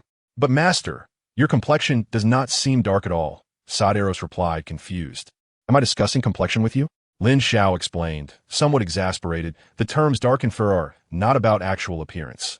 You may understand them as an intangible concept. Tell me, have you never purchased a jar from the dirt merchant? The dirt merchant, one of the unscrupulous traders in the underground city, sold jars that were not cheap and yielded nothing. In the version where inheritance was paramount, Lin Xiao had spent considerable resources on the dirt merchant for the sake of acquiring equipment. No, Soderos responde affirmatively. Then you truly have no sense of enjoyment at all, Lin Xiao remarked.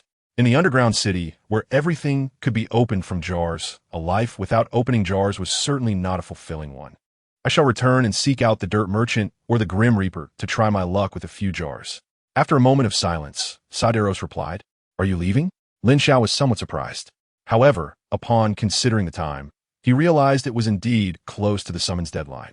Yes, master. Take care while I am away. I look forward to your next summons. As Soderos spoke, his figure gradually became ethereal. I wish you a safe journey. Lin Xiao waved his hand. Feeling no sense of sorrow, it was not that he was heartless, but he believed that as more jars were opened in the future, the chances of summoning Soderos would certainly increase. With many dolls, opportunities to meet would naturally abound. Let's open some jars. I shall first claim 10 jars to test the waters. After Soderos completely vanished, Lin Xiao concentrated, and 10 jars appeared neatly on the counter. Notably, his jar opening process differed from that of customers. Customers accumulated 10 jars weekly for double rewards, while Lin Xiao's doubled every day. For instance, Today he received 34 jars, allowing him to open 3 double jars. Tomorrow, if he received 16 jars, he could only open 1 double jar, as the 4 jars from today would not accumulate. A double reward would neither impoverish nor enrich. Lin Xiao did not mind this. After a simple wash of his face, he approached the counter, grasped the lucky magic hammer, and muttered, "My demands are modest. Just upgrade scrolls will do." With a crack, a flash of white light enveloped him. Something feels off. Why is it white light? Lin Xiao wondered, puzzled. Isn't a tenfold jar supposed to yield rare items? This revelation was unexpected. However, upon reflection, it seemed quite normal.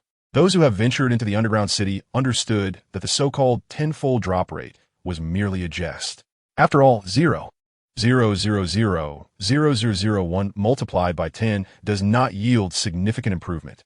White light is just white light. If it is experience capsules, that would suffice, while the gains may be minimal. They can accumulate over time. With this thought, he focused his gaze. Instantly, he was petrified. What is this? How can I obtain magic juice? Lin Xiao was bewildered. Could this tenfold drop rate jar truly be a sham? Unfortunately, no answer would come to him. To the jars, I shall offer my tribute, he resolved. Let this first jar serve as a sacrifice. Lin Xiao reluctantly convinced himself and opened the second jar. Item, magic juice. Next, item, magic juice. Again, item, magic juice. Forget it. I won't look anymore. Lin Xiao sighed, closing his eyes in distress. He opened the jars blindly with a series of cracks. 9 jars had been opened. Upon opening his eyes to assess the situation, Lin Xiao felt numb. 9 jars, 9 magic juices, filled with silent mockery. Of course, if Snake Spear Douluo were present, he would undoubtedly express satisfaction, saying, "This is much better than 9 rusty katanas, isn't it?" Yet this was a tenfold drop rate jar. Receiving a magic juice gift pack was somewhat unacceptable for Lin Xiao. Yet after the anger subsided, reality set in. It validated the adage. The jars may torment me 1,000 times, but I shall cherish them like my first love. I must continue to open jars. Lin Xiao reminded himself, stay calm. I must remain composed. After so many openings, there must be something remarkable waiting. With a forced smile, he gritted his teeth and shattered the 10th jar. Crack! A flash of purple light. Is my fate about to change? Lin Xiao was filled with excitement. After 9 jars of magic juice, do you know how I arrived here? However, when he glanced into the jar, he could not help but exclaim, heavens! How dare you be in a double jar? Dear readers, starting tomorrow, the chapters on Yin may become paywalled, which is what we call going on the shelves. For those financially able, please support by subscribing. For those who are not, you may subscribe and then visit the browser to read the book for free, which merely involves viewing a few ads to support the author. Thank you. Chapter 48, Divine Items. Level 7 Enhancement Scroll. Within the shattered jar lay 2 small green vials. Item, Teleportation Potion Effect. Upon use, it allows the user to transport to a specified location. Under ordinary circumstances, Lin Xiao would not have been averse to acquiring a teleportation potion. Its applications are indeed vast. It is an essential item for home travel, hunting soul rings, and fleeing from danger. However, did the current situation not seem rather unusual? The first 9 jars contain magical fruit juice, and the abrupt introduction of these 2 items was the very cause of Lin Xiao's near explosion of frustration. Calm down. One must remain composed. There are still 24 jars left. According to the true fragrance principle, valuable items are always found in the next jar. Lin Xiao endeavored to steady his nerves, and with a mere thought, he retrieved another 10 jars. When luck is lacking, quantity must suffice. After opening 10, surely something of worth will emerge. Lin Xiao firmly believed that a qualitative change could arise from a quantitative one. Crack, crack, crack. 3 jars shattered, releasing 3 beams of white light. With prior experience, Lin Xiao maintained an impassive demeanor, shattering the 4th jar without a tremor. At last, a different radiance emerged, purple. Lin Xiao's heart stirred, and he quickly turned his gaze. Item, Enhancer, Rarity, Rare Type, Non-Tradable Description, Equipment Level Enhancement transformed into Soul Ring Enhancement. Effect, allows the user to specify any soul ring for enhancement. Upon successful enhancement, it can elevate the soul ring's age limit based on its foundational years. The higher the enhancement level, the greater the multiplication factor. The enhancer could augment one's power, and Lin Xiao's mood instantly improved. Fortune had turned in his favor. Was this not a welcome development? He pressed on. Unsurprisingly, the next 2 jars yielded magical fruit juice once more. Yet, the 7th and 8th jars reversed the trend. 2 more enhancers emerged. If I cannot have an upgrade scroll, then a different method of power enhancement shall suffice. Just in time, I also wished to experiment with whether enhancing my first soul ring to level 10 could reach a millennium. Lin Xiao found this outcome acceptable. He continued. With a couple of crisp sounds, the remaining 2 jars were smashed. The 9th jar yielded the unremarkable magical fruit juice, but the 10th jar brought a glimmer of excitement. Item: Upgrade Scroll, Rarity, Rare Type, Non-Tradable Description. Character level enhancement has now transformed into Soul Power Enhancement. Effect: Upon use, it elevates soul power by 1 level. It seemed that fortune was indeed smiling upon him, as the double jar surprisingly contained 2 upgrade scrolls. A bountiful harvest. A smile finally graced Lin Xiao's face. 3 enhancers and 2 upgrade scrolls. This was a success. He promptly tore apart the 2 upgrade scrolls, elevating his soul power from level 12 to 14. Had a soul master been present, they would have undoubtedly been astounded. To increase soul power by 2 levels in the blink of an eye is an astonishingly rapid enhancement. Seizing the moment, Lin Xiao resolved to open the remaining jars while his luck was favorable. With renewed determination, he summoned the remaining 14 jars to the counter. This time, his expectations were modest. He merely wished for a set of items akin to the previous batch. Lin Xiao thought as he began to shatter each jar. Crack, crack, crack. In an instant, 9 jars were opened. White, white, purple, white, white, purple, purple, white, purple. This indicated that among the 9 jars, there were 5 common items and 4 rare items. Not bad. Lin Xiao collected the items, feeling satisfied with the outcome. The 9 items consisted of 5 magical fruit juices, 3 teleportation potions, and 1 enhancer. The 10th jar simply needed to yield something rare. With a significantly improved mindset, Lin Xiao proceeded. Crack! Just as he wished, a flash of purple light erupted. Upon examining the items, Lin Xiao smiled. 2 Xue Ye dolls. What a delightful find. In the blink of an eye, out of 34 jars, only 4 remained on the counter. He decided to open them casually and retire for the night, feeling quite fatigued from the day's endeavors. With a relaxed attitude, he opened the next jar. However, the radiance was somewhat blinding. Pink. Heavens, a divine artifact. Lin Xiao's eyes widened in astonishment. He had not anticipated such an unexpected treasure. He quickly leaned in to inspect it, and his composure faltered.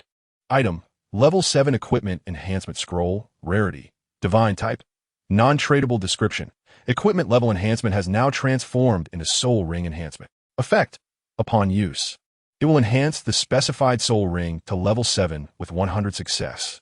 If the Soul Ring has previous enhancement levels, the effect will overwrite rather than stack. An enhancement scroll?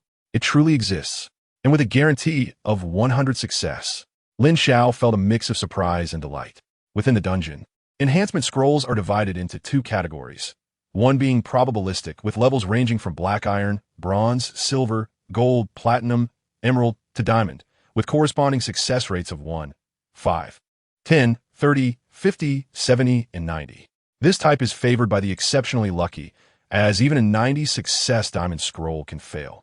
And Lin Xiao has had the misfortune of experiencing such failures firsthand. Thankfully, he had smashed his computer beforehand. Otherwise, the dungeon would have lost this brave warrior. The other type guarantees 100 success, specifically designed for those less fortunate.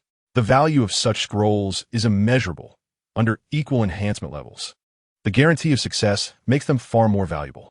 Indeed, as I suspected, this is a grand surprise. Lin Xiao's face beamed with joy. He pondered, eager to see how much longevity could be added by enhancing the soul ring to level 7. Gathering his focus, he concentrated, summoning a light sword in his right hand, while a yellow soul ring rose beneath his feet. Then, he silently commanded, use. In the next moment, the level 7 enhancement scroll, radiating a pink glow, transformed into a flowing light and descended upon the first soul ring. Lin Xiao noticed the color of the soul ring deepening, a clear sign of increased longevity. Moreover, he could distinctly feel his soul power amplifying. In the blink of an eye, the soul ring's age surpassed 500 years, then 600 years, ultimately halting just beyond 700 years, approximately 750 to 60 years. Lin Xiao calculated in his mind. This meant that enhancing it to level 7 nearly yielded a 90% increase. If this trend continues, enhancing it to level 8 could double its longevity. At most, reaching level 9 would grant him a 1,000-year soul ring. How formidable! To be honest, the success rate of this enhancement exceeded Lin Xiao's expectations. Considering that he still possessed 4 enhancers, he believed he could attempt to strive for level 10. While enhancement to level 11 would be postponed until he acquired enhancement protection scrolls.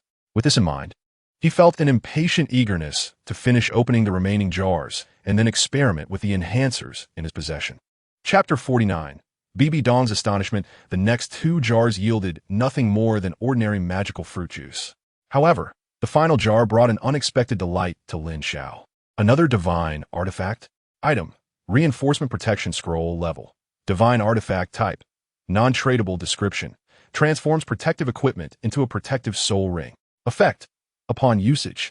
Prevents the soul ring from disappearing after failing over 10 times, but resets the reinforcement level to 0. A reinforcement protection scroll. Could it be Destiny's design? Allowing me the chance to strive for an 11 today? Great responsibilities bestowed upon a chosen one must first involve some trials. And Lin Xiao began to perceive that his streak of good fortune was merely beginning. After collecting the scattered items from the counter, Lin Xiao grasped a reinforcement device in his left hand. Before attempting to reach 11, he first needed to reinforce the soul ring to 10 to qualify. Perhaps the 4 reinforcement devices could return to reinforce 3, he mused, already mentally prepared. After all, the path of reinforcement is fraught with challenges, with failures occurring beyond level 3. He clenched his right hand, transforming his martial spirit into the form of a radiant sword, as a soul ring ascended beneath his feet. Reinforcement. As the command echoed, the soul ring detached from Lin Xiao and gradually shrank, entering the reinforcement device. It was truly wondrous.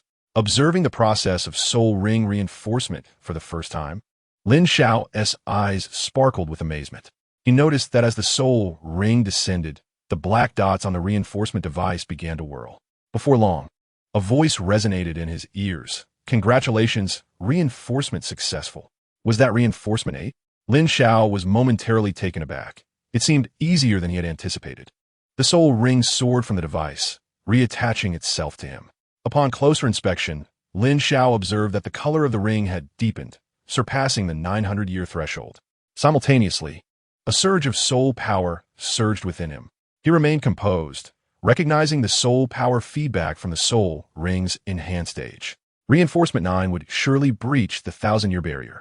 Lin Xiao confirmed his hypothesis and produced another reinforcement device for further enhancement. The outcome was gratifying. Congratulations, reinforcement successful. It had succeeded again. Lin Xiao found this process remarkably smooth. When the soul ring emerged from the reinforcement device, once more, everything had changed. No longer did it symbolize mere centuries with its yellow hue. It had transformed into the purple of a 1,000-year soul ring. A millennium, just as I envisioned. After 9 reinforcements, the soul ring's age had finally surpassed 1,000 years. In the next moment, an even stronger surge of soul power emerged, propelling Lin Xiao's level to 15. It seemed this was indeed a shortcut to enhancing one's soul power. With renewed excitement, Lin Xiao considered the 2 remaining reinforcement devices in his possession and resolved to try once more. Perhaps he could strive for a 10. He decided to halt after reaching 10, discarding the remaining devices. Lin Xiao steeled his resolve. In the blink of an eye, the 3rd reinforcement device was activated. He focused intently on the device, his heart racing with anticipation. At this moment, time felt as though it stretched endlessly. Congratulations, reinforcement successful. Reinforcement 10. Lin Xiao felt as if he had awakened from a dream when the soul ring returned to him. With reinforcement 10, the age of the first soul ring had reached approximately 1,200 years, indicating that the journey from 1 to 10 had enhanced its age by 800 years. Should this first soul ring be revealed to the outside world, it would undoubtedly create a significant stir in the realm of soul masters. With this thought, a subtle smile graced Lin Xiao's lips as he retrieved the final reinforcement device. Friendly reminder, discarded items cannot be retrieved. Do you wish to discard the reinforcement device? Lin Xiao hesitated. It felt as though 2 versions of himself were battling within. One urged him to continue reinforcing, confident in success, while the other warned that failure would lead to total loss, making discarding the most prudent choice. To take a gamble, perhaps this was his opportunity to achieve 11? If he failed, he could simply act as if nothing had happened. Ultimately, Lin Xiao resolved to press on. Reinforce. As the command fell, a prompt echoed in his ears. Current reinforcement carries a certain risk. Do you wish to continue? Continue. Reinforcement protection scroll detected. Would you like to use it?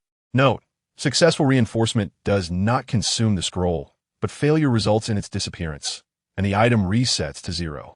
Used, Lin Xiao replied firmly. Reinforcement failed. Lin Xiao was taken aback. It happened so swiftly. Crack. At that moment, the reinforcement device shattered. And a yellow soul ring slowly floated out from the remnants, a painfully bright yellow. It seemed to exude silent mockery. What? Is this how it ends? Lin Xiao's eyelids twitched. Yet, it wasn't over. In the next instant, he felt the soul power gained from the soul ring's enhancement dissipate, causing his true level to plummet back to 14. Must it be so cruel? Lin Xiao regretted his decision. He had gained a motorcycle, and now had lost his bicycle as well.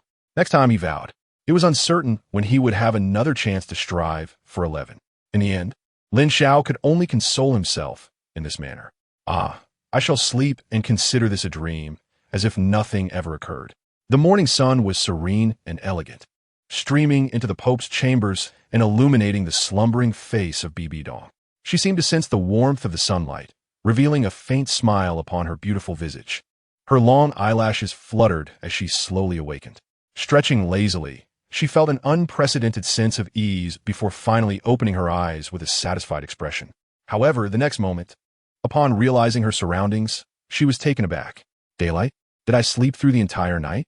She widened her eyes in disbelief. Reflecting, she couldn't recall the last time she had experienced such sweet sleep.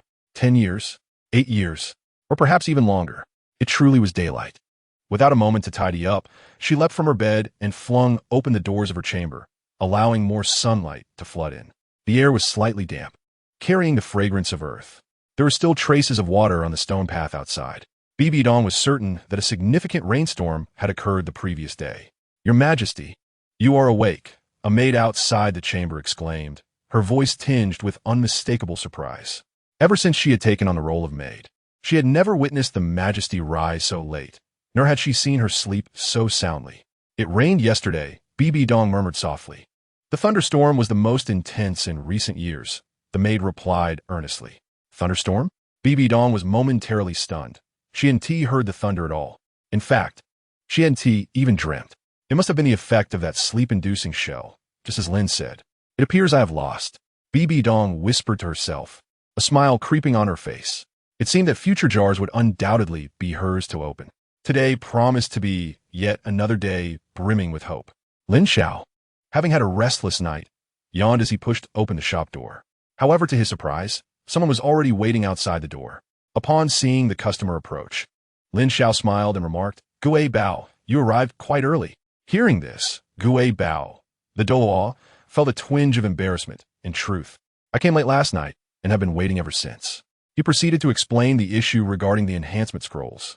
Some astute individuals questioned why one wouldn't first enhance and then use the scroll. The author acknowledges this misunderstanding. The enhancement scrolls are meant to overwrite rather than stack. For example, if one had previously enhanced to level 6, using the scroll would result in level 7, not a cumulative effect. This point has been clarified in previous writings, and any further inquiries are welcome.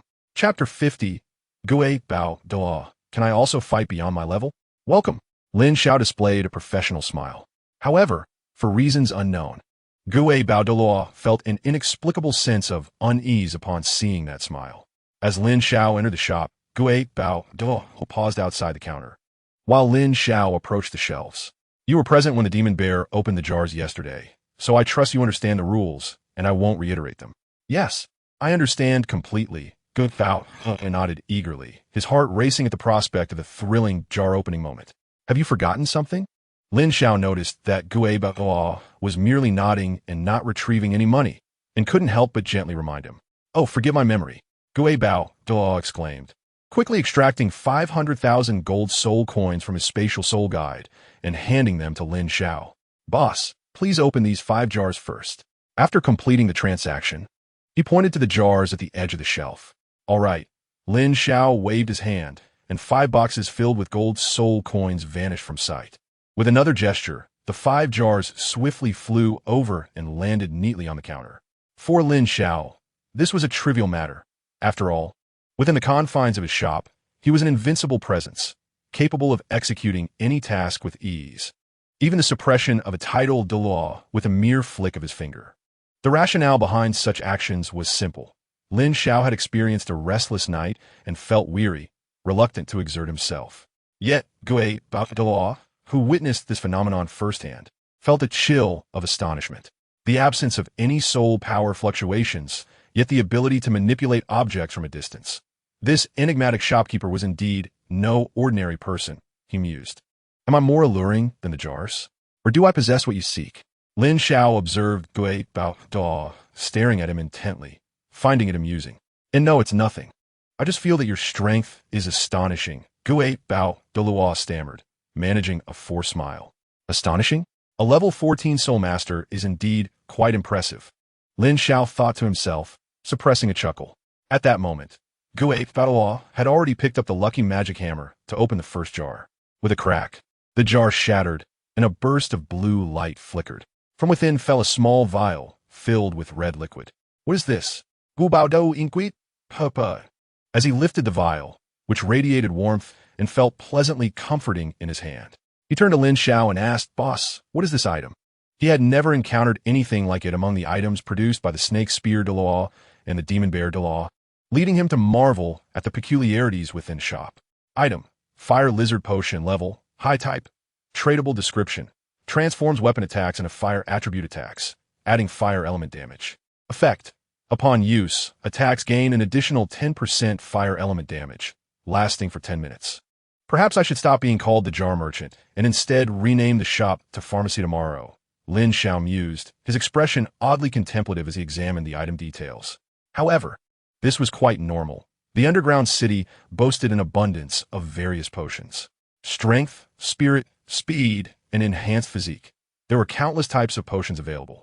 There were even sacred blessing potions that could bring the dead back to life, and transparent potions that rendered one invincible. The variety of potions opened thus far was merely the tip of the iceberg.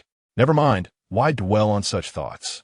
I am merely a transporter of potions, not a creator. He shook his head slightly, opting to dismiss those considerations. Nonetheless, Xue Ye was taken aback by this display. Summoning his courage, he asked, "Boss, is this potion really that disappointing?" Although he had braced himself for a rusty katana, that would still be a mundane item. If this high-level item turned out to be worse than a rusty katana, it would be hard for him to accept. No, not at all. Don't overthink it. Lin Xiao clarified, realizing that Xue Ye had misunderstood him. As you can see, this is a potion called the Fire Lizard Potion. After using it, all your attacks will deal additional fire element damage for 10 minutes. As for its potency, it can enhance your power by at least 10%. Fire Lizard? Is that the name of some kind of soul beast? Xue Ye pondered, instinctively recalling the goblin. Even if my martial soul isn't of the elemental type, can still harness fire element, right? He asked again. Indeed. Even ice element soul masters will add fire element damage to their attacks after consuming the Fire Lizard Potion. In fact, if a soul master with a fire attribute martial soul uses it, the enhancement will be even more significant, Lin Xiao patiently explained. The added elemental damage is considered a powerful attribute within the underground city. Although it states a 10% increase, the actual enhancement is certainly greater than that. The extent of the boost depends on one's elemental affinity. Unfortunately, Xue Ye did not possess a fire attribute. If it were Yin or Huowu, or any fire attribute soul master, the Fire Lizard Potion's benefits would surpass 20%. In essence, the stronger one's inherent attributes, the greater the enhancement from elemental damage. After hearing Lin Xiao's explanation, Xue Ye finally relaxed, gripping the potion even tighter. With this Fire Lizard Potion, although he couldn't claim victory against a level 94 soul master, he could certainly hold his own in a contest of strength. This was a stroke of good fortune. The first jar yielded such a delightful surprise, Certainly worth the wait outside all night.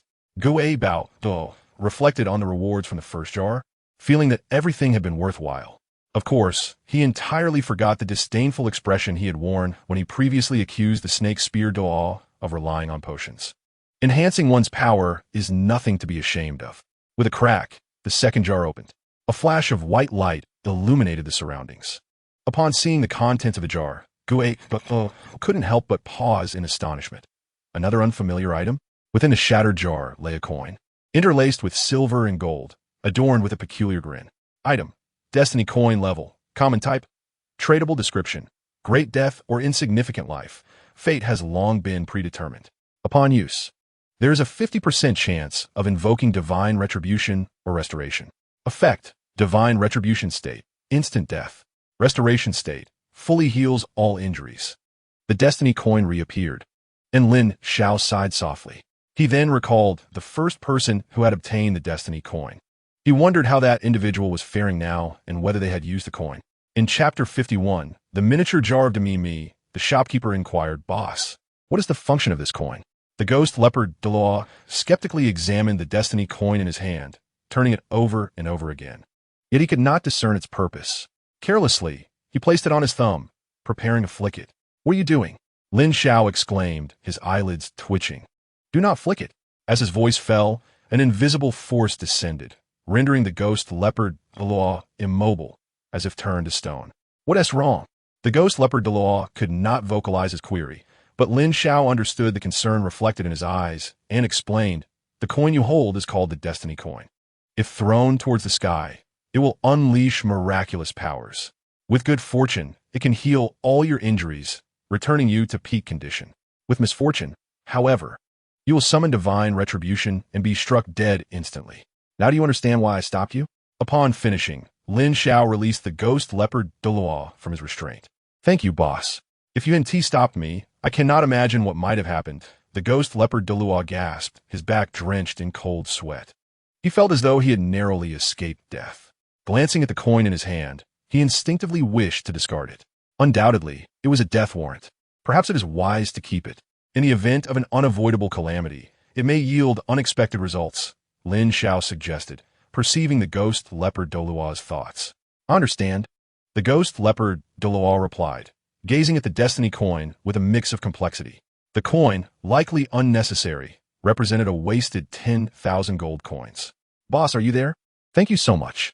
Just then, a person rushed into the shop, visibly grateful. "Is it you?" Lin Xiao felt a peculiar sensation. Just as he thought of someone, that very person appeared. The newcomer was none other than the Soul Master who had first opened the Destiny coin and experience capsule in the jar. "You wish to thank me?" Lin Xiao asked, puzzled. "Indeed, I came specifically to express my gratitude," the Soul Master exclaimed, his face flushed with excitement, his voice trembling. "Boss, you may not know, but after consuming the experience capsule I opened that day, I reached the pinnacle of Soul King and ventured to hunt for souls. However, during the Soul Ring acquisition, an accident occurred, and I was gravely injured. In a desperate moment, I used the Destiny coin, and it miraculously healed my wounds, allowing me to successfully retaliate against the Soul Beast." He grew increasingly animated, tears welling in his eyes. It was evident that he was genuinely thankful to Lin Xiao. One can never truly comprehend the joy of surviving a near-death experience unless they have faced such despair. Is that so? Lin Xiao's gaze shifted downward, finally noticing that although the Soul Master's face was relatively clean, his clothing bore various degrees of damage, with dried bloodstains evident in places. It appeared that the Soul Master had rushed to the shop without even changing his clothes after returning to Wuhuan City to thank Lin Xiao. Lin Xiao smiled, saying, "Ultimately, it was your good fortune. You help yourself." "No, if it weren't for you, I wouldn't have had the chance to turn the tide." The Soul Master insisted firmly. "Boss, I have also brought all my savings to open 2 more jars here, regardless of what I receive. It is merely a token of my appreciation. Suit yourself, but you will have to wait." "I have another customer at the moment," Lin Xiao replied. The Soul Master then noticed another person nearby, who was also holding a Destiny coin. "Ah, you too have opened a Destiny coin. It is best to use that cautiously. With good fortune, it can indeed save your life. Such treasures cannot be bought with gold soul coins," the Soul Master remarked quietly to the ghost leopard Douluo. However, he did not recognize the ghost leopard Douluo's identity. After all, while there are many titled Douluos in Wuhan City, they are not like animals in a zoo, always on display for all to see.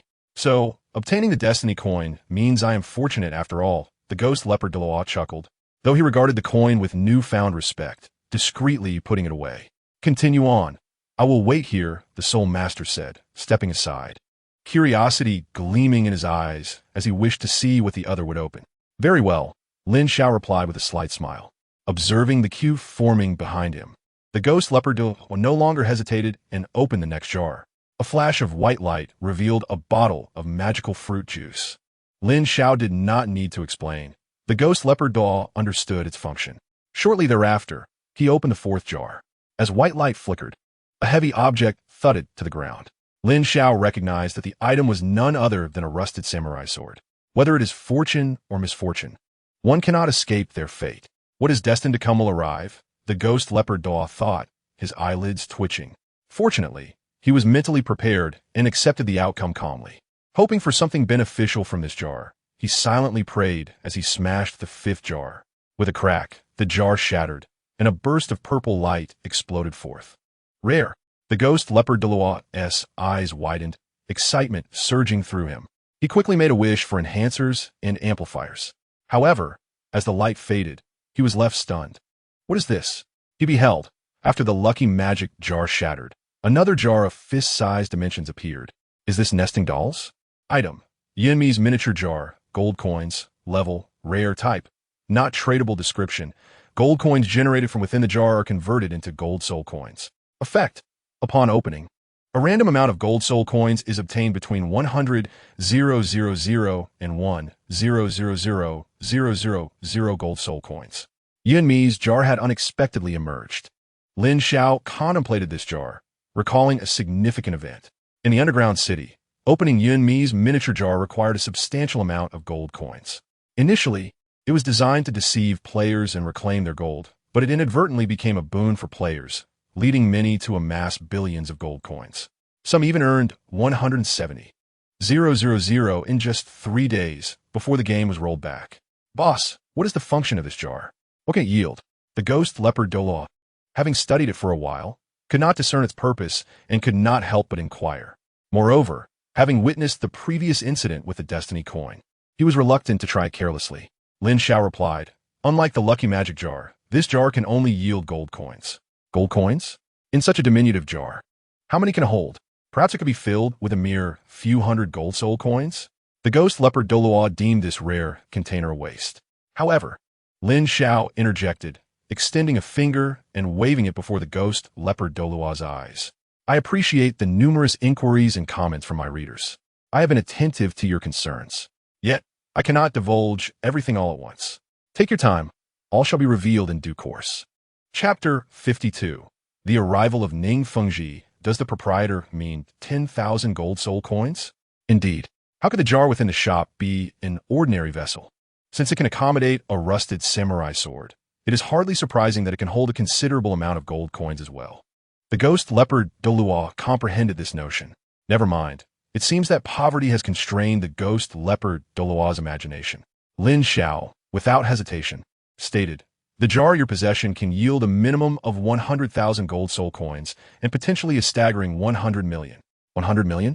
Upon hearing Lin Xiao's declaration, the ghost leopard Douluo's jaw dropped in sheer astonishment.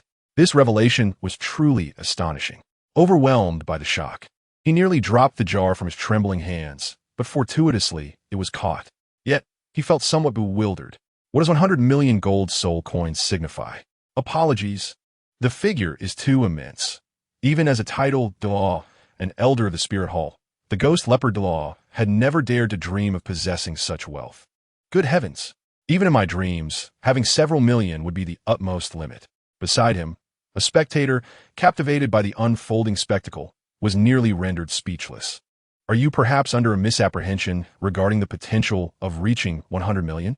Observing the two men rendered momentarily dumbfounded, Lin Xiao could not suppress his curiosity. The ghost leopard Douluo's reaction suggested he believed he was on the verge of acquiring 100 million. Is this a bit too ambitious? Logically, a guaranteed yield of 100,000 gold soul coins would be the norm, wouldn't it? In a spontaneous moment, the ghost leopard Douluo wiped away the drool at the corner of his mouth and shifted the subject. Proprietor, may I open this jar now? Certainly, Lin Xiao replied. He too was eager to witness the outcome of the jar's contents. As the words left his lips, the ghost leopard Douluo wasted no time and shattered the jar with determination. Instantly, a cascade of gold soul coins erupted forth, akin to popcorn bursting from a machine. The coins gleamed brilliantly, dazzling the onlookers. The sound of clinking coins resonated in the air, clear and enchanting. This spectacle continued for a brief moment before ceasing. The floor and counter of the small shop were now strewn with gold soul coins, creating a striking visual impact. My goodness, how many gold soul coins could this possibly be? The onlooking soul masters were left in awe. They had never witnessed such a fortune in their lifetimes. With a wave of his hand, Lin Xiao caused the scattered coins to levitate, aligning themselves neatly before the ghost leopard Douluo. Congratulations! You have acquired 2,500,000 gold soul coins. 2,500,000? This is a substantial profit indeed. Not only has this week's jar paid off, but I also have funds for next week's jar. The ghost leopard Douluo's heart raced with excitement as he observed the coins being gathered. Nearby, a fellow soul master commented enviously, Brother, you hit the jackpot. You could now obtain 25 jars from the proprietor without spending a dime. If luck permits, perhaps another jar of gold coins will yield even more. He jested, unaware of the fact that the man he called brother was a titled Douluo. I must say, your words resonate with me. I too wish to open several more jars. You seem to have been waiting for a while. Why not go ahead? The ghost leopard Douluo felt quite pleased. Very well, I shall not hold back. The soul master, quite straightforward, approached the counter with enthusiasm. After paying, he received a jar of his choice and promptly initiated the opening. A flash of purple light erupted. The soul master stood dumbfounded, astonished by the outcome. Upon seeing the contents, Lin Xiao declared, Congratulations, you have received an enhancer. Upon use, your martial soul will become significantly more potent, though do remember that after 3 enhancements, there is a risk of failure. After 10, your martial soul may shatter. Understood, understood. Thank you, proprietor, the soul master replied, trembling with excitement as he cradled the enhancer. Incredible. He managed to obtain an enhancer? The ghost leopard Douluo was left speechless. Brother, I'm truly grateful to you. Had you not given me the chance to open a jar, I might never have acquired such a treasure. I hope we may open jars together again in the future. Farewell. The soul master expressed heartfelt gratitude. However, the ghost leopard Douluo found these words somewhat grating.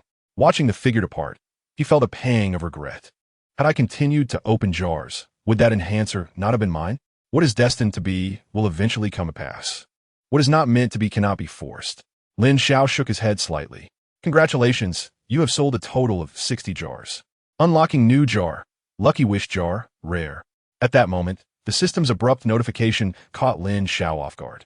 With a mere thought, a magical jar materialized in his hand. Unlike other lucky jars, this one was adorned with purple patterns, exuding an air of opulence. Subsequently, relevant information surfaced in his mind. Lucky wish jar, rare upon use. You can designate one rare item from all available rare items. Note, the Lucky Wish jar does not confer double rewards. You may purchase a Lucky Wish jar after acquiring 30 Lucky Magic jars. This is a safeguard for jar openers, Lin Xiao mused. He then placed this jar in a prominent position on the shelf. The ghost leopard Douluo's gaze remained fixed on Lin Xiao. After witnessing the placement of the special jar, he immediately inquired, Proprietor, is this jar for sale? Of course it is for sale. This jar is distinct from others. It is called a Lucky Wish jar. Upon opening, you can obtain the rare item of your desire. However, the prerequisite is that you must have made 30 purchases in this shop. And you can acquire the opportunity to purchase the Lucky Wish jar for every 30 Lucky Magic jars you buy. Lin Xiao explained slowly. Gasp! Upon hearing this, the ghost leopard Douluo inhaled sharply, his eyes ablaze with fervor.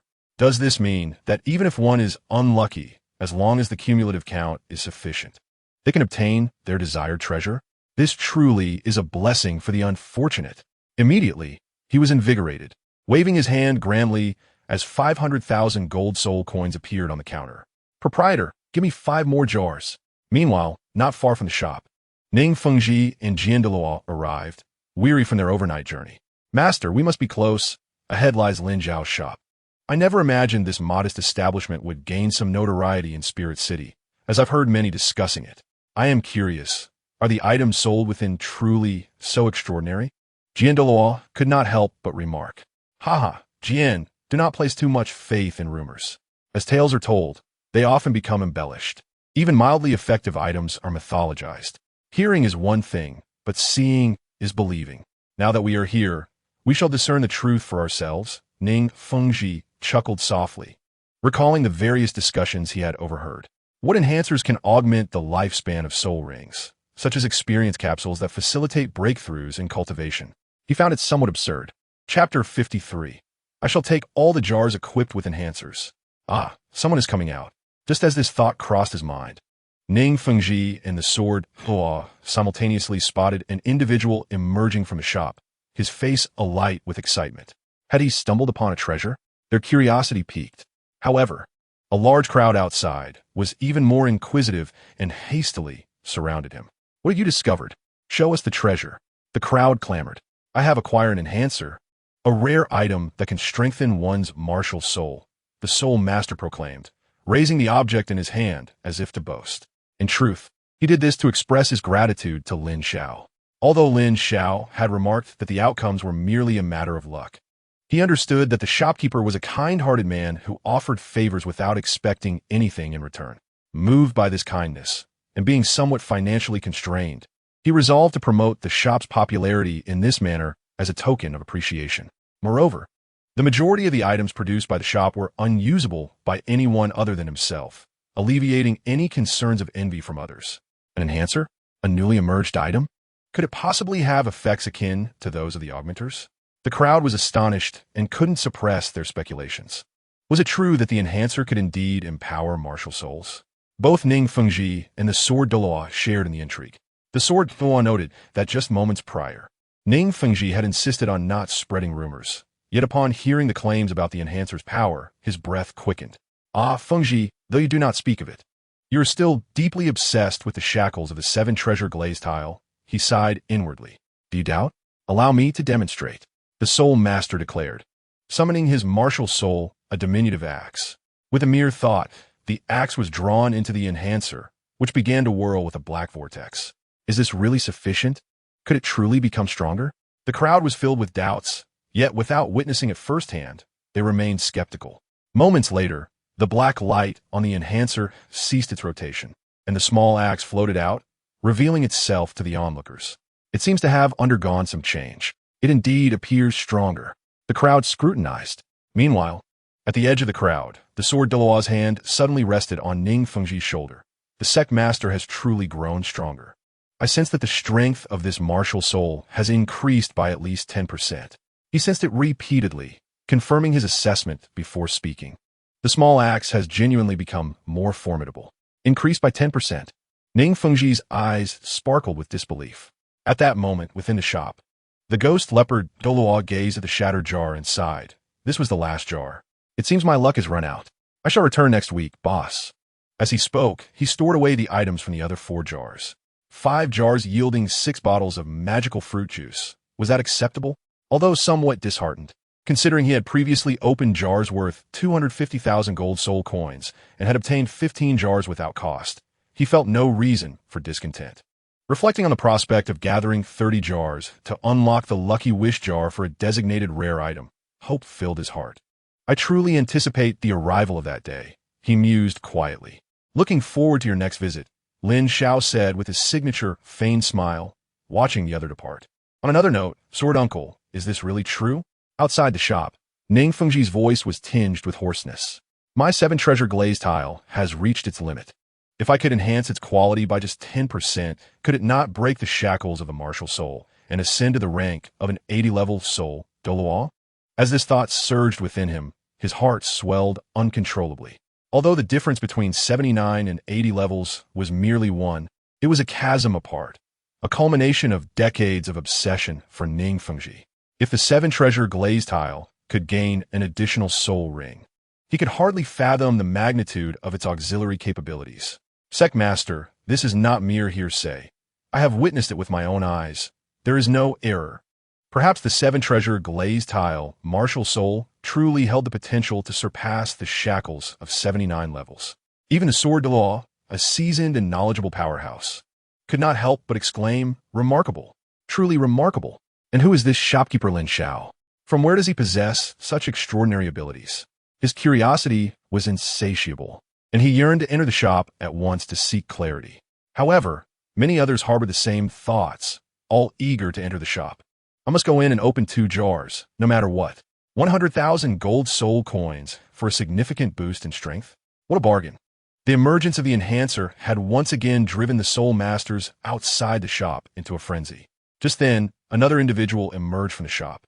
Upon sensing the overwhelming aura emanating from him, the crowd instinctively halted. The ghost leopard Douluo then recognized the Soul Master who had successfully enhanced his abilities and inquired, "Was the enhancement successful?"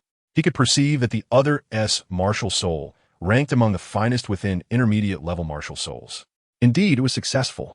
My power has indeed increased, and I owe you much for it," the Soul Master replied excitedly. "Had I not been allowed to open the jar, would that enhancer have been mine?" Each time he pondered this matter, the ghost leopard Douluo couldn't help but sigh inwardly.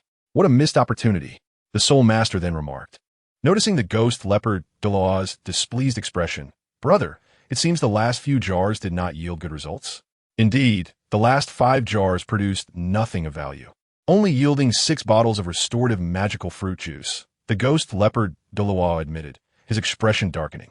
50,000 gold soul coins for 6 bottles of restorative potions? How dismal. With 50,000 gold soul coins, one could hire a supportive soul master for a year. This revelation brought many back to their senses. The ghost leopard Douluo's words extinguished the enthusiasm of several individuals. After all, many had only been inclined to open jars in a moment of impulsivity. Now, reflecting on the situation, they found it more entertaining to observe the spectacle. As the ghost leopard Douluo walked away, the crowd began to calm down. "Let us go, sword uncle. This time, no one will vie with us for a spot," Ning Fengji remarked as he and the sword Douluo entered the shop one after the other. The shop featured a counter, a table, a shelf, and a rocking chair. Ning Fengji noted the shop's rather simplistic decor, with shelves brimming with jars. At the center, the most eye-catching jar bore purple patterns, akin to stars encircling the moon. "You have arrived." Lin Xiao greeted with a slight smile as he observed Ning Fengji and the sword Douluo entering. To be honest, He was somewhat surprised that they had come to the martial soul city so promptly. "Greetings, Boss Lin. We have come as invited," Ning Fengji replied, returning a warm smile. "Additionally, which type of jar can yield the enhancer?" "I shall take them all." Chapter 54. The magnificence of Ning Fengji. Truly, he is the wealthiest individual in the world. Speaking with such grandeur, Lin Xiao chuckled inwardly and explained, "You might not be aware, but each of these jars has the potential to yield an amplifier, though it may not always be the case. What one can obtain from these jars is entirely reliant on fortune." "Oh, is that so?" Upon hearing this, a look of realization swept across Ning Fengji's face, and he continued, "Then I shall take all of these jars." He calculated briefly. There were 100 jars on the shelf, each priced at 100,000 gold soul coins, which meant that purchasing all would amount to merely 1 million gold soul coins. Indeed, 1 million gold soul coins is a substantial sum. Yet when it could procure treasures to enhance one's martial soul, it appeared entirely worthwhile. He couldn't fathom why the individuals from the Spirit Hall had not cleared out this quaint shop upon discovering its wonders. Should they not have exhausted all the jars at the first opportunity? Or were there restrictions on purchases? Regardless, Ning Fengji mused, without trying, how could one discern any prohibitions? Ning Fengji exuded an air of affluence that left Lin Xiao with 2 words: ostentatious wealth. He was the first customer to express an eagerness to acquire every jar in the shop with so few words exchanged. However, rules are rules. Lin Xiao firmly declined, apologizing. "I'm afraid the shop has regulations. Each person may only purchase 10 jars per week." "Indeed, it is as such." Ning Fengji's bright eyes dimmed shade. The 1 million gold soul coins remained unspent, and a tinge of disappointment washed over him. Is this what it means to be wealthy? Does the lack of expenditure equate to unhappiness? Lin Xiao found this perplexing, as he had never known wealth before arriving in Douluo continent. He was merely a fanfiction writer producing a few tens of thousands of words daily. At this moment, Ning Fengji spoke again. "Then I shall open 10 jars alongside my Uncle Guyan." With a wave of his hand, 2 million gold soul coins appeared neatly on the counter. Who shall go first? Lin Xiao's gaze flitted between Ning Fengji and Douluo, feeling a peculiar sensation. Typically, he would have to promote the products to each new customer, yet now, it seemed Ning Fengji was anxious that Lin Xiao might refuse to sell him the jars. I shall go first, Ning Fengji said, exchanging a glance with Douluo before approaching the counter. He pointed to the jar at the center of the shelf, the Lucky Wish jar, and stated, "Boss, I shall select this jar." Even as a first-time visitor, Ning Fengji immediately recognized the uniqueness of this jar among the rest. Without question, if he could choose, he would opt for this jar. Indeed, the sect master possesses a discerning eye. However, you have yet to meet the purchasing requirements for this jar. Please choose another. Lin Xiao replied, retracting his gaze and shaking his head. As expected, Ning Fengji's heart stirred. Douluo, curious, inquired, "Boss, what is special about this jar?" "There is indeed something special," Lin Xiao nodded gently, explaining, "This jar is known as the Lucky Wish jar. Upon opening, it can yield specified rare items. By the way, the amplifier that Sect Master Ning mentioned upon entering is one of those rare items that can be chosen from this jar." The prospect of directly obtaining an amplifier made the value of this jar exceedingly high. A flicker of intrigue crossed Ning Fengji's face as he could not help but ask, "May I inquire how one qualifies to purchase this jar?" In this shop, for every 30 jars purchased, one earns an additional opportunity to buy the Lucky Wish jar. Upon hearing Lin Xiao's words, Ning Fengji's eyes gleamed with delight. This meant that by purchasing 30 jars, he was guaranteed to obtain an amplifier? This was truly splendid. He had previously feared the randomness of the jars would thwart his desires, but Lin Xiao's words obliterated his concerns. Furthermore, 3 million was significantly more affordable than 1 million. For Ning Fengji, acquiring what he desired held far greater importance than the money itself. Spending money to attain joy rendered everything worthwhile. Given the wealth of the 7-treasure glazed tile sect, money had become merely a number. In Ning Fengji's heart, the most joyous moments occurred when earning tens or hundreds of gold soul coins each month. There was ambition. "Boss, let's not overcomplicate things.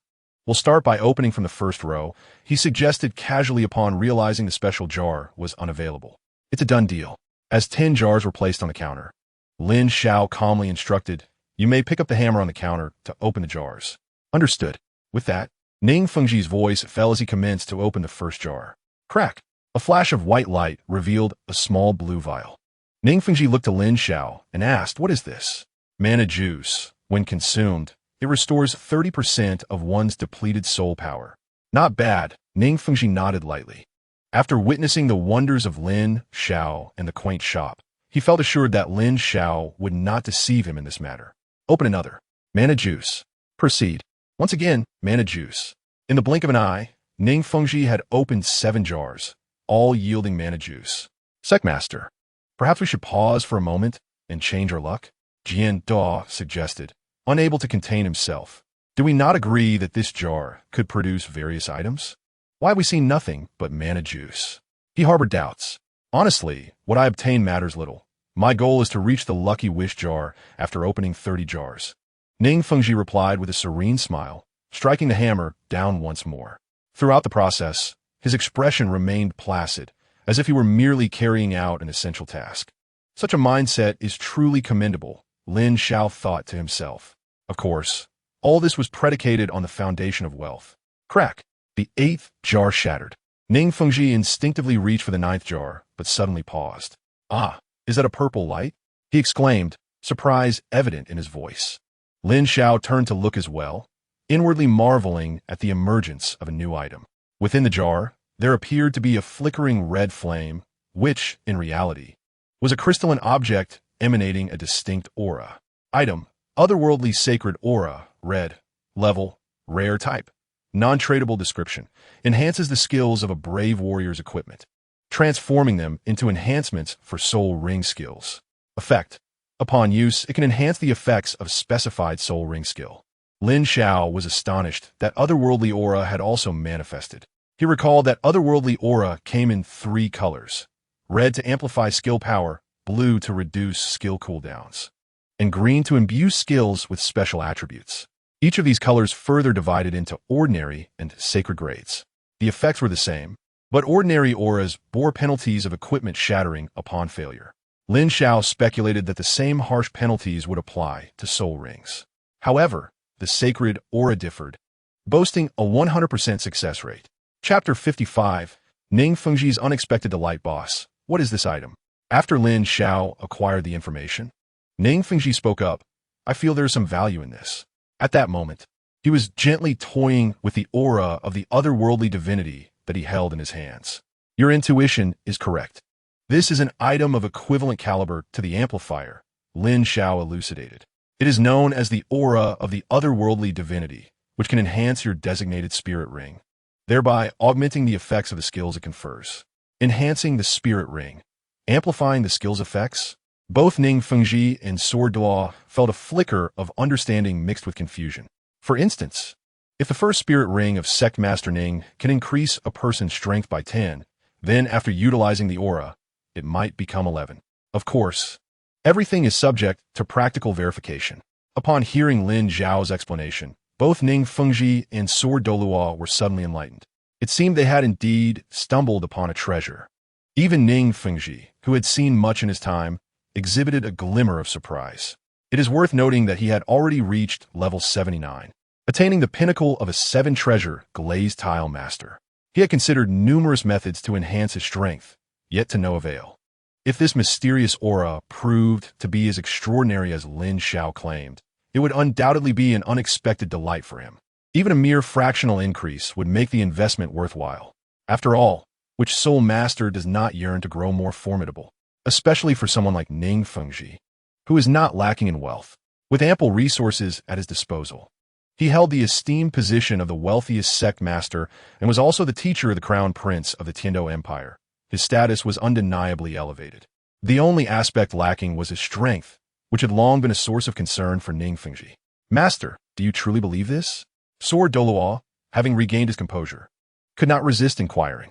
His skepticism was not directed at Lin Xiao, but rather stemmed from Ning Fengji's unique position, which could not afford any missteps. Believe it or not, it is your choice. I do not impose, Lin Xiao shrugged, indicating his indifference. After all, Ning Fengji had already spent his money, the jar was opened, and he had received his reward. The rest was not his concern. I believe, Ning Fengji's simple 4 words resonated with conviction, leaving no room for doubt. Even Douluo dared not utter another word. In the next moment, Lin Xiao witnessed Ning Fengji extend his right palm, and, after a flash of colorful radiance, a small tower, shimmering with 7 hues, resembling glass, emerged. The 7-treasure glazed tile tower, a martial soul that lives up to its name, he silently admired. At that moment, 7 spirit rings appeared sequentially beneath Ning Fengji's feet. Yellow, yellow, purple, purple, black, black, black, a standard of top-tier configuration. Douluo could not help but exclaim, "Do not worry. I trust that Boss Lin would not deceive me." Ning Fengji replied with an air of calm. With that, he crushed the aura in his palm. A stream of crimson energy swirled around his fingers. Suddenly, a spark of enlightenment flashed in Ning Fengji's mind, and he directed it towards the first spirit ring. As he moved, the red energy from his left hand abruptly settled onto the spirit ring, vanishing thereafter. Is that it? Douluo looked on in confusion and perplexity, unable to restrain himself from asking, "Master, how do you feel?" To be frank, he genuinely feared for Ning Fengji's well-being. With Ning Rongrong still young, and he and Douluo almost exclusively focused on cultivation, the entire 7-treasure glazed tile sect essentially relied on Ning Fengji alone. "Quite well," Ning Fengji replied. As if awakened, his words tinged with unmistakable joy. "What does quite well mean?" Douluo queried, uncertain. "You will understand once you feel it for yourself," Ning Fengji said. Suddenly, the first spirit ring glowed brightly, and the 7 treasures turned into glazed light as he proclaimed, "One says power." With that, a stream of light shot from the 7-treasure glazed tile tower, entering Douluo's body. Douluo's eyes widened in shock. As someone who had received countless nurture from Ning Fengji, he deeply understood the might of this soul skill. However, this time felt different. The enhancement effect had intensified. Previously, the first spirit ring could grant him an 80% increase in strength, but now it was a staggering 90. "Master, have you shattered the shackles of martial souls?" Sword Douluo was astounded. Do not underestimate this 10%. For someone of Sword Douluo's caliber, an additional 10% could enable him to challenge another title Douluo below level 95. For Ning Fengji, the significance was even greater. I have not shattered the shackles of martial souls. Only the first spirit ring has seen a notable enhancement. Nonetheless, even so, it is enough to fill me with joy. Ning Fengji remarked, his eyes growing increasingly bright. Originally, he sought the amplifier, but now he considered how advantageous it would be to acquire multiple instances of this mysterious aura. Even if his spirit power remained at level 79, he could still wield the prowess of a title Douluo. If he could truly become a title Douluo, would he not then be able to rival a peak Douluo? The future held great promise. Ning Fengji had even made up his mind that upon leaving the shop, he would immediately bring Ning Rongrong to open jars. Boss Lin, I apologize for my previous impertinence. May I inquire whether this mysterious aura is also effective for attack-type spirit masters? Sword Douluo suddenly asked, also expressing regret for his earlier impulsiveness. Yes, it is equally effective for attack-type martial souls. However, the extent of the enhancement will depend on the results of the fusion, Lin Xiao replied, keeping his words concise. As long as it proves effective, that is sufficient. Sword Douluo's gaze immediately transformed into one of fervor. He could now comprehend why so many soul masters congregated outside the store. They claimed that the martial soul city was sacred, and this little shop was undoubtedly the holiest of the holy. However, not everyone had the privilege to cross this threshold. Lin Xiao chose to disregard Sword Douluo and instead turned his attention back to Ning Fengji. Sect Master Ning, please continue. Very well. Ning Fengji replied and opened another jar once more. However, his streak of good fortune did not persist. To put it simply, the 9th jar yielded nothing, only a fruit from the sky tree. The 10th jar produced a double result, but yielded 2 vials of potion. What is this? Ning Fengji inquired as he picked up the 2 vials. Teleportation potion, Lin Xiao briefly explained, then followed up with a question. Do you remember the first time in the Stardow Forest when I suddenly disappeared? That was due to the use of a teleportation potion. With this potion, as long as the location exists in reality, you can reach it in the blink of an eye, regardless of the distance. Fascinating, truly fascinating, Ning Fengji said, satisfied as he stowed the teleportation potion away. Then turned to Sword Douluo. It is your turn now. All right, Sword Douluo responded and approached the counter. However, he did not hasten to open a jar, but instead asked, Boss, why haven't I seen Xue Ye today? He has gone to a certain place and is temporarily absent from his shop. Lin Xiao replied with a smile. Are you wishing to spar with him again? Upon hearing this, Sword Douluo appeared somewhat embarrassed. I do not presently have that intention. Although I still have soul skills left unutilized from last time, I sense that Xue Ye did not exhaust his full capabilities. I must admit, I'm not yet able to decipher the sword skills he possesses. Even if we were to battle again, I cannot be certain of victory. Have you decided which jar to open? Lin Xiao inquired once more. After a moment of contemplation, the sword-fighting door replied. I shall proceed with the one from the Sect Master. Chapter 56. The sword-fighting Douluo's combination strike. I hope to unveil a divine aura from another dimension. The sword-fighting Douluo quietly wished. The expectations were not excessively high. After all, the allure of witnessing others unveil extraordinary items often stirs envy, a phenomenon commonly referred to as green-eye disease. At this juncture, Lin Xiao had arranged 10 jars upon the counter. Without further ado, the sword-fighting Douluo silently grasped the Lucky Mage hammer and proceeded to open 3 jars in succession. With a series of crisp sounds, 3 beams of white light flickered and vanished. Upon discerning the contents within the jars, Lin Xiao smiled, revealing 3 bottles of magical fruit juice. The need for explanation rendered unnecessary. The sword-fighting Douluo frowned slightly, sensing a hint of darkness in the outcome. Yet his gaze shifted towards Ning Fengji. Do not be disheartened. Ning Fengji, noticing the sword-fighting Douluo's concern, immediately offered a warm smile. Do not place too much weight upon the items you unveil. Simply remember that our goal is the Lucky Wish jar. The process of opening these jars was merely a formality, while obtaining valuable items would be preferable. Their absence was inconsequential. Such sentiments were undeniably audacious, yet Ning Fengji genuinely believed this. After all, a mere few million gold soul coins were trivial if they could enhance one's strength. Very well, I shall give it another attempt, the sword-fighting Douluo pondered, proceeding to open 3 more jars. This time, 2 white and 1 purple light emerged, igniting his excitement. It appeared fortune was finally favoring him. Item: Character Proficiency Capsule Level. Common Type: Non-tradable. Description: Transforms character proficiency experience into an increase in soul skill proficiency. Effect: Upon use, it grants significant insights into the application of soul skills.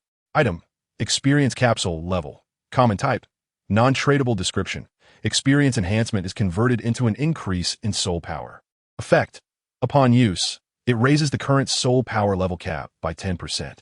Item: Ancient Elven Secret Potion Level. Rare Type: Non-tradable. Description: Grants double clearing experience, transforming it into double soul power and soul skill insights. Effect: Upon use, the effects of training soul skills and soul power are double for 1 day. The effects of the Experience Capsule and Character Proficiency Capsule are similarly applicable. Oh, the sword-fighting Douluo found this quite intriguing. Ordinarily, a day of double training time would hold little value. Yet with the Experience Capsule and Character Proficiency Capsule, the situation transformed entirely. After reviewing the information of the items, Lin Xiao found it all quite fascinating. The sword-fighting Douluo, now holding the rare item, inquired, "Boss, is this green and gold intertwined violet treasure?" His excitement was palpable. After all, the last time Ning Rongrong had unveiled the divine aura from another dimension, the jar too had shattered, emanating a purple light. Indeed, it is a treasure, Lin Xiao affirmed with a nod. Once you utilize the potion, you will achieve double the training effect for soul power and gain double the insights while practicing soul skills. What? Ning Rongrong could not contain his astonishment. Double effects? This is truly extraordinary. The sword-fighting Douluo was equally taken aback. Does this mean we have the potential to reach even greater heights? Coughing lightly, Lin Xiao added, however, this state can only persist for 1 day. 1 day. Ning Rongrong appeared petrified, while the sword-fighting Douluo's astonishment remained etched upon his face. What could be accomplished in a mere day? It felt as though they were jesting. Do not lose heart. You might consider combining the 2 capsules for unexpected results. Lin Xiao suggested. What is this? The sword-fighting Douluo queried skeptically, lifting one of the capsules. The Proficiency Capsule, upon use, grants you abundant insights into skills. Lin Xiao explained, his gaze shifting to the other capsule. The Experience Capsule, on the other hand, increases your current soul power cap by 10%. Both capsules' actual effects are enhanced by the Ancient Elven Secret Potion, leading to increased soul power and augmented soul skill insights. The sword-fighting Douluo recognized the extraordinary nature of these 2 capsules.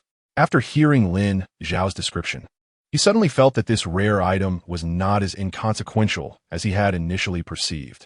However, the true effects would only be revealed through practical application. With that thought, the sword-fighting Douluo wasted no time and consumed the Ancient Elven Secret Potion. In the next moment, his eyes sparkled with realization as he exclaimed, "This indeed has an effect. I can feel my soul power circulating much faster, achieving double the speed of regular training. Alas, the duration is too short. If only it could last 3 to 5 years at this point." He halted, realizing the audacity of his wish.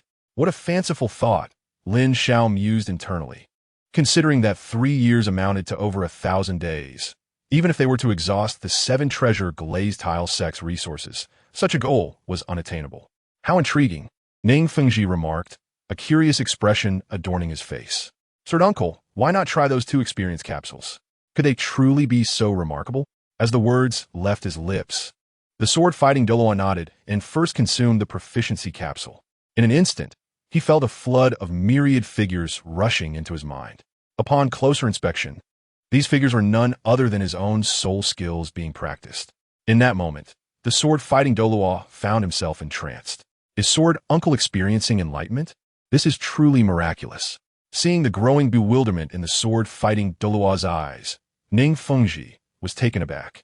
This is his fortuitous encounter, Lin Xiao remarked with an enigmatic smile. As the proprietor of the small shop, he could distinctly sense the sharp aura emanating from the sword-fighting Douluo. Gradually, these energies coalesced, transforming into a profound sword intent. What is Sword Uncle comprehending? The aura he inadvertently exudes is astonishing, Ning Rongrong thought. Unable to endure the piercing sword intent any longer, instinctively stepping back. One could only imagine the sword fighting Douluo's current strength. Yet Lin Xiao, witnessing this, waved his hand, sealing the space around the sword fighting Douluo. As a result, the sword intent he projected no longer disturbed the external environment. Ning Fengji immediately felt the pressure dissipate. Boss Lin, what a remarkable technique. Your strength is likely unmatched in this world, he exclaimed, though internally he was engulfed in tumultuous waves of astonishment. What manner of strength is this? The aura emitted by the sword fighting Douluo, in a state of enlightenment, was such that even a soul Douluo would have to retreat. Yet, Lin Xiao had effortlessly subdued it with a mere wave of his hand.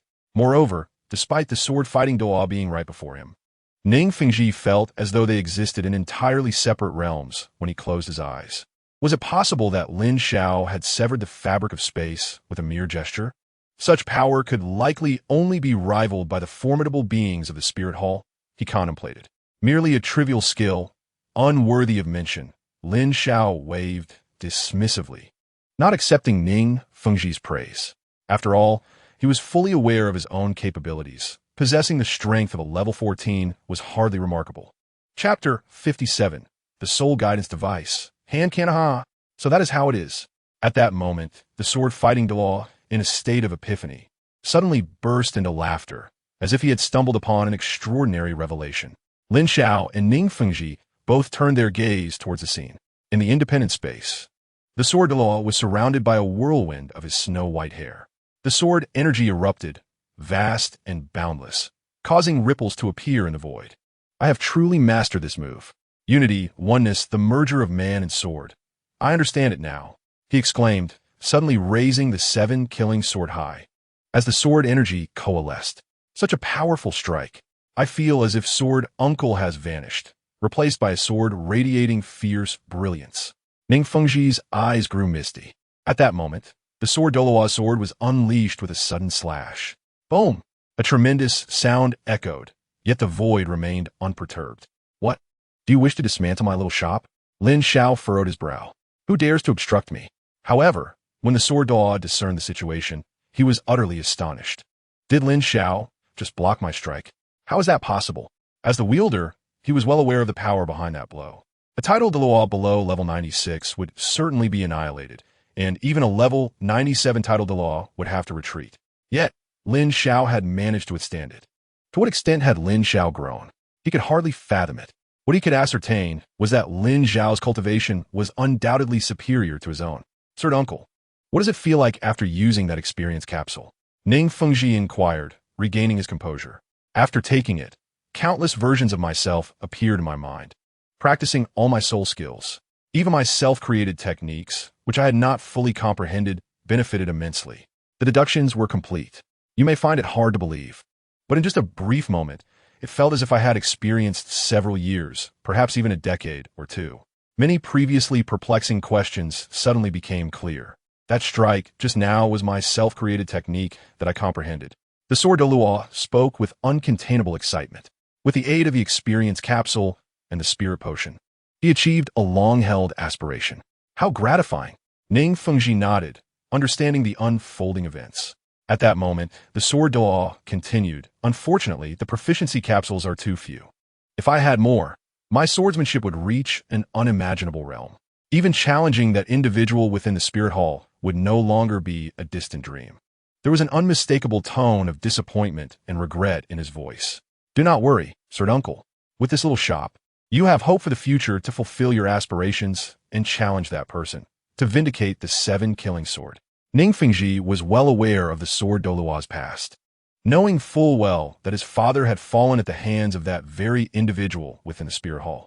Although the sword Douluo spoke of it lightly each time, Ning Fengji understood the obsession that filled the sword Douluo's heart to battle that person. You still have one experience capsule left. Why not try it? Lin Xiao reminded. Indeed, there's still one treasure unused. With the enhancement of the spirit potion, my soul power has increased by 20%. Perhaps I can break through my current realm. The sword Douluo thought to himself, taking the experience capsule and swallowing it whole. Immediately, he sat cross-legged on the ground. Instantly, an enigmatic aura emerged from the sword Douluo. Could it be that the sword Douluo is about to break through to level 97? Lin Xiao observed, somewhat surprised. In the original narrative, the sword Douluo reached this stage only after the Spirit Hall surprise attack on the Seven-Treasure Glazed Tile School. However, due to his disability, his highest achievement had merely been this. Yet now, before that main plotline had even commenced, the sword Douluo was on the brink of becoming a level 97 title Douluo. With Ning Fengji's cooperation, would the Spirit Hall still succeed? He was uncertain, but eager to witness it. 97, here I come. The sword Douluo's voice brimmed with elation. In the next instant, a formidable aura erupted, surpassing his previous strength by leaps and bounds. The process was remarkably smooth. He has broken through. Sword Uncle has reached level 97. Ning Fengji's face was filled with joy. It was known that the sword Douluo was one of the pillars of the Seven-Treasure Glazed Tile School. The stronger he became, the greater the benefits for the school. Indeed, Sect Master, I never dreamed this day would arrive so soon. The sword Douluo first addressed Ning Fengji, then turned to Lin Xiao, solemnly stating, "If it weren't for you, I don't know how long it would have taken me to reach this step. Perhaps I might never have become a level 97. Boss Lin, thank you." With that, the sword Douluo retreated a step and deeply bowed to Lin Xiao. "Haha, there is no need for such formality." Lin Xiao chuckled, waving his hand. "Before opening the jars, I made it clear that whatever emerges is merely your fortune. Bad luck may lead to losing everything. Let us open the remaining jars," he added. All right. The sword Douluo promptly began to open the remaining 4 jars in succession. 2 white and 2 purple. The first 3 were unremarkable, consisting of 2 bottles of magical juice and 1 teleportation potion. However, the final jar yielded a surprising double item. 2 pitch-black cylindrical tubes appeared on the counter, each about the length of a forearm, with a diameter sufficient to fit an adult's arm. What are these? Ning Fengji and the sword Douluo gazed in astonishment. This is the hand cannon of inheritance, Lin Xiao explained with an unusual expression. Item, hand cannon of inheritance, level 21. Rarity, rare type. Tradable description, power-driven transformed into soul power-driven. Effect, consumes a certain amount of soul power to condense a projectile for attack. Goodness, once transformed, doesn't it become a soul guide device? Lin Xiao pondered in surprise. With this, does Ning Fengji still need to purchase Tang San's hidden weapons? Boss, what is the purpose of this item? Ning Fengji inquired. You may understand this as a soul guide device, specifically an attack-type soul guide device. An attack-type soul guide device. Ning Fengji frowned at this revelation. Over the years, there have indeed been attempts to research such things, but they all ended in failure. Yet here, such an item has appeared again. Could it truly bring forth surprises? Ning Fengji felt uncertain. Why not give it a try? The sword Douluo suggested, picking up one of the hand cannons. Wait, what is wrong? The sword Douluo looked at Lin Xiao in confusion. Both of these hand cannons are tradable items, meaning you can give them to anyone for use. However, after using it once, it will bind to the user. Are you sure you want to proceed? Not sure, the sword Douluo replied, turning to Ning Fengji. Secmaster, perhaps you should try it. If it possesses any attack power, it would be perfect for you. All right. Without hesitation, Ning Fengji stepped forward, taking one of the hand cannons and fitting it onto his arm, facing the sword Douluo directly. Sword Uncle, be careful. Rest assured, I am ready. Unleash your full strength against me. The sword Douluo calmly extended his palm, forming an invisible shield of soul power. In Chapter 58 of Shrek, as Ning Fengji infused his soul power into the cannon, a glimmer of light emerged from the dark barrel. With a thunderous roar, flames erupted from the muzzle, unleashing a torrent of soul power that struck the shield before the sword Douluo. Waves rippled across the barrier. How is that, Sword Uncle? After delivering the blow, Ning Fengji retracted his hand, his gaze filled with anticipation. The attack was formidable, comparable to the full-force strike of a typical level 25 assault spirit master. However, the suddenness of the assault could catch even a Soul King off guard, potentially resulting in severe injuries. Sword Douluo pondered briefly before responding. Indeed, the attack is not insignificant. A flicker of surprise crossed Ning Fengji's face, quickly followed by a sigh. Unfortunately, this item holds little value for me. Sword Douluo nodded in agreement. Given Ning Fengji's status, identity, and strength, only a soul, or even a title Douluo could stand as his equal. While the cannon was remarkable, its power was insufficient against such formidable opponents. Do not be disheartened. Remarkable treasures often lie within the next jar. Lin Xiao interjected. Instantly, both Ning Fengji and Douluo turned their gazes toward him, seemingly questioning the veracity of his words. Without further ado, he explained, the cannon you possess is merely of level 21. What if there were items of level 30, 40, 50, or even higher? Moreover, rarity breeds not only quality but also divine artifacts, legends, and epics. Such weapons would undoubtedly surpass the power of your current cannon. Do you still consider it useless? With that, he fell silent. However, Ning Fengji's breathing quickened. If he could indeed procure items of that caliber, it would mean that he could contend with soul saints, soul Douluos, or even title Douluos on his own. Calm yourself, sect master, sword cautioned softly, maintaining his composure. After years of acquaintance, this was the first time he had witnessed Ning Fengji so uncharacteristically agitated. If possible, I would truly like to purchase every jar here. Ning Fengji sighed, struggling to regain his composure. To this, Lin Xiao merely smiled in silence, recognizing that Ning Fengji was thoroughly entranced by the prospect of opening jars. It was understandable. First, he saw hope for a breakthrough in his martial soul, then the enhancement of soul skills, and now he realized that support-type spirit masters could wield power rivaling that of assault-type spirit masters. All of this was what Ning Fengji had yearned for. Who could blame him for being overwhelmed? Regrettably, the randomness of the items within the jars posed a significant challenge.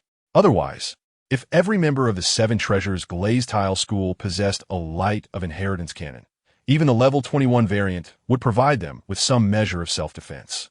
Imagine, in a scenario where opponents were unaware that support spirit masters could unleash such power, a Soul King ambushed would find no respite. You need not worry about the safety of the sect disciples any longer, Douluo sighed. Indeed, Ning Fengji nodded despondently, gazing longingly at the cannon. He understood that acquiring 1 or 2 items might be feasible, but more than that would pose a significant challenge. The difficulty would only escalate if every support spirit master from the Seven Treasures Glazed Tile School were to possess one. However, Lin Xiao then spoke up again, suggesting, perhaps this is not an insurmountable problem. Since you can uncover complete items, it is not out of the realm of possibility to find blueprints. It is conceivable that designs for even more powerful weapons than the inheritance cannon could exist. Lin Xiao was not speaking idly. In the underground city, the acquisition of regular equipment was categorized into dropping and crafting modes. The acquisition of epic equipment, on the other hand, involved a rather convoluted method of fragment collection. With the presence of interdimensional energies, Lin Xiao believed that equipment blueprints could very well manifest in the underground city, perhaps even with modifications. Blueprints? Ning Fengji's composure faltered at the mere mention. He could envision the implications of such blueprints, as they would allow for mass production and replication of equipment. If they could possess numerous such powerful weapons, the strength of the Seven Treasures Glazed Tile School would witness a terrifying surge. We cannot afford to wait any longer. Ning Fengji suddenly declared, Sword Uncle, use the teleportation potion to fetch Rongrong from Shrek Academy to Martial Soul City. I will return to the sect and ask Uncle Long to open jars. While Uncle Gulong can certainly open jars, is it truly appropriate to disrupt Rongrong's studies at Shrek? You mentioned she had just begun to acclimate to her environment and was getting along well with her new friends. Wouldn't her sudden departure upset her? Douluo inquired with a furrowed brow. Upon hearing this, a rare look of embarrassment crossed Ning Fengji's face. Sword Uncle, I must apologize. I have concealed some information about Rongrong. The truth is, she is not happy at Shrek. I left her there to temper her character. As soon as Ning Fengji's words fell, Douluo erupted in outrage. What did you say? Rongrong is unhappy there? Fengji, why did you not tell me sooner? His anger was palpable, even omitting the respectful title. Sword Uncle, I fear that upon hearing this news, you and Uncle Long would dismantle Shrek, which is why I hesitated to reveal the truth. Ning Fengji replied with a wry smile. It was well known that Ning Rongrong was his most cherished daughter, but unbeknownst to others, it was the 2 legendary figures of the Seven Treasures Glazed Tile School, Douluo and Douluo, who adored her the most. What is being done to Rongrong? Douluo's voice trembled. At that moment, his mind conjured an image of Ning Rongrong appearing malnourished and poorly clothed.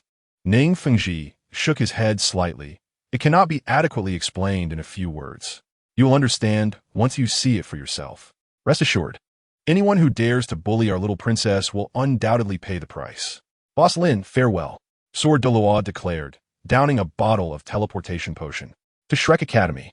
With a thought, he vanished in a flurry of murderous intent.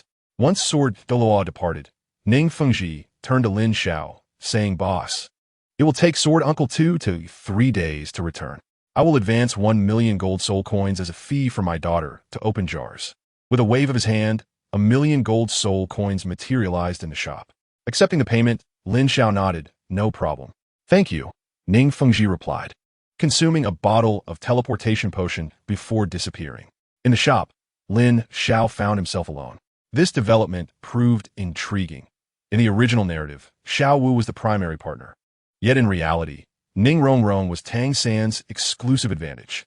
One wondered how Sword Douluo's interference might affect Tang San's access to such a powerful ally. Lin Xiao eagerly anticipated the unfolding events, sensing that they were becoming increasingly captivating. Chapter 59. The Joke of Shrek on the Other Side, the headmaster of Shrek Academy. The four-eyed cat-eagle Flender stood on the grand playground, observing all 7 students before him. Dai Mubai, Tang San, Xiao Wu, Oscar, Ma Hongjun, and the cold, yet composed Zhu Zhuqing. However, Flender's attention was not on them, but rather on the last student, Ning Rongrong.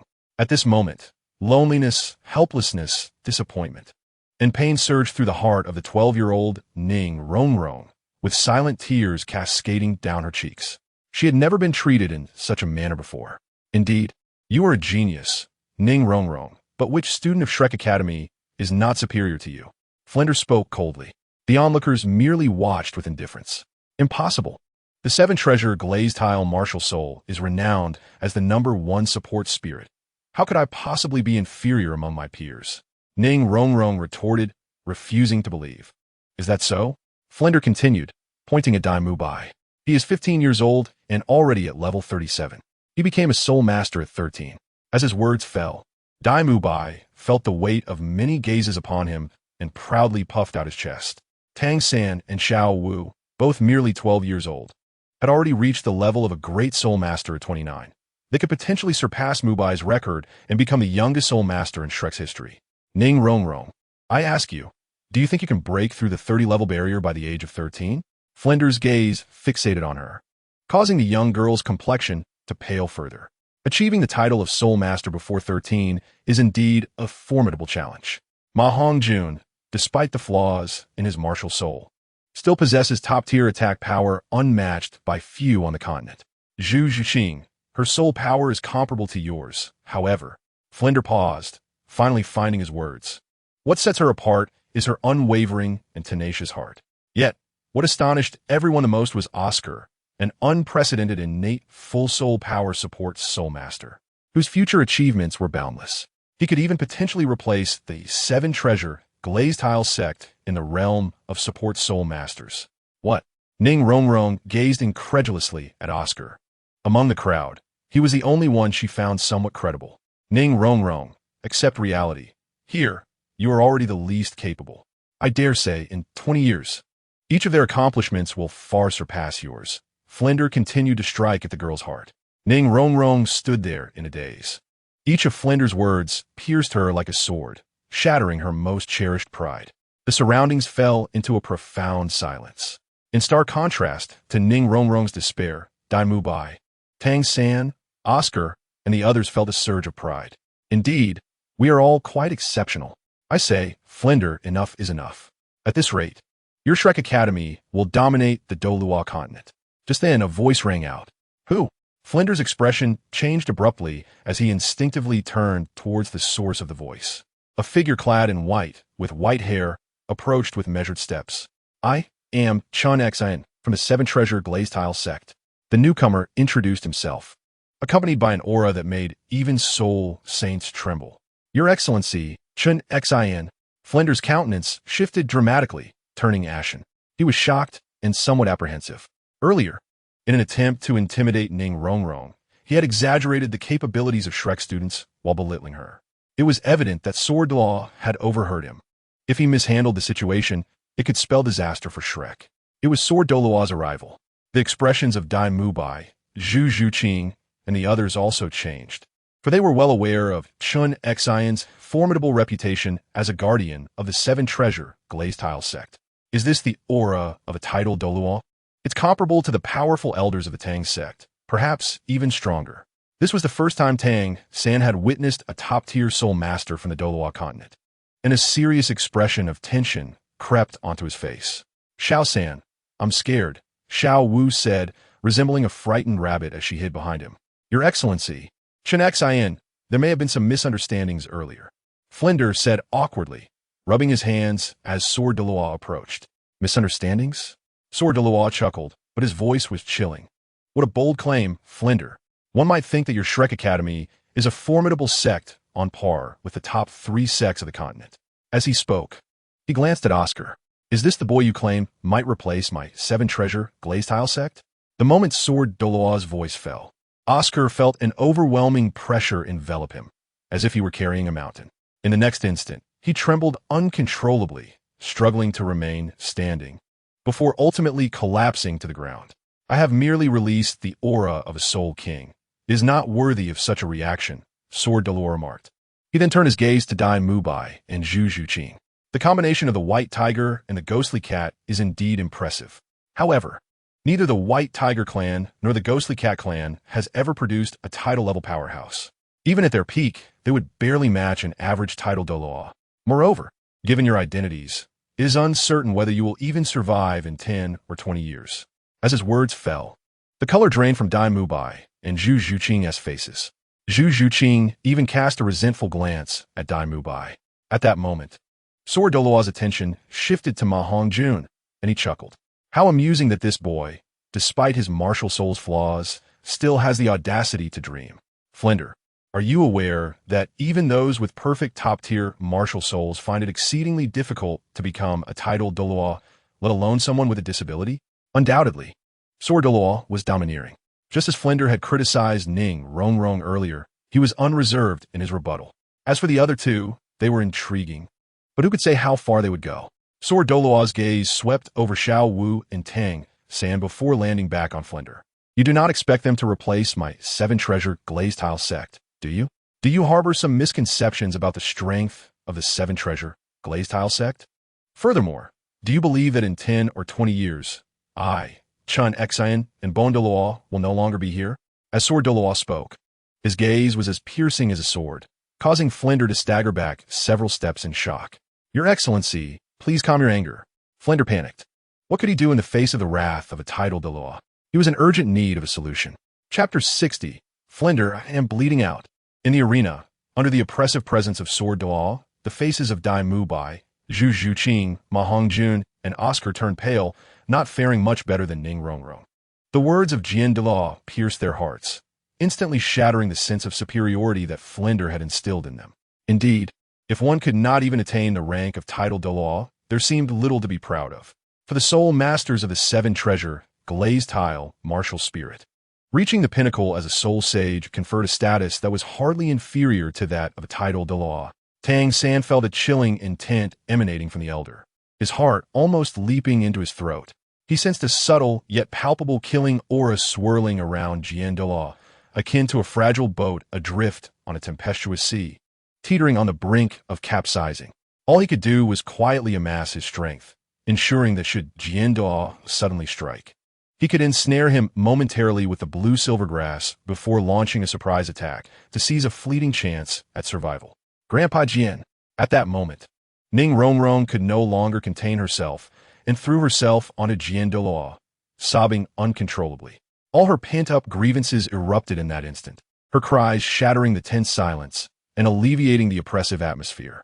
Rongrong, do not weep. Grandpa Jian is here to take you away, Jian Douluo said gently, patting the girl's back, his heart aching for her. He had witnessed how the members of Shrek had treated Ning Rongrong, and he understood the warmth and coldness of human nature. He believed that after this incident, the girl would undoubtedly experience some growth. Your Highness, are you truly taking Miss Ning away? Flinder suddenly asked, his tone hesitant.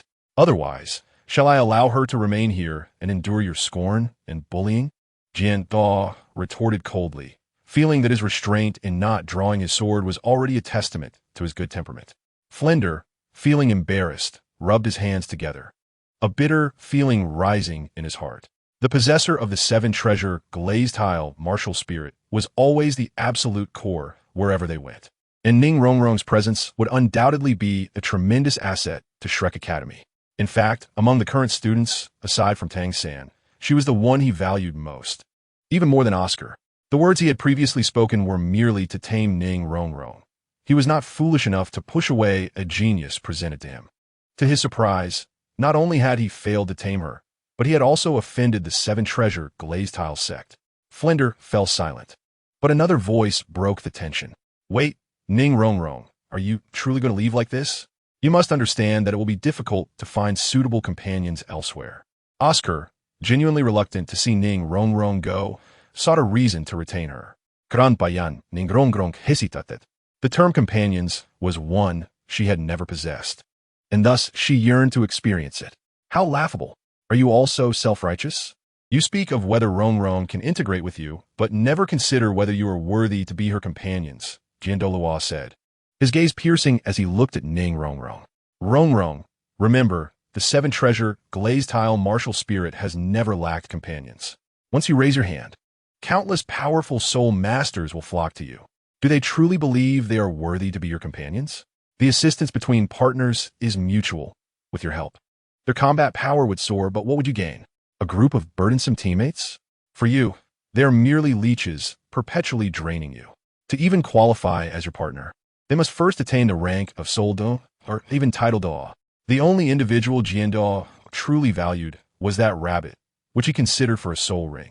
However, it seemed that this rabbit had already become someone else's prey, who could be lurking in the shadows. Jian sensed an unusual presence, but refrained from acting rashly. Upon hearing Douluo's words, the group fell into an awkward silence. Oscar looked as if he had been struck by lightning, utterly dumbfounded. Come, Rongrong.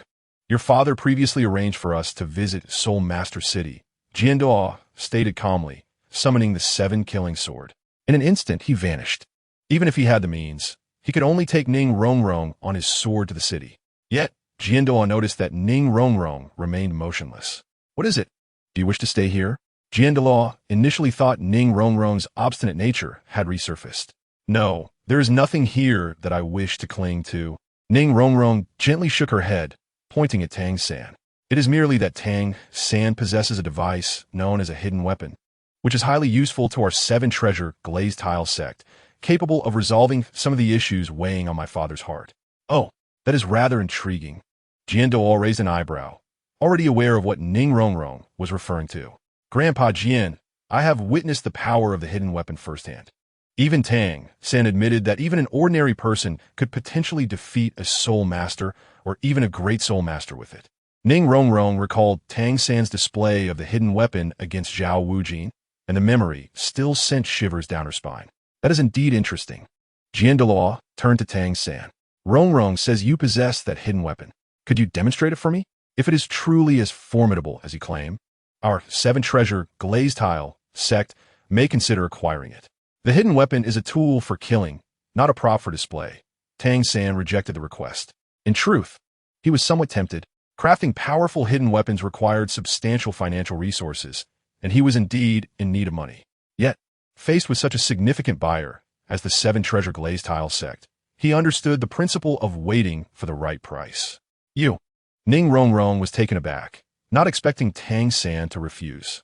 At that moment, Jian interjected, if you are unwilling, so be it. Rongrong, you must understand.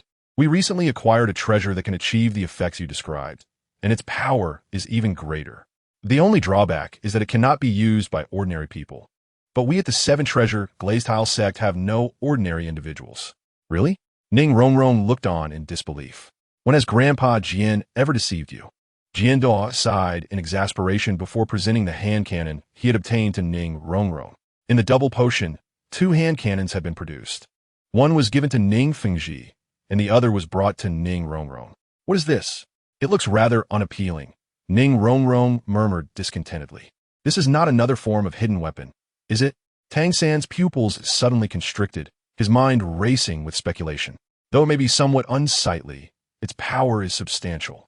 You may understand it as a powerful soul-guiding device that can unleash formidable combat prowess, Jian Douluo explained. Really? I I could possess such formidable combat strength? Ning Rongrong's eyes sparkled with disbelief. Of course, Douluo said, turning to Dai Mubai, Shrek's youngest soul master. Come here and showcase your strongest defense. Who is being called?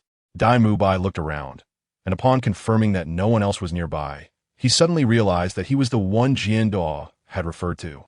Senior, please. Donotist. The youngest genius soul master of Shrek is merely a term casually mentioned by Dean Flender and should not be taken seriously.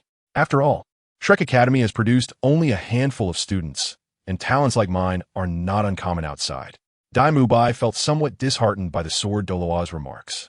If he were truly a top-tier genius, he would not have found himself in such a predicament. How could he so brazenly expose my vulnerabilities? After hearing Dai Mubai's words, Flender's eyelids twitched, yet he mustered the courage to respond.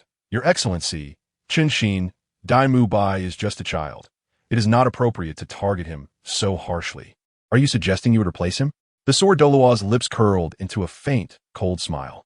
That could be arranged. However, if Dai Mubai is here because of Rongrong's assistance, you must be prepared to endure a strike for my sword. As he spoke, the 7-killing sword seemed to resonate with its master's thoughts, emitting a sharp cry as it landed in the sword Douluo's grasp. Truthfully, upon witnessing Ning Rongrong suffer such injustice, he did not dismantle the scene, even if Shrek benefited from it. Suddenly, it struck him that the nobleman's words were quite reasonable. Children must grow, and, at his age, Dai Mubai needed to confront certain matters on his own. Flender looked at Dai Mubai, saying, Go on, I have faith in you. Is this how you abandoned me? Dai Mubai was taken aback. Yet, he hesitated no longer and stepped forward as if walking to the gallows. Grandpa Jian, do I just need to put this on my hand? Ning Rongrong inquired from the other side. Indeed, then channel your soul power and aim at him, Sword Douluo instructed. Not good. There's danger. As Ning Rongrong pointed the dark cannon at Dai Mubai, he was immediately struck with terror. The sword Douluo's earlier warning echoed in his mind, prompting him to summon his martial spirit and soul rings.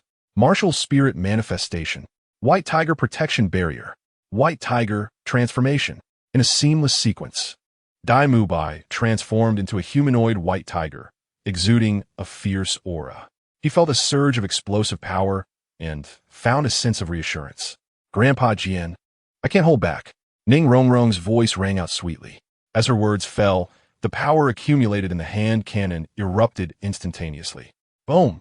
A deafening explosion reverberated in everyone's ears, and a blinding light crashed heavily upon Dai Mubai. Yet, he was sent flying like a sandbag. How could this be? Dai Mubai was knocked away by Ning Rongrong? Oscar and Ma Hongjun could hardly believe their eyes. How could an auxiliary soul master unleash such devastating power? Flender was equally astonished. What he witnessed shattered his understanding. Instinctively, he turned to Tang San, believing only he could possess such strength. However, Tang San was equally taken aback. Although Dai Mubai was not a defensive soul master, after activating his first and third soul skills, his strength was considerable. Typically, ordinary blades and swords would struggle to harm him. Yet, Ning Rongrong's strike was powerful enough to send him flying, equivalent to the full might of a high-level assault soul master. How formidable was this hidden weapon? If used for ambush, it could potentially surpass the might of Zhuge Liang's crossbow. The more he observed, the more alarmed he became. Wow!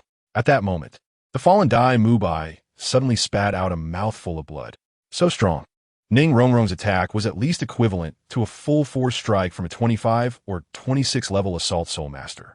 Standing still and enduring such a blow would be unbearable even for a soul master. Only those specialized in defense, like the Xianbing turtle, could claim to be unscathed. Little San, this feels even more powerful than your hidden weapons, Xiao Wu whispered behind Tang San. No, my Tang sect hidden weapons have only displayed a fraction of their potential. Truly powerful hidden weapons are beyond my current capabilities, Tang San retorted, firmly believing in the supremacy of Tang sect hidden weapons. Xiao Wu rolled her eyes, choosing silence. She understood that while Tang San appeared strong, he was internally fragile and could not bear others doubting him. You are not meant to experience this strike as a form of reprimand, but as a warning to keep your eyes in check and refrain from harboring inappropriate thoughts about Rongrong. The sword Douluo snorted coldly, having noticed that Dai Mubai's gaze towards any girl was less than pure. Of course, aside from him, The rotund boy and the scruffy auxiliary soul master had also shown interest, albeit with greater restraint. None of them were virtuous in his eyes. This was the sword Douluo's assessment of the group. Grandpa Guyan, I really did hit Dai Mubai. Ning Rongrong exclaimed, her pride swelling as she declared, humph. From now on, who isn't a powerful assault soul master? She even waved her small fist at her Shrek companions. Haha, now you know Grandpa Guyan wasn't deceiving you, right? Let us go. We have important matters to attend to in the Spirit City. After hearing the sword Douluo's words, Ning Rongrong was still puzzled as to why they must go to the Spirit City. Because there lies the possibility for you to become a soul master before the age of 13, the sword Douluo said, ruffling Ning Rongrong's little head. What? Grandpa Guyan isn't just trying to appease Rongrong, is he? Ning Rongrong bolted. Of course not. When have I ever lied to you? The sword Douluo shook his head with a smile. Instantly, Ning Rongrong's expression shifted to one of eager anticipation. What are we waiting for? Let's hurry. By the way, Dean Flinder, I will come back to see you once I become a soul master. Actually, that won't be necessary. Flinder's face twitched. He sensed a deep resentment woven into Ning Rongrong's words. However, the sword Douluo had already taken Ning Rongrong away on his sword. In his heart, Flinder could only lament, this is a disaster. Don't sigh too deeply. Without Ning Rongrong, we still have little Ao, right? You mentioned that little Ao has the potential to surpass the 7 Treasures Glazed Pagoda among auxiliary soul masters. Ma Hongjun stepped forward to comfort him. Indeed, Dean. Rest assured, I won't let you down, Oscar added excitedly. He had not anticipated that the often sharp-tongued and cunning Dean would hold such high regard for him. Just don't bring up topics that shouldn't be discussed, Flinder retorted irritably, but soon noticed Oscar's stiff expression and hastily explained, Little Ao, don't misunderstand. I do not look down upon you, but in the early stages, it will be quite challenging for you to surpass the supporting abilities of the 7 Treasures Glazed Pagoda. You are correct, Oscar acknowledged, a hint of melancholy flashing in his eyes. He understood Flinder's words. Indeed, his first and second soul skills, recovery and detoxification, were sufficient in evenly matched battles, but paled in comparison to Ning Rongrong's raw strength and speed when facing formidable opponents. Little Ao, don't be disheartened. My teacher once said, there are no useless martial spirits, only useless soul masters, Tang San chimed in. Upon hearing this, Flinder nodded. Your teacher is quite right. However, do refrain from mentioning it again. Chapter 62. The Aspirations of Qianjun and Demon Subduing. Flinder, more than anyone, understood Yu Xiaojing. The path of cultivation has proven futile. At most, one can concoct a mere dose of toxic inspiration. Even Flinder finds it perplexing that Tang Hao would allow Tang San to take Yu Xiaojing as a mentor to study theoretical knowledge. What could he possibly be thinking? Is he incapable of teaching himself? In stark contrast, upon hearing Flinder's words, Tang San's expression stiffened. Originally, he had an abundance of toxic wisdom to share with Oscar and Dai Mubai, yet his words failed him now. Teacher, Dai Mubai has fainted, suddenly interjected Ma Hongjun. Do not panic, this is quite normal. After all, Dai Mubai is not a defensive-type soul master. Given the attack intensity of Ning Rongrong, enduring such an assault could indeed lead to complications. However, he will not perish. We can simply escort him back to the dormitory for rest, Flinder remarked, waving his hand absent-mindedly before turning to leave. He needed to contemplate how he would respond if Ning Rongrong returned to confront him. Indeed, the phrase about creating happiness through wealth holds some truth.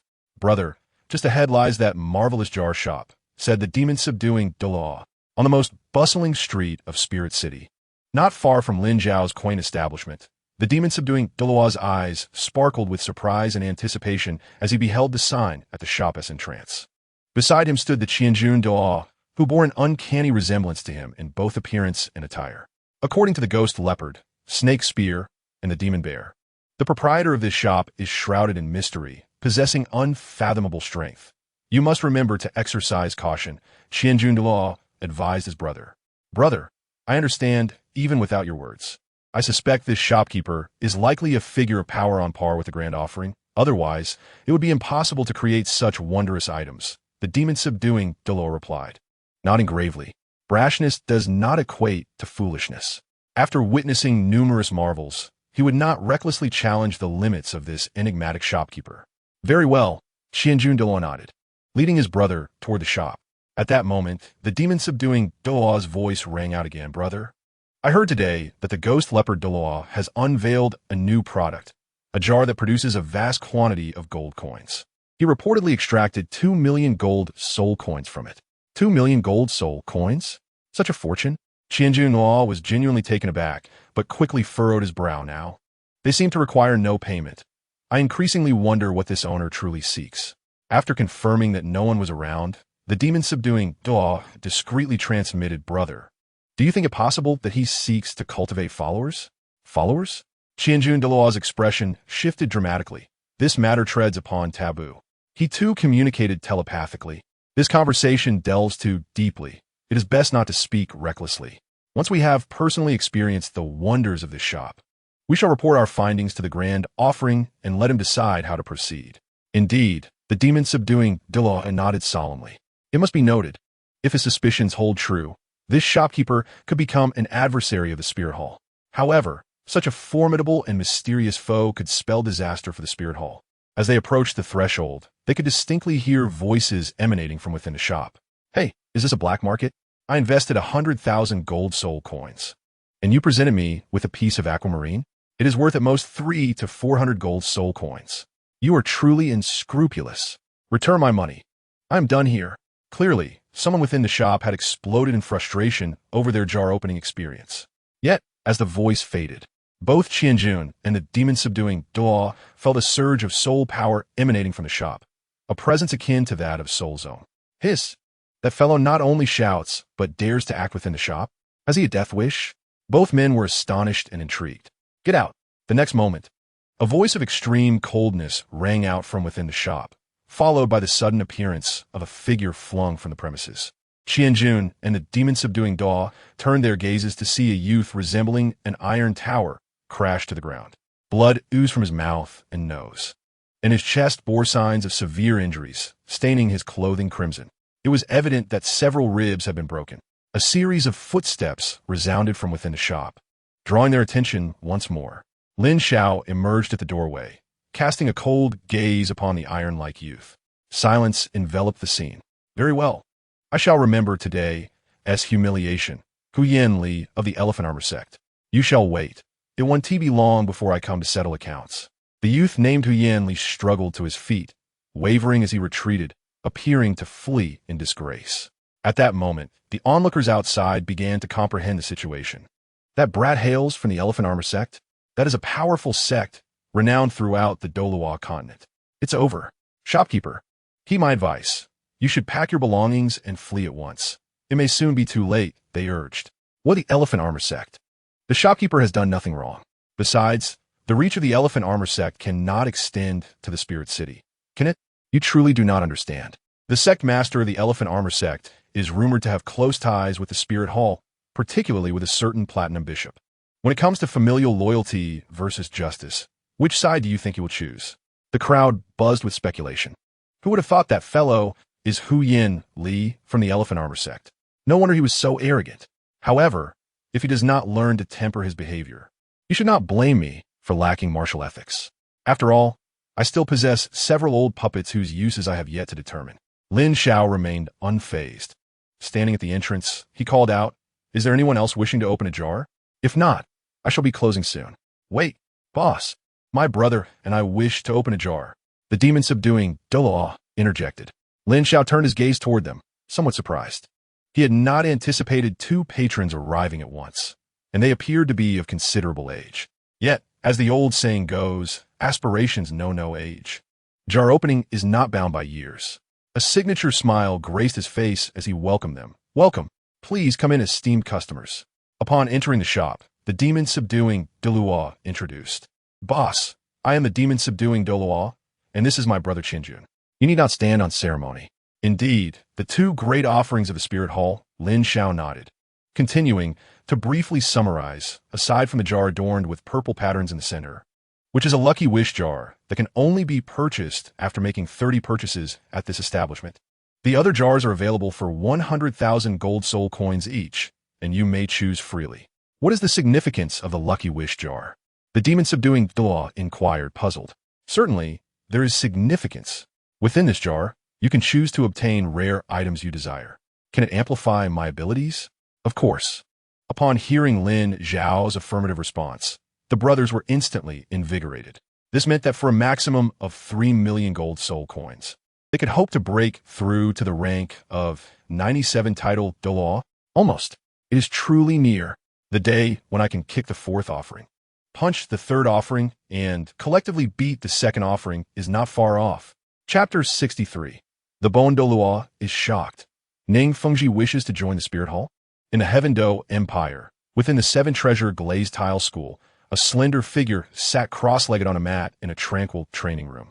A powerful surge of soul power filled the space.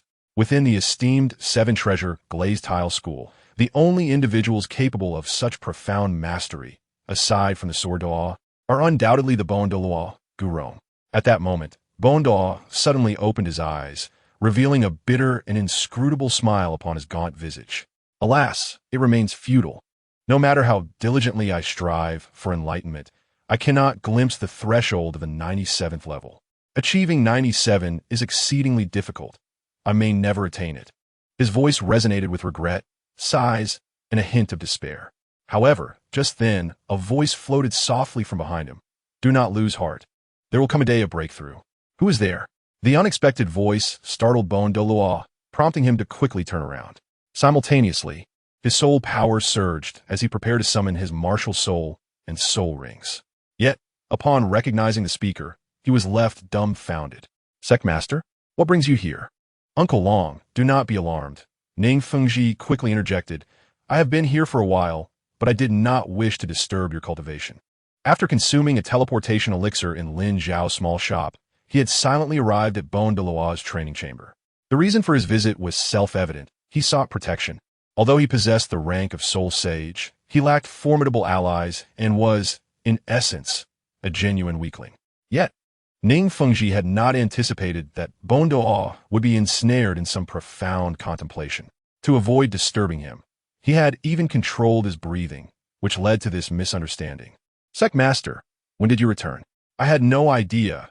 It feels as though you appeared out of thin air. Bon Douluo furrowed his brow, pondering, as he was certain no one had entered the training room. Indeed, you guessed correctly. I did simply materialize out of nowhere. Ning Fengji replied with a slight smile. Bon Douluo chuckled in response.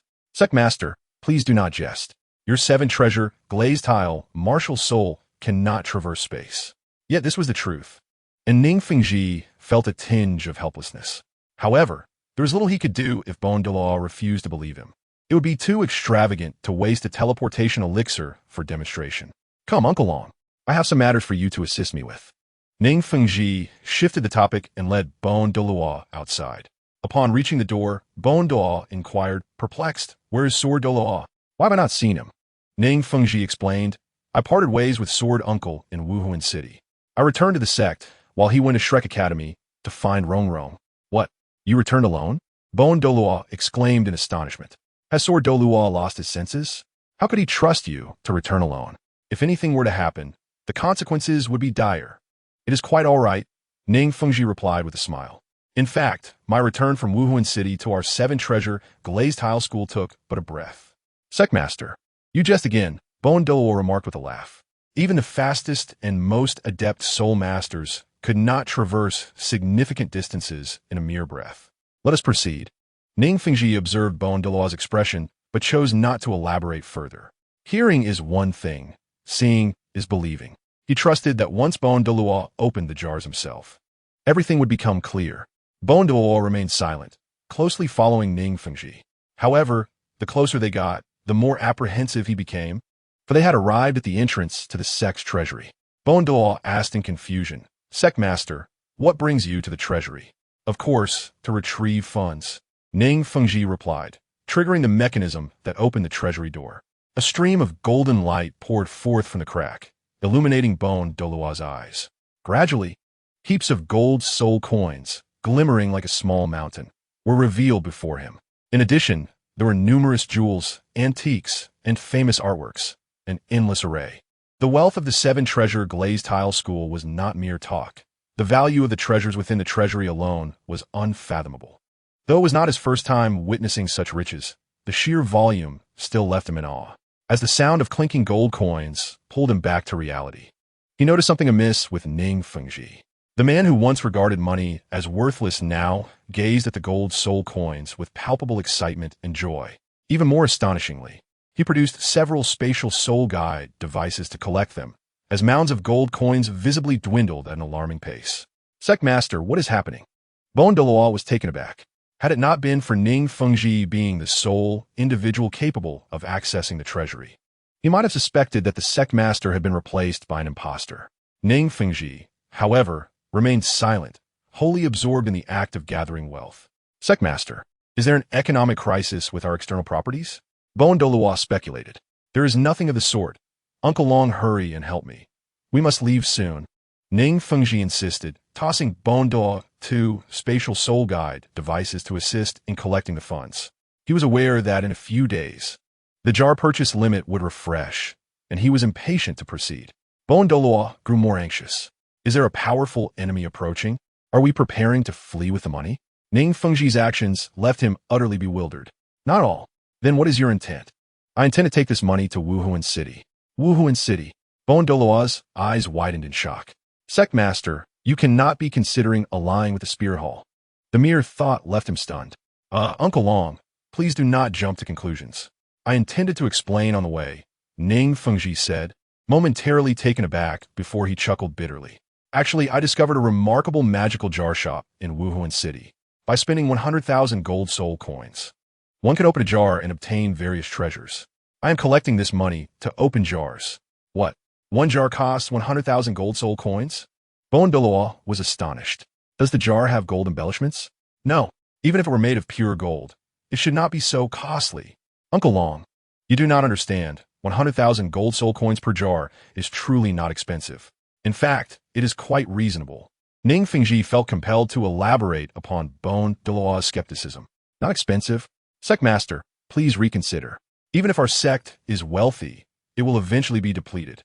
Douluo believed Ning Rongrong was merely seeking thrills. It is not expensive.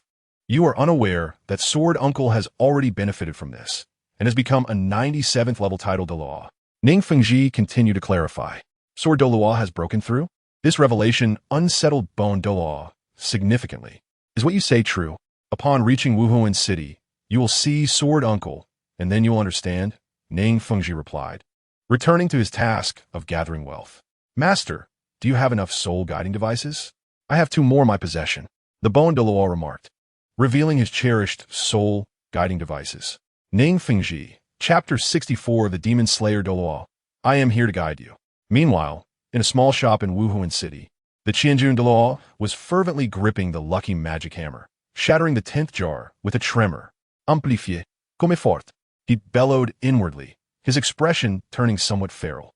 The optimistic mindset he had before opening the jars had long since evaporated. Perhaps this is the allure of jar opening. With a cracking sound, the jar shattered, and a fleeting white light vanished. The lucky magic hammer slipped from his grasp and fell onto the counter. He murmured despondently, white again. Without needing Lin Xiao to explain, he had already discerned the contents of the jar. Too familiar. Inside were 2 perfectly straight blue vials of magic juice. Upon witnessing this, Lin Xiao turned to Qianjun and remarked, it seems fortune has not favored you this time. Perhaps next week will be better. The 10 jars opened by Qianjun Douluo yielded nothing remarkable. There were no novel items to be found, including the double yield from the last jar. The total consisted of 5 vials of magic juice, 2 fake coins, 3 fruits from the sky tree, and a rusty katana. To put it succinctly, utterly disappointing. Brother, you must remain strong and not lose heart. One cannot experience bad luck indefinitely. It is merely a temporary phase. Seeing Qianjun Douluo's discomfort, the demon slayer Douluo quickly voiced words of comfort. Besides, I have yet to open my jars. Boss Lin has previously mentioned that items obtained from jars can be traded, meaning they can be utilized by others. If I am fortunate enough to open a tradable amplifier, I will certainly gift it to you. Thank you, Qianjun Douluo replied, feeling even more disheartened after being comforted. He concluded that the demon slayer Douluo was merely speaking insincerely. He retorted, stop dreaming and quickly choose a jar to open.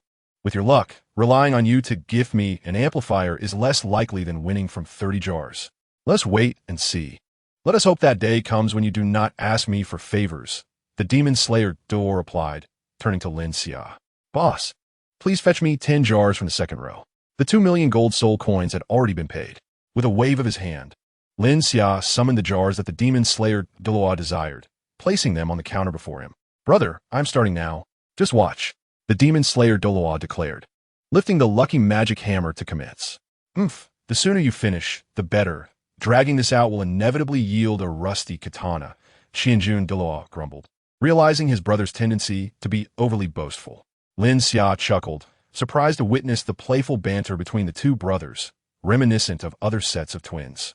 With a crack, the first jar shattered, releasing a flash of blue light. Blue? High-grade item? Qianjun Douluo's eyes widened in astonishment. Haha, it seems the beginning is indeed different. The demon slayer Douluo laughed, but his mirth faded upon inspecting the contents. What was this long, serpentine item? Why did it emit such a pungent odor? Item, strange flavored snake meat, level, high-grade type, non-tradable description, restores 30 health and transforms into a healing state for injuries and soul power. The strange flavor remains. Effect, upon consumption, it restores a portion of health and soul power, but the consumer will succumb to poisoning. After reading the item description, Lin Xiao fanned himself, explaining, this is strange flavored snake meat. Its taste is peculiar, but it can restore a certain amount of soul power and heal some injuries. However, you will also be poisoned as a consequence of consuming it. Upon absorbing Lin Xiao's words, the demon slayer Douluo's expression turned odd. Consuming such a thing would merely shift one from a bad state to another equally unpleasant state.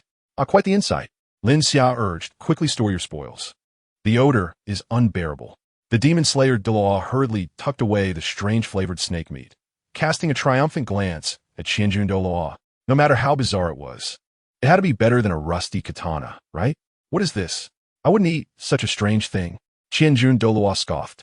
Next, the demon slayer Douluo proclaimed, shattering another jar. A flash of white light followed. Qianjun Douluo felt a wave of relief. Finally, this was more like it. However, the demon slayer Douluo exclaimed, wait, was this a capsule? Could it be the legendary experience capsule? His breath quickened at the thought. Item, skill proficiency capsule. Upon seeing the revealed information, Lin Xiao shook his head slightly. This is not an experience capsule, but a proficiency capsule. Consuming it will enhance your mastery of your soul skills. What? Qianjun Douluo was taken aback, astonished at his brother's stroke of luck. I must try to see if it truly possesses such miraculous effects. The demon slayer, Douluo, after hearing Lin Xiao, immediately placed the proficiency capsule into his mouth. In the next moment, a glimmer of enlightenment sparkled in his eyes. Epiphany! Qianjun Douluo could not help but exclaim. This small proficiency capsule seemed to be more extraordinary than the legend suggested. Following his shock, Qianjun Douluo felt a wave of envy wash over him. It appeared that his brother's luck was indeed far superior to his own. Before long, various emotions began to fill the demon slayer Douluo's eyes. Confusion, excitement, and an insatiable desire for more. How do you feel? Is it good? Qianjun Douluo inquired, curiosity piqued. It was worth it. Absolutely worth it. The demon slayer Douluo exclaimed in awe, then turned to Qianjun Douluo, saying, brother, once we leave this place, let's have a spar. What did you say? Qianjun Douluo was taken aback, never expecting the demon slayer would boldly challenge him. Who gave you the courage to utter such words? He questioned coldly. After all, since childhood, Qianjun Douluo had always held the upper hand over his younger brother. In his eyes, the current state of the demon slayer doll was indicative of someone who had lost their sense of reality and was riding high on a fleeting moment. Of course, it was Boss Lin who gave me the courage. The demon slayer Douluo expressed his gratitude towards Lin Xiao. Lin Xiao felt somewhat speechless, questioning how he was involved in this. Nonsense. Qianjun Douluo frowned. Brother, things truly are different now. With the help of the proficiency capsule, my understanding and application of soul skills have deepened significantly. Even questions you previously found perplexing, I have now unraveled. I can guide you when the time comes. The demon slayer Douluo's tone was remarkably arrogant, causing Qianjun Douluo to feel a twinge of irritation. Fine, hurry, and open the jar. The thought of you guiding me excites me, and I can hardly wait. Various requests. Chapter 65. Qianjun Douluo. You must remain strong. Open the jar, open the jar. Sensing the veiled threat in Qianjun Douluo's tone, The demon slayer, Duo, chuckled awkwardly. Yet the subsequent jars caused a noticeable change in his expression. They seemed rather ominous. He gazed at the 3 fruits of the sky tree before him, muttering to himself. Theoretically, the probability of consecutively obtaining the same item should be quite low. However, in practice, such occurrences were rather common. Lin Xiao explained nonchalantly. He couldn't help but scoff when recalling the odds in the game.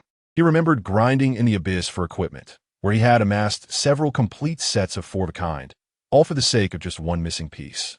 Yet, despite his efforts, he could not obtain the desired equipment. To this day, he recalled the widely circulated saying in the dungeon, 4 of a kind is merely the beginning. Brother, you must remain strong and not lose heart. One does not suffer a streak of misfortune forever. It is merely a phase.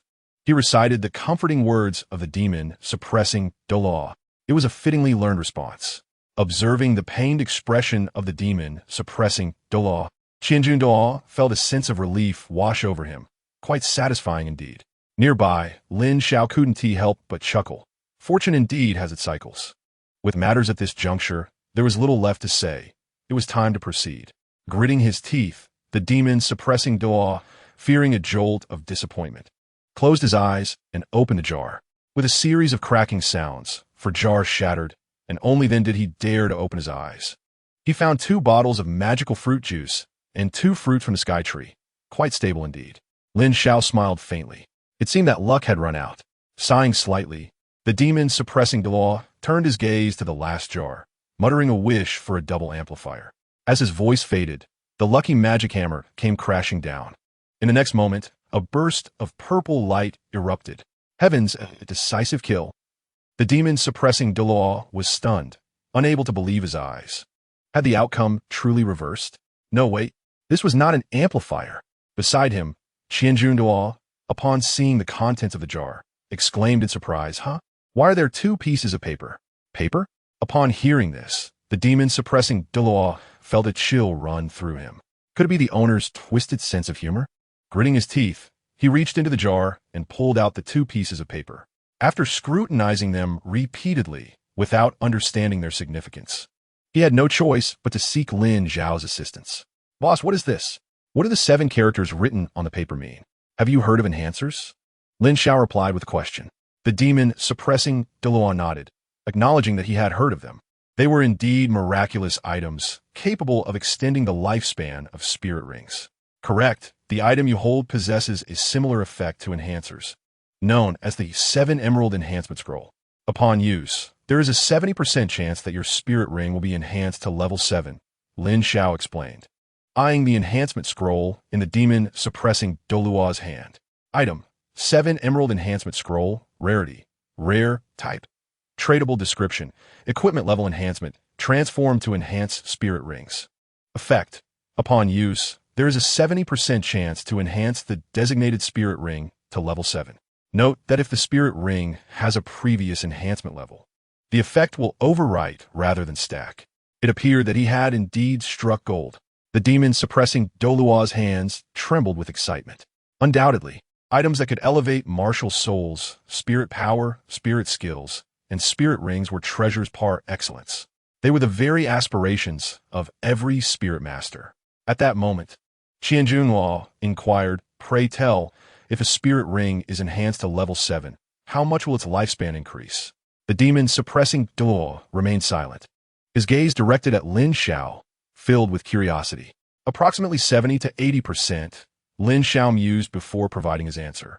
He had prior experience with enhancements, which allowed him to respond with confidence. However, such realizations came with a degree of pain. 70 to 80%? Does that mean the 9th ring could potentially become a 100,000-year spirit ring?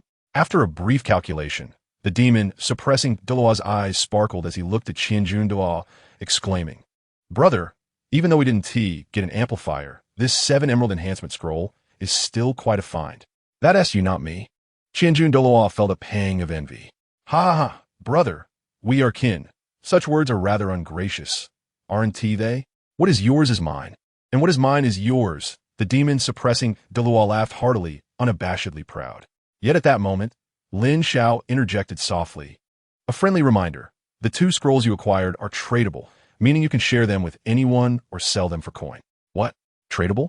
Upon hearing Lin Xiao's words, the demon-suppressing Douluo's laughter abruptly ceased. He felt as though he had been struck mute, an odd sensation washing over him. He turned numbly to find Qianjun Douluo watching him with a bemused expression while extending a hand. "Brother, hand it over." The demon-suppressing Douluo managed a stiff smile, reluctantly passing one of the 7 emerald enhancement scrolls into Qianjun Douluo's grasp. "Aren't you feeling a pang of regret?" Qianjun Douluo queried after receiving the enhancement scroll. "How could I not feel regret? This is a treasure that money cannot buy. Yet who could deny you are my brother?" The demon-suppressing Douluo thought inwardly, though he maintained a serious facade, replying, "As I said, what is mine is yours. How could I possibly feel regret?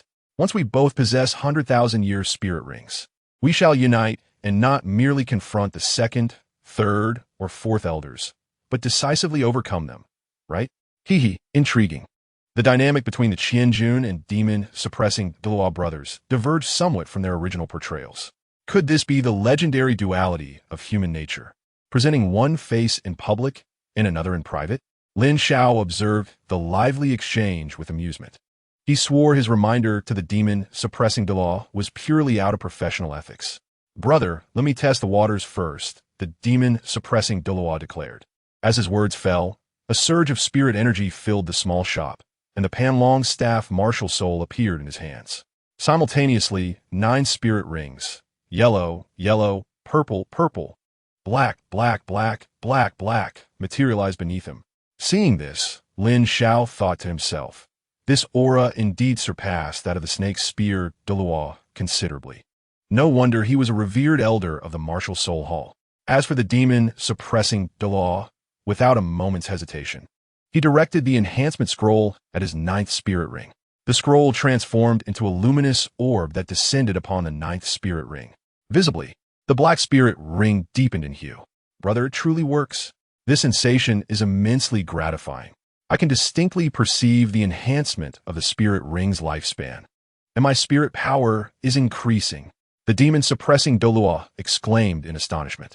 Was it truly not a dream to possess a 100,000-year spirit ring? Qianjun Douluo, standing nearby, was equally astonished. He too could sense the demon-suppressing Douluo's energy continuously amplifying.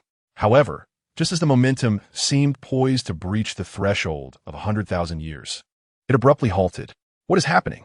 He pondered, filled with confusion.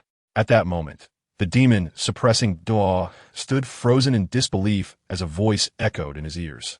"Enhancement failed. Enhancement failed." Upon hearing this, the demon-suppressing Douluo could clearly feel the surge of power he had just experienced dissipate like a receding tide. Finally, he lamented with a forlorn expression, "Brother, it failed. I feel rather unwell." Qianjun Douluo wore a perplexed expression, asking, "If you question me, whom should I inquire?" In contrast, Jiangma Douluo appeared even more bewildered. At that moment, Lin Xiao lightly cleared his throat, drawing the attention of both Qianjun and Jiangma. "You need not take that process too seriously. Consider it merely an animated performance and focus on the outcome," Lin Xiao explained, unable to contain his urge to clarify upon seeing their bewildered faces. Though they did not fully grasp the meaning of animation, they understood the term demonstration. Jiangma Douluo, feeling disheartened, shook his head in resignation, thinking it was futile. He then turned to Qianjun Douluo, suggesting, "Brother, why not give it a try? Perhaps fortune may favor you as well." Qianjun Douluo's heart raced with anxiety. Initially, he had thought a 70% chance was quite favorable, but reflecting on it, he realized his previous optimism was rather naive. "Do not fret," Lin Xiao reassured. "A 70% failure rate is entirely normal. Even a 90% failure rate is not uncommon. Probability is elusive. As long as success is not guaranteed, one must be prepared for failure." After hearing Lin Xiao's words, Qianjun Douluo had relinquished any hope for success. However, he was no longer consumed by fear of failure. Instead, he felt a newfound courage to press on. "Let's do this."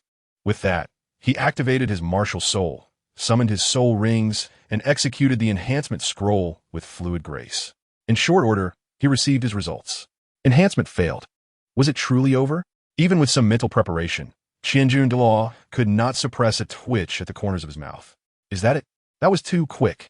Xiaoma Douluo remarked.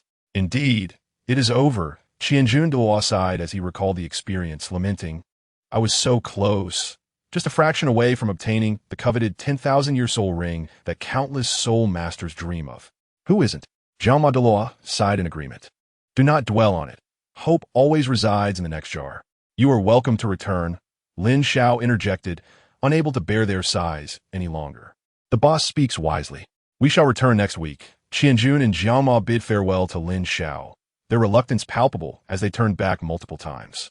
However, Lin Xiao discerned that their reluctance was not directed towards him, but rather towards the jars on the counter. As he watched them depart, a notification from the system suddenly echoed in his ears. Congratulations, host. You have met the conditions to unlock a new feature. A new feature? Lin Xiao was taken aback, promptly opening the system interface to find 2 unread messages. Could it be that 2 new features have been unlocked? Intrigued, he clicked on the first message. Congratulations, host. Your transaction points have surpassed 10 million. Would you like to unlock the next trading world? Shall we proceed? 10 million?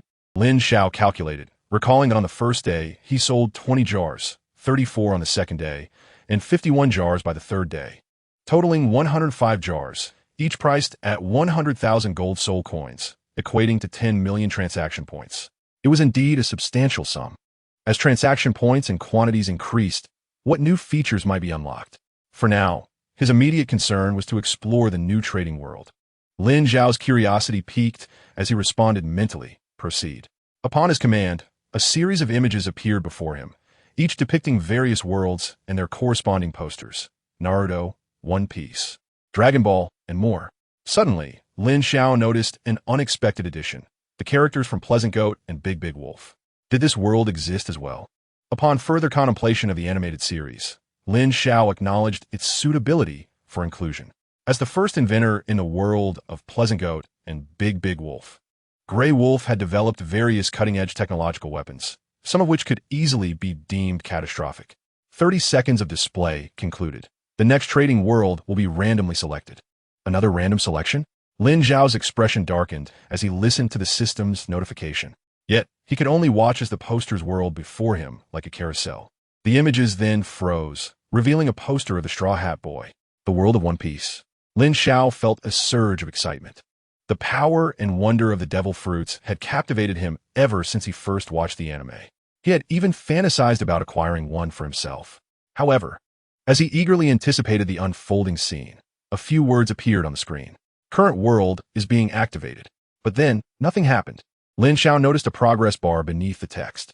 Wait, does selecting not equate to activation? Is this a word game? He immediately grasped the system's nature and couldn't help but scoff. System notification. Consuming transaction points is necessary to increase the unlocking progress. Transaction points? Why did you not mention this earlier?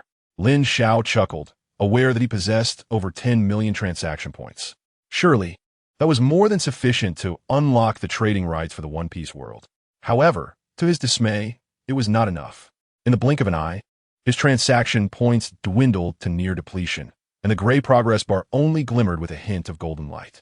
Not even 1%. Lin Xiao estimated, exclaiming in disbelief. At this rate, it seemed unlocking this world would be an endless endeavor. After all, resources were limited in the Douluo continent, and gold soul coins were not infinitely produced. To unlock the One Piece world, he might have to exhaust the entirety of the Douluo continent. Never mind, Lin Xiao sighed, feeling a bit disheartened as he closed the interface and opened the second message.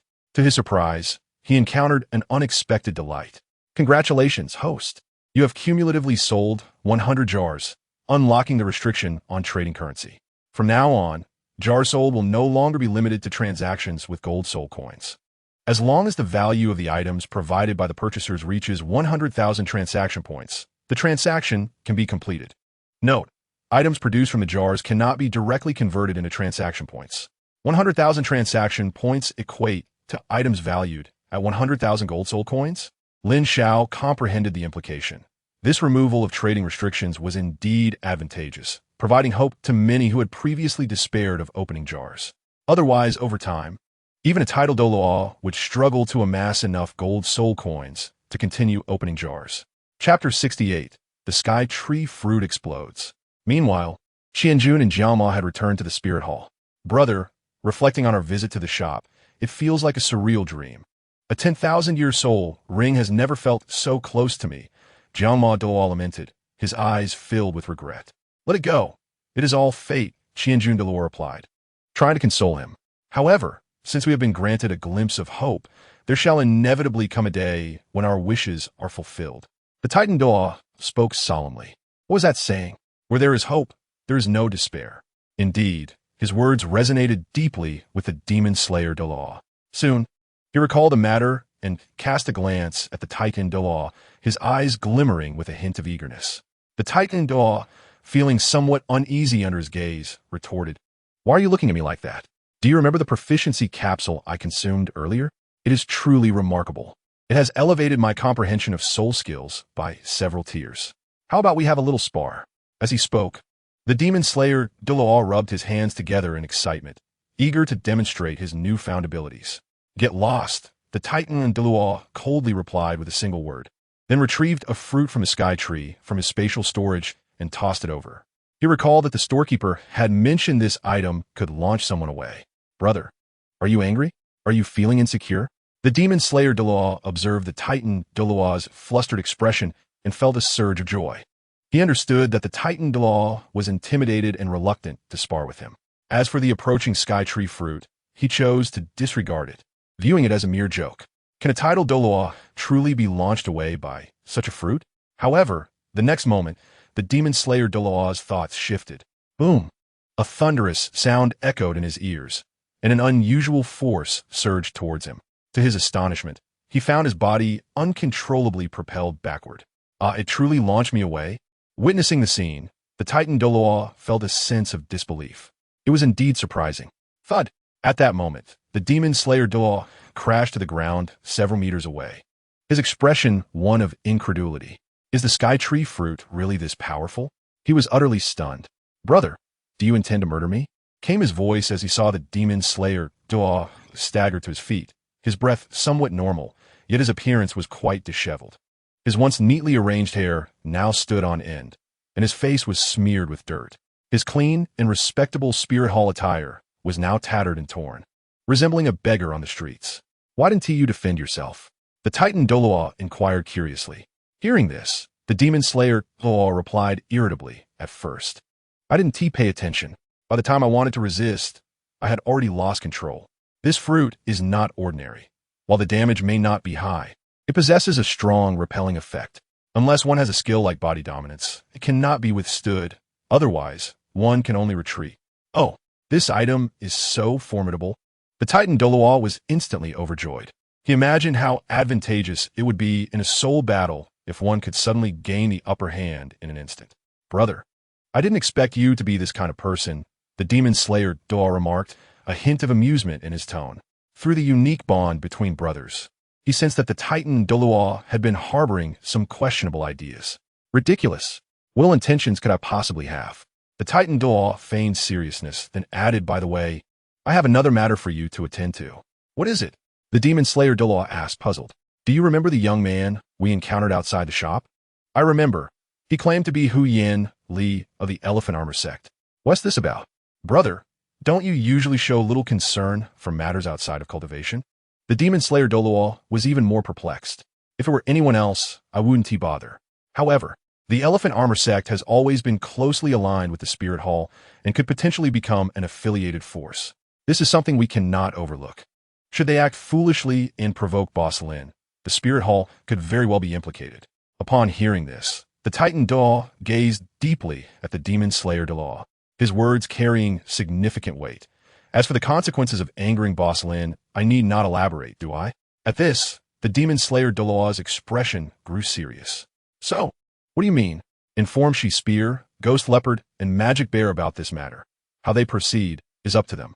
After all, the major affairs of the Spirit Hall are still managed by the Pope and the Elder Hall." The Titan Douluo spoke in a grave tone. "Understood. I shall attend to this immediately." The demon slayer Douluo replied and promptly turned to leave. Before long, he found himself at the headquarters of the Holy Knights, where he encountered the She Spear Douluo. Naturally, the Magic Bear Douluo and Ghost Leopard Douluo were also present. Unlike the Ghost Douluo and Chrysanthemum Douluo, Their primary task was to safeguard the spirit city, and they rarely left it. May I ask why the 7 offerings have come here? The Xue Douluo inquired. Somewhat puzzled. It was known that the high-ranking offerings of the spirit hall seldom met with them for months. Now, the demon slayer Douluo was almost a regular visitor. Is there something extraordinary to showcase? The others wondered curiously. I have a matter to discuss with you, one that concerns Boss Lin. The demon slayer Douluo then recounted the events regarding Huyan Li. And that is how things stand. By the way, I recall Huyan Li boasting about seeking out Boss Lin for retribution as he left. You all can handle it as you see fit. With that, he turned to depart, leaving the 3 titled Douluos, Magic Bear, Ghost Leopard, and Xue Spear, exchanging glances. This fellow Huyan Li has gone too far. I didn't utter a word, even after drawing several rusty swords. Yet he is dissatisfied with a gemstone worth several hundred gold soul coins? If he can't handle it, he shouldn't play, the Xue Spear Douluo said, his eyes gleaming with a cold light. What is even more ludicrous is that he wants to seek retribution. He truly does not know his place. Even if we include all the brutes from the Elephant Armor sect, they would not be enough to contend with Boss Lin alone. The Magic Bear Douluo couldn't help but sneer. Boss Lin is a powerhouse. Even he must act with reverence. Huyan Li seeking retribution? What gives him the audacity? Enough talk. I will go eliminate him. We cannot allow Boss Lin to harbor any negative impressions of the Spirit City. The Ghost Leopard Douluo declared, a fleeting glint of cold murderous intent flashing in his eyes. Wait, the Xue Spear Douluo called out to the Ghost Leopard Douluo. The Elephant Armor sect has always been friendly with our Spirit Hall and even contemplates joining. After all, they're one of the lower 4 sections. Should they join, they would become a valuable asset to His Holiness the Pope. The members of the Elephant Armor sect came to the Spirit City a few days ago to procure supplies and are currently stationed outside the city. I will speak with Huyan Jun and Salis, urging them to apologize to Boss Lin. If they refuse to act sensibly, we can take stronger measures later. In any case, we must not allow Boss Lin to feel disheartened. Chapter 69. Salis. I suggest closing a shop outside the Spirit City. In a camp, many people were gathered. In the center of the camp stood a large flag emblazoned with a diamond mammoth. Within the entire Soul Master community, few are unfamiliar with this flag, as the diamond mammoth is the emblem of the Elephant Armor sect. Beneath the flag, 2 figures stood.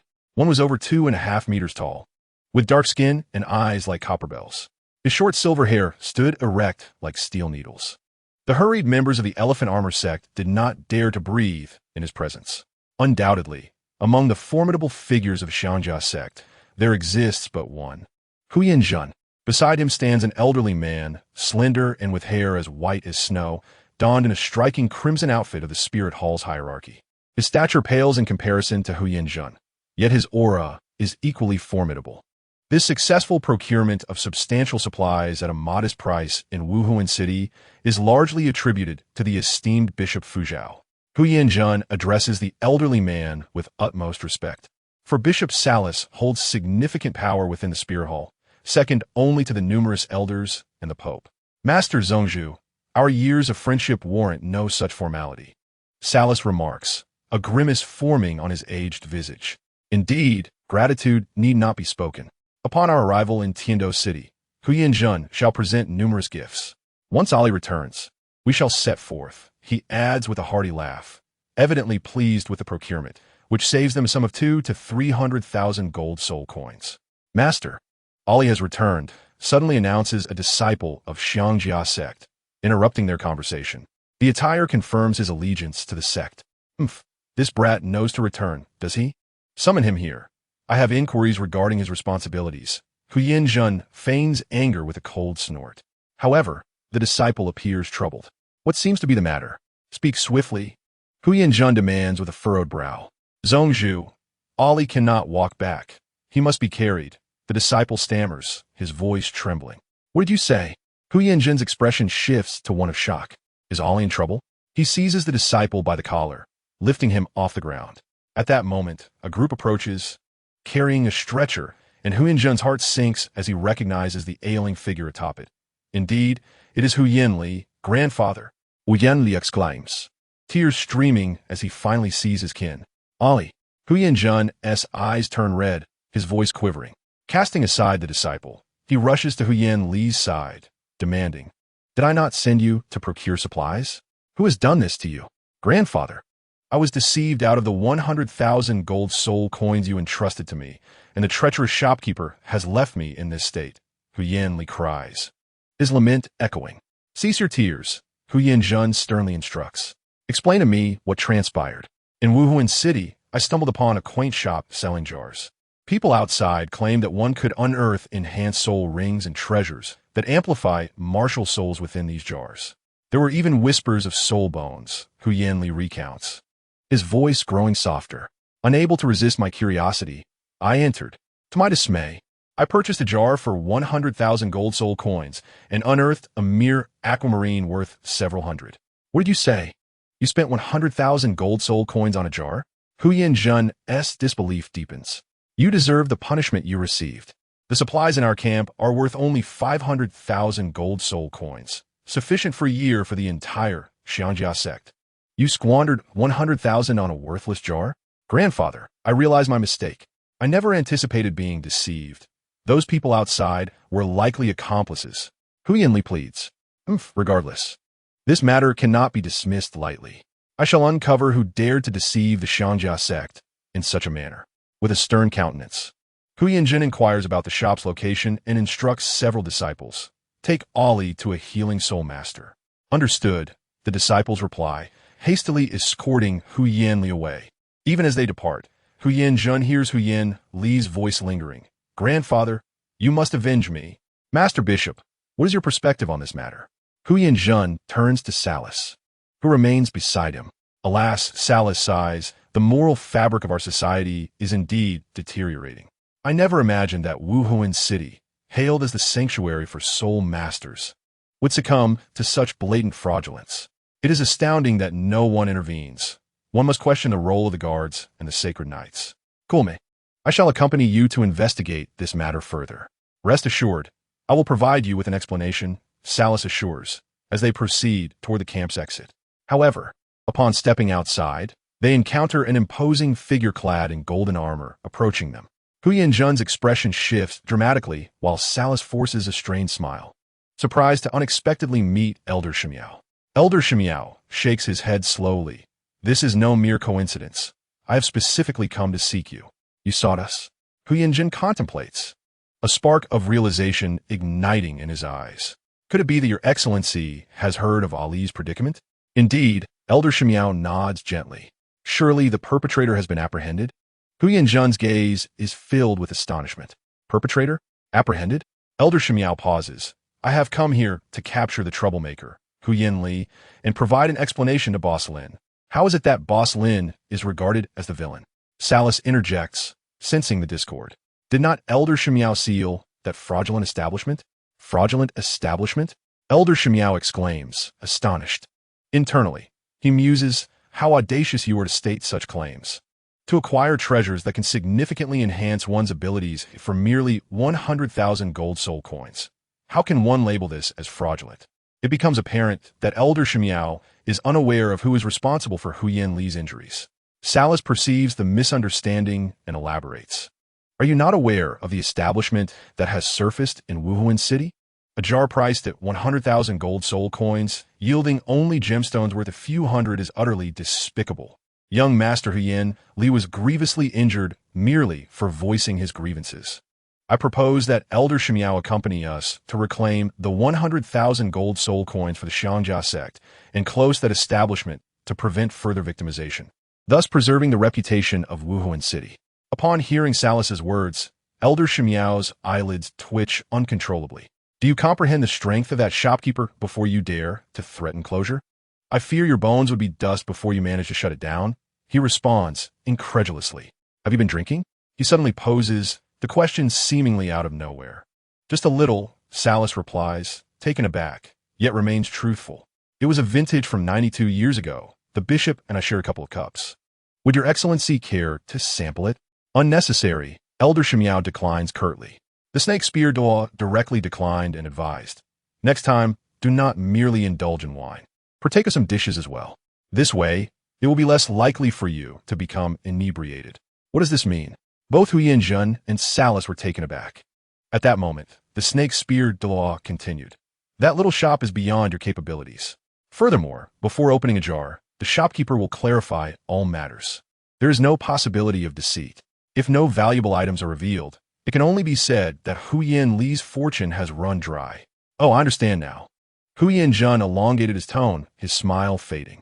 It turned out that the noble was not unaware of that little shop, but rather feigning ignorance, acting as an intermediary for that establishment. You are mistaken. I am not an intermediary.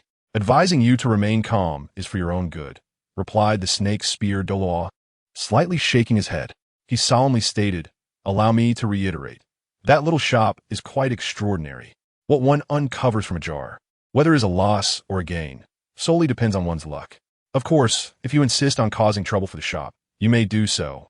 But be prepared to sever ties with the spirit hall to avoid implicating it due to your actions. His voice resonated with authority, filling the atmosphere with tension, even hinting at an impending conflict.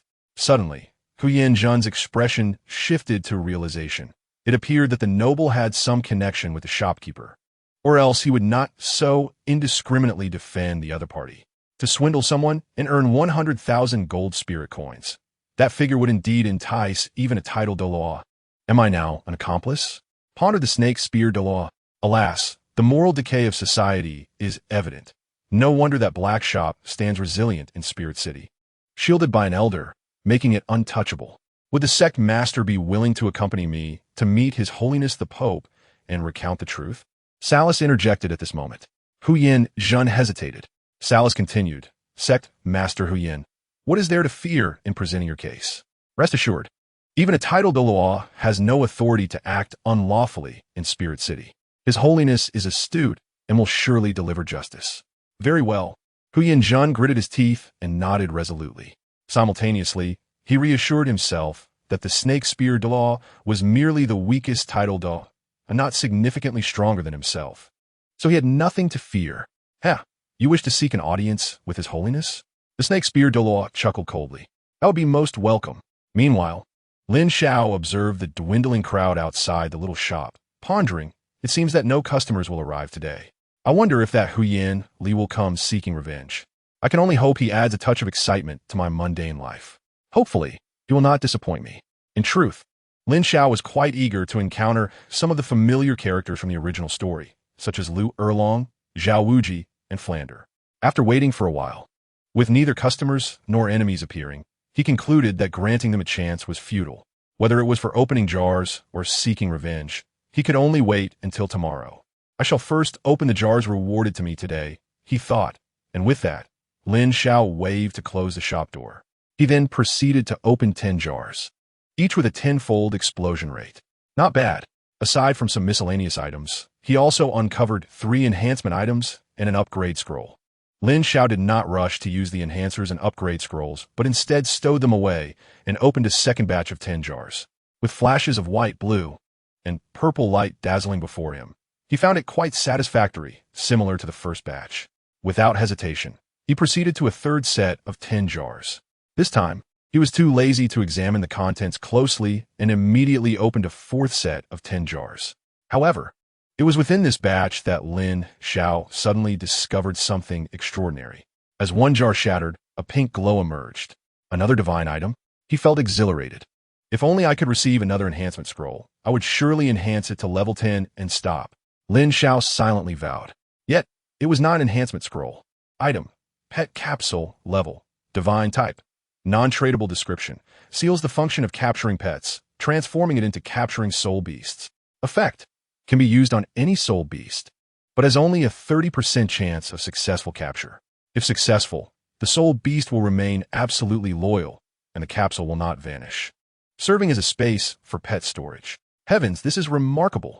It imposes no limitations on the grade or age of the soul beasts, meaning, if successful, both the sky blue bull python and the titan giant ape could become my pets. After perusing the item description, Lin Xiao gasped inwardly, impressive. Of course, he did not overlook the 30% success rate, but that did not hinder his imagination. After all, on Douluo continent, humans and soul beasts are natural enemies. Only low-intelligent soul beasts are likely to be domesticated. 10,000 or even 100,000-year-old soul beasts would never submit, even in death. The emergence of the pet capsule would profoundly alter the course of history on Douluo continent, provided one could capture successfully. Suddenly, Lin Xiao recalled Xiao Wu. No, Xiao Wu is too young. The sky blue bull python and the titan giant ape are currently active in the Stardow forest. But capturing those two brutish creatures would serve no purpose. It would be better to summon Lao Su. ZG and BG would be decent options, but provoking them, even with Lao Su, might not guarantee a safe escape. As for the silver dragon king Guyan, hidden in the deepest recesses, that was an unattainable thought. Reflecting on this, Lin Xiao sighed. If only they would come to the shop, all problems would be easily resolved. With that, he opened the remaining 11 jars in one go. The result was mediocre. Lin Xiao calculated his harvest. He opened 51 jars, including 5 double-rate jars, totaling 56 items. Divine items, 1 pet capsule. Rare items, 5 upgrade scrolls, 10 enhancers, 8 teleportation potions, and 2 sod roast dolls. Advanced items, 4 mutated strawberries.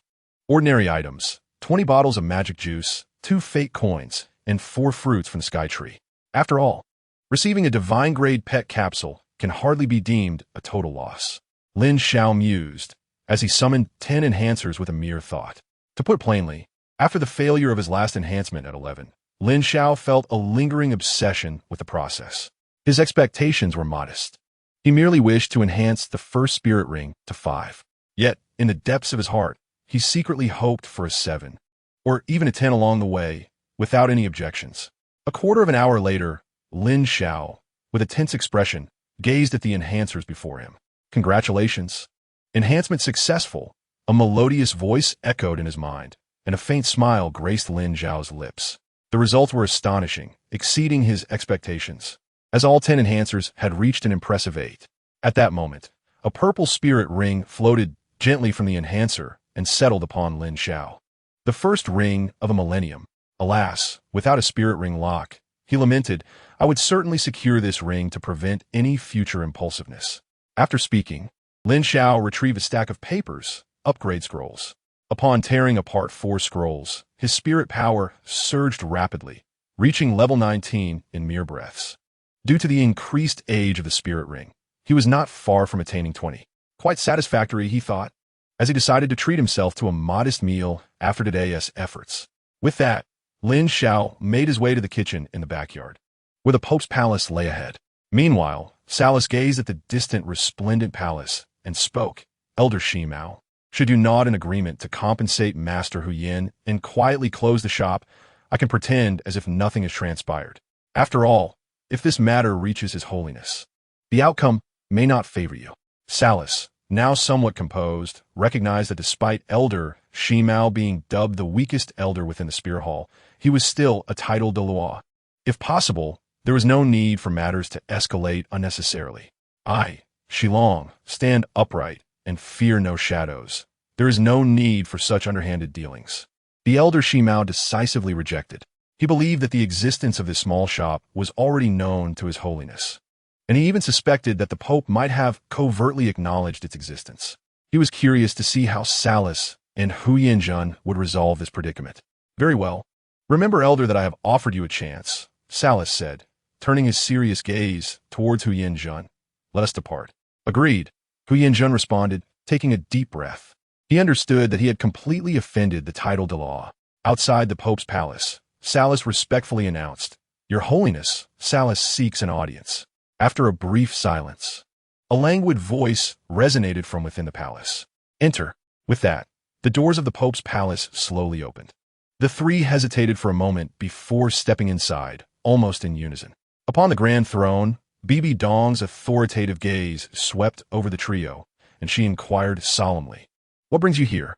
Elder Xue remained silent, while Huyanjun merely cast a glance at the Pope before lowering his head.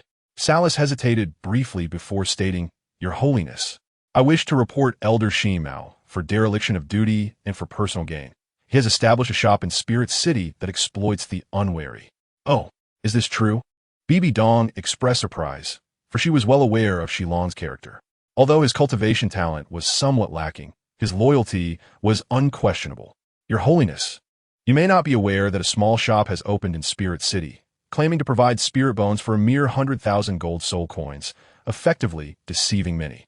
Master Huyan's grandson suffered a loss of 100,000 gold soul coins and was severely injured as a result. After discussing with Master Huyen, we resolved to eradicate this malignant presence. However, Elder Shimao intervened, refusing to act impartially and even insisting that Master Huyen's grandson apologize to the shop owner. As Salas spoke, he pointed at Elder Shimao. Your Holiness, I cannot believe that this matter has no connection to Elder Shimao. I even suspect that the so-called Boss Lin is in collusion with him, emboldened by Shimao's protection to act so brazenly. Indeed, Your Holiness, I implore you to deliver justice for my injured grandson, Huyen Zhen added, kneeling before the Pope. He firmly believed that the wise and formidable Pope would advocate on his behalf. 100,000 gold soul coins? The unscrupulous Boss Lin? Bibi Dong's expression remained impassive, but internally she was astonished. If I am not mistaken, they are referring to the jar shop? Though Boss Lin may not possess impeccable character, he undoubtedly has a conscience.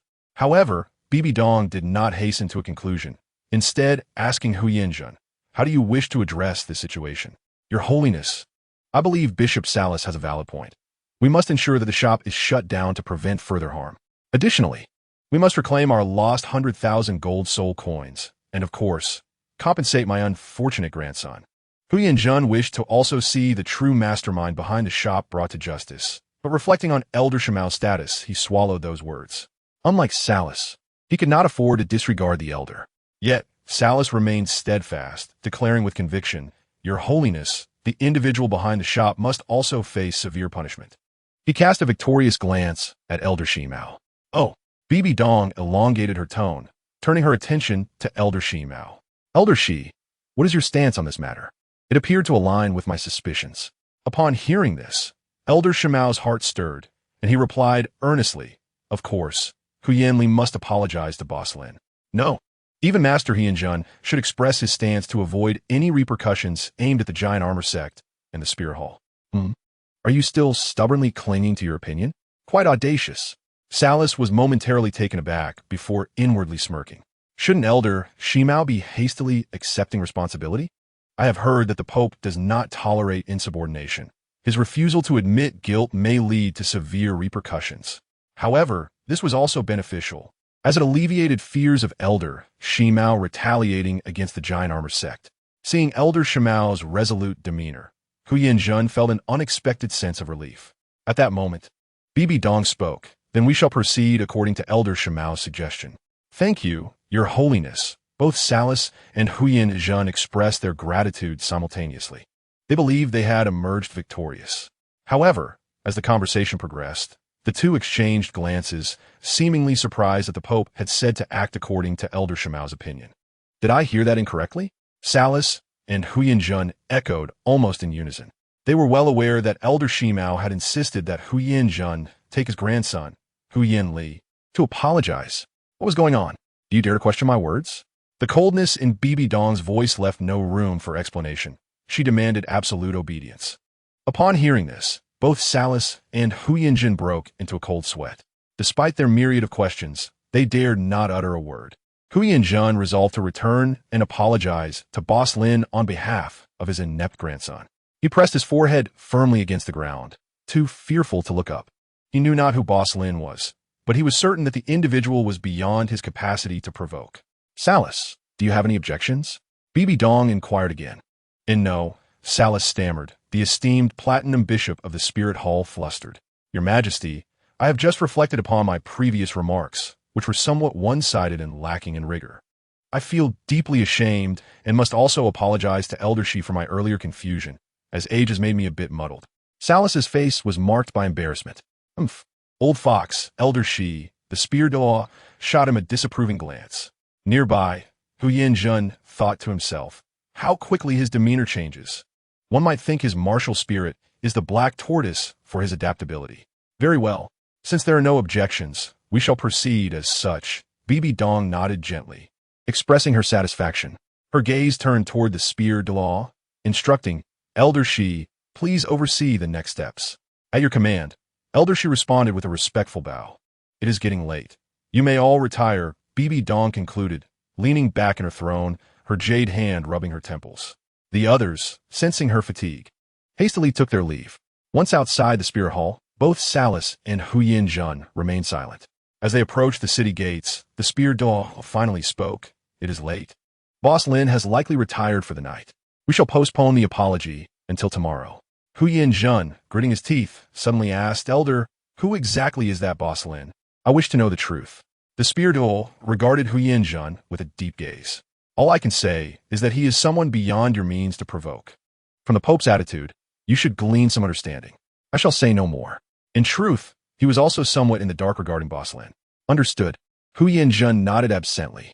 Rest assured, Elder, I will return to the camp and take that good-for-nothing grandson of mine, Huyin Li, to task. I will apologize to Boss Lin at first light. Mentioning Huyin Li, Huyin Zhen's teeth clenched in anger. That unfortunate lad had managed to create a formidable enemy, nearly plunging the elephant armor sect into ruin.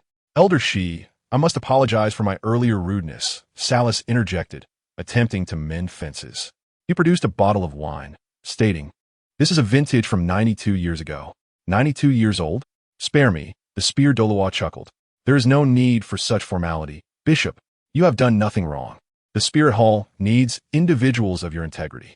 Observing Huyin Zhen and Salas's obedient demeanor brought a sense of relief to the spear Douluo. I assist you, and you think I wish to harm you? Have you all regained your composure? Meanwhile, Huyin Li, under the care of healing spirit masters, had significantly recovered. He could at least walk unaided now. This is intolerable.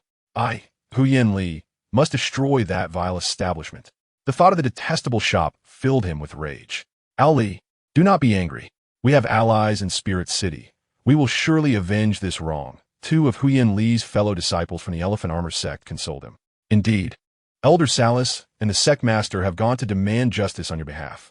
Just pray that the shopkeeper does not flee, they added. Guyan Li Skufa. Let them scam others, but to scam me, Huyin Li, that is inviting disaster.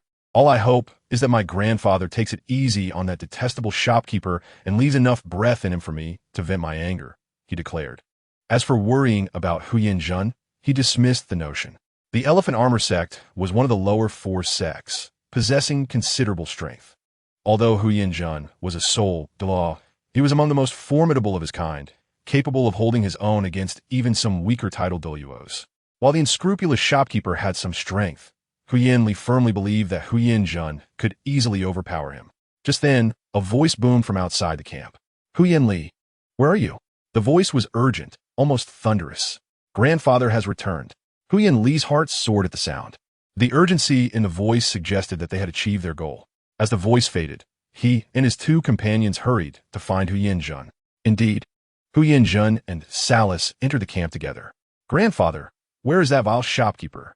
Huyin Li looked around, but the detestable young man was nowhere in sight. Has he been taken to the spirit hall for punishment? He speculated, believing this to be the truth. Spirit hall punishment? Hearing this, both Salas and Huyin Zhen's expressions shifted dramatically. You fool, you nearly got your grandfather into serious trouble. I was almost handled by the spirit hall. Huyin Zhen could not contain his frustration. What? Huyin Li was taken aback, realizing the reality was not as he had imagined. Go fetch a healing spirit master from the camp, Huyin Zhen instructed, pointing at one of Huyin Li's fellow disciples. Grandfather, I am fine now.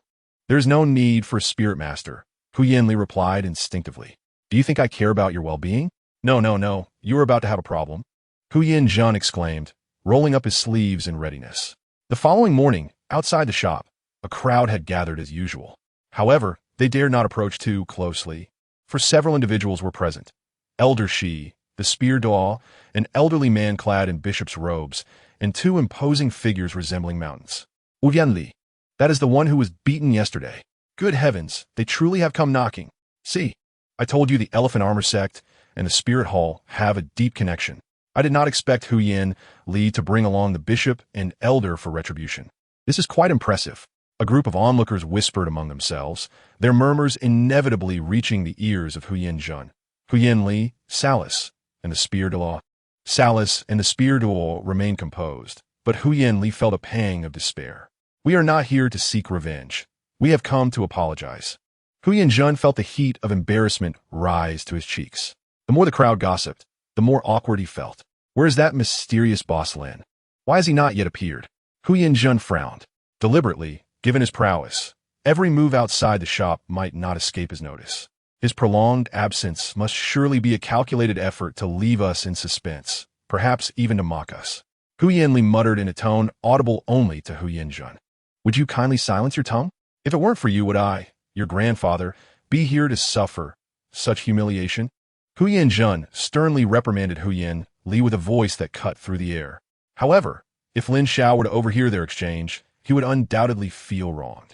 Though his strength had significantly increased yesterday, he was still merely at the 19th level. Can a warrior of such caliber truly perceive every subtle shift in their surroundings? Moreover, the system upheld its promises. He was invincible within the shop, and not a single centimeter beyond its threshold would he be able to cross without consequence. Creak. At that moment, the shop door swung open. Everyone turned towards the sound, revealing Lin Xiao stretching lazily at the entrance. Hu Yanjun and Salas were taken aback. Could this be the enigmatic owner they had heard about? He appeared even younger than Hu Yanli had described, seemingly no older than Hu Yanli himself. Yet, this very individual had shattered several of Hu Yanli's ribs with a single kick. Hu Yanjun speculated that had the young man not shown restraint, Hu Yanli might have met a fatal end. Perhaps he was a wizened master who had discovered the secrets of maintaining youth. He could not help but entertain such thoughts. For anyone who garnered the attention of the Pope and earned the respect of the serpent spear Douluo was not to be underestimated. What brings you here? Lin Xiao pondered for a moment, his eyes brightening. Are you here for revenge? Recognizing Hu Yanli, he then glanced at the white-haired figure beside him, deducing that this must be Hu Yanjun. Could it be that the serpent spear Douluo was accompanied by Salas's bishop? His curiosity piqued. At that moment, a kind voice interjected. Owner, knowing they seek vengeance, shouldn't you make a hasty retreat? You may be young and unfamiliar with him, but the tall elder beside Hu Yanli is Hu Yanjun, the sect master of the Elephant Armor sect, who has been a sole Douluo for decades. It was evident that the soul masters outside Lin Xiao's shop did not wish for any harm to befall him and even harbored concern for his safety. Although the jars priced at 100,000 gold soul coins were expensive, some had indeed found fortune within. Others had achieved their long-held desires, and some had even preserved their lives due to the miraculous items discovered within the jars. With great risk, there often comes great opportunity. Yet one might ask, what endeavor is without its perils? One could choke while eating or drown while drinking. However, before Lin Xiao could respond, Hu Yanjun's expression darkened at the surrounding chatter. Revenge? Huh, doi de. He coldly retorted. Hu Yanli, what are you waiting for? Huh. Hu Yanli snapped back to reality and fell to his knees, exclaiming, Owner Lin, I was in the wrong. I offended you yesterday. With that, his large head bowed heavily against the ground. Esteemed Owner Lin, it is my failure in raising my grandson. I beseech you, do not hold it against me. Hu Yanjun also bowed deeply to Lin Xiao. An apology? Lin Xiao was taken aback. Wasn't it said that those from the Elephant Armor sect were quite brash? This was quite a contrast. However, glancing at the serpent spear Douluo beside him, he began to ponder. Meanwhile, the onlookers erupted in astonishment. What a grand display, and they have come to apologize. The contrast was indeed staggering. Heavens, I'd already bare my soul, and you show me this? Though the Elephant Armor sect was formidable, there were always those stronger. It seemed this little shop had an even more extraordinary background. The crowd's remarks struck a chord, even with the thick skin of a diamond mammoth. Hu Yanjun felt his cheeks burn with embarrassment. What sin had he committed? Hu Yanli wished fervently for a hole to swallow him whole. Had he known today would unfold like this, he would never have acted so arrogantly. He longed to slap himself. Owner, may we enter the shop to continue our discussion? Hu Yanjun implored, desperate to salvage his dignity. Lin Xiao glanced at the crowd and nodded, Come in. As Lin Xiao stepped into the shop, Hu Yanjun and Salas curiously surveyed their surroundings. The decor was simple, matching Hu Yanli's description. What captivated them were the neatly arranged jars on the shelf behind the counter. Grandfather, those are the jars worth 100,000 gold soul coins each. The jar in the center is even more outrageous. One cannot purchase it directly without first opening 30 jars. Hu Yanli whispered to Hu Yanjun. 30 jars? That means 3 million gold soul coins. Hu Yanjun's lips twitched involuntarily, thinking surely no one would be foolish enough to spend that amount on opening jars here. Cough, cough. Salas suddenly cleared his throat, reminding, Master Hu Yan, have you forgotten something? Right? The matter at hand is urgent. Jun's eyes lit up with realization as he retrieved a small box from his spatial soul guide. Owner Lin, this 100,000 gold soul coins is our apology. Please accept it. 100,000 gold soul coins? How generous. Lin Xiao replied slowly. I will accept the money, but there is no need for an apology. Consider it a purchase of jars. You may choose any jar behind me, except for the central one. He glanced at Huyan Li, the true victim in this scenario. However, the previously boastful individual now appeared utterly diminished, resembling a quail too afraid to meet Lin Xiao's gaze, which left Lin Xiao feeling somewhat disinterested. As the saying goes, the more one struggles, the more exhilarating it becomes. Without resistance, it quickly becomes dull. That simply won't do. Jun quickly waved his hands. Just then, a middle-aged soul master entered the shop. Ah, Owner Lin, I didn't realize you had guests. His tone was surprised. I was lost in thought when I arrived and didn't catch the discussions outside. I wasn't aware there were others here. No worries, we were merely chatting. It's nothing significant. Are you here to open jars? Lin Xiao inquired. Not at all, the middle-aged soul master answered, surprising everyone with his directness. I am here to express my gratitude. Previously, I opened a jar in your shop and discovered a sky tree fruit, which I initially thought was useless. However, it unexpectedly saved my companions and me at a critical moment. We were besieged by a group of pink daughters and had lost all hope. But consuming that fruit miraculously cleared a path for us. As he spoke, a sense of relief washed over the middle-aged soul master, as if he had just escaped a calamity. Is it true that jars can yield useful items? Jun and the others were taken aback. That is merely your own fortune. Lin Xiao smiled gently, not seeking to take credit. Though, the power of the sky tree fruit seems rather formidable. Sir, I no longer have any money. This is a family heirloom I wish to present as a token of my gratitude. Please do not refuse. I will open jars when I have funds in the future. The middle-aged man earnestly placed a beautifully crafted vase on the counter. At this moment, Lin Xiao's eyes also revealed the item information. Antique vase, valued at 244 trading points. Lin Xiao called out to the soul master. Wait a moment. Why not open a jar before you leave? Leave your ticket and a good review before you go. Chapter 74. The right arm bone of the Frost Goblin Boss. Are you suggesting I open a jar? The middle-aged soul master, who was about to depart, paused in disbelief and asked. Yes, just open a jar, Lin Xiao nodded, pointing to the vase on the counter. This vase is exquisitely crafted and of considerable age. It holds significant collectible value, and a collector would value it at no less than 100,000 gold soul coins. Such a lavish gift is beyond my means. So I suggest you open a jar instead. In truth, whether it was 100,000 or even 1 million gold soul coins, it bore no real significance to Lin Xiao. What value does more money hold? It cannot buy a jar for oneself. It is far more advantageous to persuade others to open jars. That way, he could be rewarded with a tenfold jar. Opening jars and enhancing his power was what Lin Xiao truly prioritized. The same reasoning applied to why he encouraged Jun to open a jar. Securing a jar with a tenfold explosion rate was undoubtedly more appealing than collecting the other party's 100,000 gold soul coins. Furthermore, if Jun got carried away, wouldn't he that yield even greater profit for himself? Really? The middle-aged soul master expressed disbelief. He had not anticipated that an ancient vase could be so valuable. At that moment, Salus's gaze flickered as he remarked, Lin, you speak the truth. Such antique vases are indeed favored by the nobility and possess great value. Salus, seasoned and astute, was well aware of the trends among the aristocracy. Distinguishing antiques was second nature to him. However, he was surprised to find that Lin Xiao possessed such discerning vision. Thank you, boss. I shall choose the first jar from the third row, the middle-aged soul master said. Excitement evident on his face as he selected his desired jar. Lin Xiao then placed the jar on the counter as per the middle-aged soul master's wish. Are we really about to open a jar? I am curious to see what a jar worth 100,000 gold soul coins might yield. Beside them, Salus, Jun, and the others watched intently, not daring to miss a moment. With a crack, as the middle-aged soul master shattered the jar, the crowd instinctively squinted at the dazzling purple light that burst forth, which was quite blinding. A soul item had been directly obtained, a rare grade item. The serpent spear Douluo felt a jolt of excitement. Regardless of what emerged from the jar, the middle-aged soul master had already made a substantial profit. Wait, there's a wave of soul power emanating from it. Could this be a soul bone? Guyan speculated, unable to suppress a gasp. A soul bone? Is that possible? The middle-aged soul master, upon hearing this, was equally exhilarated and immediately peered into the jar after the light dissipated. Inside lay a bone, an icy blue hue, roughly the size of a palm. What is this? Not just the middle-aged soul master, but everyone present widened their eyes, their breaths quickening.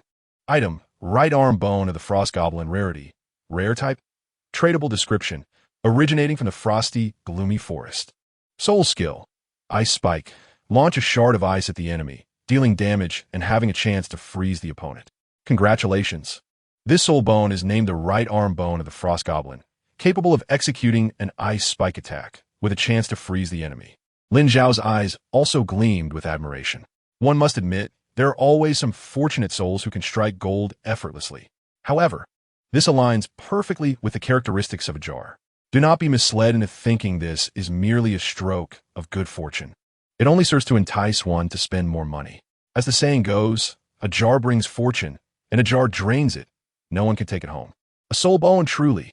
I never imagined that a soul master like me would have the chance to acquire a soul bone. On the contrary, the middle-aged soul master, upon hearing Lin Xiao's words, felt as though he had awakened from a dream. After all, he was merely an ordinary soul master, lacking remarkable cultivation or any noble background. Under normal circumstances, he would never be able to afford a soul bone, and he might not even have the opportunity to see one. Yet now, Lin Xiao claimed this soul bone as his own. After pinching himself to confirm it was not a dream, he realized this was indeed reality. Grandfather, there truly are individuals who can obtain soul bones. Guyan trembled not only in body, but in voice as well. Is that so? I've already seen it. We truly misjudged Lin Xiao. You, my friend, have unearthed a treasure, which can only be attributed to your luck. Guyan's gaze was gradually replaced by fervor. Although he was unaware of the frost goblin species, the right arm bone appeared to be several thousand years old and very precious.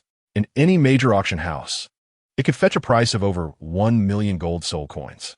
If used by a fellow Ice Attribute soul master, its value might soar even higher. Salas took several deep breaths to calm his excitement. It was not that he had never seen a soul bone, but he had never witnessed someone acquire a soul bone in such a manner. He had certainly never encountered anyone who would seal a valuable soul bone within a jar for sale at a price of 100,000 gold soul coins. What was the motive behind this? Charity? Thank you. Thank you so much, Boss Lin. You are the most wonderful person I have ever met. At this moment, the middle-aged soul master was so overcome with emotion that he stammered in his gratitude, bowing repeatedly to Lin Xiao. Simultaneously, Lin Xiao noticed a fleeting glimmer of regret and frustration in the man's eyes. Could it be that this fellow harbored some inappropriate thoughts? Lin Xiao glanced at his burly figure, feeling a chill run down his spine. He mused silently. Even if you were a woman, you'd be quite safe. No one would harbor any thoughts about you. Last time, he spent 100,000 gold soul coins to open the fruit of the sky tree. And this time, he was fortunate enough to uncover a soul bone. It was merely luck and had nothing to do with him. Yet, I must advise you, wealth should not be flaunted. Find a secluded place to refine your martial soul in solitude, or seek a trustworthy institution to handle the soul bone. Lin Xiao offered this sage advice, as the age-old principle that a common man may suffer for possessing a treasure remains ever relevant. Understood, the middle-aged soul master replied, tucking the soul bone into his pocket before hastily departing. Grandfather, why not open a few jars? Perhaps there will be unexpected gains. Guyan suggested softly. Open one. Guyan hesitated. The allure of a soul bone was indeed compelling. However, just then, the serpent spear Douluo suddenly inquired, Boss Lin, I recall that your jars used to only accept gold soul coins for transactions. To facilitate everyone's jar purchases, I have carefully reconsidered and lifted the trading restrictions. You may also inform the Magic Bear and Ghost Leopard that any item valued at 10,000 gold soul coins, or a combination of items totaling 10,000 gold soul coins, can be used to purchase jars here. However, items obtained from within the jars are not subject to trading. Lin Xiao spoke slowly. This is truly wonderful. The Ghost Leopard is doing well, having earned 2.5 million gold soul coins from you. So money is not an immediate concern. However, the Demon Bear has been obsessively researching where to acquire gold soul coins ever since the Lucky Wish jar surfaced. The snake-spear Douluo exclaimed with excitement. In response, Lin Xiao simply smiled and remained silent. Yet, this revelation struck a different chord with Hu Yin and Hu Li. Did I hear that right? Even titled Douluos are opening jars now? On the side, Salas couldn't contain his curiosity. Elder Snake Spear, do you mean to say you have open jars as well? Chapter 75. Hu Yin. I cannot simply give up. Are you asking if I've opened jars? After Salas's inquiry, the Snake Spear Douluo responded affirmatively, of course. If it weren't for the weekly limit of 10 jars, I would gladly spend all my savings on them. Is the elder truly willing to pay such a hefty price? Salas questioned in disbelief. Opening jars is one thing, but exhausting all your resources is another. He thought that even if jars could yield soul bones, it shouldn't drive a titled Douluo to such madness. It's not just me. The demon bear and ghost leopard would make the same choice. The snake spear Douluo declared solemnly. Salas fell silent, at a loss for words. It seemed half of the Elder Hall were devoted fans of this shop. Boss, since the restrictions on trading items have been lifted, when will the limit on the number of trades be removed? The snake spear Douluo inquired with curiosity. To this, Lin Xiao could not provide a definitive answer. As for future matters, we shall see. There is certainly a possibility. In truth, he was more eager than anyone to lift that restriction. Would it not be delightful to sell hundreds of jars in a day, with a stroke of luck? Reaching max level in a day was not out of the question. Epic sets and mythical gear could be within reach. But for now, it was best to simply ponder the possibilities. Have you decided which jar to choose? Lin Xiao asked Hu Yin. As I've said before, 100,000 gold soul coins are of little use. It is far more practical to let the other party open a jar and obtain one with a tenfold drop rate. This money is merely a gesture of apology. Hu Yin said awkwardly, forcing a smile, even losing his usual loud demeanor. Hu Li, on the other hand, widened his eyes in disbelief. Is this really my grandfather? He had never seen Hu Yin so subdued. However, the snake spear Douluo could no longer bear to watch him frown. Hu Yin, since Boss Lin has given you the option, you should choose one. Hu Yin once again glanced at Salas, who nodded slightly in agreement. Very well then. I will trouble Boss Lin to retrieve the first jar from the fourth row. Hu Yin gritted his teeth and stated. Lin Xiao nodded and placed the jar beside Hu Yin. Let us see what it brings. Hu Yin thought that once the jar was opened, he would find relief. With a crack, the lucky magic hammer struck down, shattering the jar. White light. Hu Yin was taken aback. Grandfather. That aquamarine gem came from the jar that was glowing with white light. Hu Yin timidly remarked from the side. No way. They opened a soul bone. I got a rock. Although Hu Yin had mentally prepared himself, the stark contrast to what others had received left him feeling somewhat disheartened. Wait. This item is unusual. It seems to be an experience capsule. Suddenly, the snake spear Douluo spoke up, recognizing the item's rarity. An experience capsule? Hu Yin, Salas. And the others looked towards the snake spear Douluo.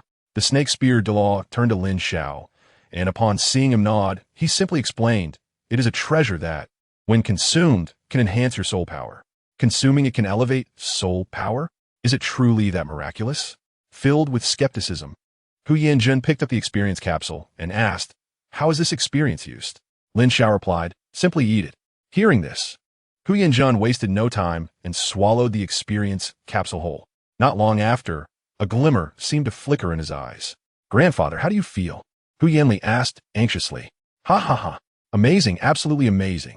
This experience capsule is truly extraordinary. My cultivation, which has stagnated for years, has seen a significant boost. Hu Yin could not help but laugh heartily, his voice brimming with excitement and joy. It was known that he had been stuck at level 89 for many years, unable to make any progress no matter how hard he trained. Yet, just now, the experience capsule had increased his soul power progress by 10%. Such advancement was nothing short of astonishing for him. 10% increase in soul power progress. Grandfather, if you could consume a few more experience capsules. Wound T level 90B within reach. Ungria Yanli instinctively remarca. 90. The Shanjia sect has not seen such a powerful individual in many years. All right. If there's nothing else, you may leave, Lin Xiao interjected at that moment, signaling the end of their visit. Leave? Hu Yin was taken aback. Prior to this, he had felt like a fish out of water, eager to leave at once. However, now he couldn't bear to depart. I still wish to open a few more jars. I implore the boss to overlook past grievances and sell me some. Hu Yanzhen pleaded, his voice tinged with desperation. So eager now, Lin Xiao thought to himself. Yet he did not respond immediately. Boss, I beg you. Hu Yanzhen implored once more, even bowing slightly. Grandfather Hu Yan Li opened his mouth to speak, but his words were cut off by Hu Yanzhen. You, grandson, don't say a word. You'll ruin my good fortune. Hu Yanzhen used a subtle technique, ensuring that only Lin Xiao could hear him. Within the small shop, he was an invincible presence. Every detail was under his control. After a moment, Lin Xiao replied nonchalantly, You may open jars, but let me make it clear. The items within are random. What you receive depends entirely on your luck. You might strike it rich or suffer a great loss. I understand, Hu Yanzhen said solemnly. I swear, regardless of what I open, I will harbor no grievances. Very well, Lin Xiao nodded. Thank you for your generosity, boss. Hu Yanzhen exclaimed joyfully, waving his hand to reveal 300,000 gold soul coins from his spatial soul guide. Let us start with 3. 3 jars were opened in quick succession. Yet the outcome left Hu Yanzhen's eyes reddened. As you can see, a rusty samurai sword, an aquamarine gem, and another ruby, Lin Xiao explained gently. None have any remarkable effects. They are all ordinary items. Grandfather, let us go. Everyone is waiting for us outside, Hu Yanli urged. Sensing Hu Yanzhen's unsettling expression, he feared that Hu Yanzhen would become increasingly entrenched in this pursuit. Go. We can't simply walk away now, Hu Yanzhen protested. After investing so much money into resources over the past half year, he had finally glimpsed a breakthrough. How could he leave contentedly? It must be understood that for the vast majority of soul masters, the pursuit of higher realms was more important than life itself. As he spoke, he withdrew 100,000 gold soul coins, along with an ordinary item, a transparent stone, the last of its kind. Gritting his teeth, he once again retrieved 100,000 gold soul coins, this time for an ordinary item, a firefly stone. Goodness! Is he attempting to gather the 7 types of gemstones to summon the divine dragon? Witnessing this, Lin Xiao couldn't help but admire the luck of Hu Yanzhen. Even if he were to procure another, or even 1,000,000 more, it would be unlikely to fulfill his desires.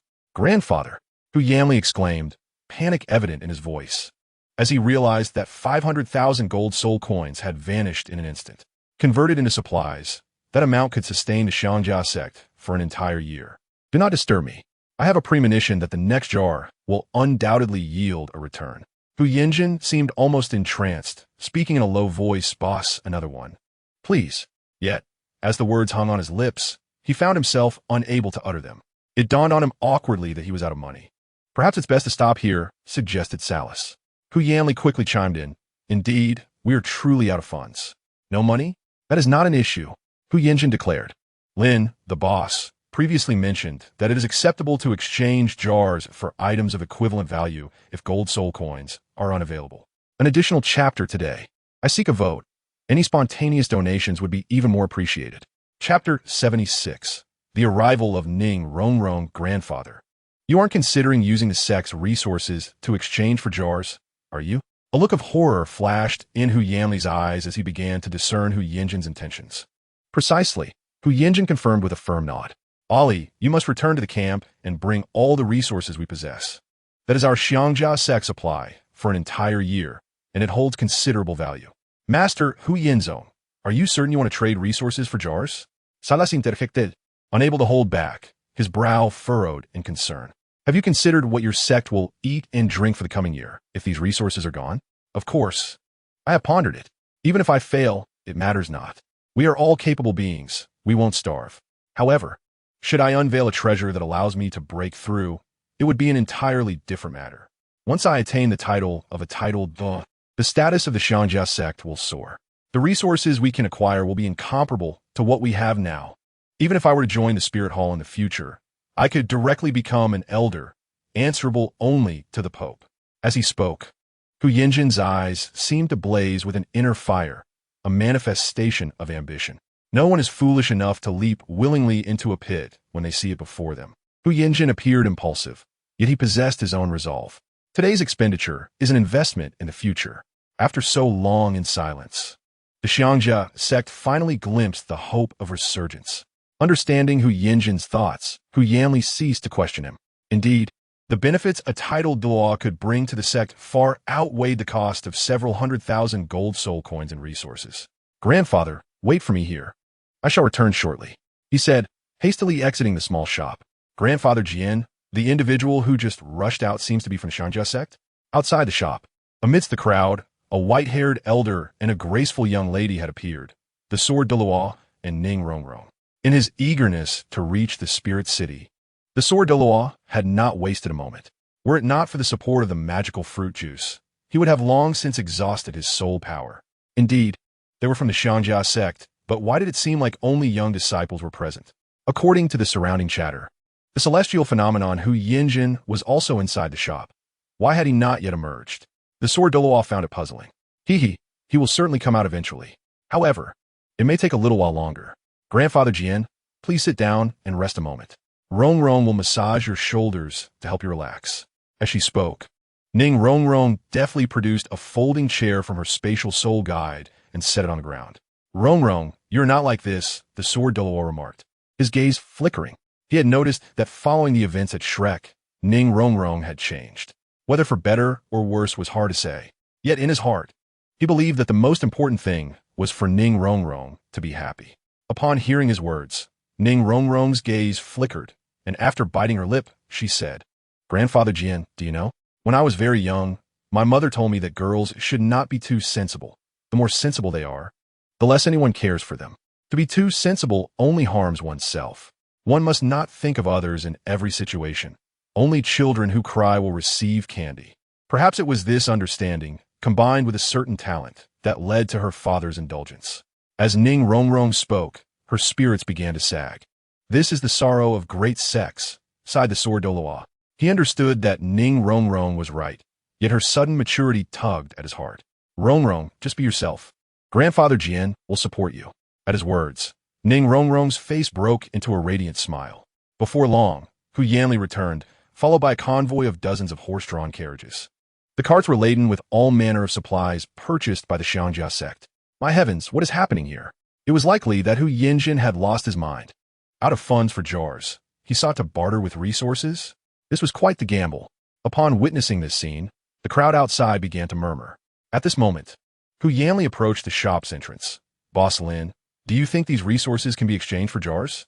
Hearing his voice, Lin Xiao slowly walked to the door, his gaze falling upon the boxes, containers, and bags atop the carts. A box of iron ore, valued at 500 trading points. A box of copper ore, valued at 1,500 trading points. Superior hardwood. As Lin Xiao's eyes swept over the items, he received feedback on each one. Soon, he withdrew his gaze and looked at Hu Yinjin inside the shop, asking, "The total value of these items is approximately 400,000. Are you certain you wish to exchange?" "Only 400,000? Hu Yinjin's expression shifted. It must be noted that these resources were procured through Salus's connections and cost over 500,000 gold soul coins.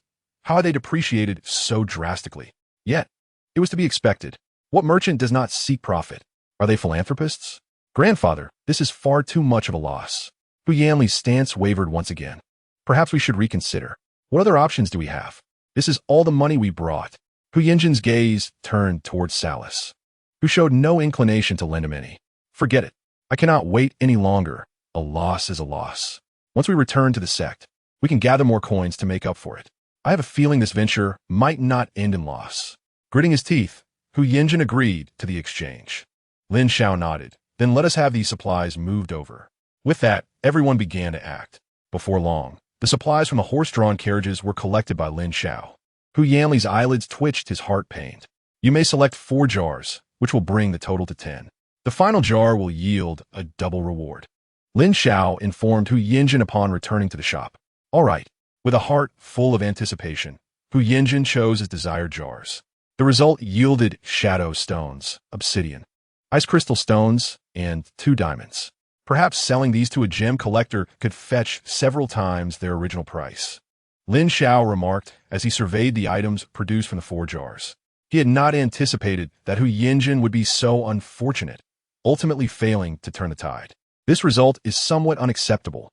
Hu Yinjin's heart raced. Aside from the first jar, The remaining 9 jars yielded not even a single experience capsule, which was quite disheartening. Simultaneously, he felt a chill, a coldness enveloping him from head to toe. The path beneath his feet was one he had forged himself, as Salis solemnly remarked. The implication was clear. Despite the discomfort, one must endure. Grandfather Guyan called softly. Bad luck cannot be blamed on anyone.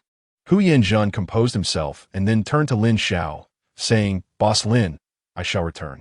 You're always welcome, Lin Xiao replied with a faint smile. However, Guyan trembled at the thought of returning. Outside the small shop, upon seeing Guyan, the crowd erupted in excitement. Yet, once they discerned his expression, they quickly quieted down. No one dared utter a word.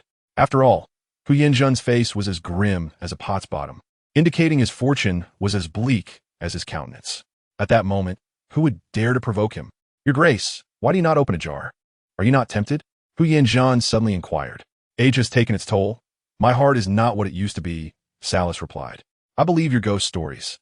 Guyan retorted. As the crowd gradually dispersed, Douluo rose from his seat and looked at Ning Rongrong with a smile. Rongrong, it is our turn now. Chapter 77. Ning Rongrong opens a jar inside the small shop. Lin Xiao initially thought no one would come for a while. Unexpectedly, 2 figures entered the shop almost simultaneously. One was the familiar Douluo, clad in white, while the girl beside him caught his attention. Dressed in a simple yet elegant white gown. With a neat bob haircut and skin as tender as lychee, her exquisite features exuded an ethereal charm. It was, without a doubt, Ning Rongrong. After a brief moment of distraction, Lin Xiao discerned her identity. At that moment, the girl seemed to sense Lin Xiao's gaze and responded with a warm smile. Like a gentle spring breeze that touched the heart, Lin Xiao could not help but smile in return. Welcome. Ha, Boss Lin, I have come to trouble you again. Douluo said jovially. This was rare for him, as he seldom displayed such emotions. Boss Lin? He is the shopkeeper? Ning Rongrong's beautiful eyes sparkled with intrigue. On the journey to Wuhuan City, Douluo had already spoken highly of this remarkable Lin Xiao. Not only was his strength unfathomable, but even his servant was a formidable swordsman, a match for even Grandfather Jian. According to Douluo, despite Lin Xiao's youthful appearance, he was an ageless being with profound secrets. He had also cautioned Ning Rongrong to be respectful and cautious in her dealings. Hello, Boss Lin. My name is Ning Rongrong. She introduced herself sweetly. I am Lin Xiao, the proprietor of this small shop, he replied succinctly before getting straight to the point. I am aware of your purpose for visiting, so let us not waste time. Are you familiar with the rules of this establishment? Ning Fengji had made it clear before departing, even providing a payment of 100,000 gold soul coins as a fee for opening jars.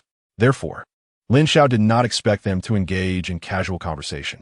On the way here, Grandfather Jian had clearly informed me. Ning Rongrong nodded earnestly and slowly uttered. Life and death are predestined.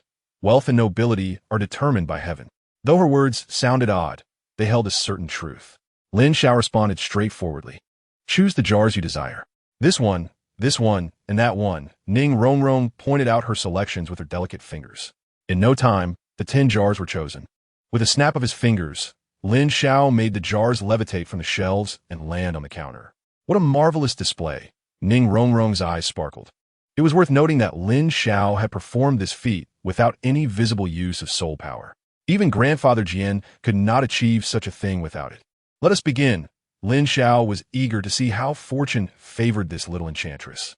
To ascertain whether Guyan's misfortune was an anomaly or a sign of the day's ill fate, Ning Rongrong took a deep breath, grasped the lucky hammer in her delicate hand, yet hesitated to strike. Her brows furrowed in concentration, and her small face reflected her anxiety. It is all right. Even if nothing of value emerges, consider it an accumulation towards purchasing the lucky wish jar after 30 attempts, Douluo reassured her. Echoing the comforting words Ning Fengji had once shared with him, this undoubtedly had a calming effect. Understanding the sentiment, Ning Rongrong's tension eased considerably. No longer hesitating, she brought the hammer down, opening the first jar. Crack! A flash of purple light erupted. Douluo's heart raced as he thought. I never expected Rongrong would have such luck. The first jar opened a rare item. Purple? Rare? Douluo recalled that rare items were invariably valuable, including soul bones, enhancers, and amplifiers. Perhaps even the dimensional aura capable of enhancing soul skills, which her father sought, was among them.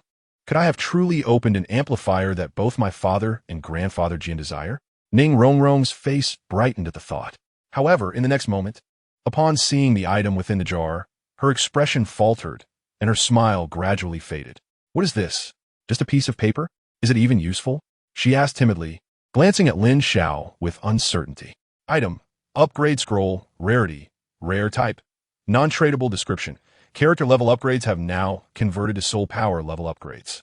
Effect: Using this will elevate your soul power by 1 level. Lin Xiao found himself at a loss for words. Was an upgrade scroll considered useless? He had sold hundreds of jars and had never seen anyone open one with an upgrade scroll before. Most people would be overjoyed simply to receive an experience capsule. Previously, Lin Xiao had even believed the upgrade scroll was exclusive to jars with a 10-fold drop rate. Clearly, this was not a worthless item. Lin Xiao gently reassured her. Do not underestimate the piece of paper in your hand. It is called an upgrade scroll, and using it will directly elevate your soul power by 1 level. An increase in soul power by 1 level. As Lin Xiao's words echoed, the room fell silent, as if a pin could be heard dropping. Such a thing exists? Douluo's eyes widened in shock. He thought to himself, incredible. He had once been elated to open an experience capsule, but now, compared to the upgrade scroll, it paled in comparison. So, if I currently have a soul power level of 26, after using this, I will become 27? Ning Rongrong questioned, subconsciously tightening her grip on the paper. She realized she had indeed underestimated this item. Correct, Lin Xiao nodded. Yay! The young girl's mood shifted rapidly. Moments ago, she had been somewhat disheartened, but now her face beamed with joy once more. She turned to Douluo, exclaiming, Grandfather Jian, it seems my luck is rather good. Not merely satisfactory, but utterly remarkable. Jian genuinely felt elated for Ning Rongrong. Haha, Rongrong, this time you need not bear any pressure. This upgrade scroll is indeed a fortune and a harbinger of good tidings. Proceed boldly with the opening of the jars. The young girl nodded earnestly and subsequently shattered the second jar. With a crisp crack, another burst of violet light illuminated the surroundings. Another piece of paper? Could it be yet another upgrade scroll? If this is the case, I could directly ascend to level 28 and attain the rank of Soul Master before the age of 13. It's not a mere dream, Ning Rongrong exclaimed, excitement radiating from her as she extracted the paper from the jar. However, a look of astonishment flickered in her eyes. To be precise, it was a blueprint, densely inscribed with minuscule characters detailing certain information. Who would have thought you would uncover this item? Lin Xiao was equally taken aback upon receiving the feedback on the item. Is it truly that precious? Ning Rongrong's heart raced at the inquiry. At that moment, Douluo's gaze fell upon the paper in Ning Rongrong's hands, and he could not tear his eyes away. The final form of the item depicted on this blueprint appears strikingly similar to the legacy light hand cannon I provided to Fengji and Rongrong, he murmured. You guessed correctly. It is indeed the design blueprint for the legacy light hand cannon. By following the specified crafting process, one can obtain the corresponding equipment, Lin Xiao affirmed. To be honest, he had not anticipated Ning Rongrong's extraordinary stroke of luck. Just as Fengji was in need, she had fulfilled that requirement. Item: Legacy Light. Hand Cannon Design Blueprint. Rarity. Rare Type. Tradable Description. Utilizing the characteristics of Douluo continent, the usage limit has been lifted. Effect: By adhering to the crafting specifications, one can obtain a level 21 Legacy Light Hand Cannon. I actually uncovered a design blueprint. Ning Rongrong felt a sense of unreality wash over her. For a powerful attack-type Soul Master, the existence of a hand cannon might not seem significant. However, for the Nine-Treasure Glazed Tile School, the importance of this design blueprint was monumental. At the very least, it would provide some measure of self-defense for the disciples of the Nine-Treasure Glazed Tile School, whose combat capabilities were nearly non-existent. Ning Rongrong was acutely aware that her father, Ning Fengji, had been deeply troubled over this matter, yet had never managed to find a suitable solution. Initially, she thought that Tang San's hidden weapon might be a good choice, but the effectiveness of hidden weapons was somewhat limited. The hand cannon, however, posed no such concerns. As long as one infused their soul power, it would unleash its full might. Rongrong, you have indeed made a significant contribution to the sect this time. I am certain your father will reward you handsomely. Douluo's voice carried a note of joy. He could surmise that upon learning of the existence of the design blueprint from Lin Xiao, acquiring it would surely lift a heavy burden from Ning Fengji's heart. Unexpectedly, this burden was swiftly alleviated by Ning Rongrong. With the emergence of the design blueprint, it would be difficult for Ning Fengji not to feel elated. Grandpa Jian, the hand cannon is so precious, so the crafting process must be quite challenging, correct? Ning Rongrong, though lacking knowledge in manufacturing, found the dazzling crafting process to be far from simple. Indeed, it is not simple. The cost of materials alone is substantial, and the manufacturing and refining processes require experienced artisans to complete. The final product would likely cost at least 1,000 gold soul coins. Jian estimated the value before quickly reassuring himself. However, financial matters have never been a concern for our 7-treasure glazed tile school. You should keep the design blueprint safe for now and make arrangements after you meet with the sect leader. After hearing Jian Douluo's instructions, Ning Rongrong solemnly stored the design blueprint away. Taking a deep breath to calm her racing heart, she turned her attention to the remaining jars, softly murmuring, "This time, the harvest is already substantial. Anything that comes from the remaining jars will suffice." Upon hearing this, Lin Xiao chuckled internally, thinking, is she merely comforting herself? It seems unlikely that she will be so fortunate again. Jian Douluo shared this sentiment, as luck tends to run out. Yet in the next moment, he beheld a flash of orange brilliance. It was Ning Rongrong who had opened the third jar. Heavens! Orange light, a legendary item. Even Jian Douluo, with his composed demeanor, could not help but exclaim. Legendary items were indeed the stuff of legends, and he had never heard of anyone having opened one before. Ning Rongrong's luck is truly extraordinary. Lin Xiao's gaze flickered with intrigue. Was it possible that Ning Rongrong was a legendary lucky charm? Boss, I seem to have uncovered something extraordinary. Could you please help me identify it? Ning Rongrong's cheeks flushed with excitement as she cradled the item in her hands, unable to contain her joy. She sensed that this item would be of paramount importance to her. Lin Xiao looked over and discovered that it was a piece of paper emanating a soft orange glow. He was all too familiar with this item. Awakening Scroll, Rarity, Legendary Type, Non-Tradable Description, can be used for martial soul, awakening, or evolution. Effect, upon use. If one has no martial soul, a martial soul will be awakened. If one already possesses a martial soul, it can evolve once. Not only was it legendary, but it was also tailored specifically for Ning Rongrong. Can you believe it? Lin Xiao sighed inwardly, his gaze settling on Ning Rongrong's delicate face as he said, "Congratulations. You are the first customer to open a legendary item in this establishment. The item you hold is called the Awakening Scroll. Its effect is straightforward upon use. It allows your martial soul to undergo evolution. On the Douluo continent, everyone possessed a martial soul, so Lin Xiao felt it unnecessary to elaborate on the awakening function. Martial soul evolution. Upon hearing Lin Xiao's words, Ning Rongrong's mind went blank, and her breath quickened uncontrollably. Beside her, Jian Douluo felt a jolt of astonishment and exclaimed, "Boss Lin, you are not joking about the constraints of the 7-treasure glazed tile pagoda, are you?" Jian Douluo's skepticism was not born of distrust in Lin Xiao, but rather the significance of the 7-treasure glazed tile pagoda to their sect was too great to entertain ambiguity. After all, Ning Fengji's lifelong aspiration revolved around this. 8 treasures? Logically speaking, Ning Rongrong already possessed the innate ability to evolve the 7-treasure glazed tile pagoda into the 8-treasure glazed tile pagoda. Later, with the aid of celestial herbs, she successfully ascended to the 9-treasure glazed tile pagoda. While it appeared to be a 2-level leap, the reality was more complex. The Awakening Scroll was, after all, a legendary item. Its effects could not possibly be inferior to those of celestial herbs, could they? Lin Xiao speculated that directly transforming into a 9-treasure pagoda was highly plausible. However, he refrained from making definitive claims, wary of being proven wrong. With a mysterious smile, he said, "To see how far you can go, we shall have to try." Boss Lin speaks wisely. Ning Rongrong nodded earnestly and immediately tore the Awakening Scroll. In the next instant, a cascade of orange light enveloped her, accentuating her extraordinary presence. Closing her eyes in a moment of intuition, she began to perceive the changes brought about by the Awakening Scroll, while simultaneously summoning the 7-treasure glazed tile pagoda, which floated before her. Wait, not merely 7 hues, but 8 hues. Douluo immediately sensed the anomaly. Instinctively, he began to count the layers of the 7 treasures glazed tower, and the result was astonishing. 8 layers. This meant that it had transformed into the 8 treasures glazed tower. Fengji, did you see?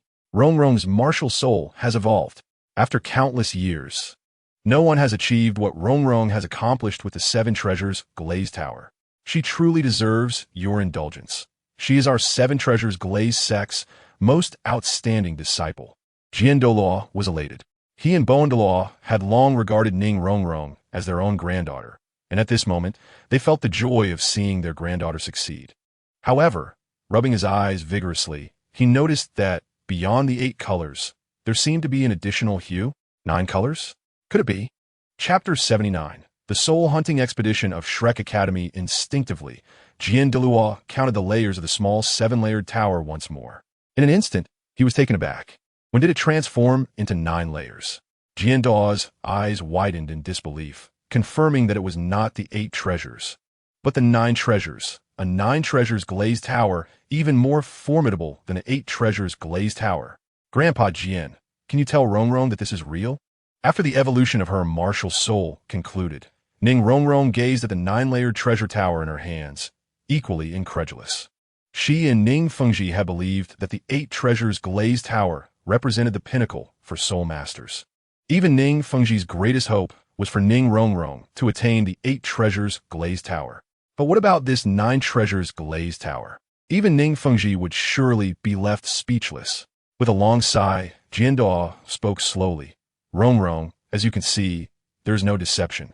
Your martial soul has indeed undergone an evolution, and not to the 8 treasures glazed tower, as the sect master speculated, but to the even more powerful 9 treasures glazed tower, which signifies that you possess the potential to become a title Douluo. Haha. A title Douluo level 9 treasures glazed tower soul master. Just thinking about it fills one with anticipation. By the way, Rongrong, have you noticed any changes in your strength? Douluo looked at Ning Rongrong with hopeful eyes. Indeed, the next moment, Ning Rongrong exclaimed in delight. Her martial soul had evolved, and her soul power level had increased by 2. So, you're now at level 28? Douluo was taken aback, then couldn't help but burst into laughter. Good. Very good. Such a significant increase in strength. Beside them, Lin Xiao, who witnessed everything, nodded quietly, affirming that the 9 treasures glazed tower aligned with his predictions. At that moment, Lin Xiao noticed Ning Rongrong glancing over as well, her excited face flushed, trembling all over, her legs unable to hold still. Boss, thank you. This kindness will forever remain in Rongrong's heart. As Ning Rongrong spoke, she deeply bowed to Lin Xiao. In truth, had it not been for Lin Xiao's esteemed status, which made even the noble daughter of the 7 treasures glazed sect feel unreachable, fearing to offend him, she would have very much liked to offer him a kiss. Of course, if she were to go a bit further, it would not be out of the question. After all, in life, there are always those impulsive moments where one would give everything without regret. This is purely your good fortune, Lin Xiao mused, adding indeed. One could say your luck is extraordinary. Rongrong, hurry and open the next jars to see what treasures await. The gleam of gossip ignited in Douluo's eyes, brimming with anticipation. All right. Ning Rongrong nodded, shattering one jar after another. The first produced a body armor potion, a high-grade item that allowed one to enter a state of invincibility for 10 seconds, immune to all forms of control. The second was a level-up scroll, a rare item that could elevate one's soul power by 1 level. The next 2 jars contained the same item, mutated strawberries, a high-grade item that healed all external wounds and restored a certain amount of stamina. The following was a movement potion, a rare item that allowed one to travel anywhere, provided that the location genuinely exists. As Lin Xiao introduced the various items produced by the jars, he couldn't help but exclaim softly upon seeing the 9th jar's content. Oh, the other jar contains a teleportation potion as well, and it is tradable. This means you can let anyone use it. Wow. The worst of these is a high-grade item. It seems my luck continues to hold. The girl's eyes sparkled with excitement. Meanwhile, Douluo had become numb to the unfolding fortune. There's only 1 double quantity jar left. I wish you luck, Lin Xiao said with a slight smile. Having found so many good items, I'm already content. Even if nothing else appears next, I can accept it. Ning Rongrong laughed as she shattered the final jar. Indeed, a flash of white light emerged, revealing an ordinary item. She recalled Jin mentioning that the value of items could often be discerned from the light emitted when the jar shattered. Among ordinary items, besides experience capsules and proficiency capsules, the remaining items were not particularly valuable. However, at that moment, Jin couldn't help but exclaim in surprise. 2 proficiency capsules? Surely not. Upon hearing this, Ning Rongrong couldn't resist asking, Grandpa Jian, are you saying these are the capsules that grant one profound insights into soul skills after consumption? Could it really be such good fortune? The only ordinary item that emerges is one of the few valuable items you mentioned. Indeed, it is. Jian Doa marveled inwardly, adding, Rongrong, with these 2 proficiency capsules, your mastery of our sect's secret technique, the 7 apertures Linglong Heart, will be elevated by at least 1 tier. As Jian Douluo's words fell, Ning Rongrong was filled with excitement. To unleash the full potential of the 7 treasures glazed tower, mastering the accompanying secret technique. The 7 apertures Linglong Heart was pivotal. Yet, the training process for this sect's secret technique could be described in 4 words: tedious and monotonous. It was a torment for her. The proficiency capsules represented a true blessing for her, even more significant than the level-up scrolls. Without hesitation, Ning Rongrong opened her mouth wide and swallowed a proficiency capsule whole. Moments later, a look of realization dawned in her eyes, and an involuntary smile of understanding graced her lips. How is it? Jian Douluo asked softly once Ning Rongrong emerged from her moment of enlightenment. The enhancement is tremendous. The joy on Ning Rongrong's face was impossible to conceal. As for my comprehension of the 7 apertures Linglong Heart, I have already reached the realm of the 4 apertures constant heart. The 4 apertures constant heart. Jian Douluo's mouth opened in astonishment, unsure of what to say. It was worth noting that Ning Fengji only attained this realm after becoming a 4-ring soul master. Yet, Ning Rongrong had achieved it so much faster. Truly, once you start winning, the victories keep coming. Beyond this phrase, Jian Douluo found it hard to express himself. Grandpa Jian, once I finish using these 2 level-up scrolls, we can head to the Stardow Forest to hunt souls. At that moment, Ning Rongrong gathered all the items except for the level-up scrolls and without a moment's hesitation tore them apart. In the next instant, Ning Rongrong's soul power level surged upward. Level 29, level 30. Beyond the Stardow Forest, Flinder's gaze calmly swept over Tang San, Dai Mu Bai, Xiao Wu, Zhu Zhuqing Oscar, and Ma Hongjun before he spoke. Ahead lies the Stardow Forest, fraught with peril. Even though our objective is to hunt for the Millennium Soul Beasts in the periphery and assist Oscar in acquiring his soul ring, we must remain vigilant. This is also a trial for you. I shall not intervene unless we face a life-and-death crisis. Do you understand? Understood. The 6 responded in unison. Very well. Let the trial commence. With Flinder's command, they stepped into the Stardow Forest. Surprisingly, after Ning Rongrong's departure, Oscar, seemingly spurred by an unknown stimulus, inexplicably broke through to the 30th level. Traditionally, Zhao Wujia's team had always led the hunt for soul rings, but following the loss of Ning Rongrong as a student, Flinder's spirits were low, prompting him to seek solace outdoors. Chapter 80. Ning Rongrong and Oscar's similar choices. Haha. Who said Rongrong couldn't become a soul master before her 13th birthday? Look, it has come to pass. Flinder chuckled. I am curious how Flinder would react upon witnessing your progress. In the small shop, Sword Law observed Ning Rongrong's advancement with a sense of profound satisfaction. Grandpa Jian. After all, this strength was acquired through expenditure, Ning Rongrong said, a hint of embarrassment in her tone.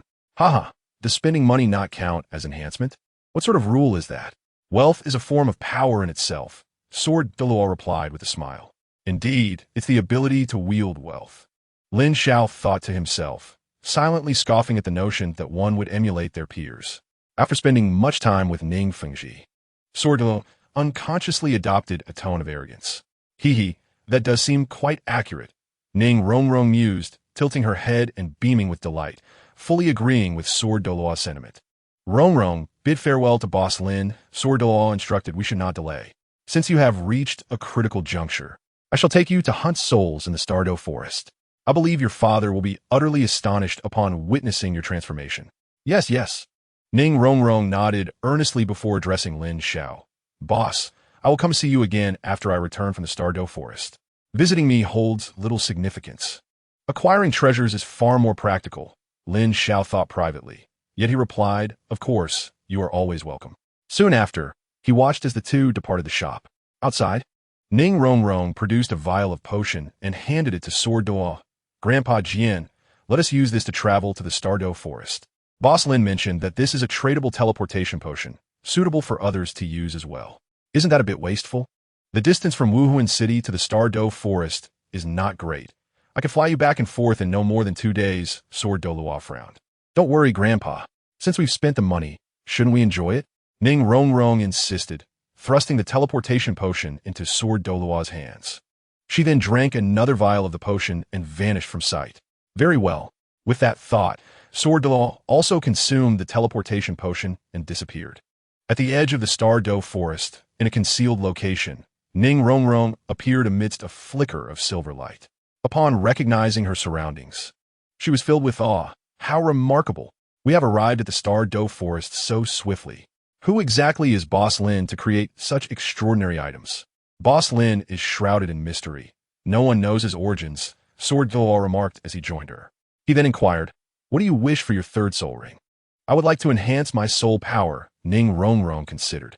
Strength, speed, and soul power are fundamental and practical abilities. Thus, I must prioritize them. Very well. It is settled then, Douluo nodded. I happen to know a place where you can find the soul beast you require. As his words fell, a flash of sword light enveloped the two, whisking them away. Not far from there, the 7 members of Shrek were navigating through the dense forest. At this moment, Tang San had evidently become the core of the team. He then queried, Oscar, what are your thoughts on the third soul ring? Oscar pondered for a moment before resolutely stating, I wish to enhance my strength, speed, or soul power, abilities that can directly elevate my teammates' combat prowess, rather than relying on recovery sausages or antidote sausages. This answer drew a wave of frowns. Hey, Oscar, have you been influenced by Ning Rongrong's situation to pursue a path like the 7 Treasures Glazed Pagoda?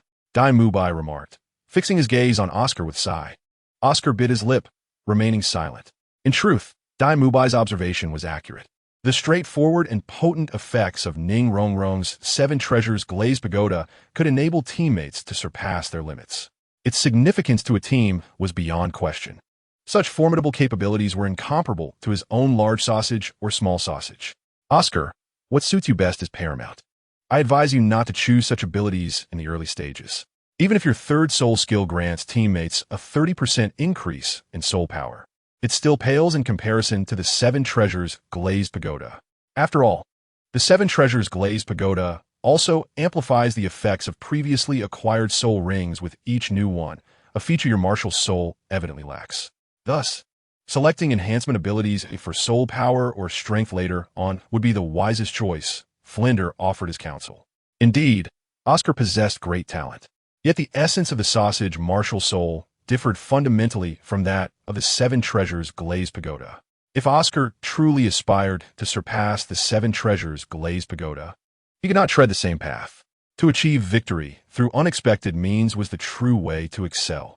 Of course, this was still contingent upon the existence of the 7 Treasures Glazed Pagoda. If an 8 Treasures Glazed Pagoda were to emerge, the discussion would be moot. The terrifying amplification of 90% would render all auxiliary soul masters incomparable. However, was such a thing possible? Flinder had lived for decades without ever hearing of an 8 Treasures Glazed Pagoda's existence. This was also why he dared to boast about Oscar in front of Ning Rongrong. Dean, this is my decision.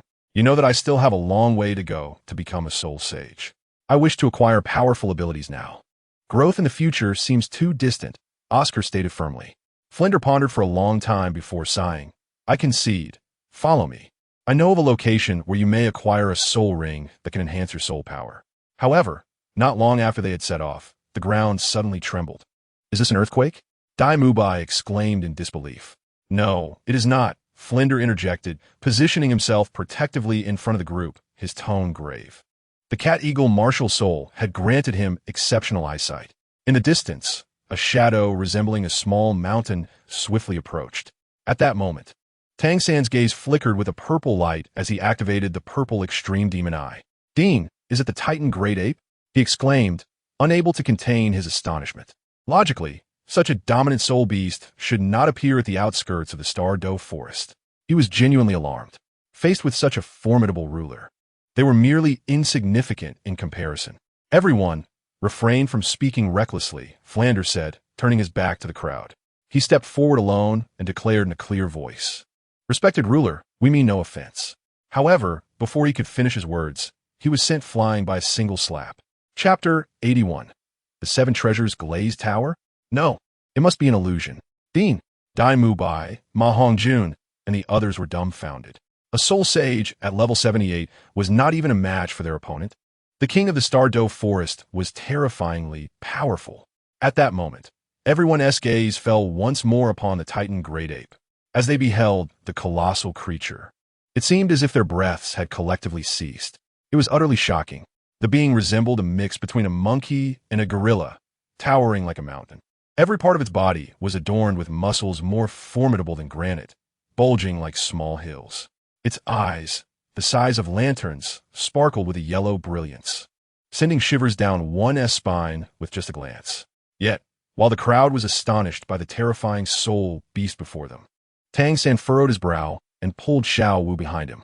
Unfortunately, their attempt to evade was futile. The Titan Great Ape had a clear target. It extended a massive hand toward Xue Ye.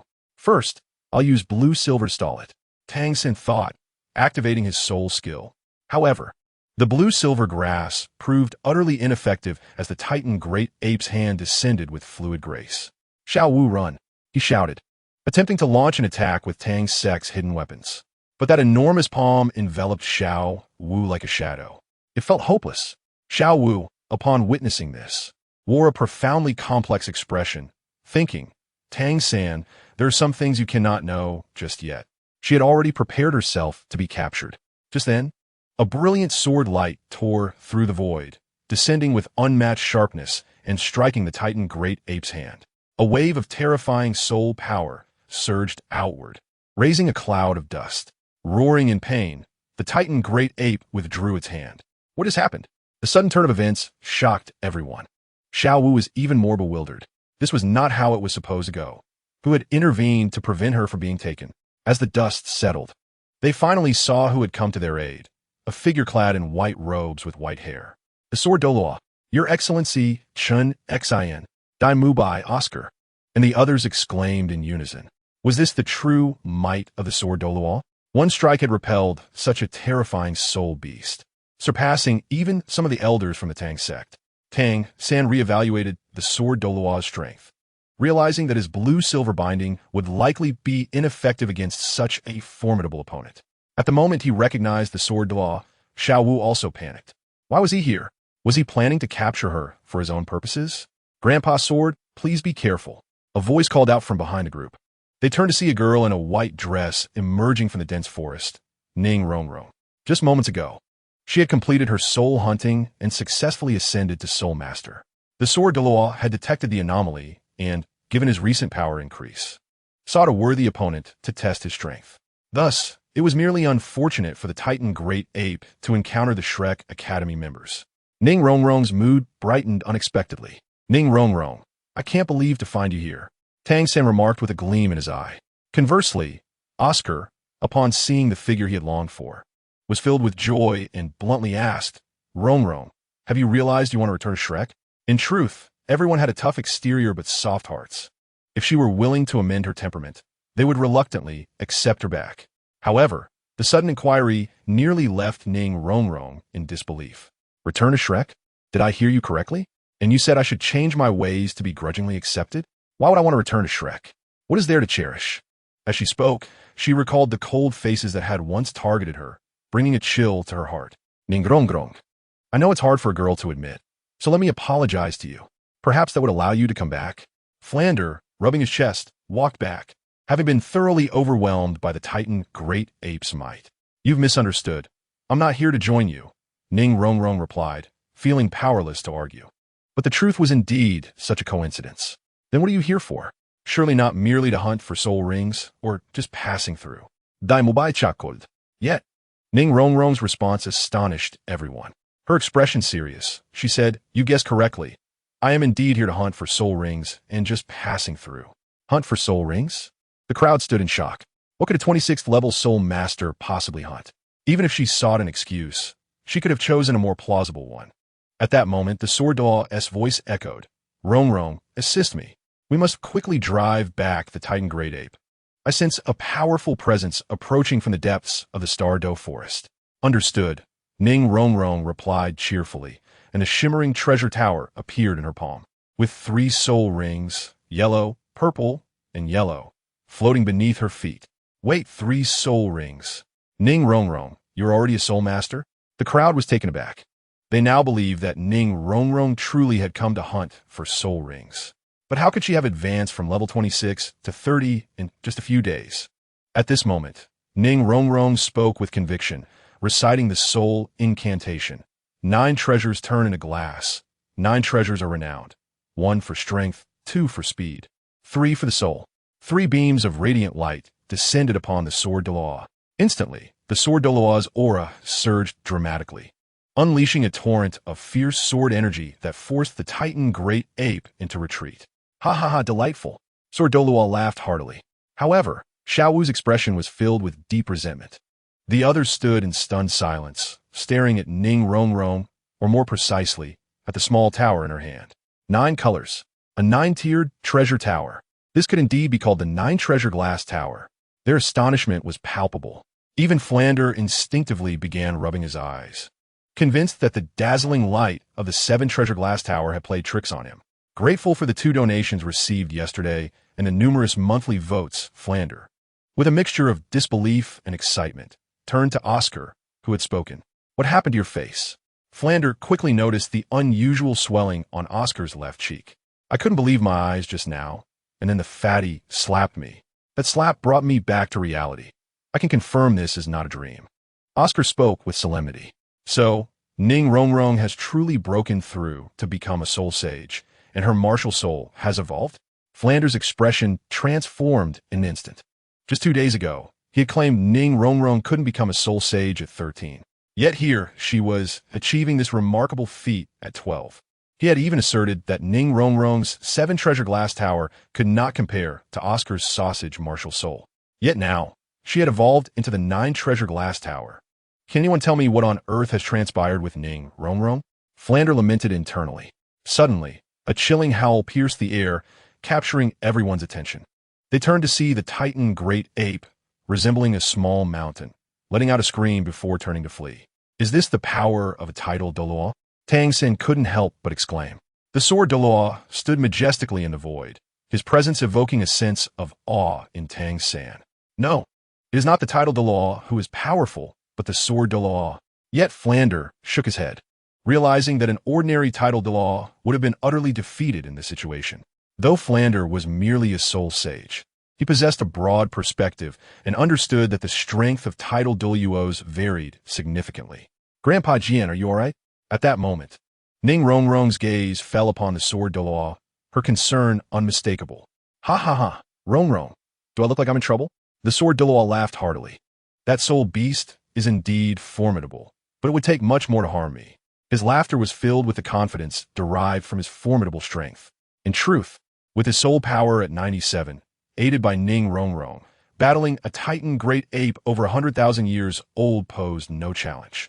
It could be said that losing was nearly impossible. Had it not been for the strong aura approaching from the Star Doe forest and his concern for Ning Rongrong's safety, he would have even considered pursuing further. With this thought, the sword Douluo's gaze sharpened as he looked toward the dense forest beside the group and spoke solemnly. Since you have arrived, why do you not reveal yourself? During the battle, he had keenly sensed a powerful presence fleetingly nearby.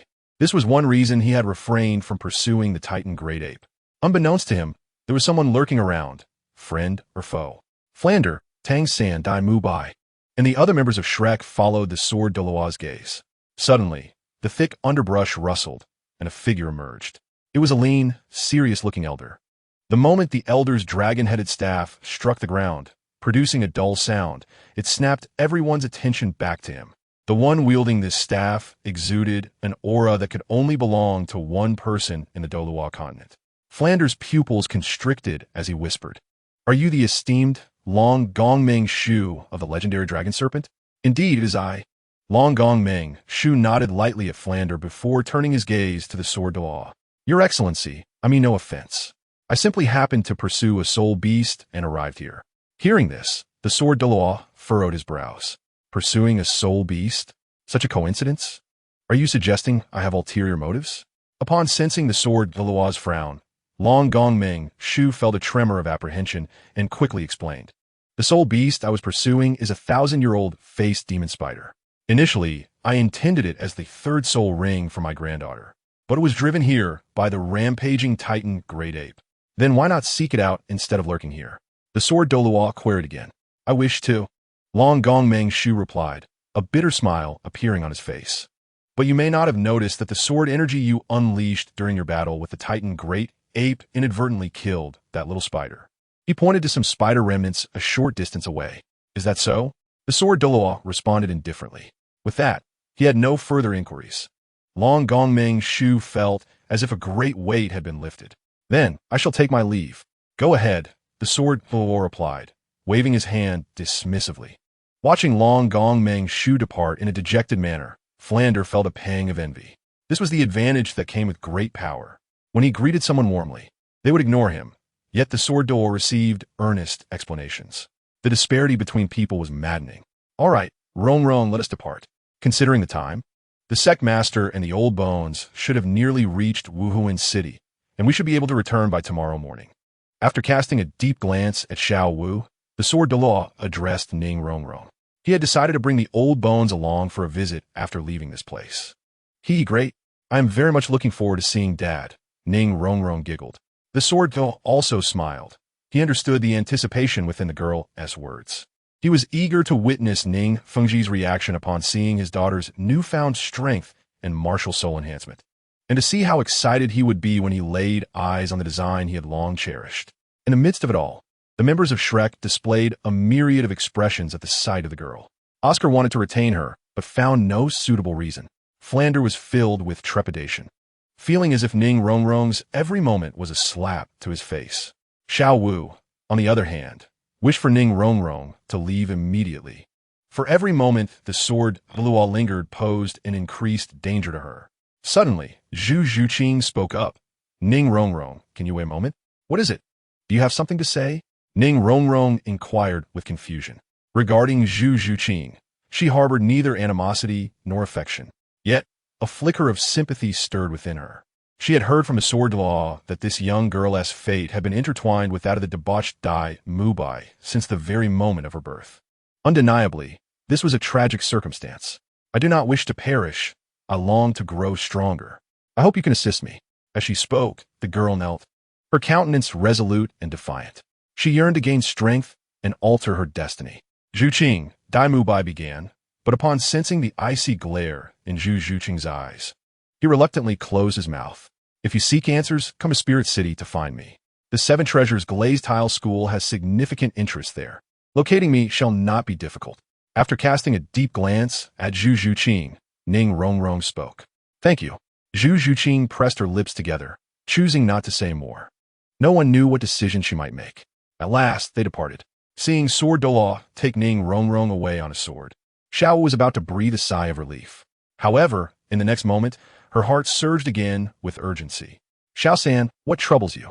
Chapter 83. Zhu Zhuqing. Crisis. Upon hearing Xiao Wu's words, everyone turned their gaze toward Tang San. He was clutching his chest, a look of agony etched upon his face. Tang San? Xiao San, what ails you? The sudden change in Tang San startled everyone. It's nothing, merely an inexplicable chest pain, Tang San replied, gradually regaining his composure. Yet, his gaze involuntarily drifted toward the remains of the human-faced demon spider. For some reason, he felt a strange sense of loss, as if he had forsaken something of great significance. But soon, he could not help but chuckle. It was merely a deceased, 1,000-year soul beast. What was so important about that? Surely, it was just a trick of his heightened tension. At that moment, Flinder, having confirmed everyone's safety, spoke up. Let us proceed. We must hunt for Oscar's soul. Yet, someone hesitated. Zhu Zhuqing, do you not intend to accompany us? Flinder noticed the unusual expression on Zhu Zhuqing's face. Dean Flinder, I am grateful for your recent assistance and guidance. However, I wish to depart for a time. The uncertainty in Zhu Zhuqing's eyes gradually transformed into determination. Regardless of whether Ning Rongrong's words were true, she wished to see Spirit City. She did not wish to wallow in despair like Dai Mubai. As long as there remained a glimmer of hope to reverse her fate, she would not relent. Moreover, after encountering Dai Mubai, she was even more convinced that she could not depend on this dandy. She must rely on herself. Dean, you cannot agree to this, Dai Mubai exclaimed in alarm. However, Flinder shook his head. That is not within my purview. The path one treads is a personal choice. However, I shall not refund your tuition. As Flinder's words fell, Zhu Zhuqing silently nodded, turning to leave. As dusk fell, Ning Fengji and Douluo finally arrived at Spirit City. Master, listen. They are discussing the events surrounding the jar shop, Douluo remarked, curiosity lacing his voice. Throughout the journey, he had gained some understanding of that little shop through Ning Fengji's explanations, and he felt a growing yearning for it. Ning Fengji nodded gently. Indeed, the shop's popularity is surging. It won't be long before its fame spreads across the Douluo continent. At that moment, voices from the surrounding crowd reached them.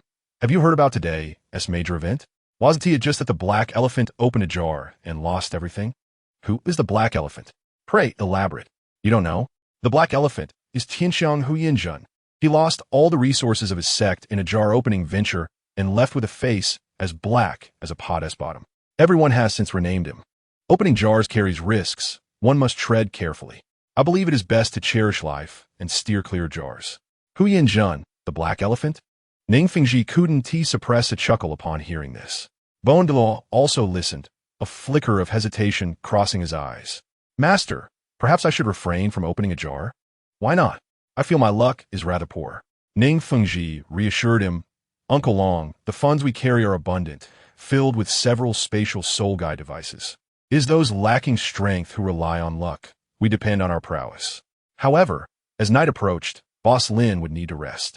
We shall return to open jars early tomorrow. Very well.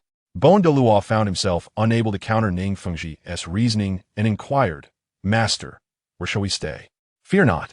I have already sent word to our representative at the Seven Treasures Glazed Tile School in Spirit City. We have secured a courtyard not far from the jar shop for our lodging. Ning Fengji smiled slightly. Let's call it day. At that moment, within a little shop, Lin Xiao closed the door. Perhaps due to witnessing Huyanjun's bankruptcy, no one had visited after Ning Rongrong opened her jars. Today, Huyanjun opened 10 jars in a flurry. Ning Rongrong opened 10 jars, and a middle-aged soul master opened 1 jar, totaling 21, less than half of yesterday's sales. Lin Xiao sighed. This means only 200,000 trading points. At this rate, when shall I unlock the next world? When shall I obtain an epic set and ascend to level 100? The quantity was insufficient. Quality must suffice. He set his expectations modestly, desiring only that each jar contained rare items. Lin Xiao mused, first claiming 10 tenfold jars. However, the first jar brought him a delightful surprise, a level-up scroll. Lin Xiao pondered, could luck be contagious? With curiosity, he proceeded to open more jars. To his delight, he found that out of 21 jars, 23 items emerged. Among them were 5 enhancers, 4 level-up scrolls, 5 instant teleportation potions, from mutation strawberries, 3 body armor potions, and 5 pieces of peculiar snake meat. Yet, the most thrilling discovery was the final jar, which contained a precious item he recognized, an equipment enhancement scroll of level 7. Just in time, as he was about to acquire his second soul ring. This level 7 enhancement scroll would ensure his second soul ring would also reach 1,000 years. Lin Xiao thought to use 1 level-up scroll first. In the next moment, he became a level 20 soul master. Let us first hunt for soul rings. Enhancing my equipment can wait until my mindset is more favorable. With that thought, Lin Xiao consumed an instant teleportation potion and vanished from the little shop. His destination, the Stardow Forest. As night deepened, the Stardow Forest became truly fraught with peril.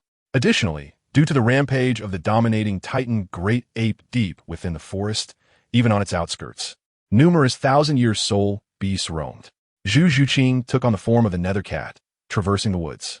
With her typically cool demeanor, she rarely displayed anger or urgency. Yet now, she was compelled to do so. What choice did she have?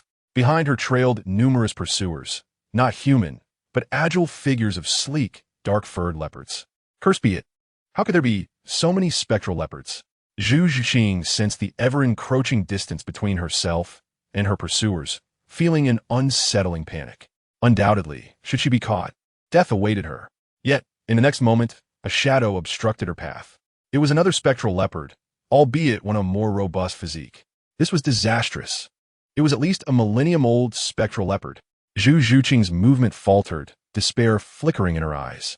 Though she excelled in speed, the prolonged flight had drained her significantly. It was impossible to shake off this soul beast now. The sense of hopelessness was truly overwhelming. After finally glimpsing a chance to alter her fate through Ning Rongrong, she found herself ensnared in a dire predicament. Why grant me hope only to let me down again? Xu Zhiqing's composure shattered. She pondered what sin she had committed to deserve such torment and punishment. However, at that very moment, a silver light flickered across the scene. A figure abruptly materialized amidst the chaos. Xu Zhiqing discerned that it was a young man who, in turn, cast his gaze upon her. "Pray tell, are you surrounded?"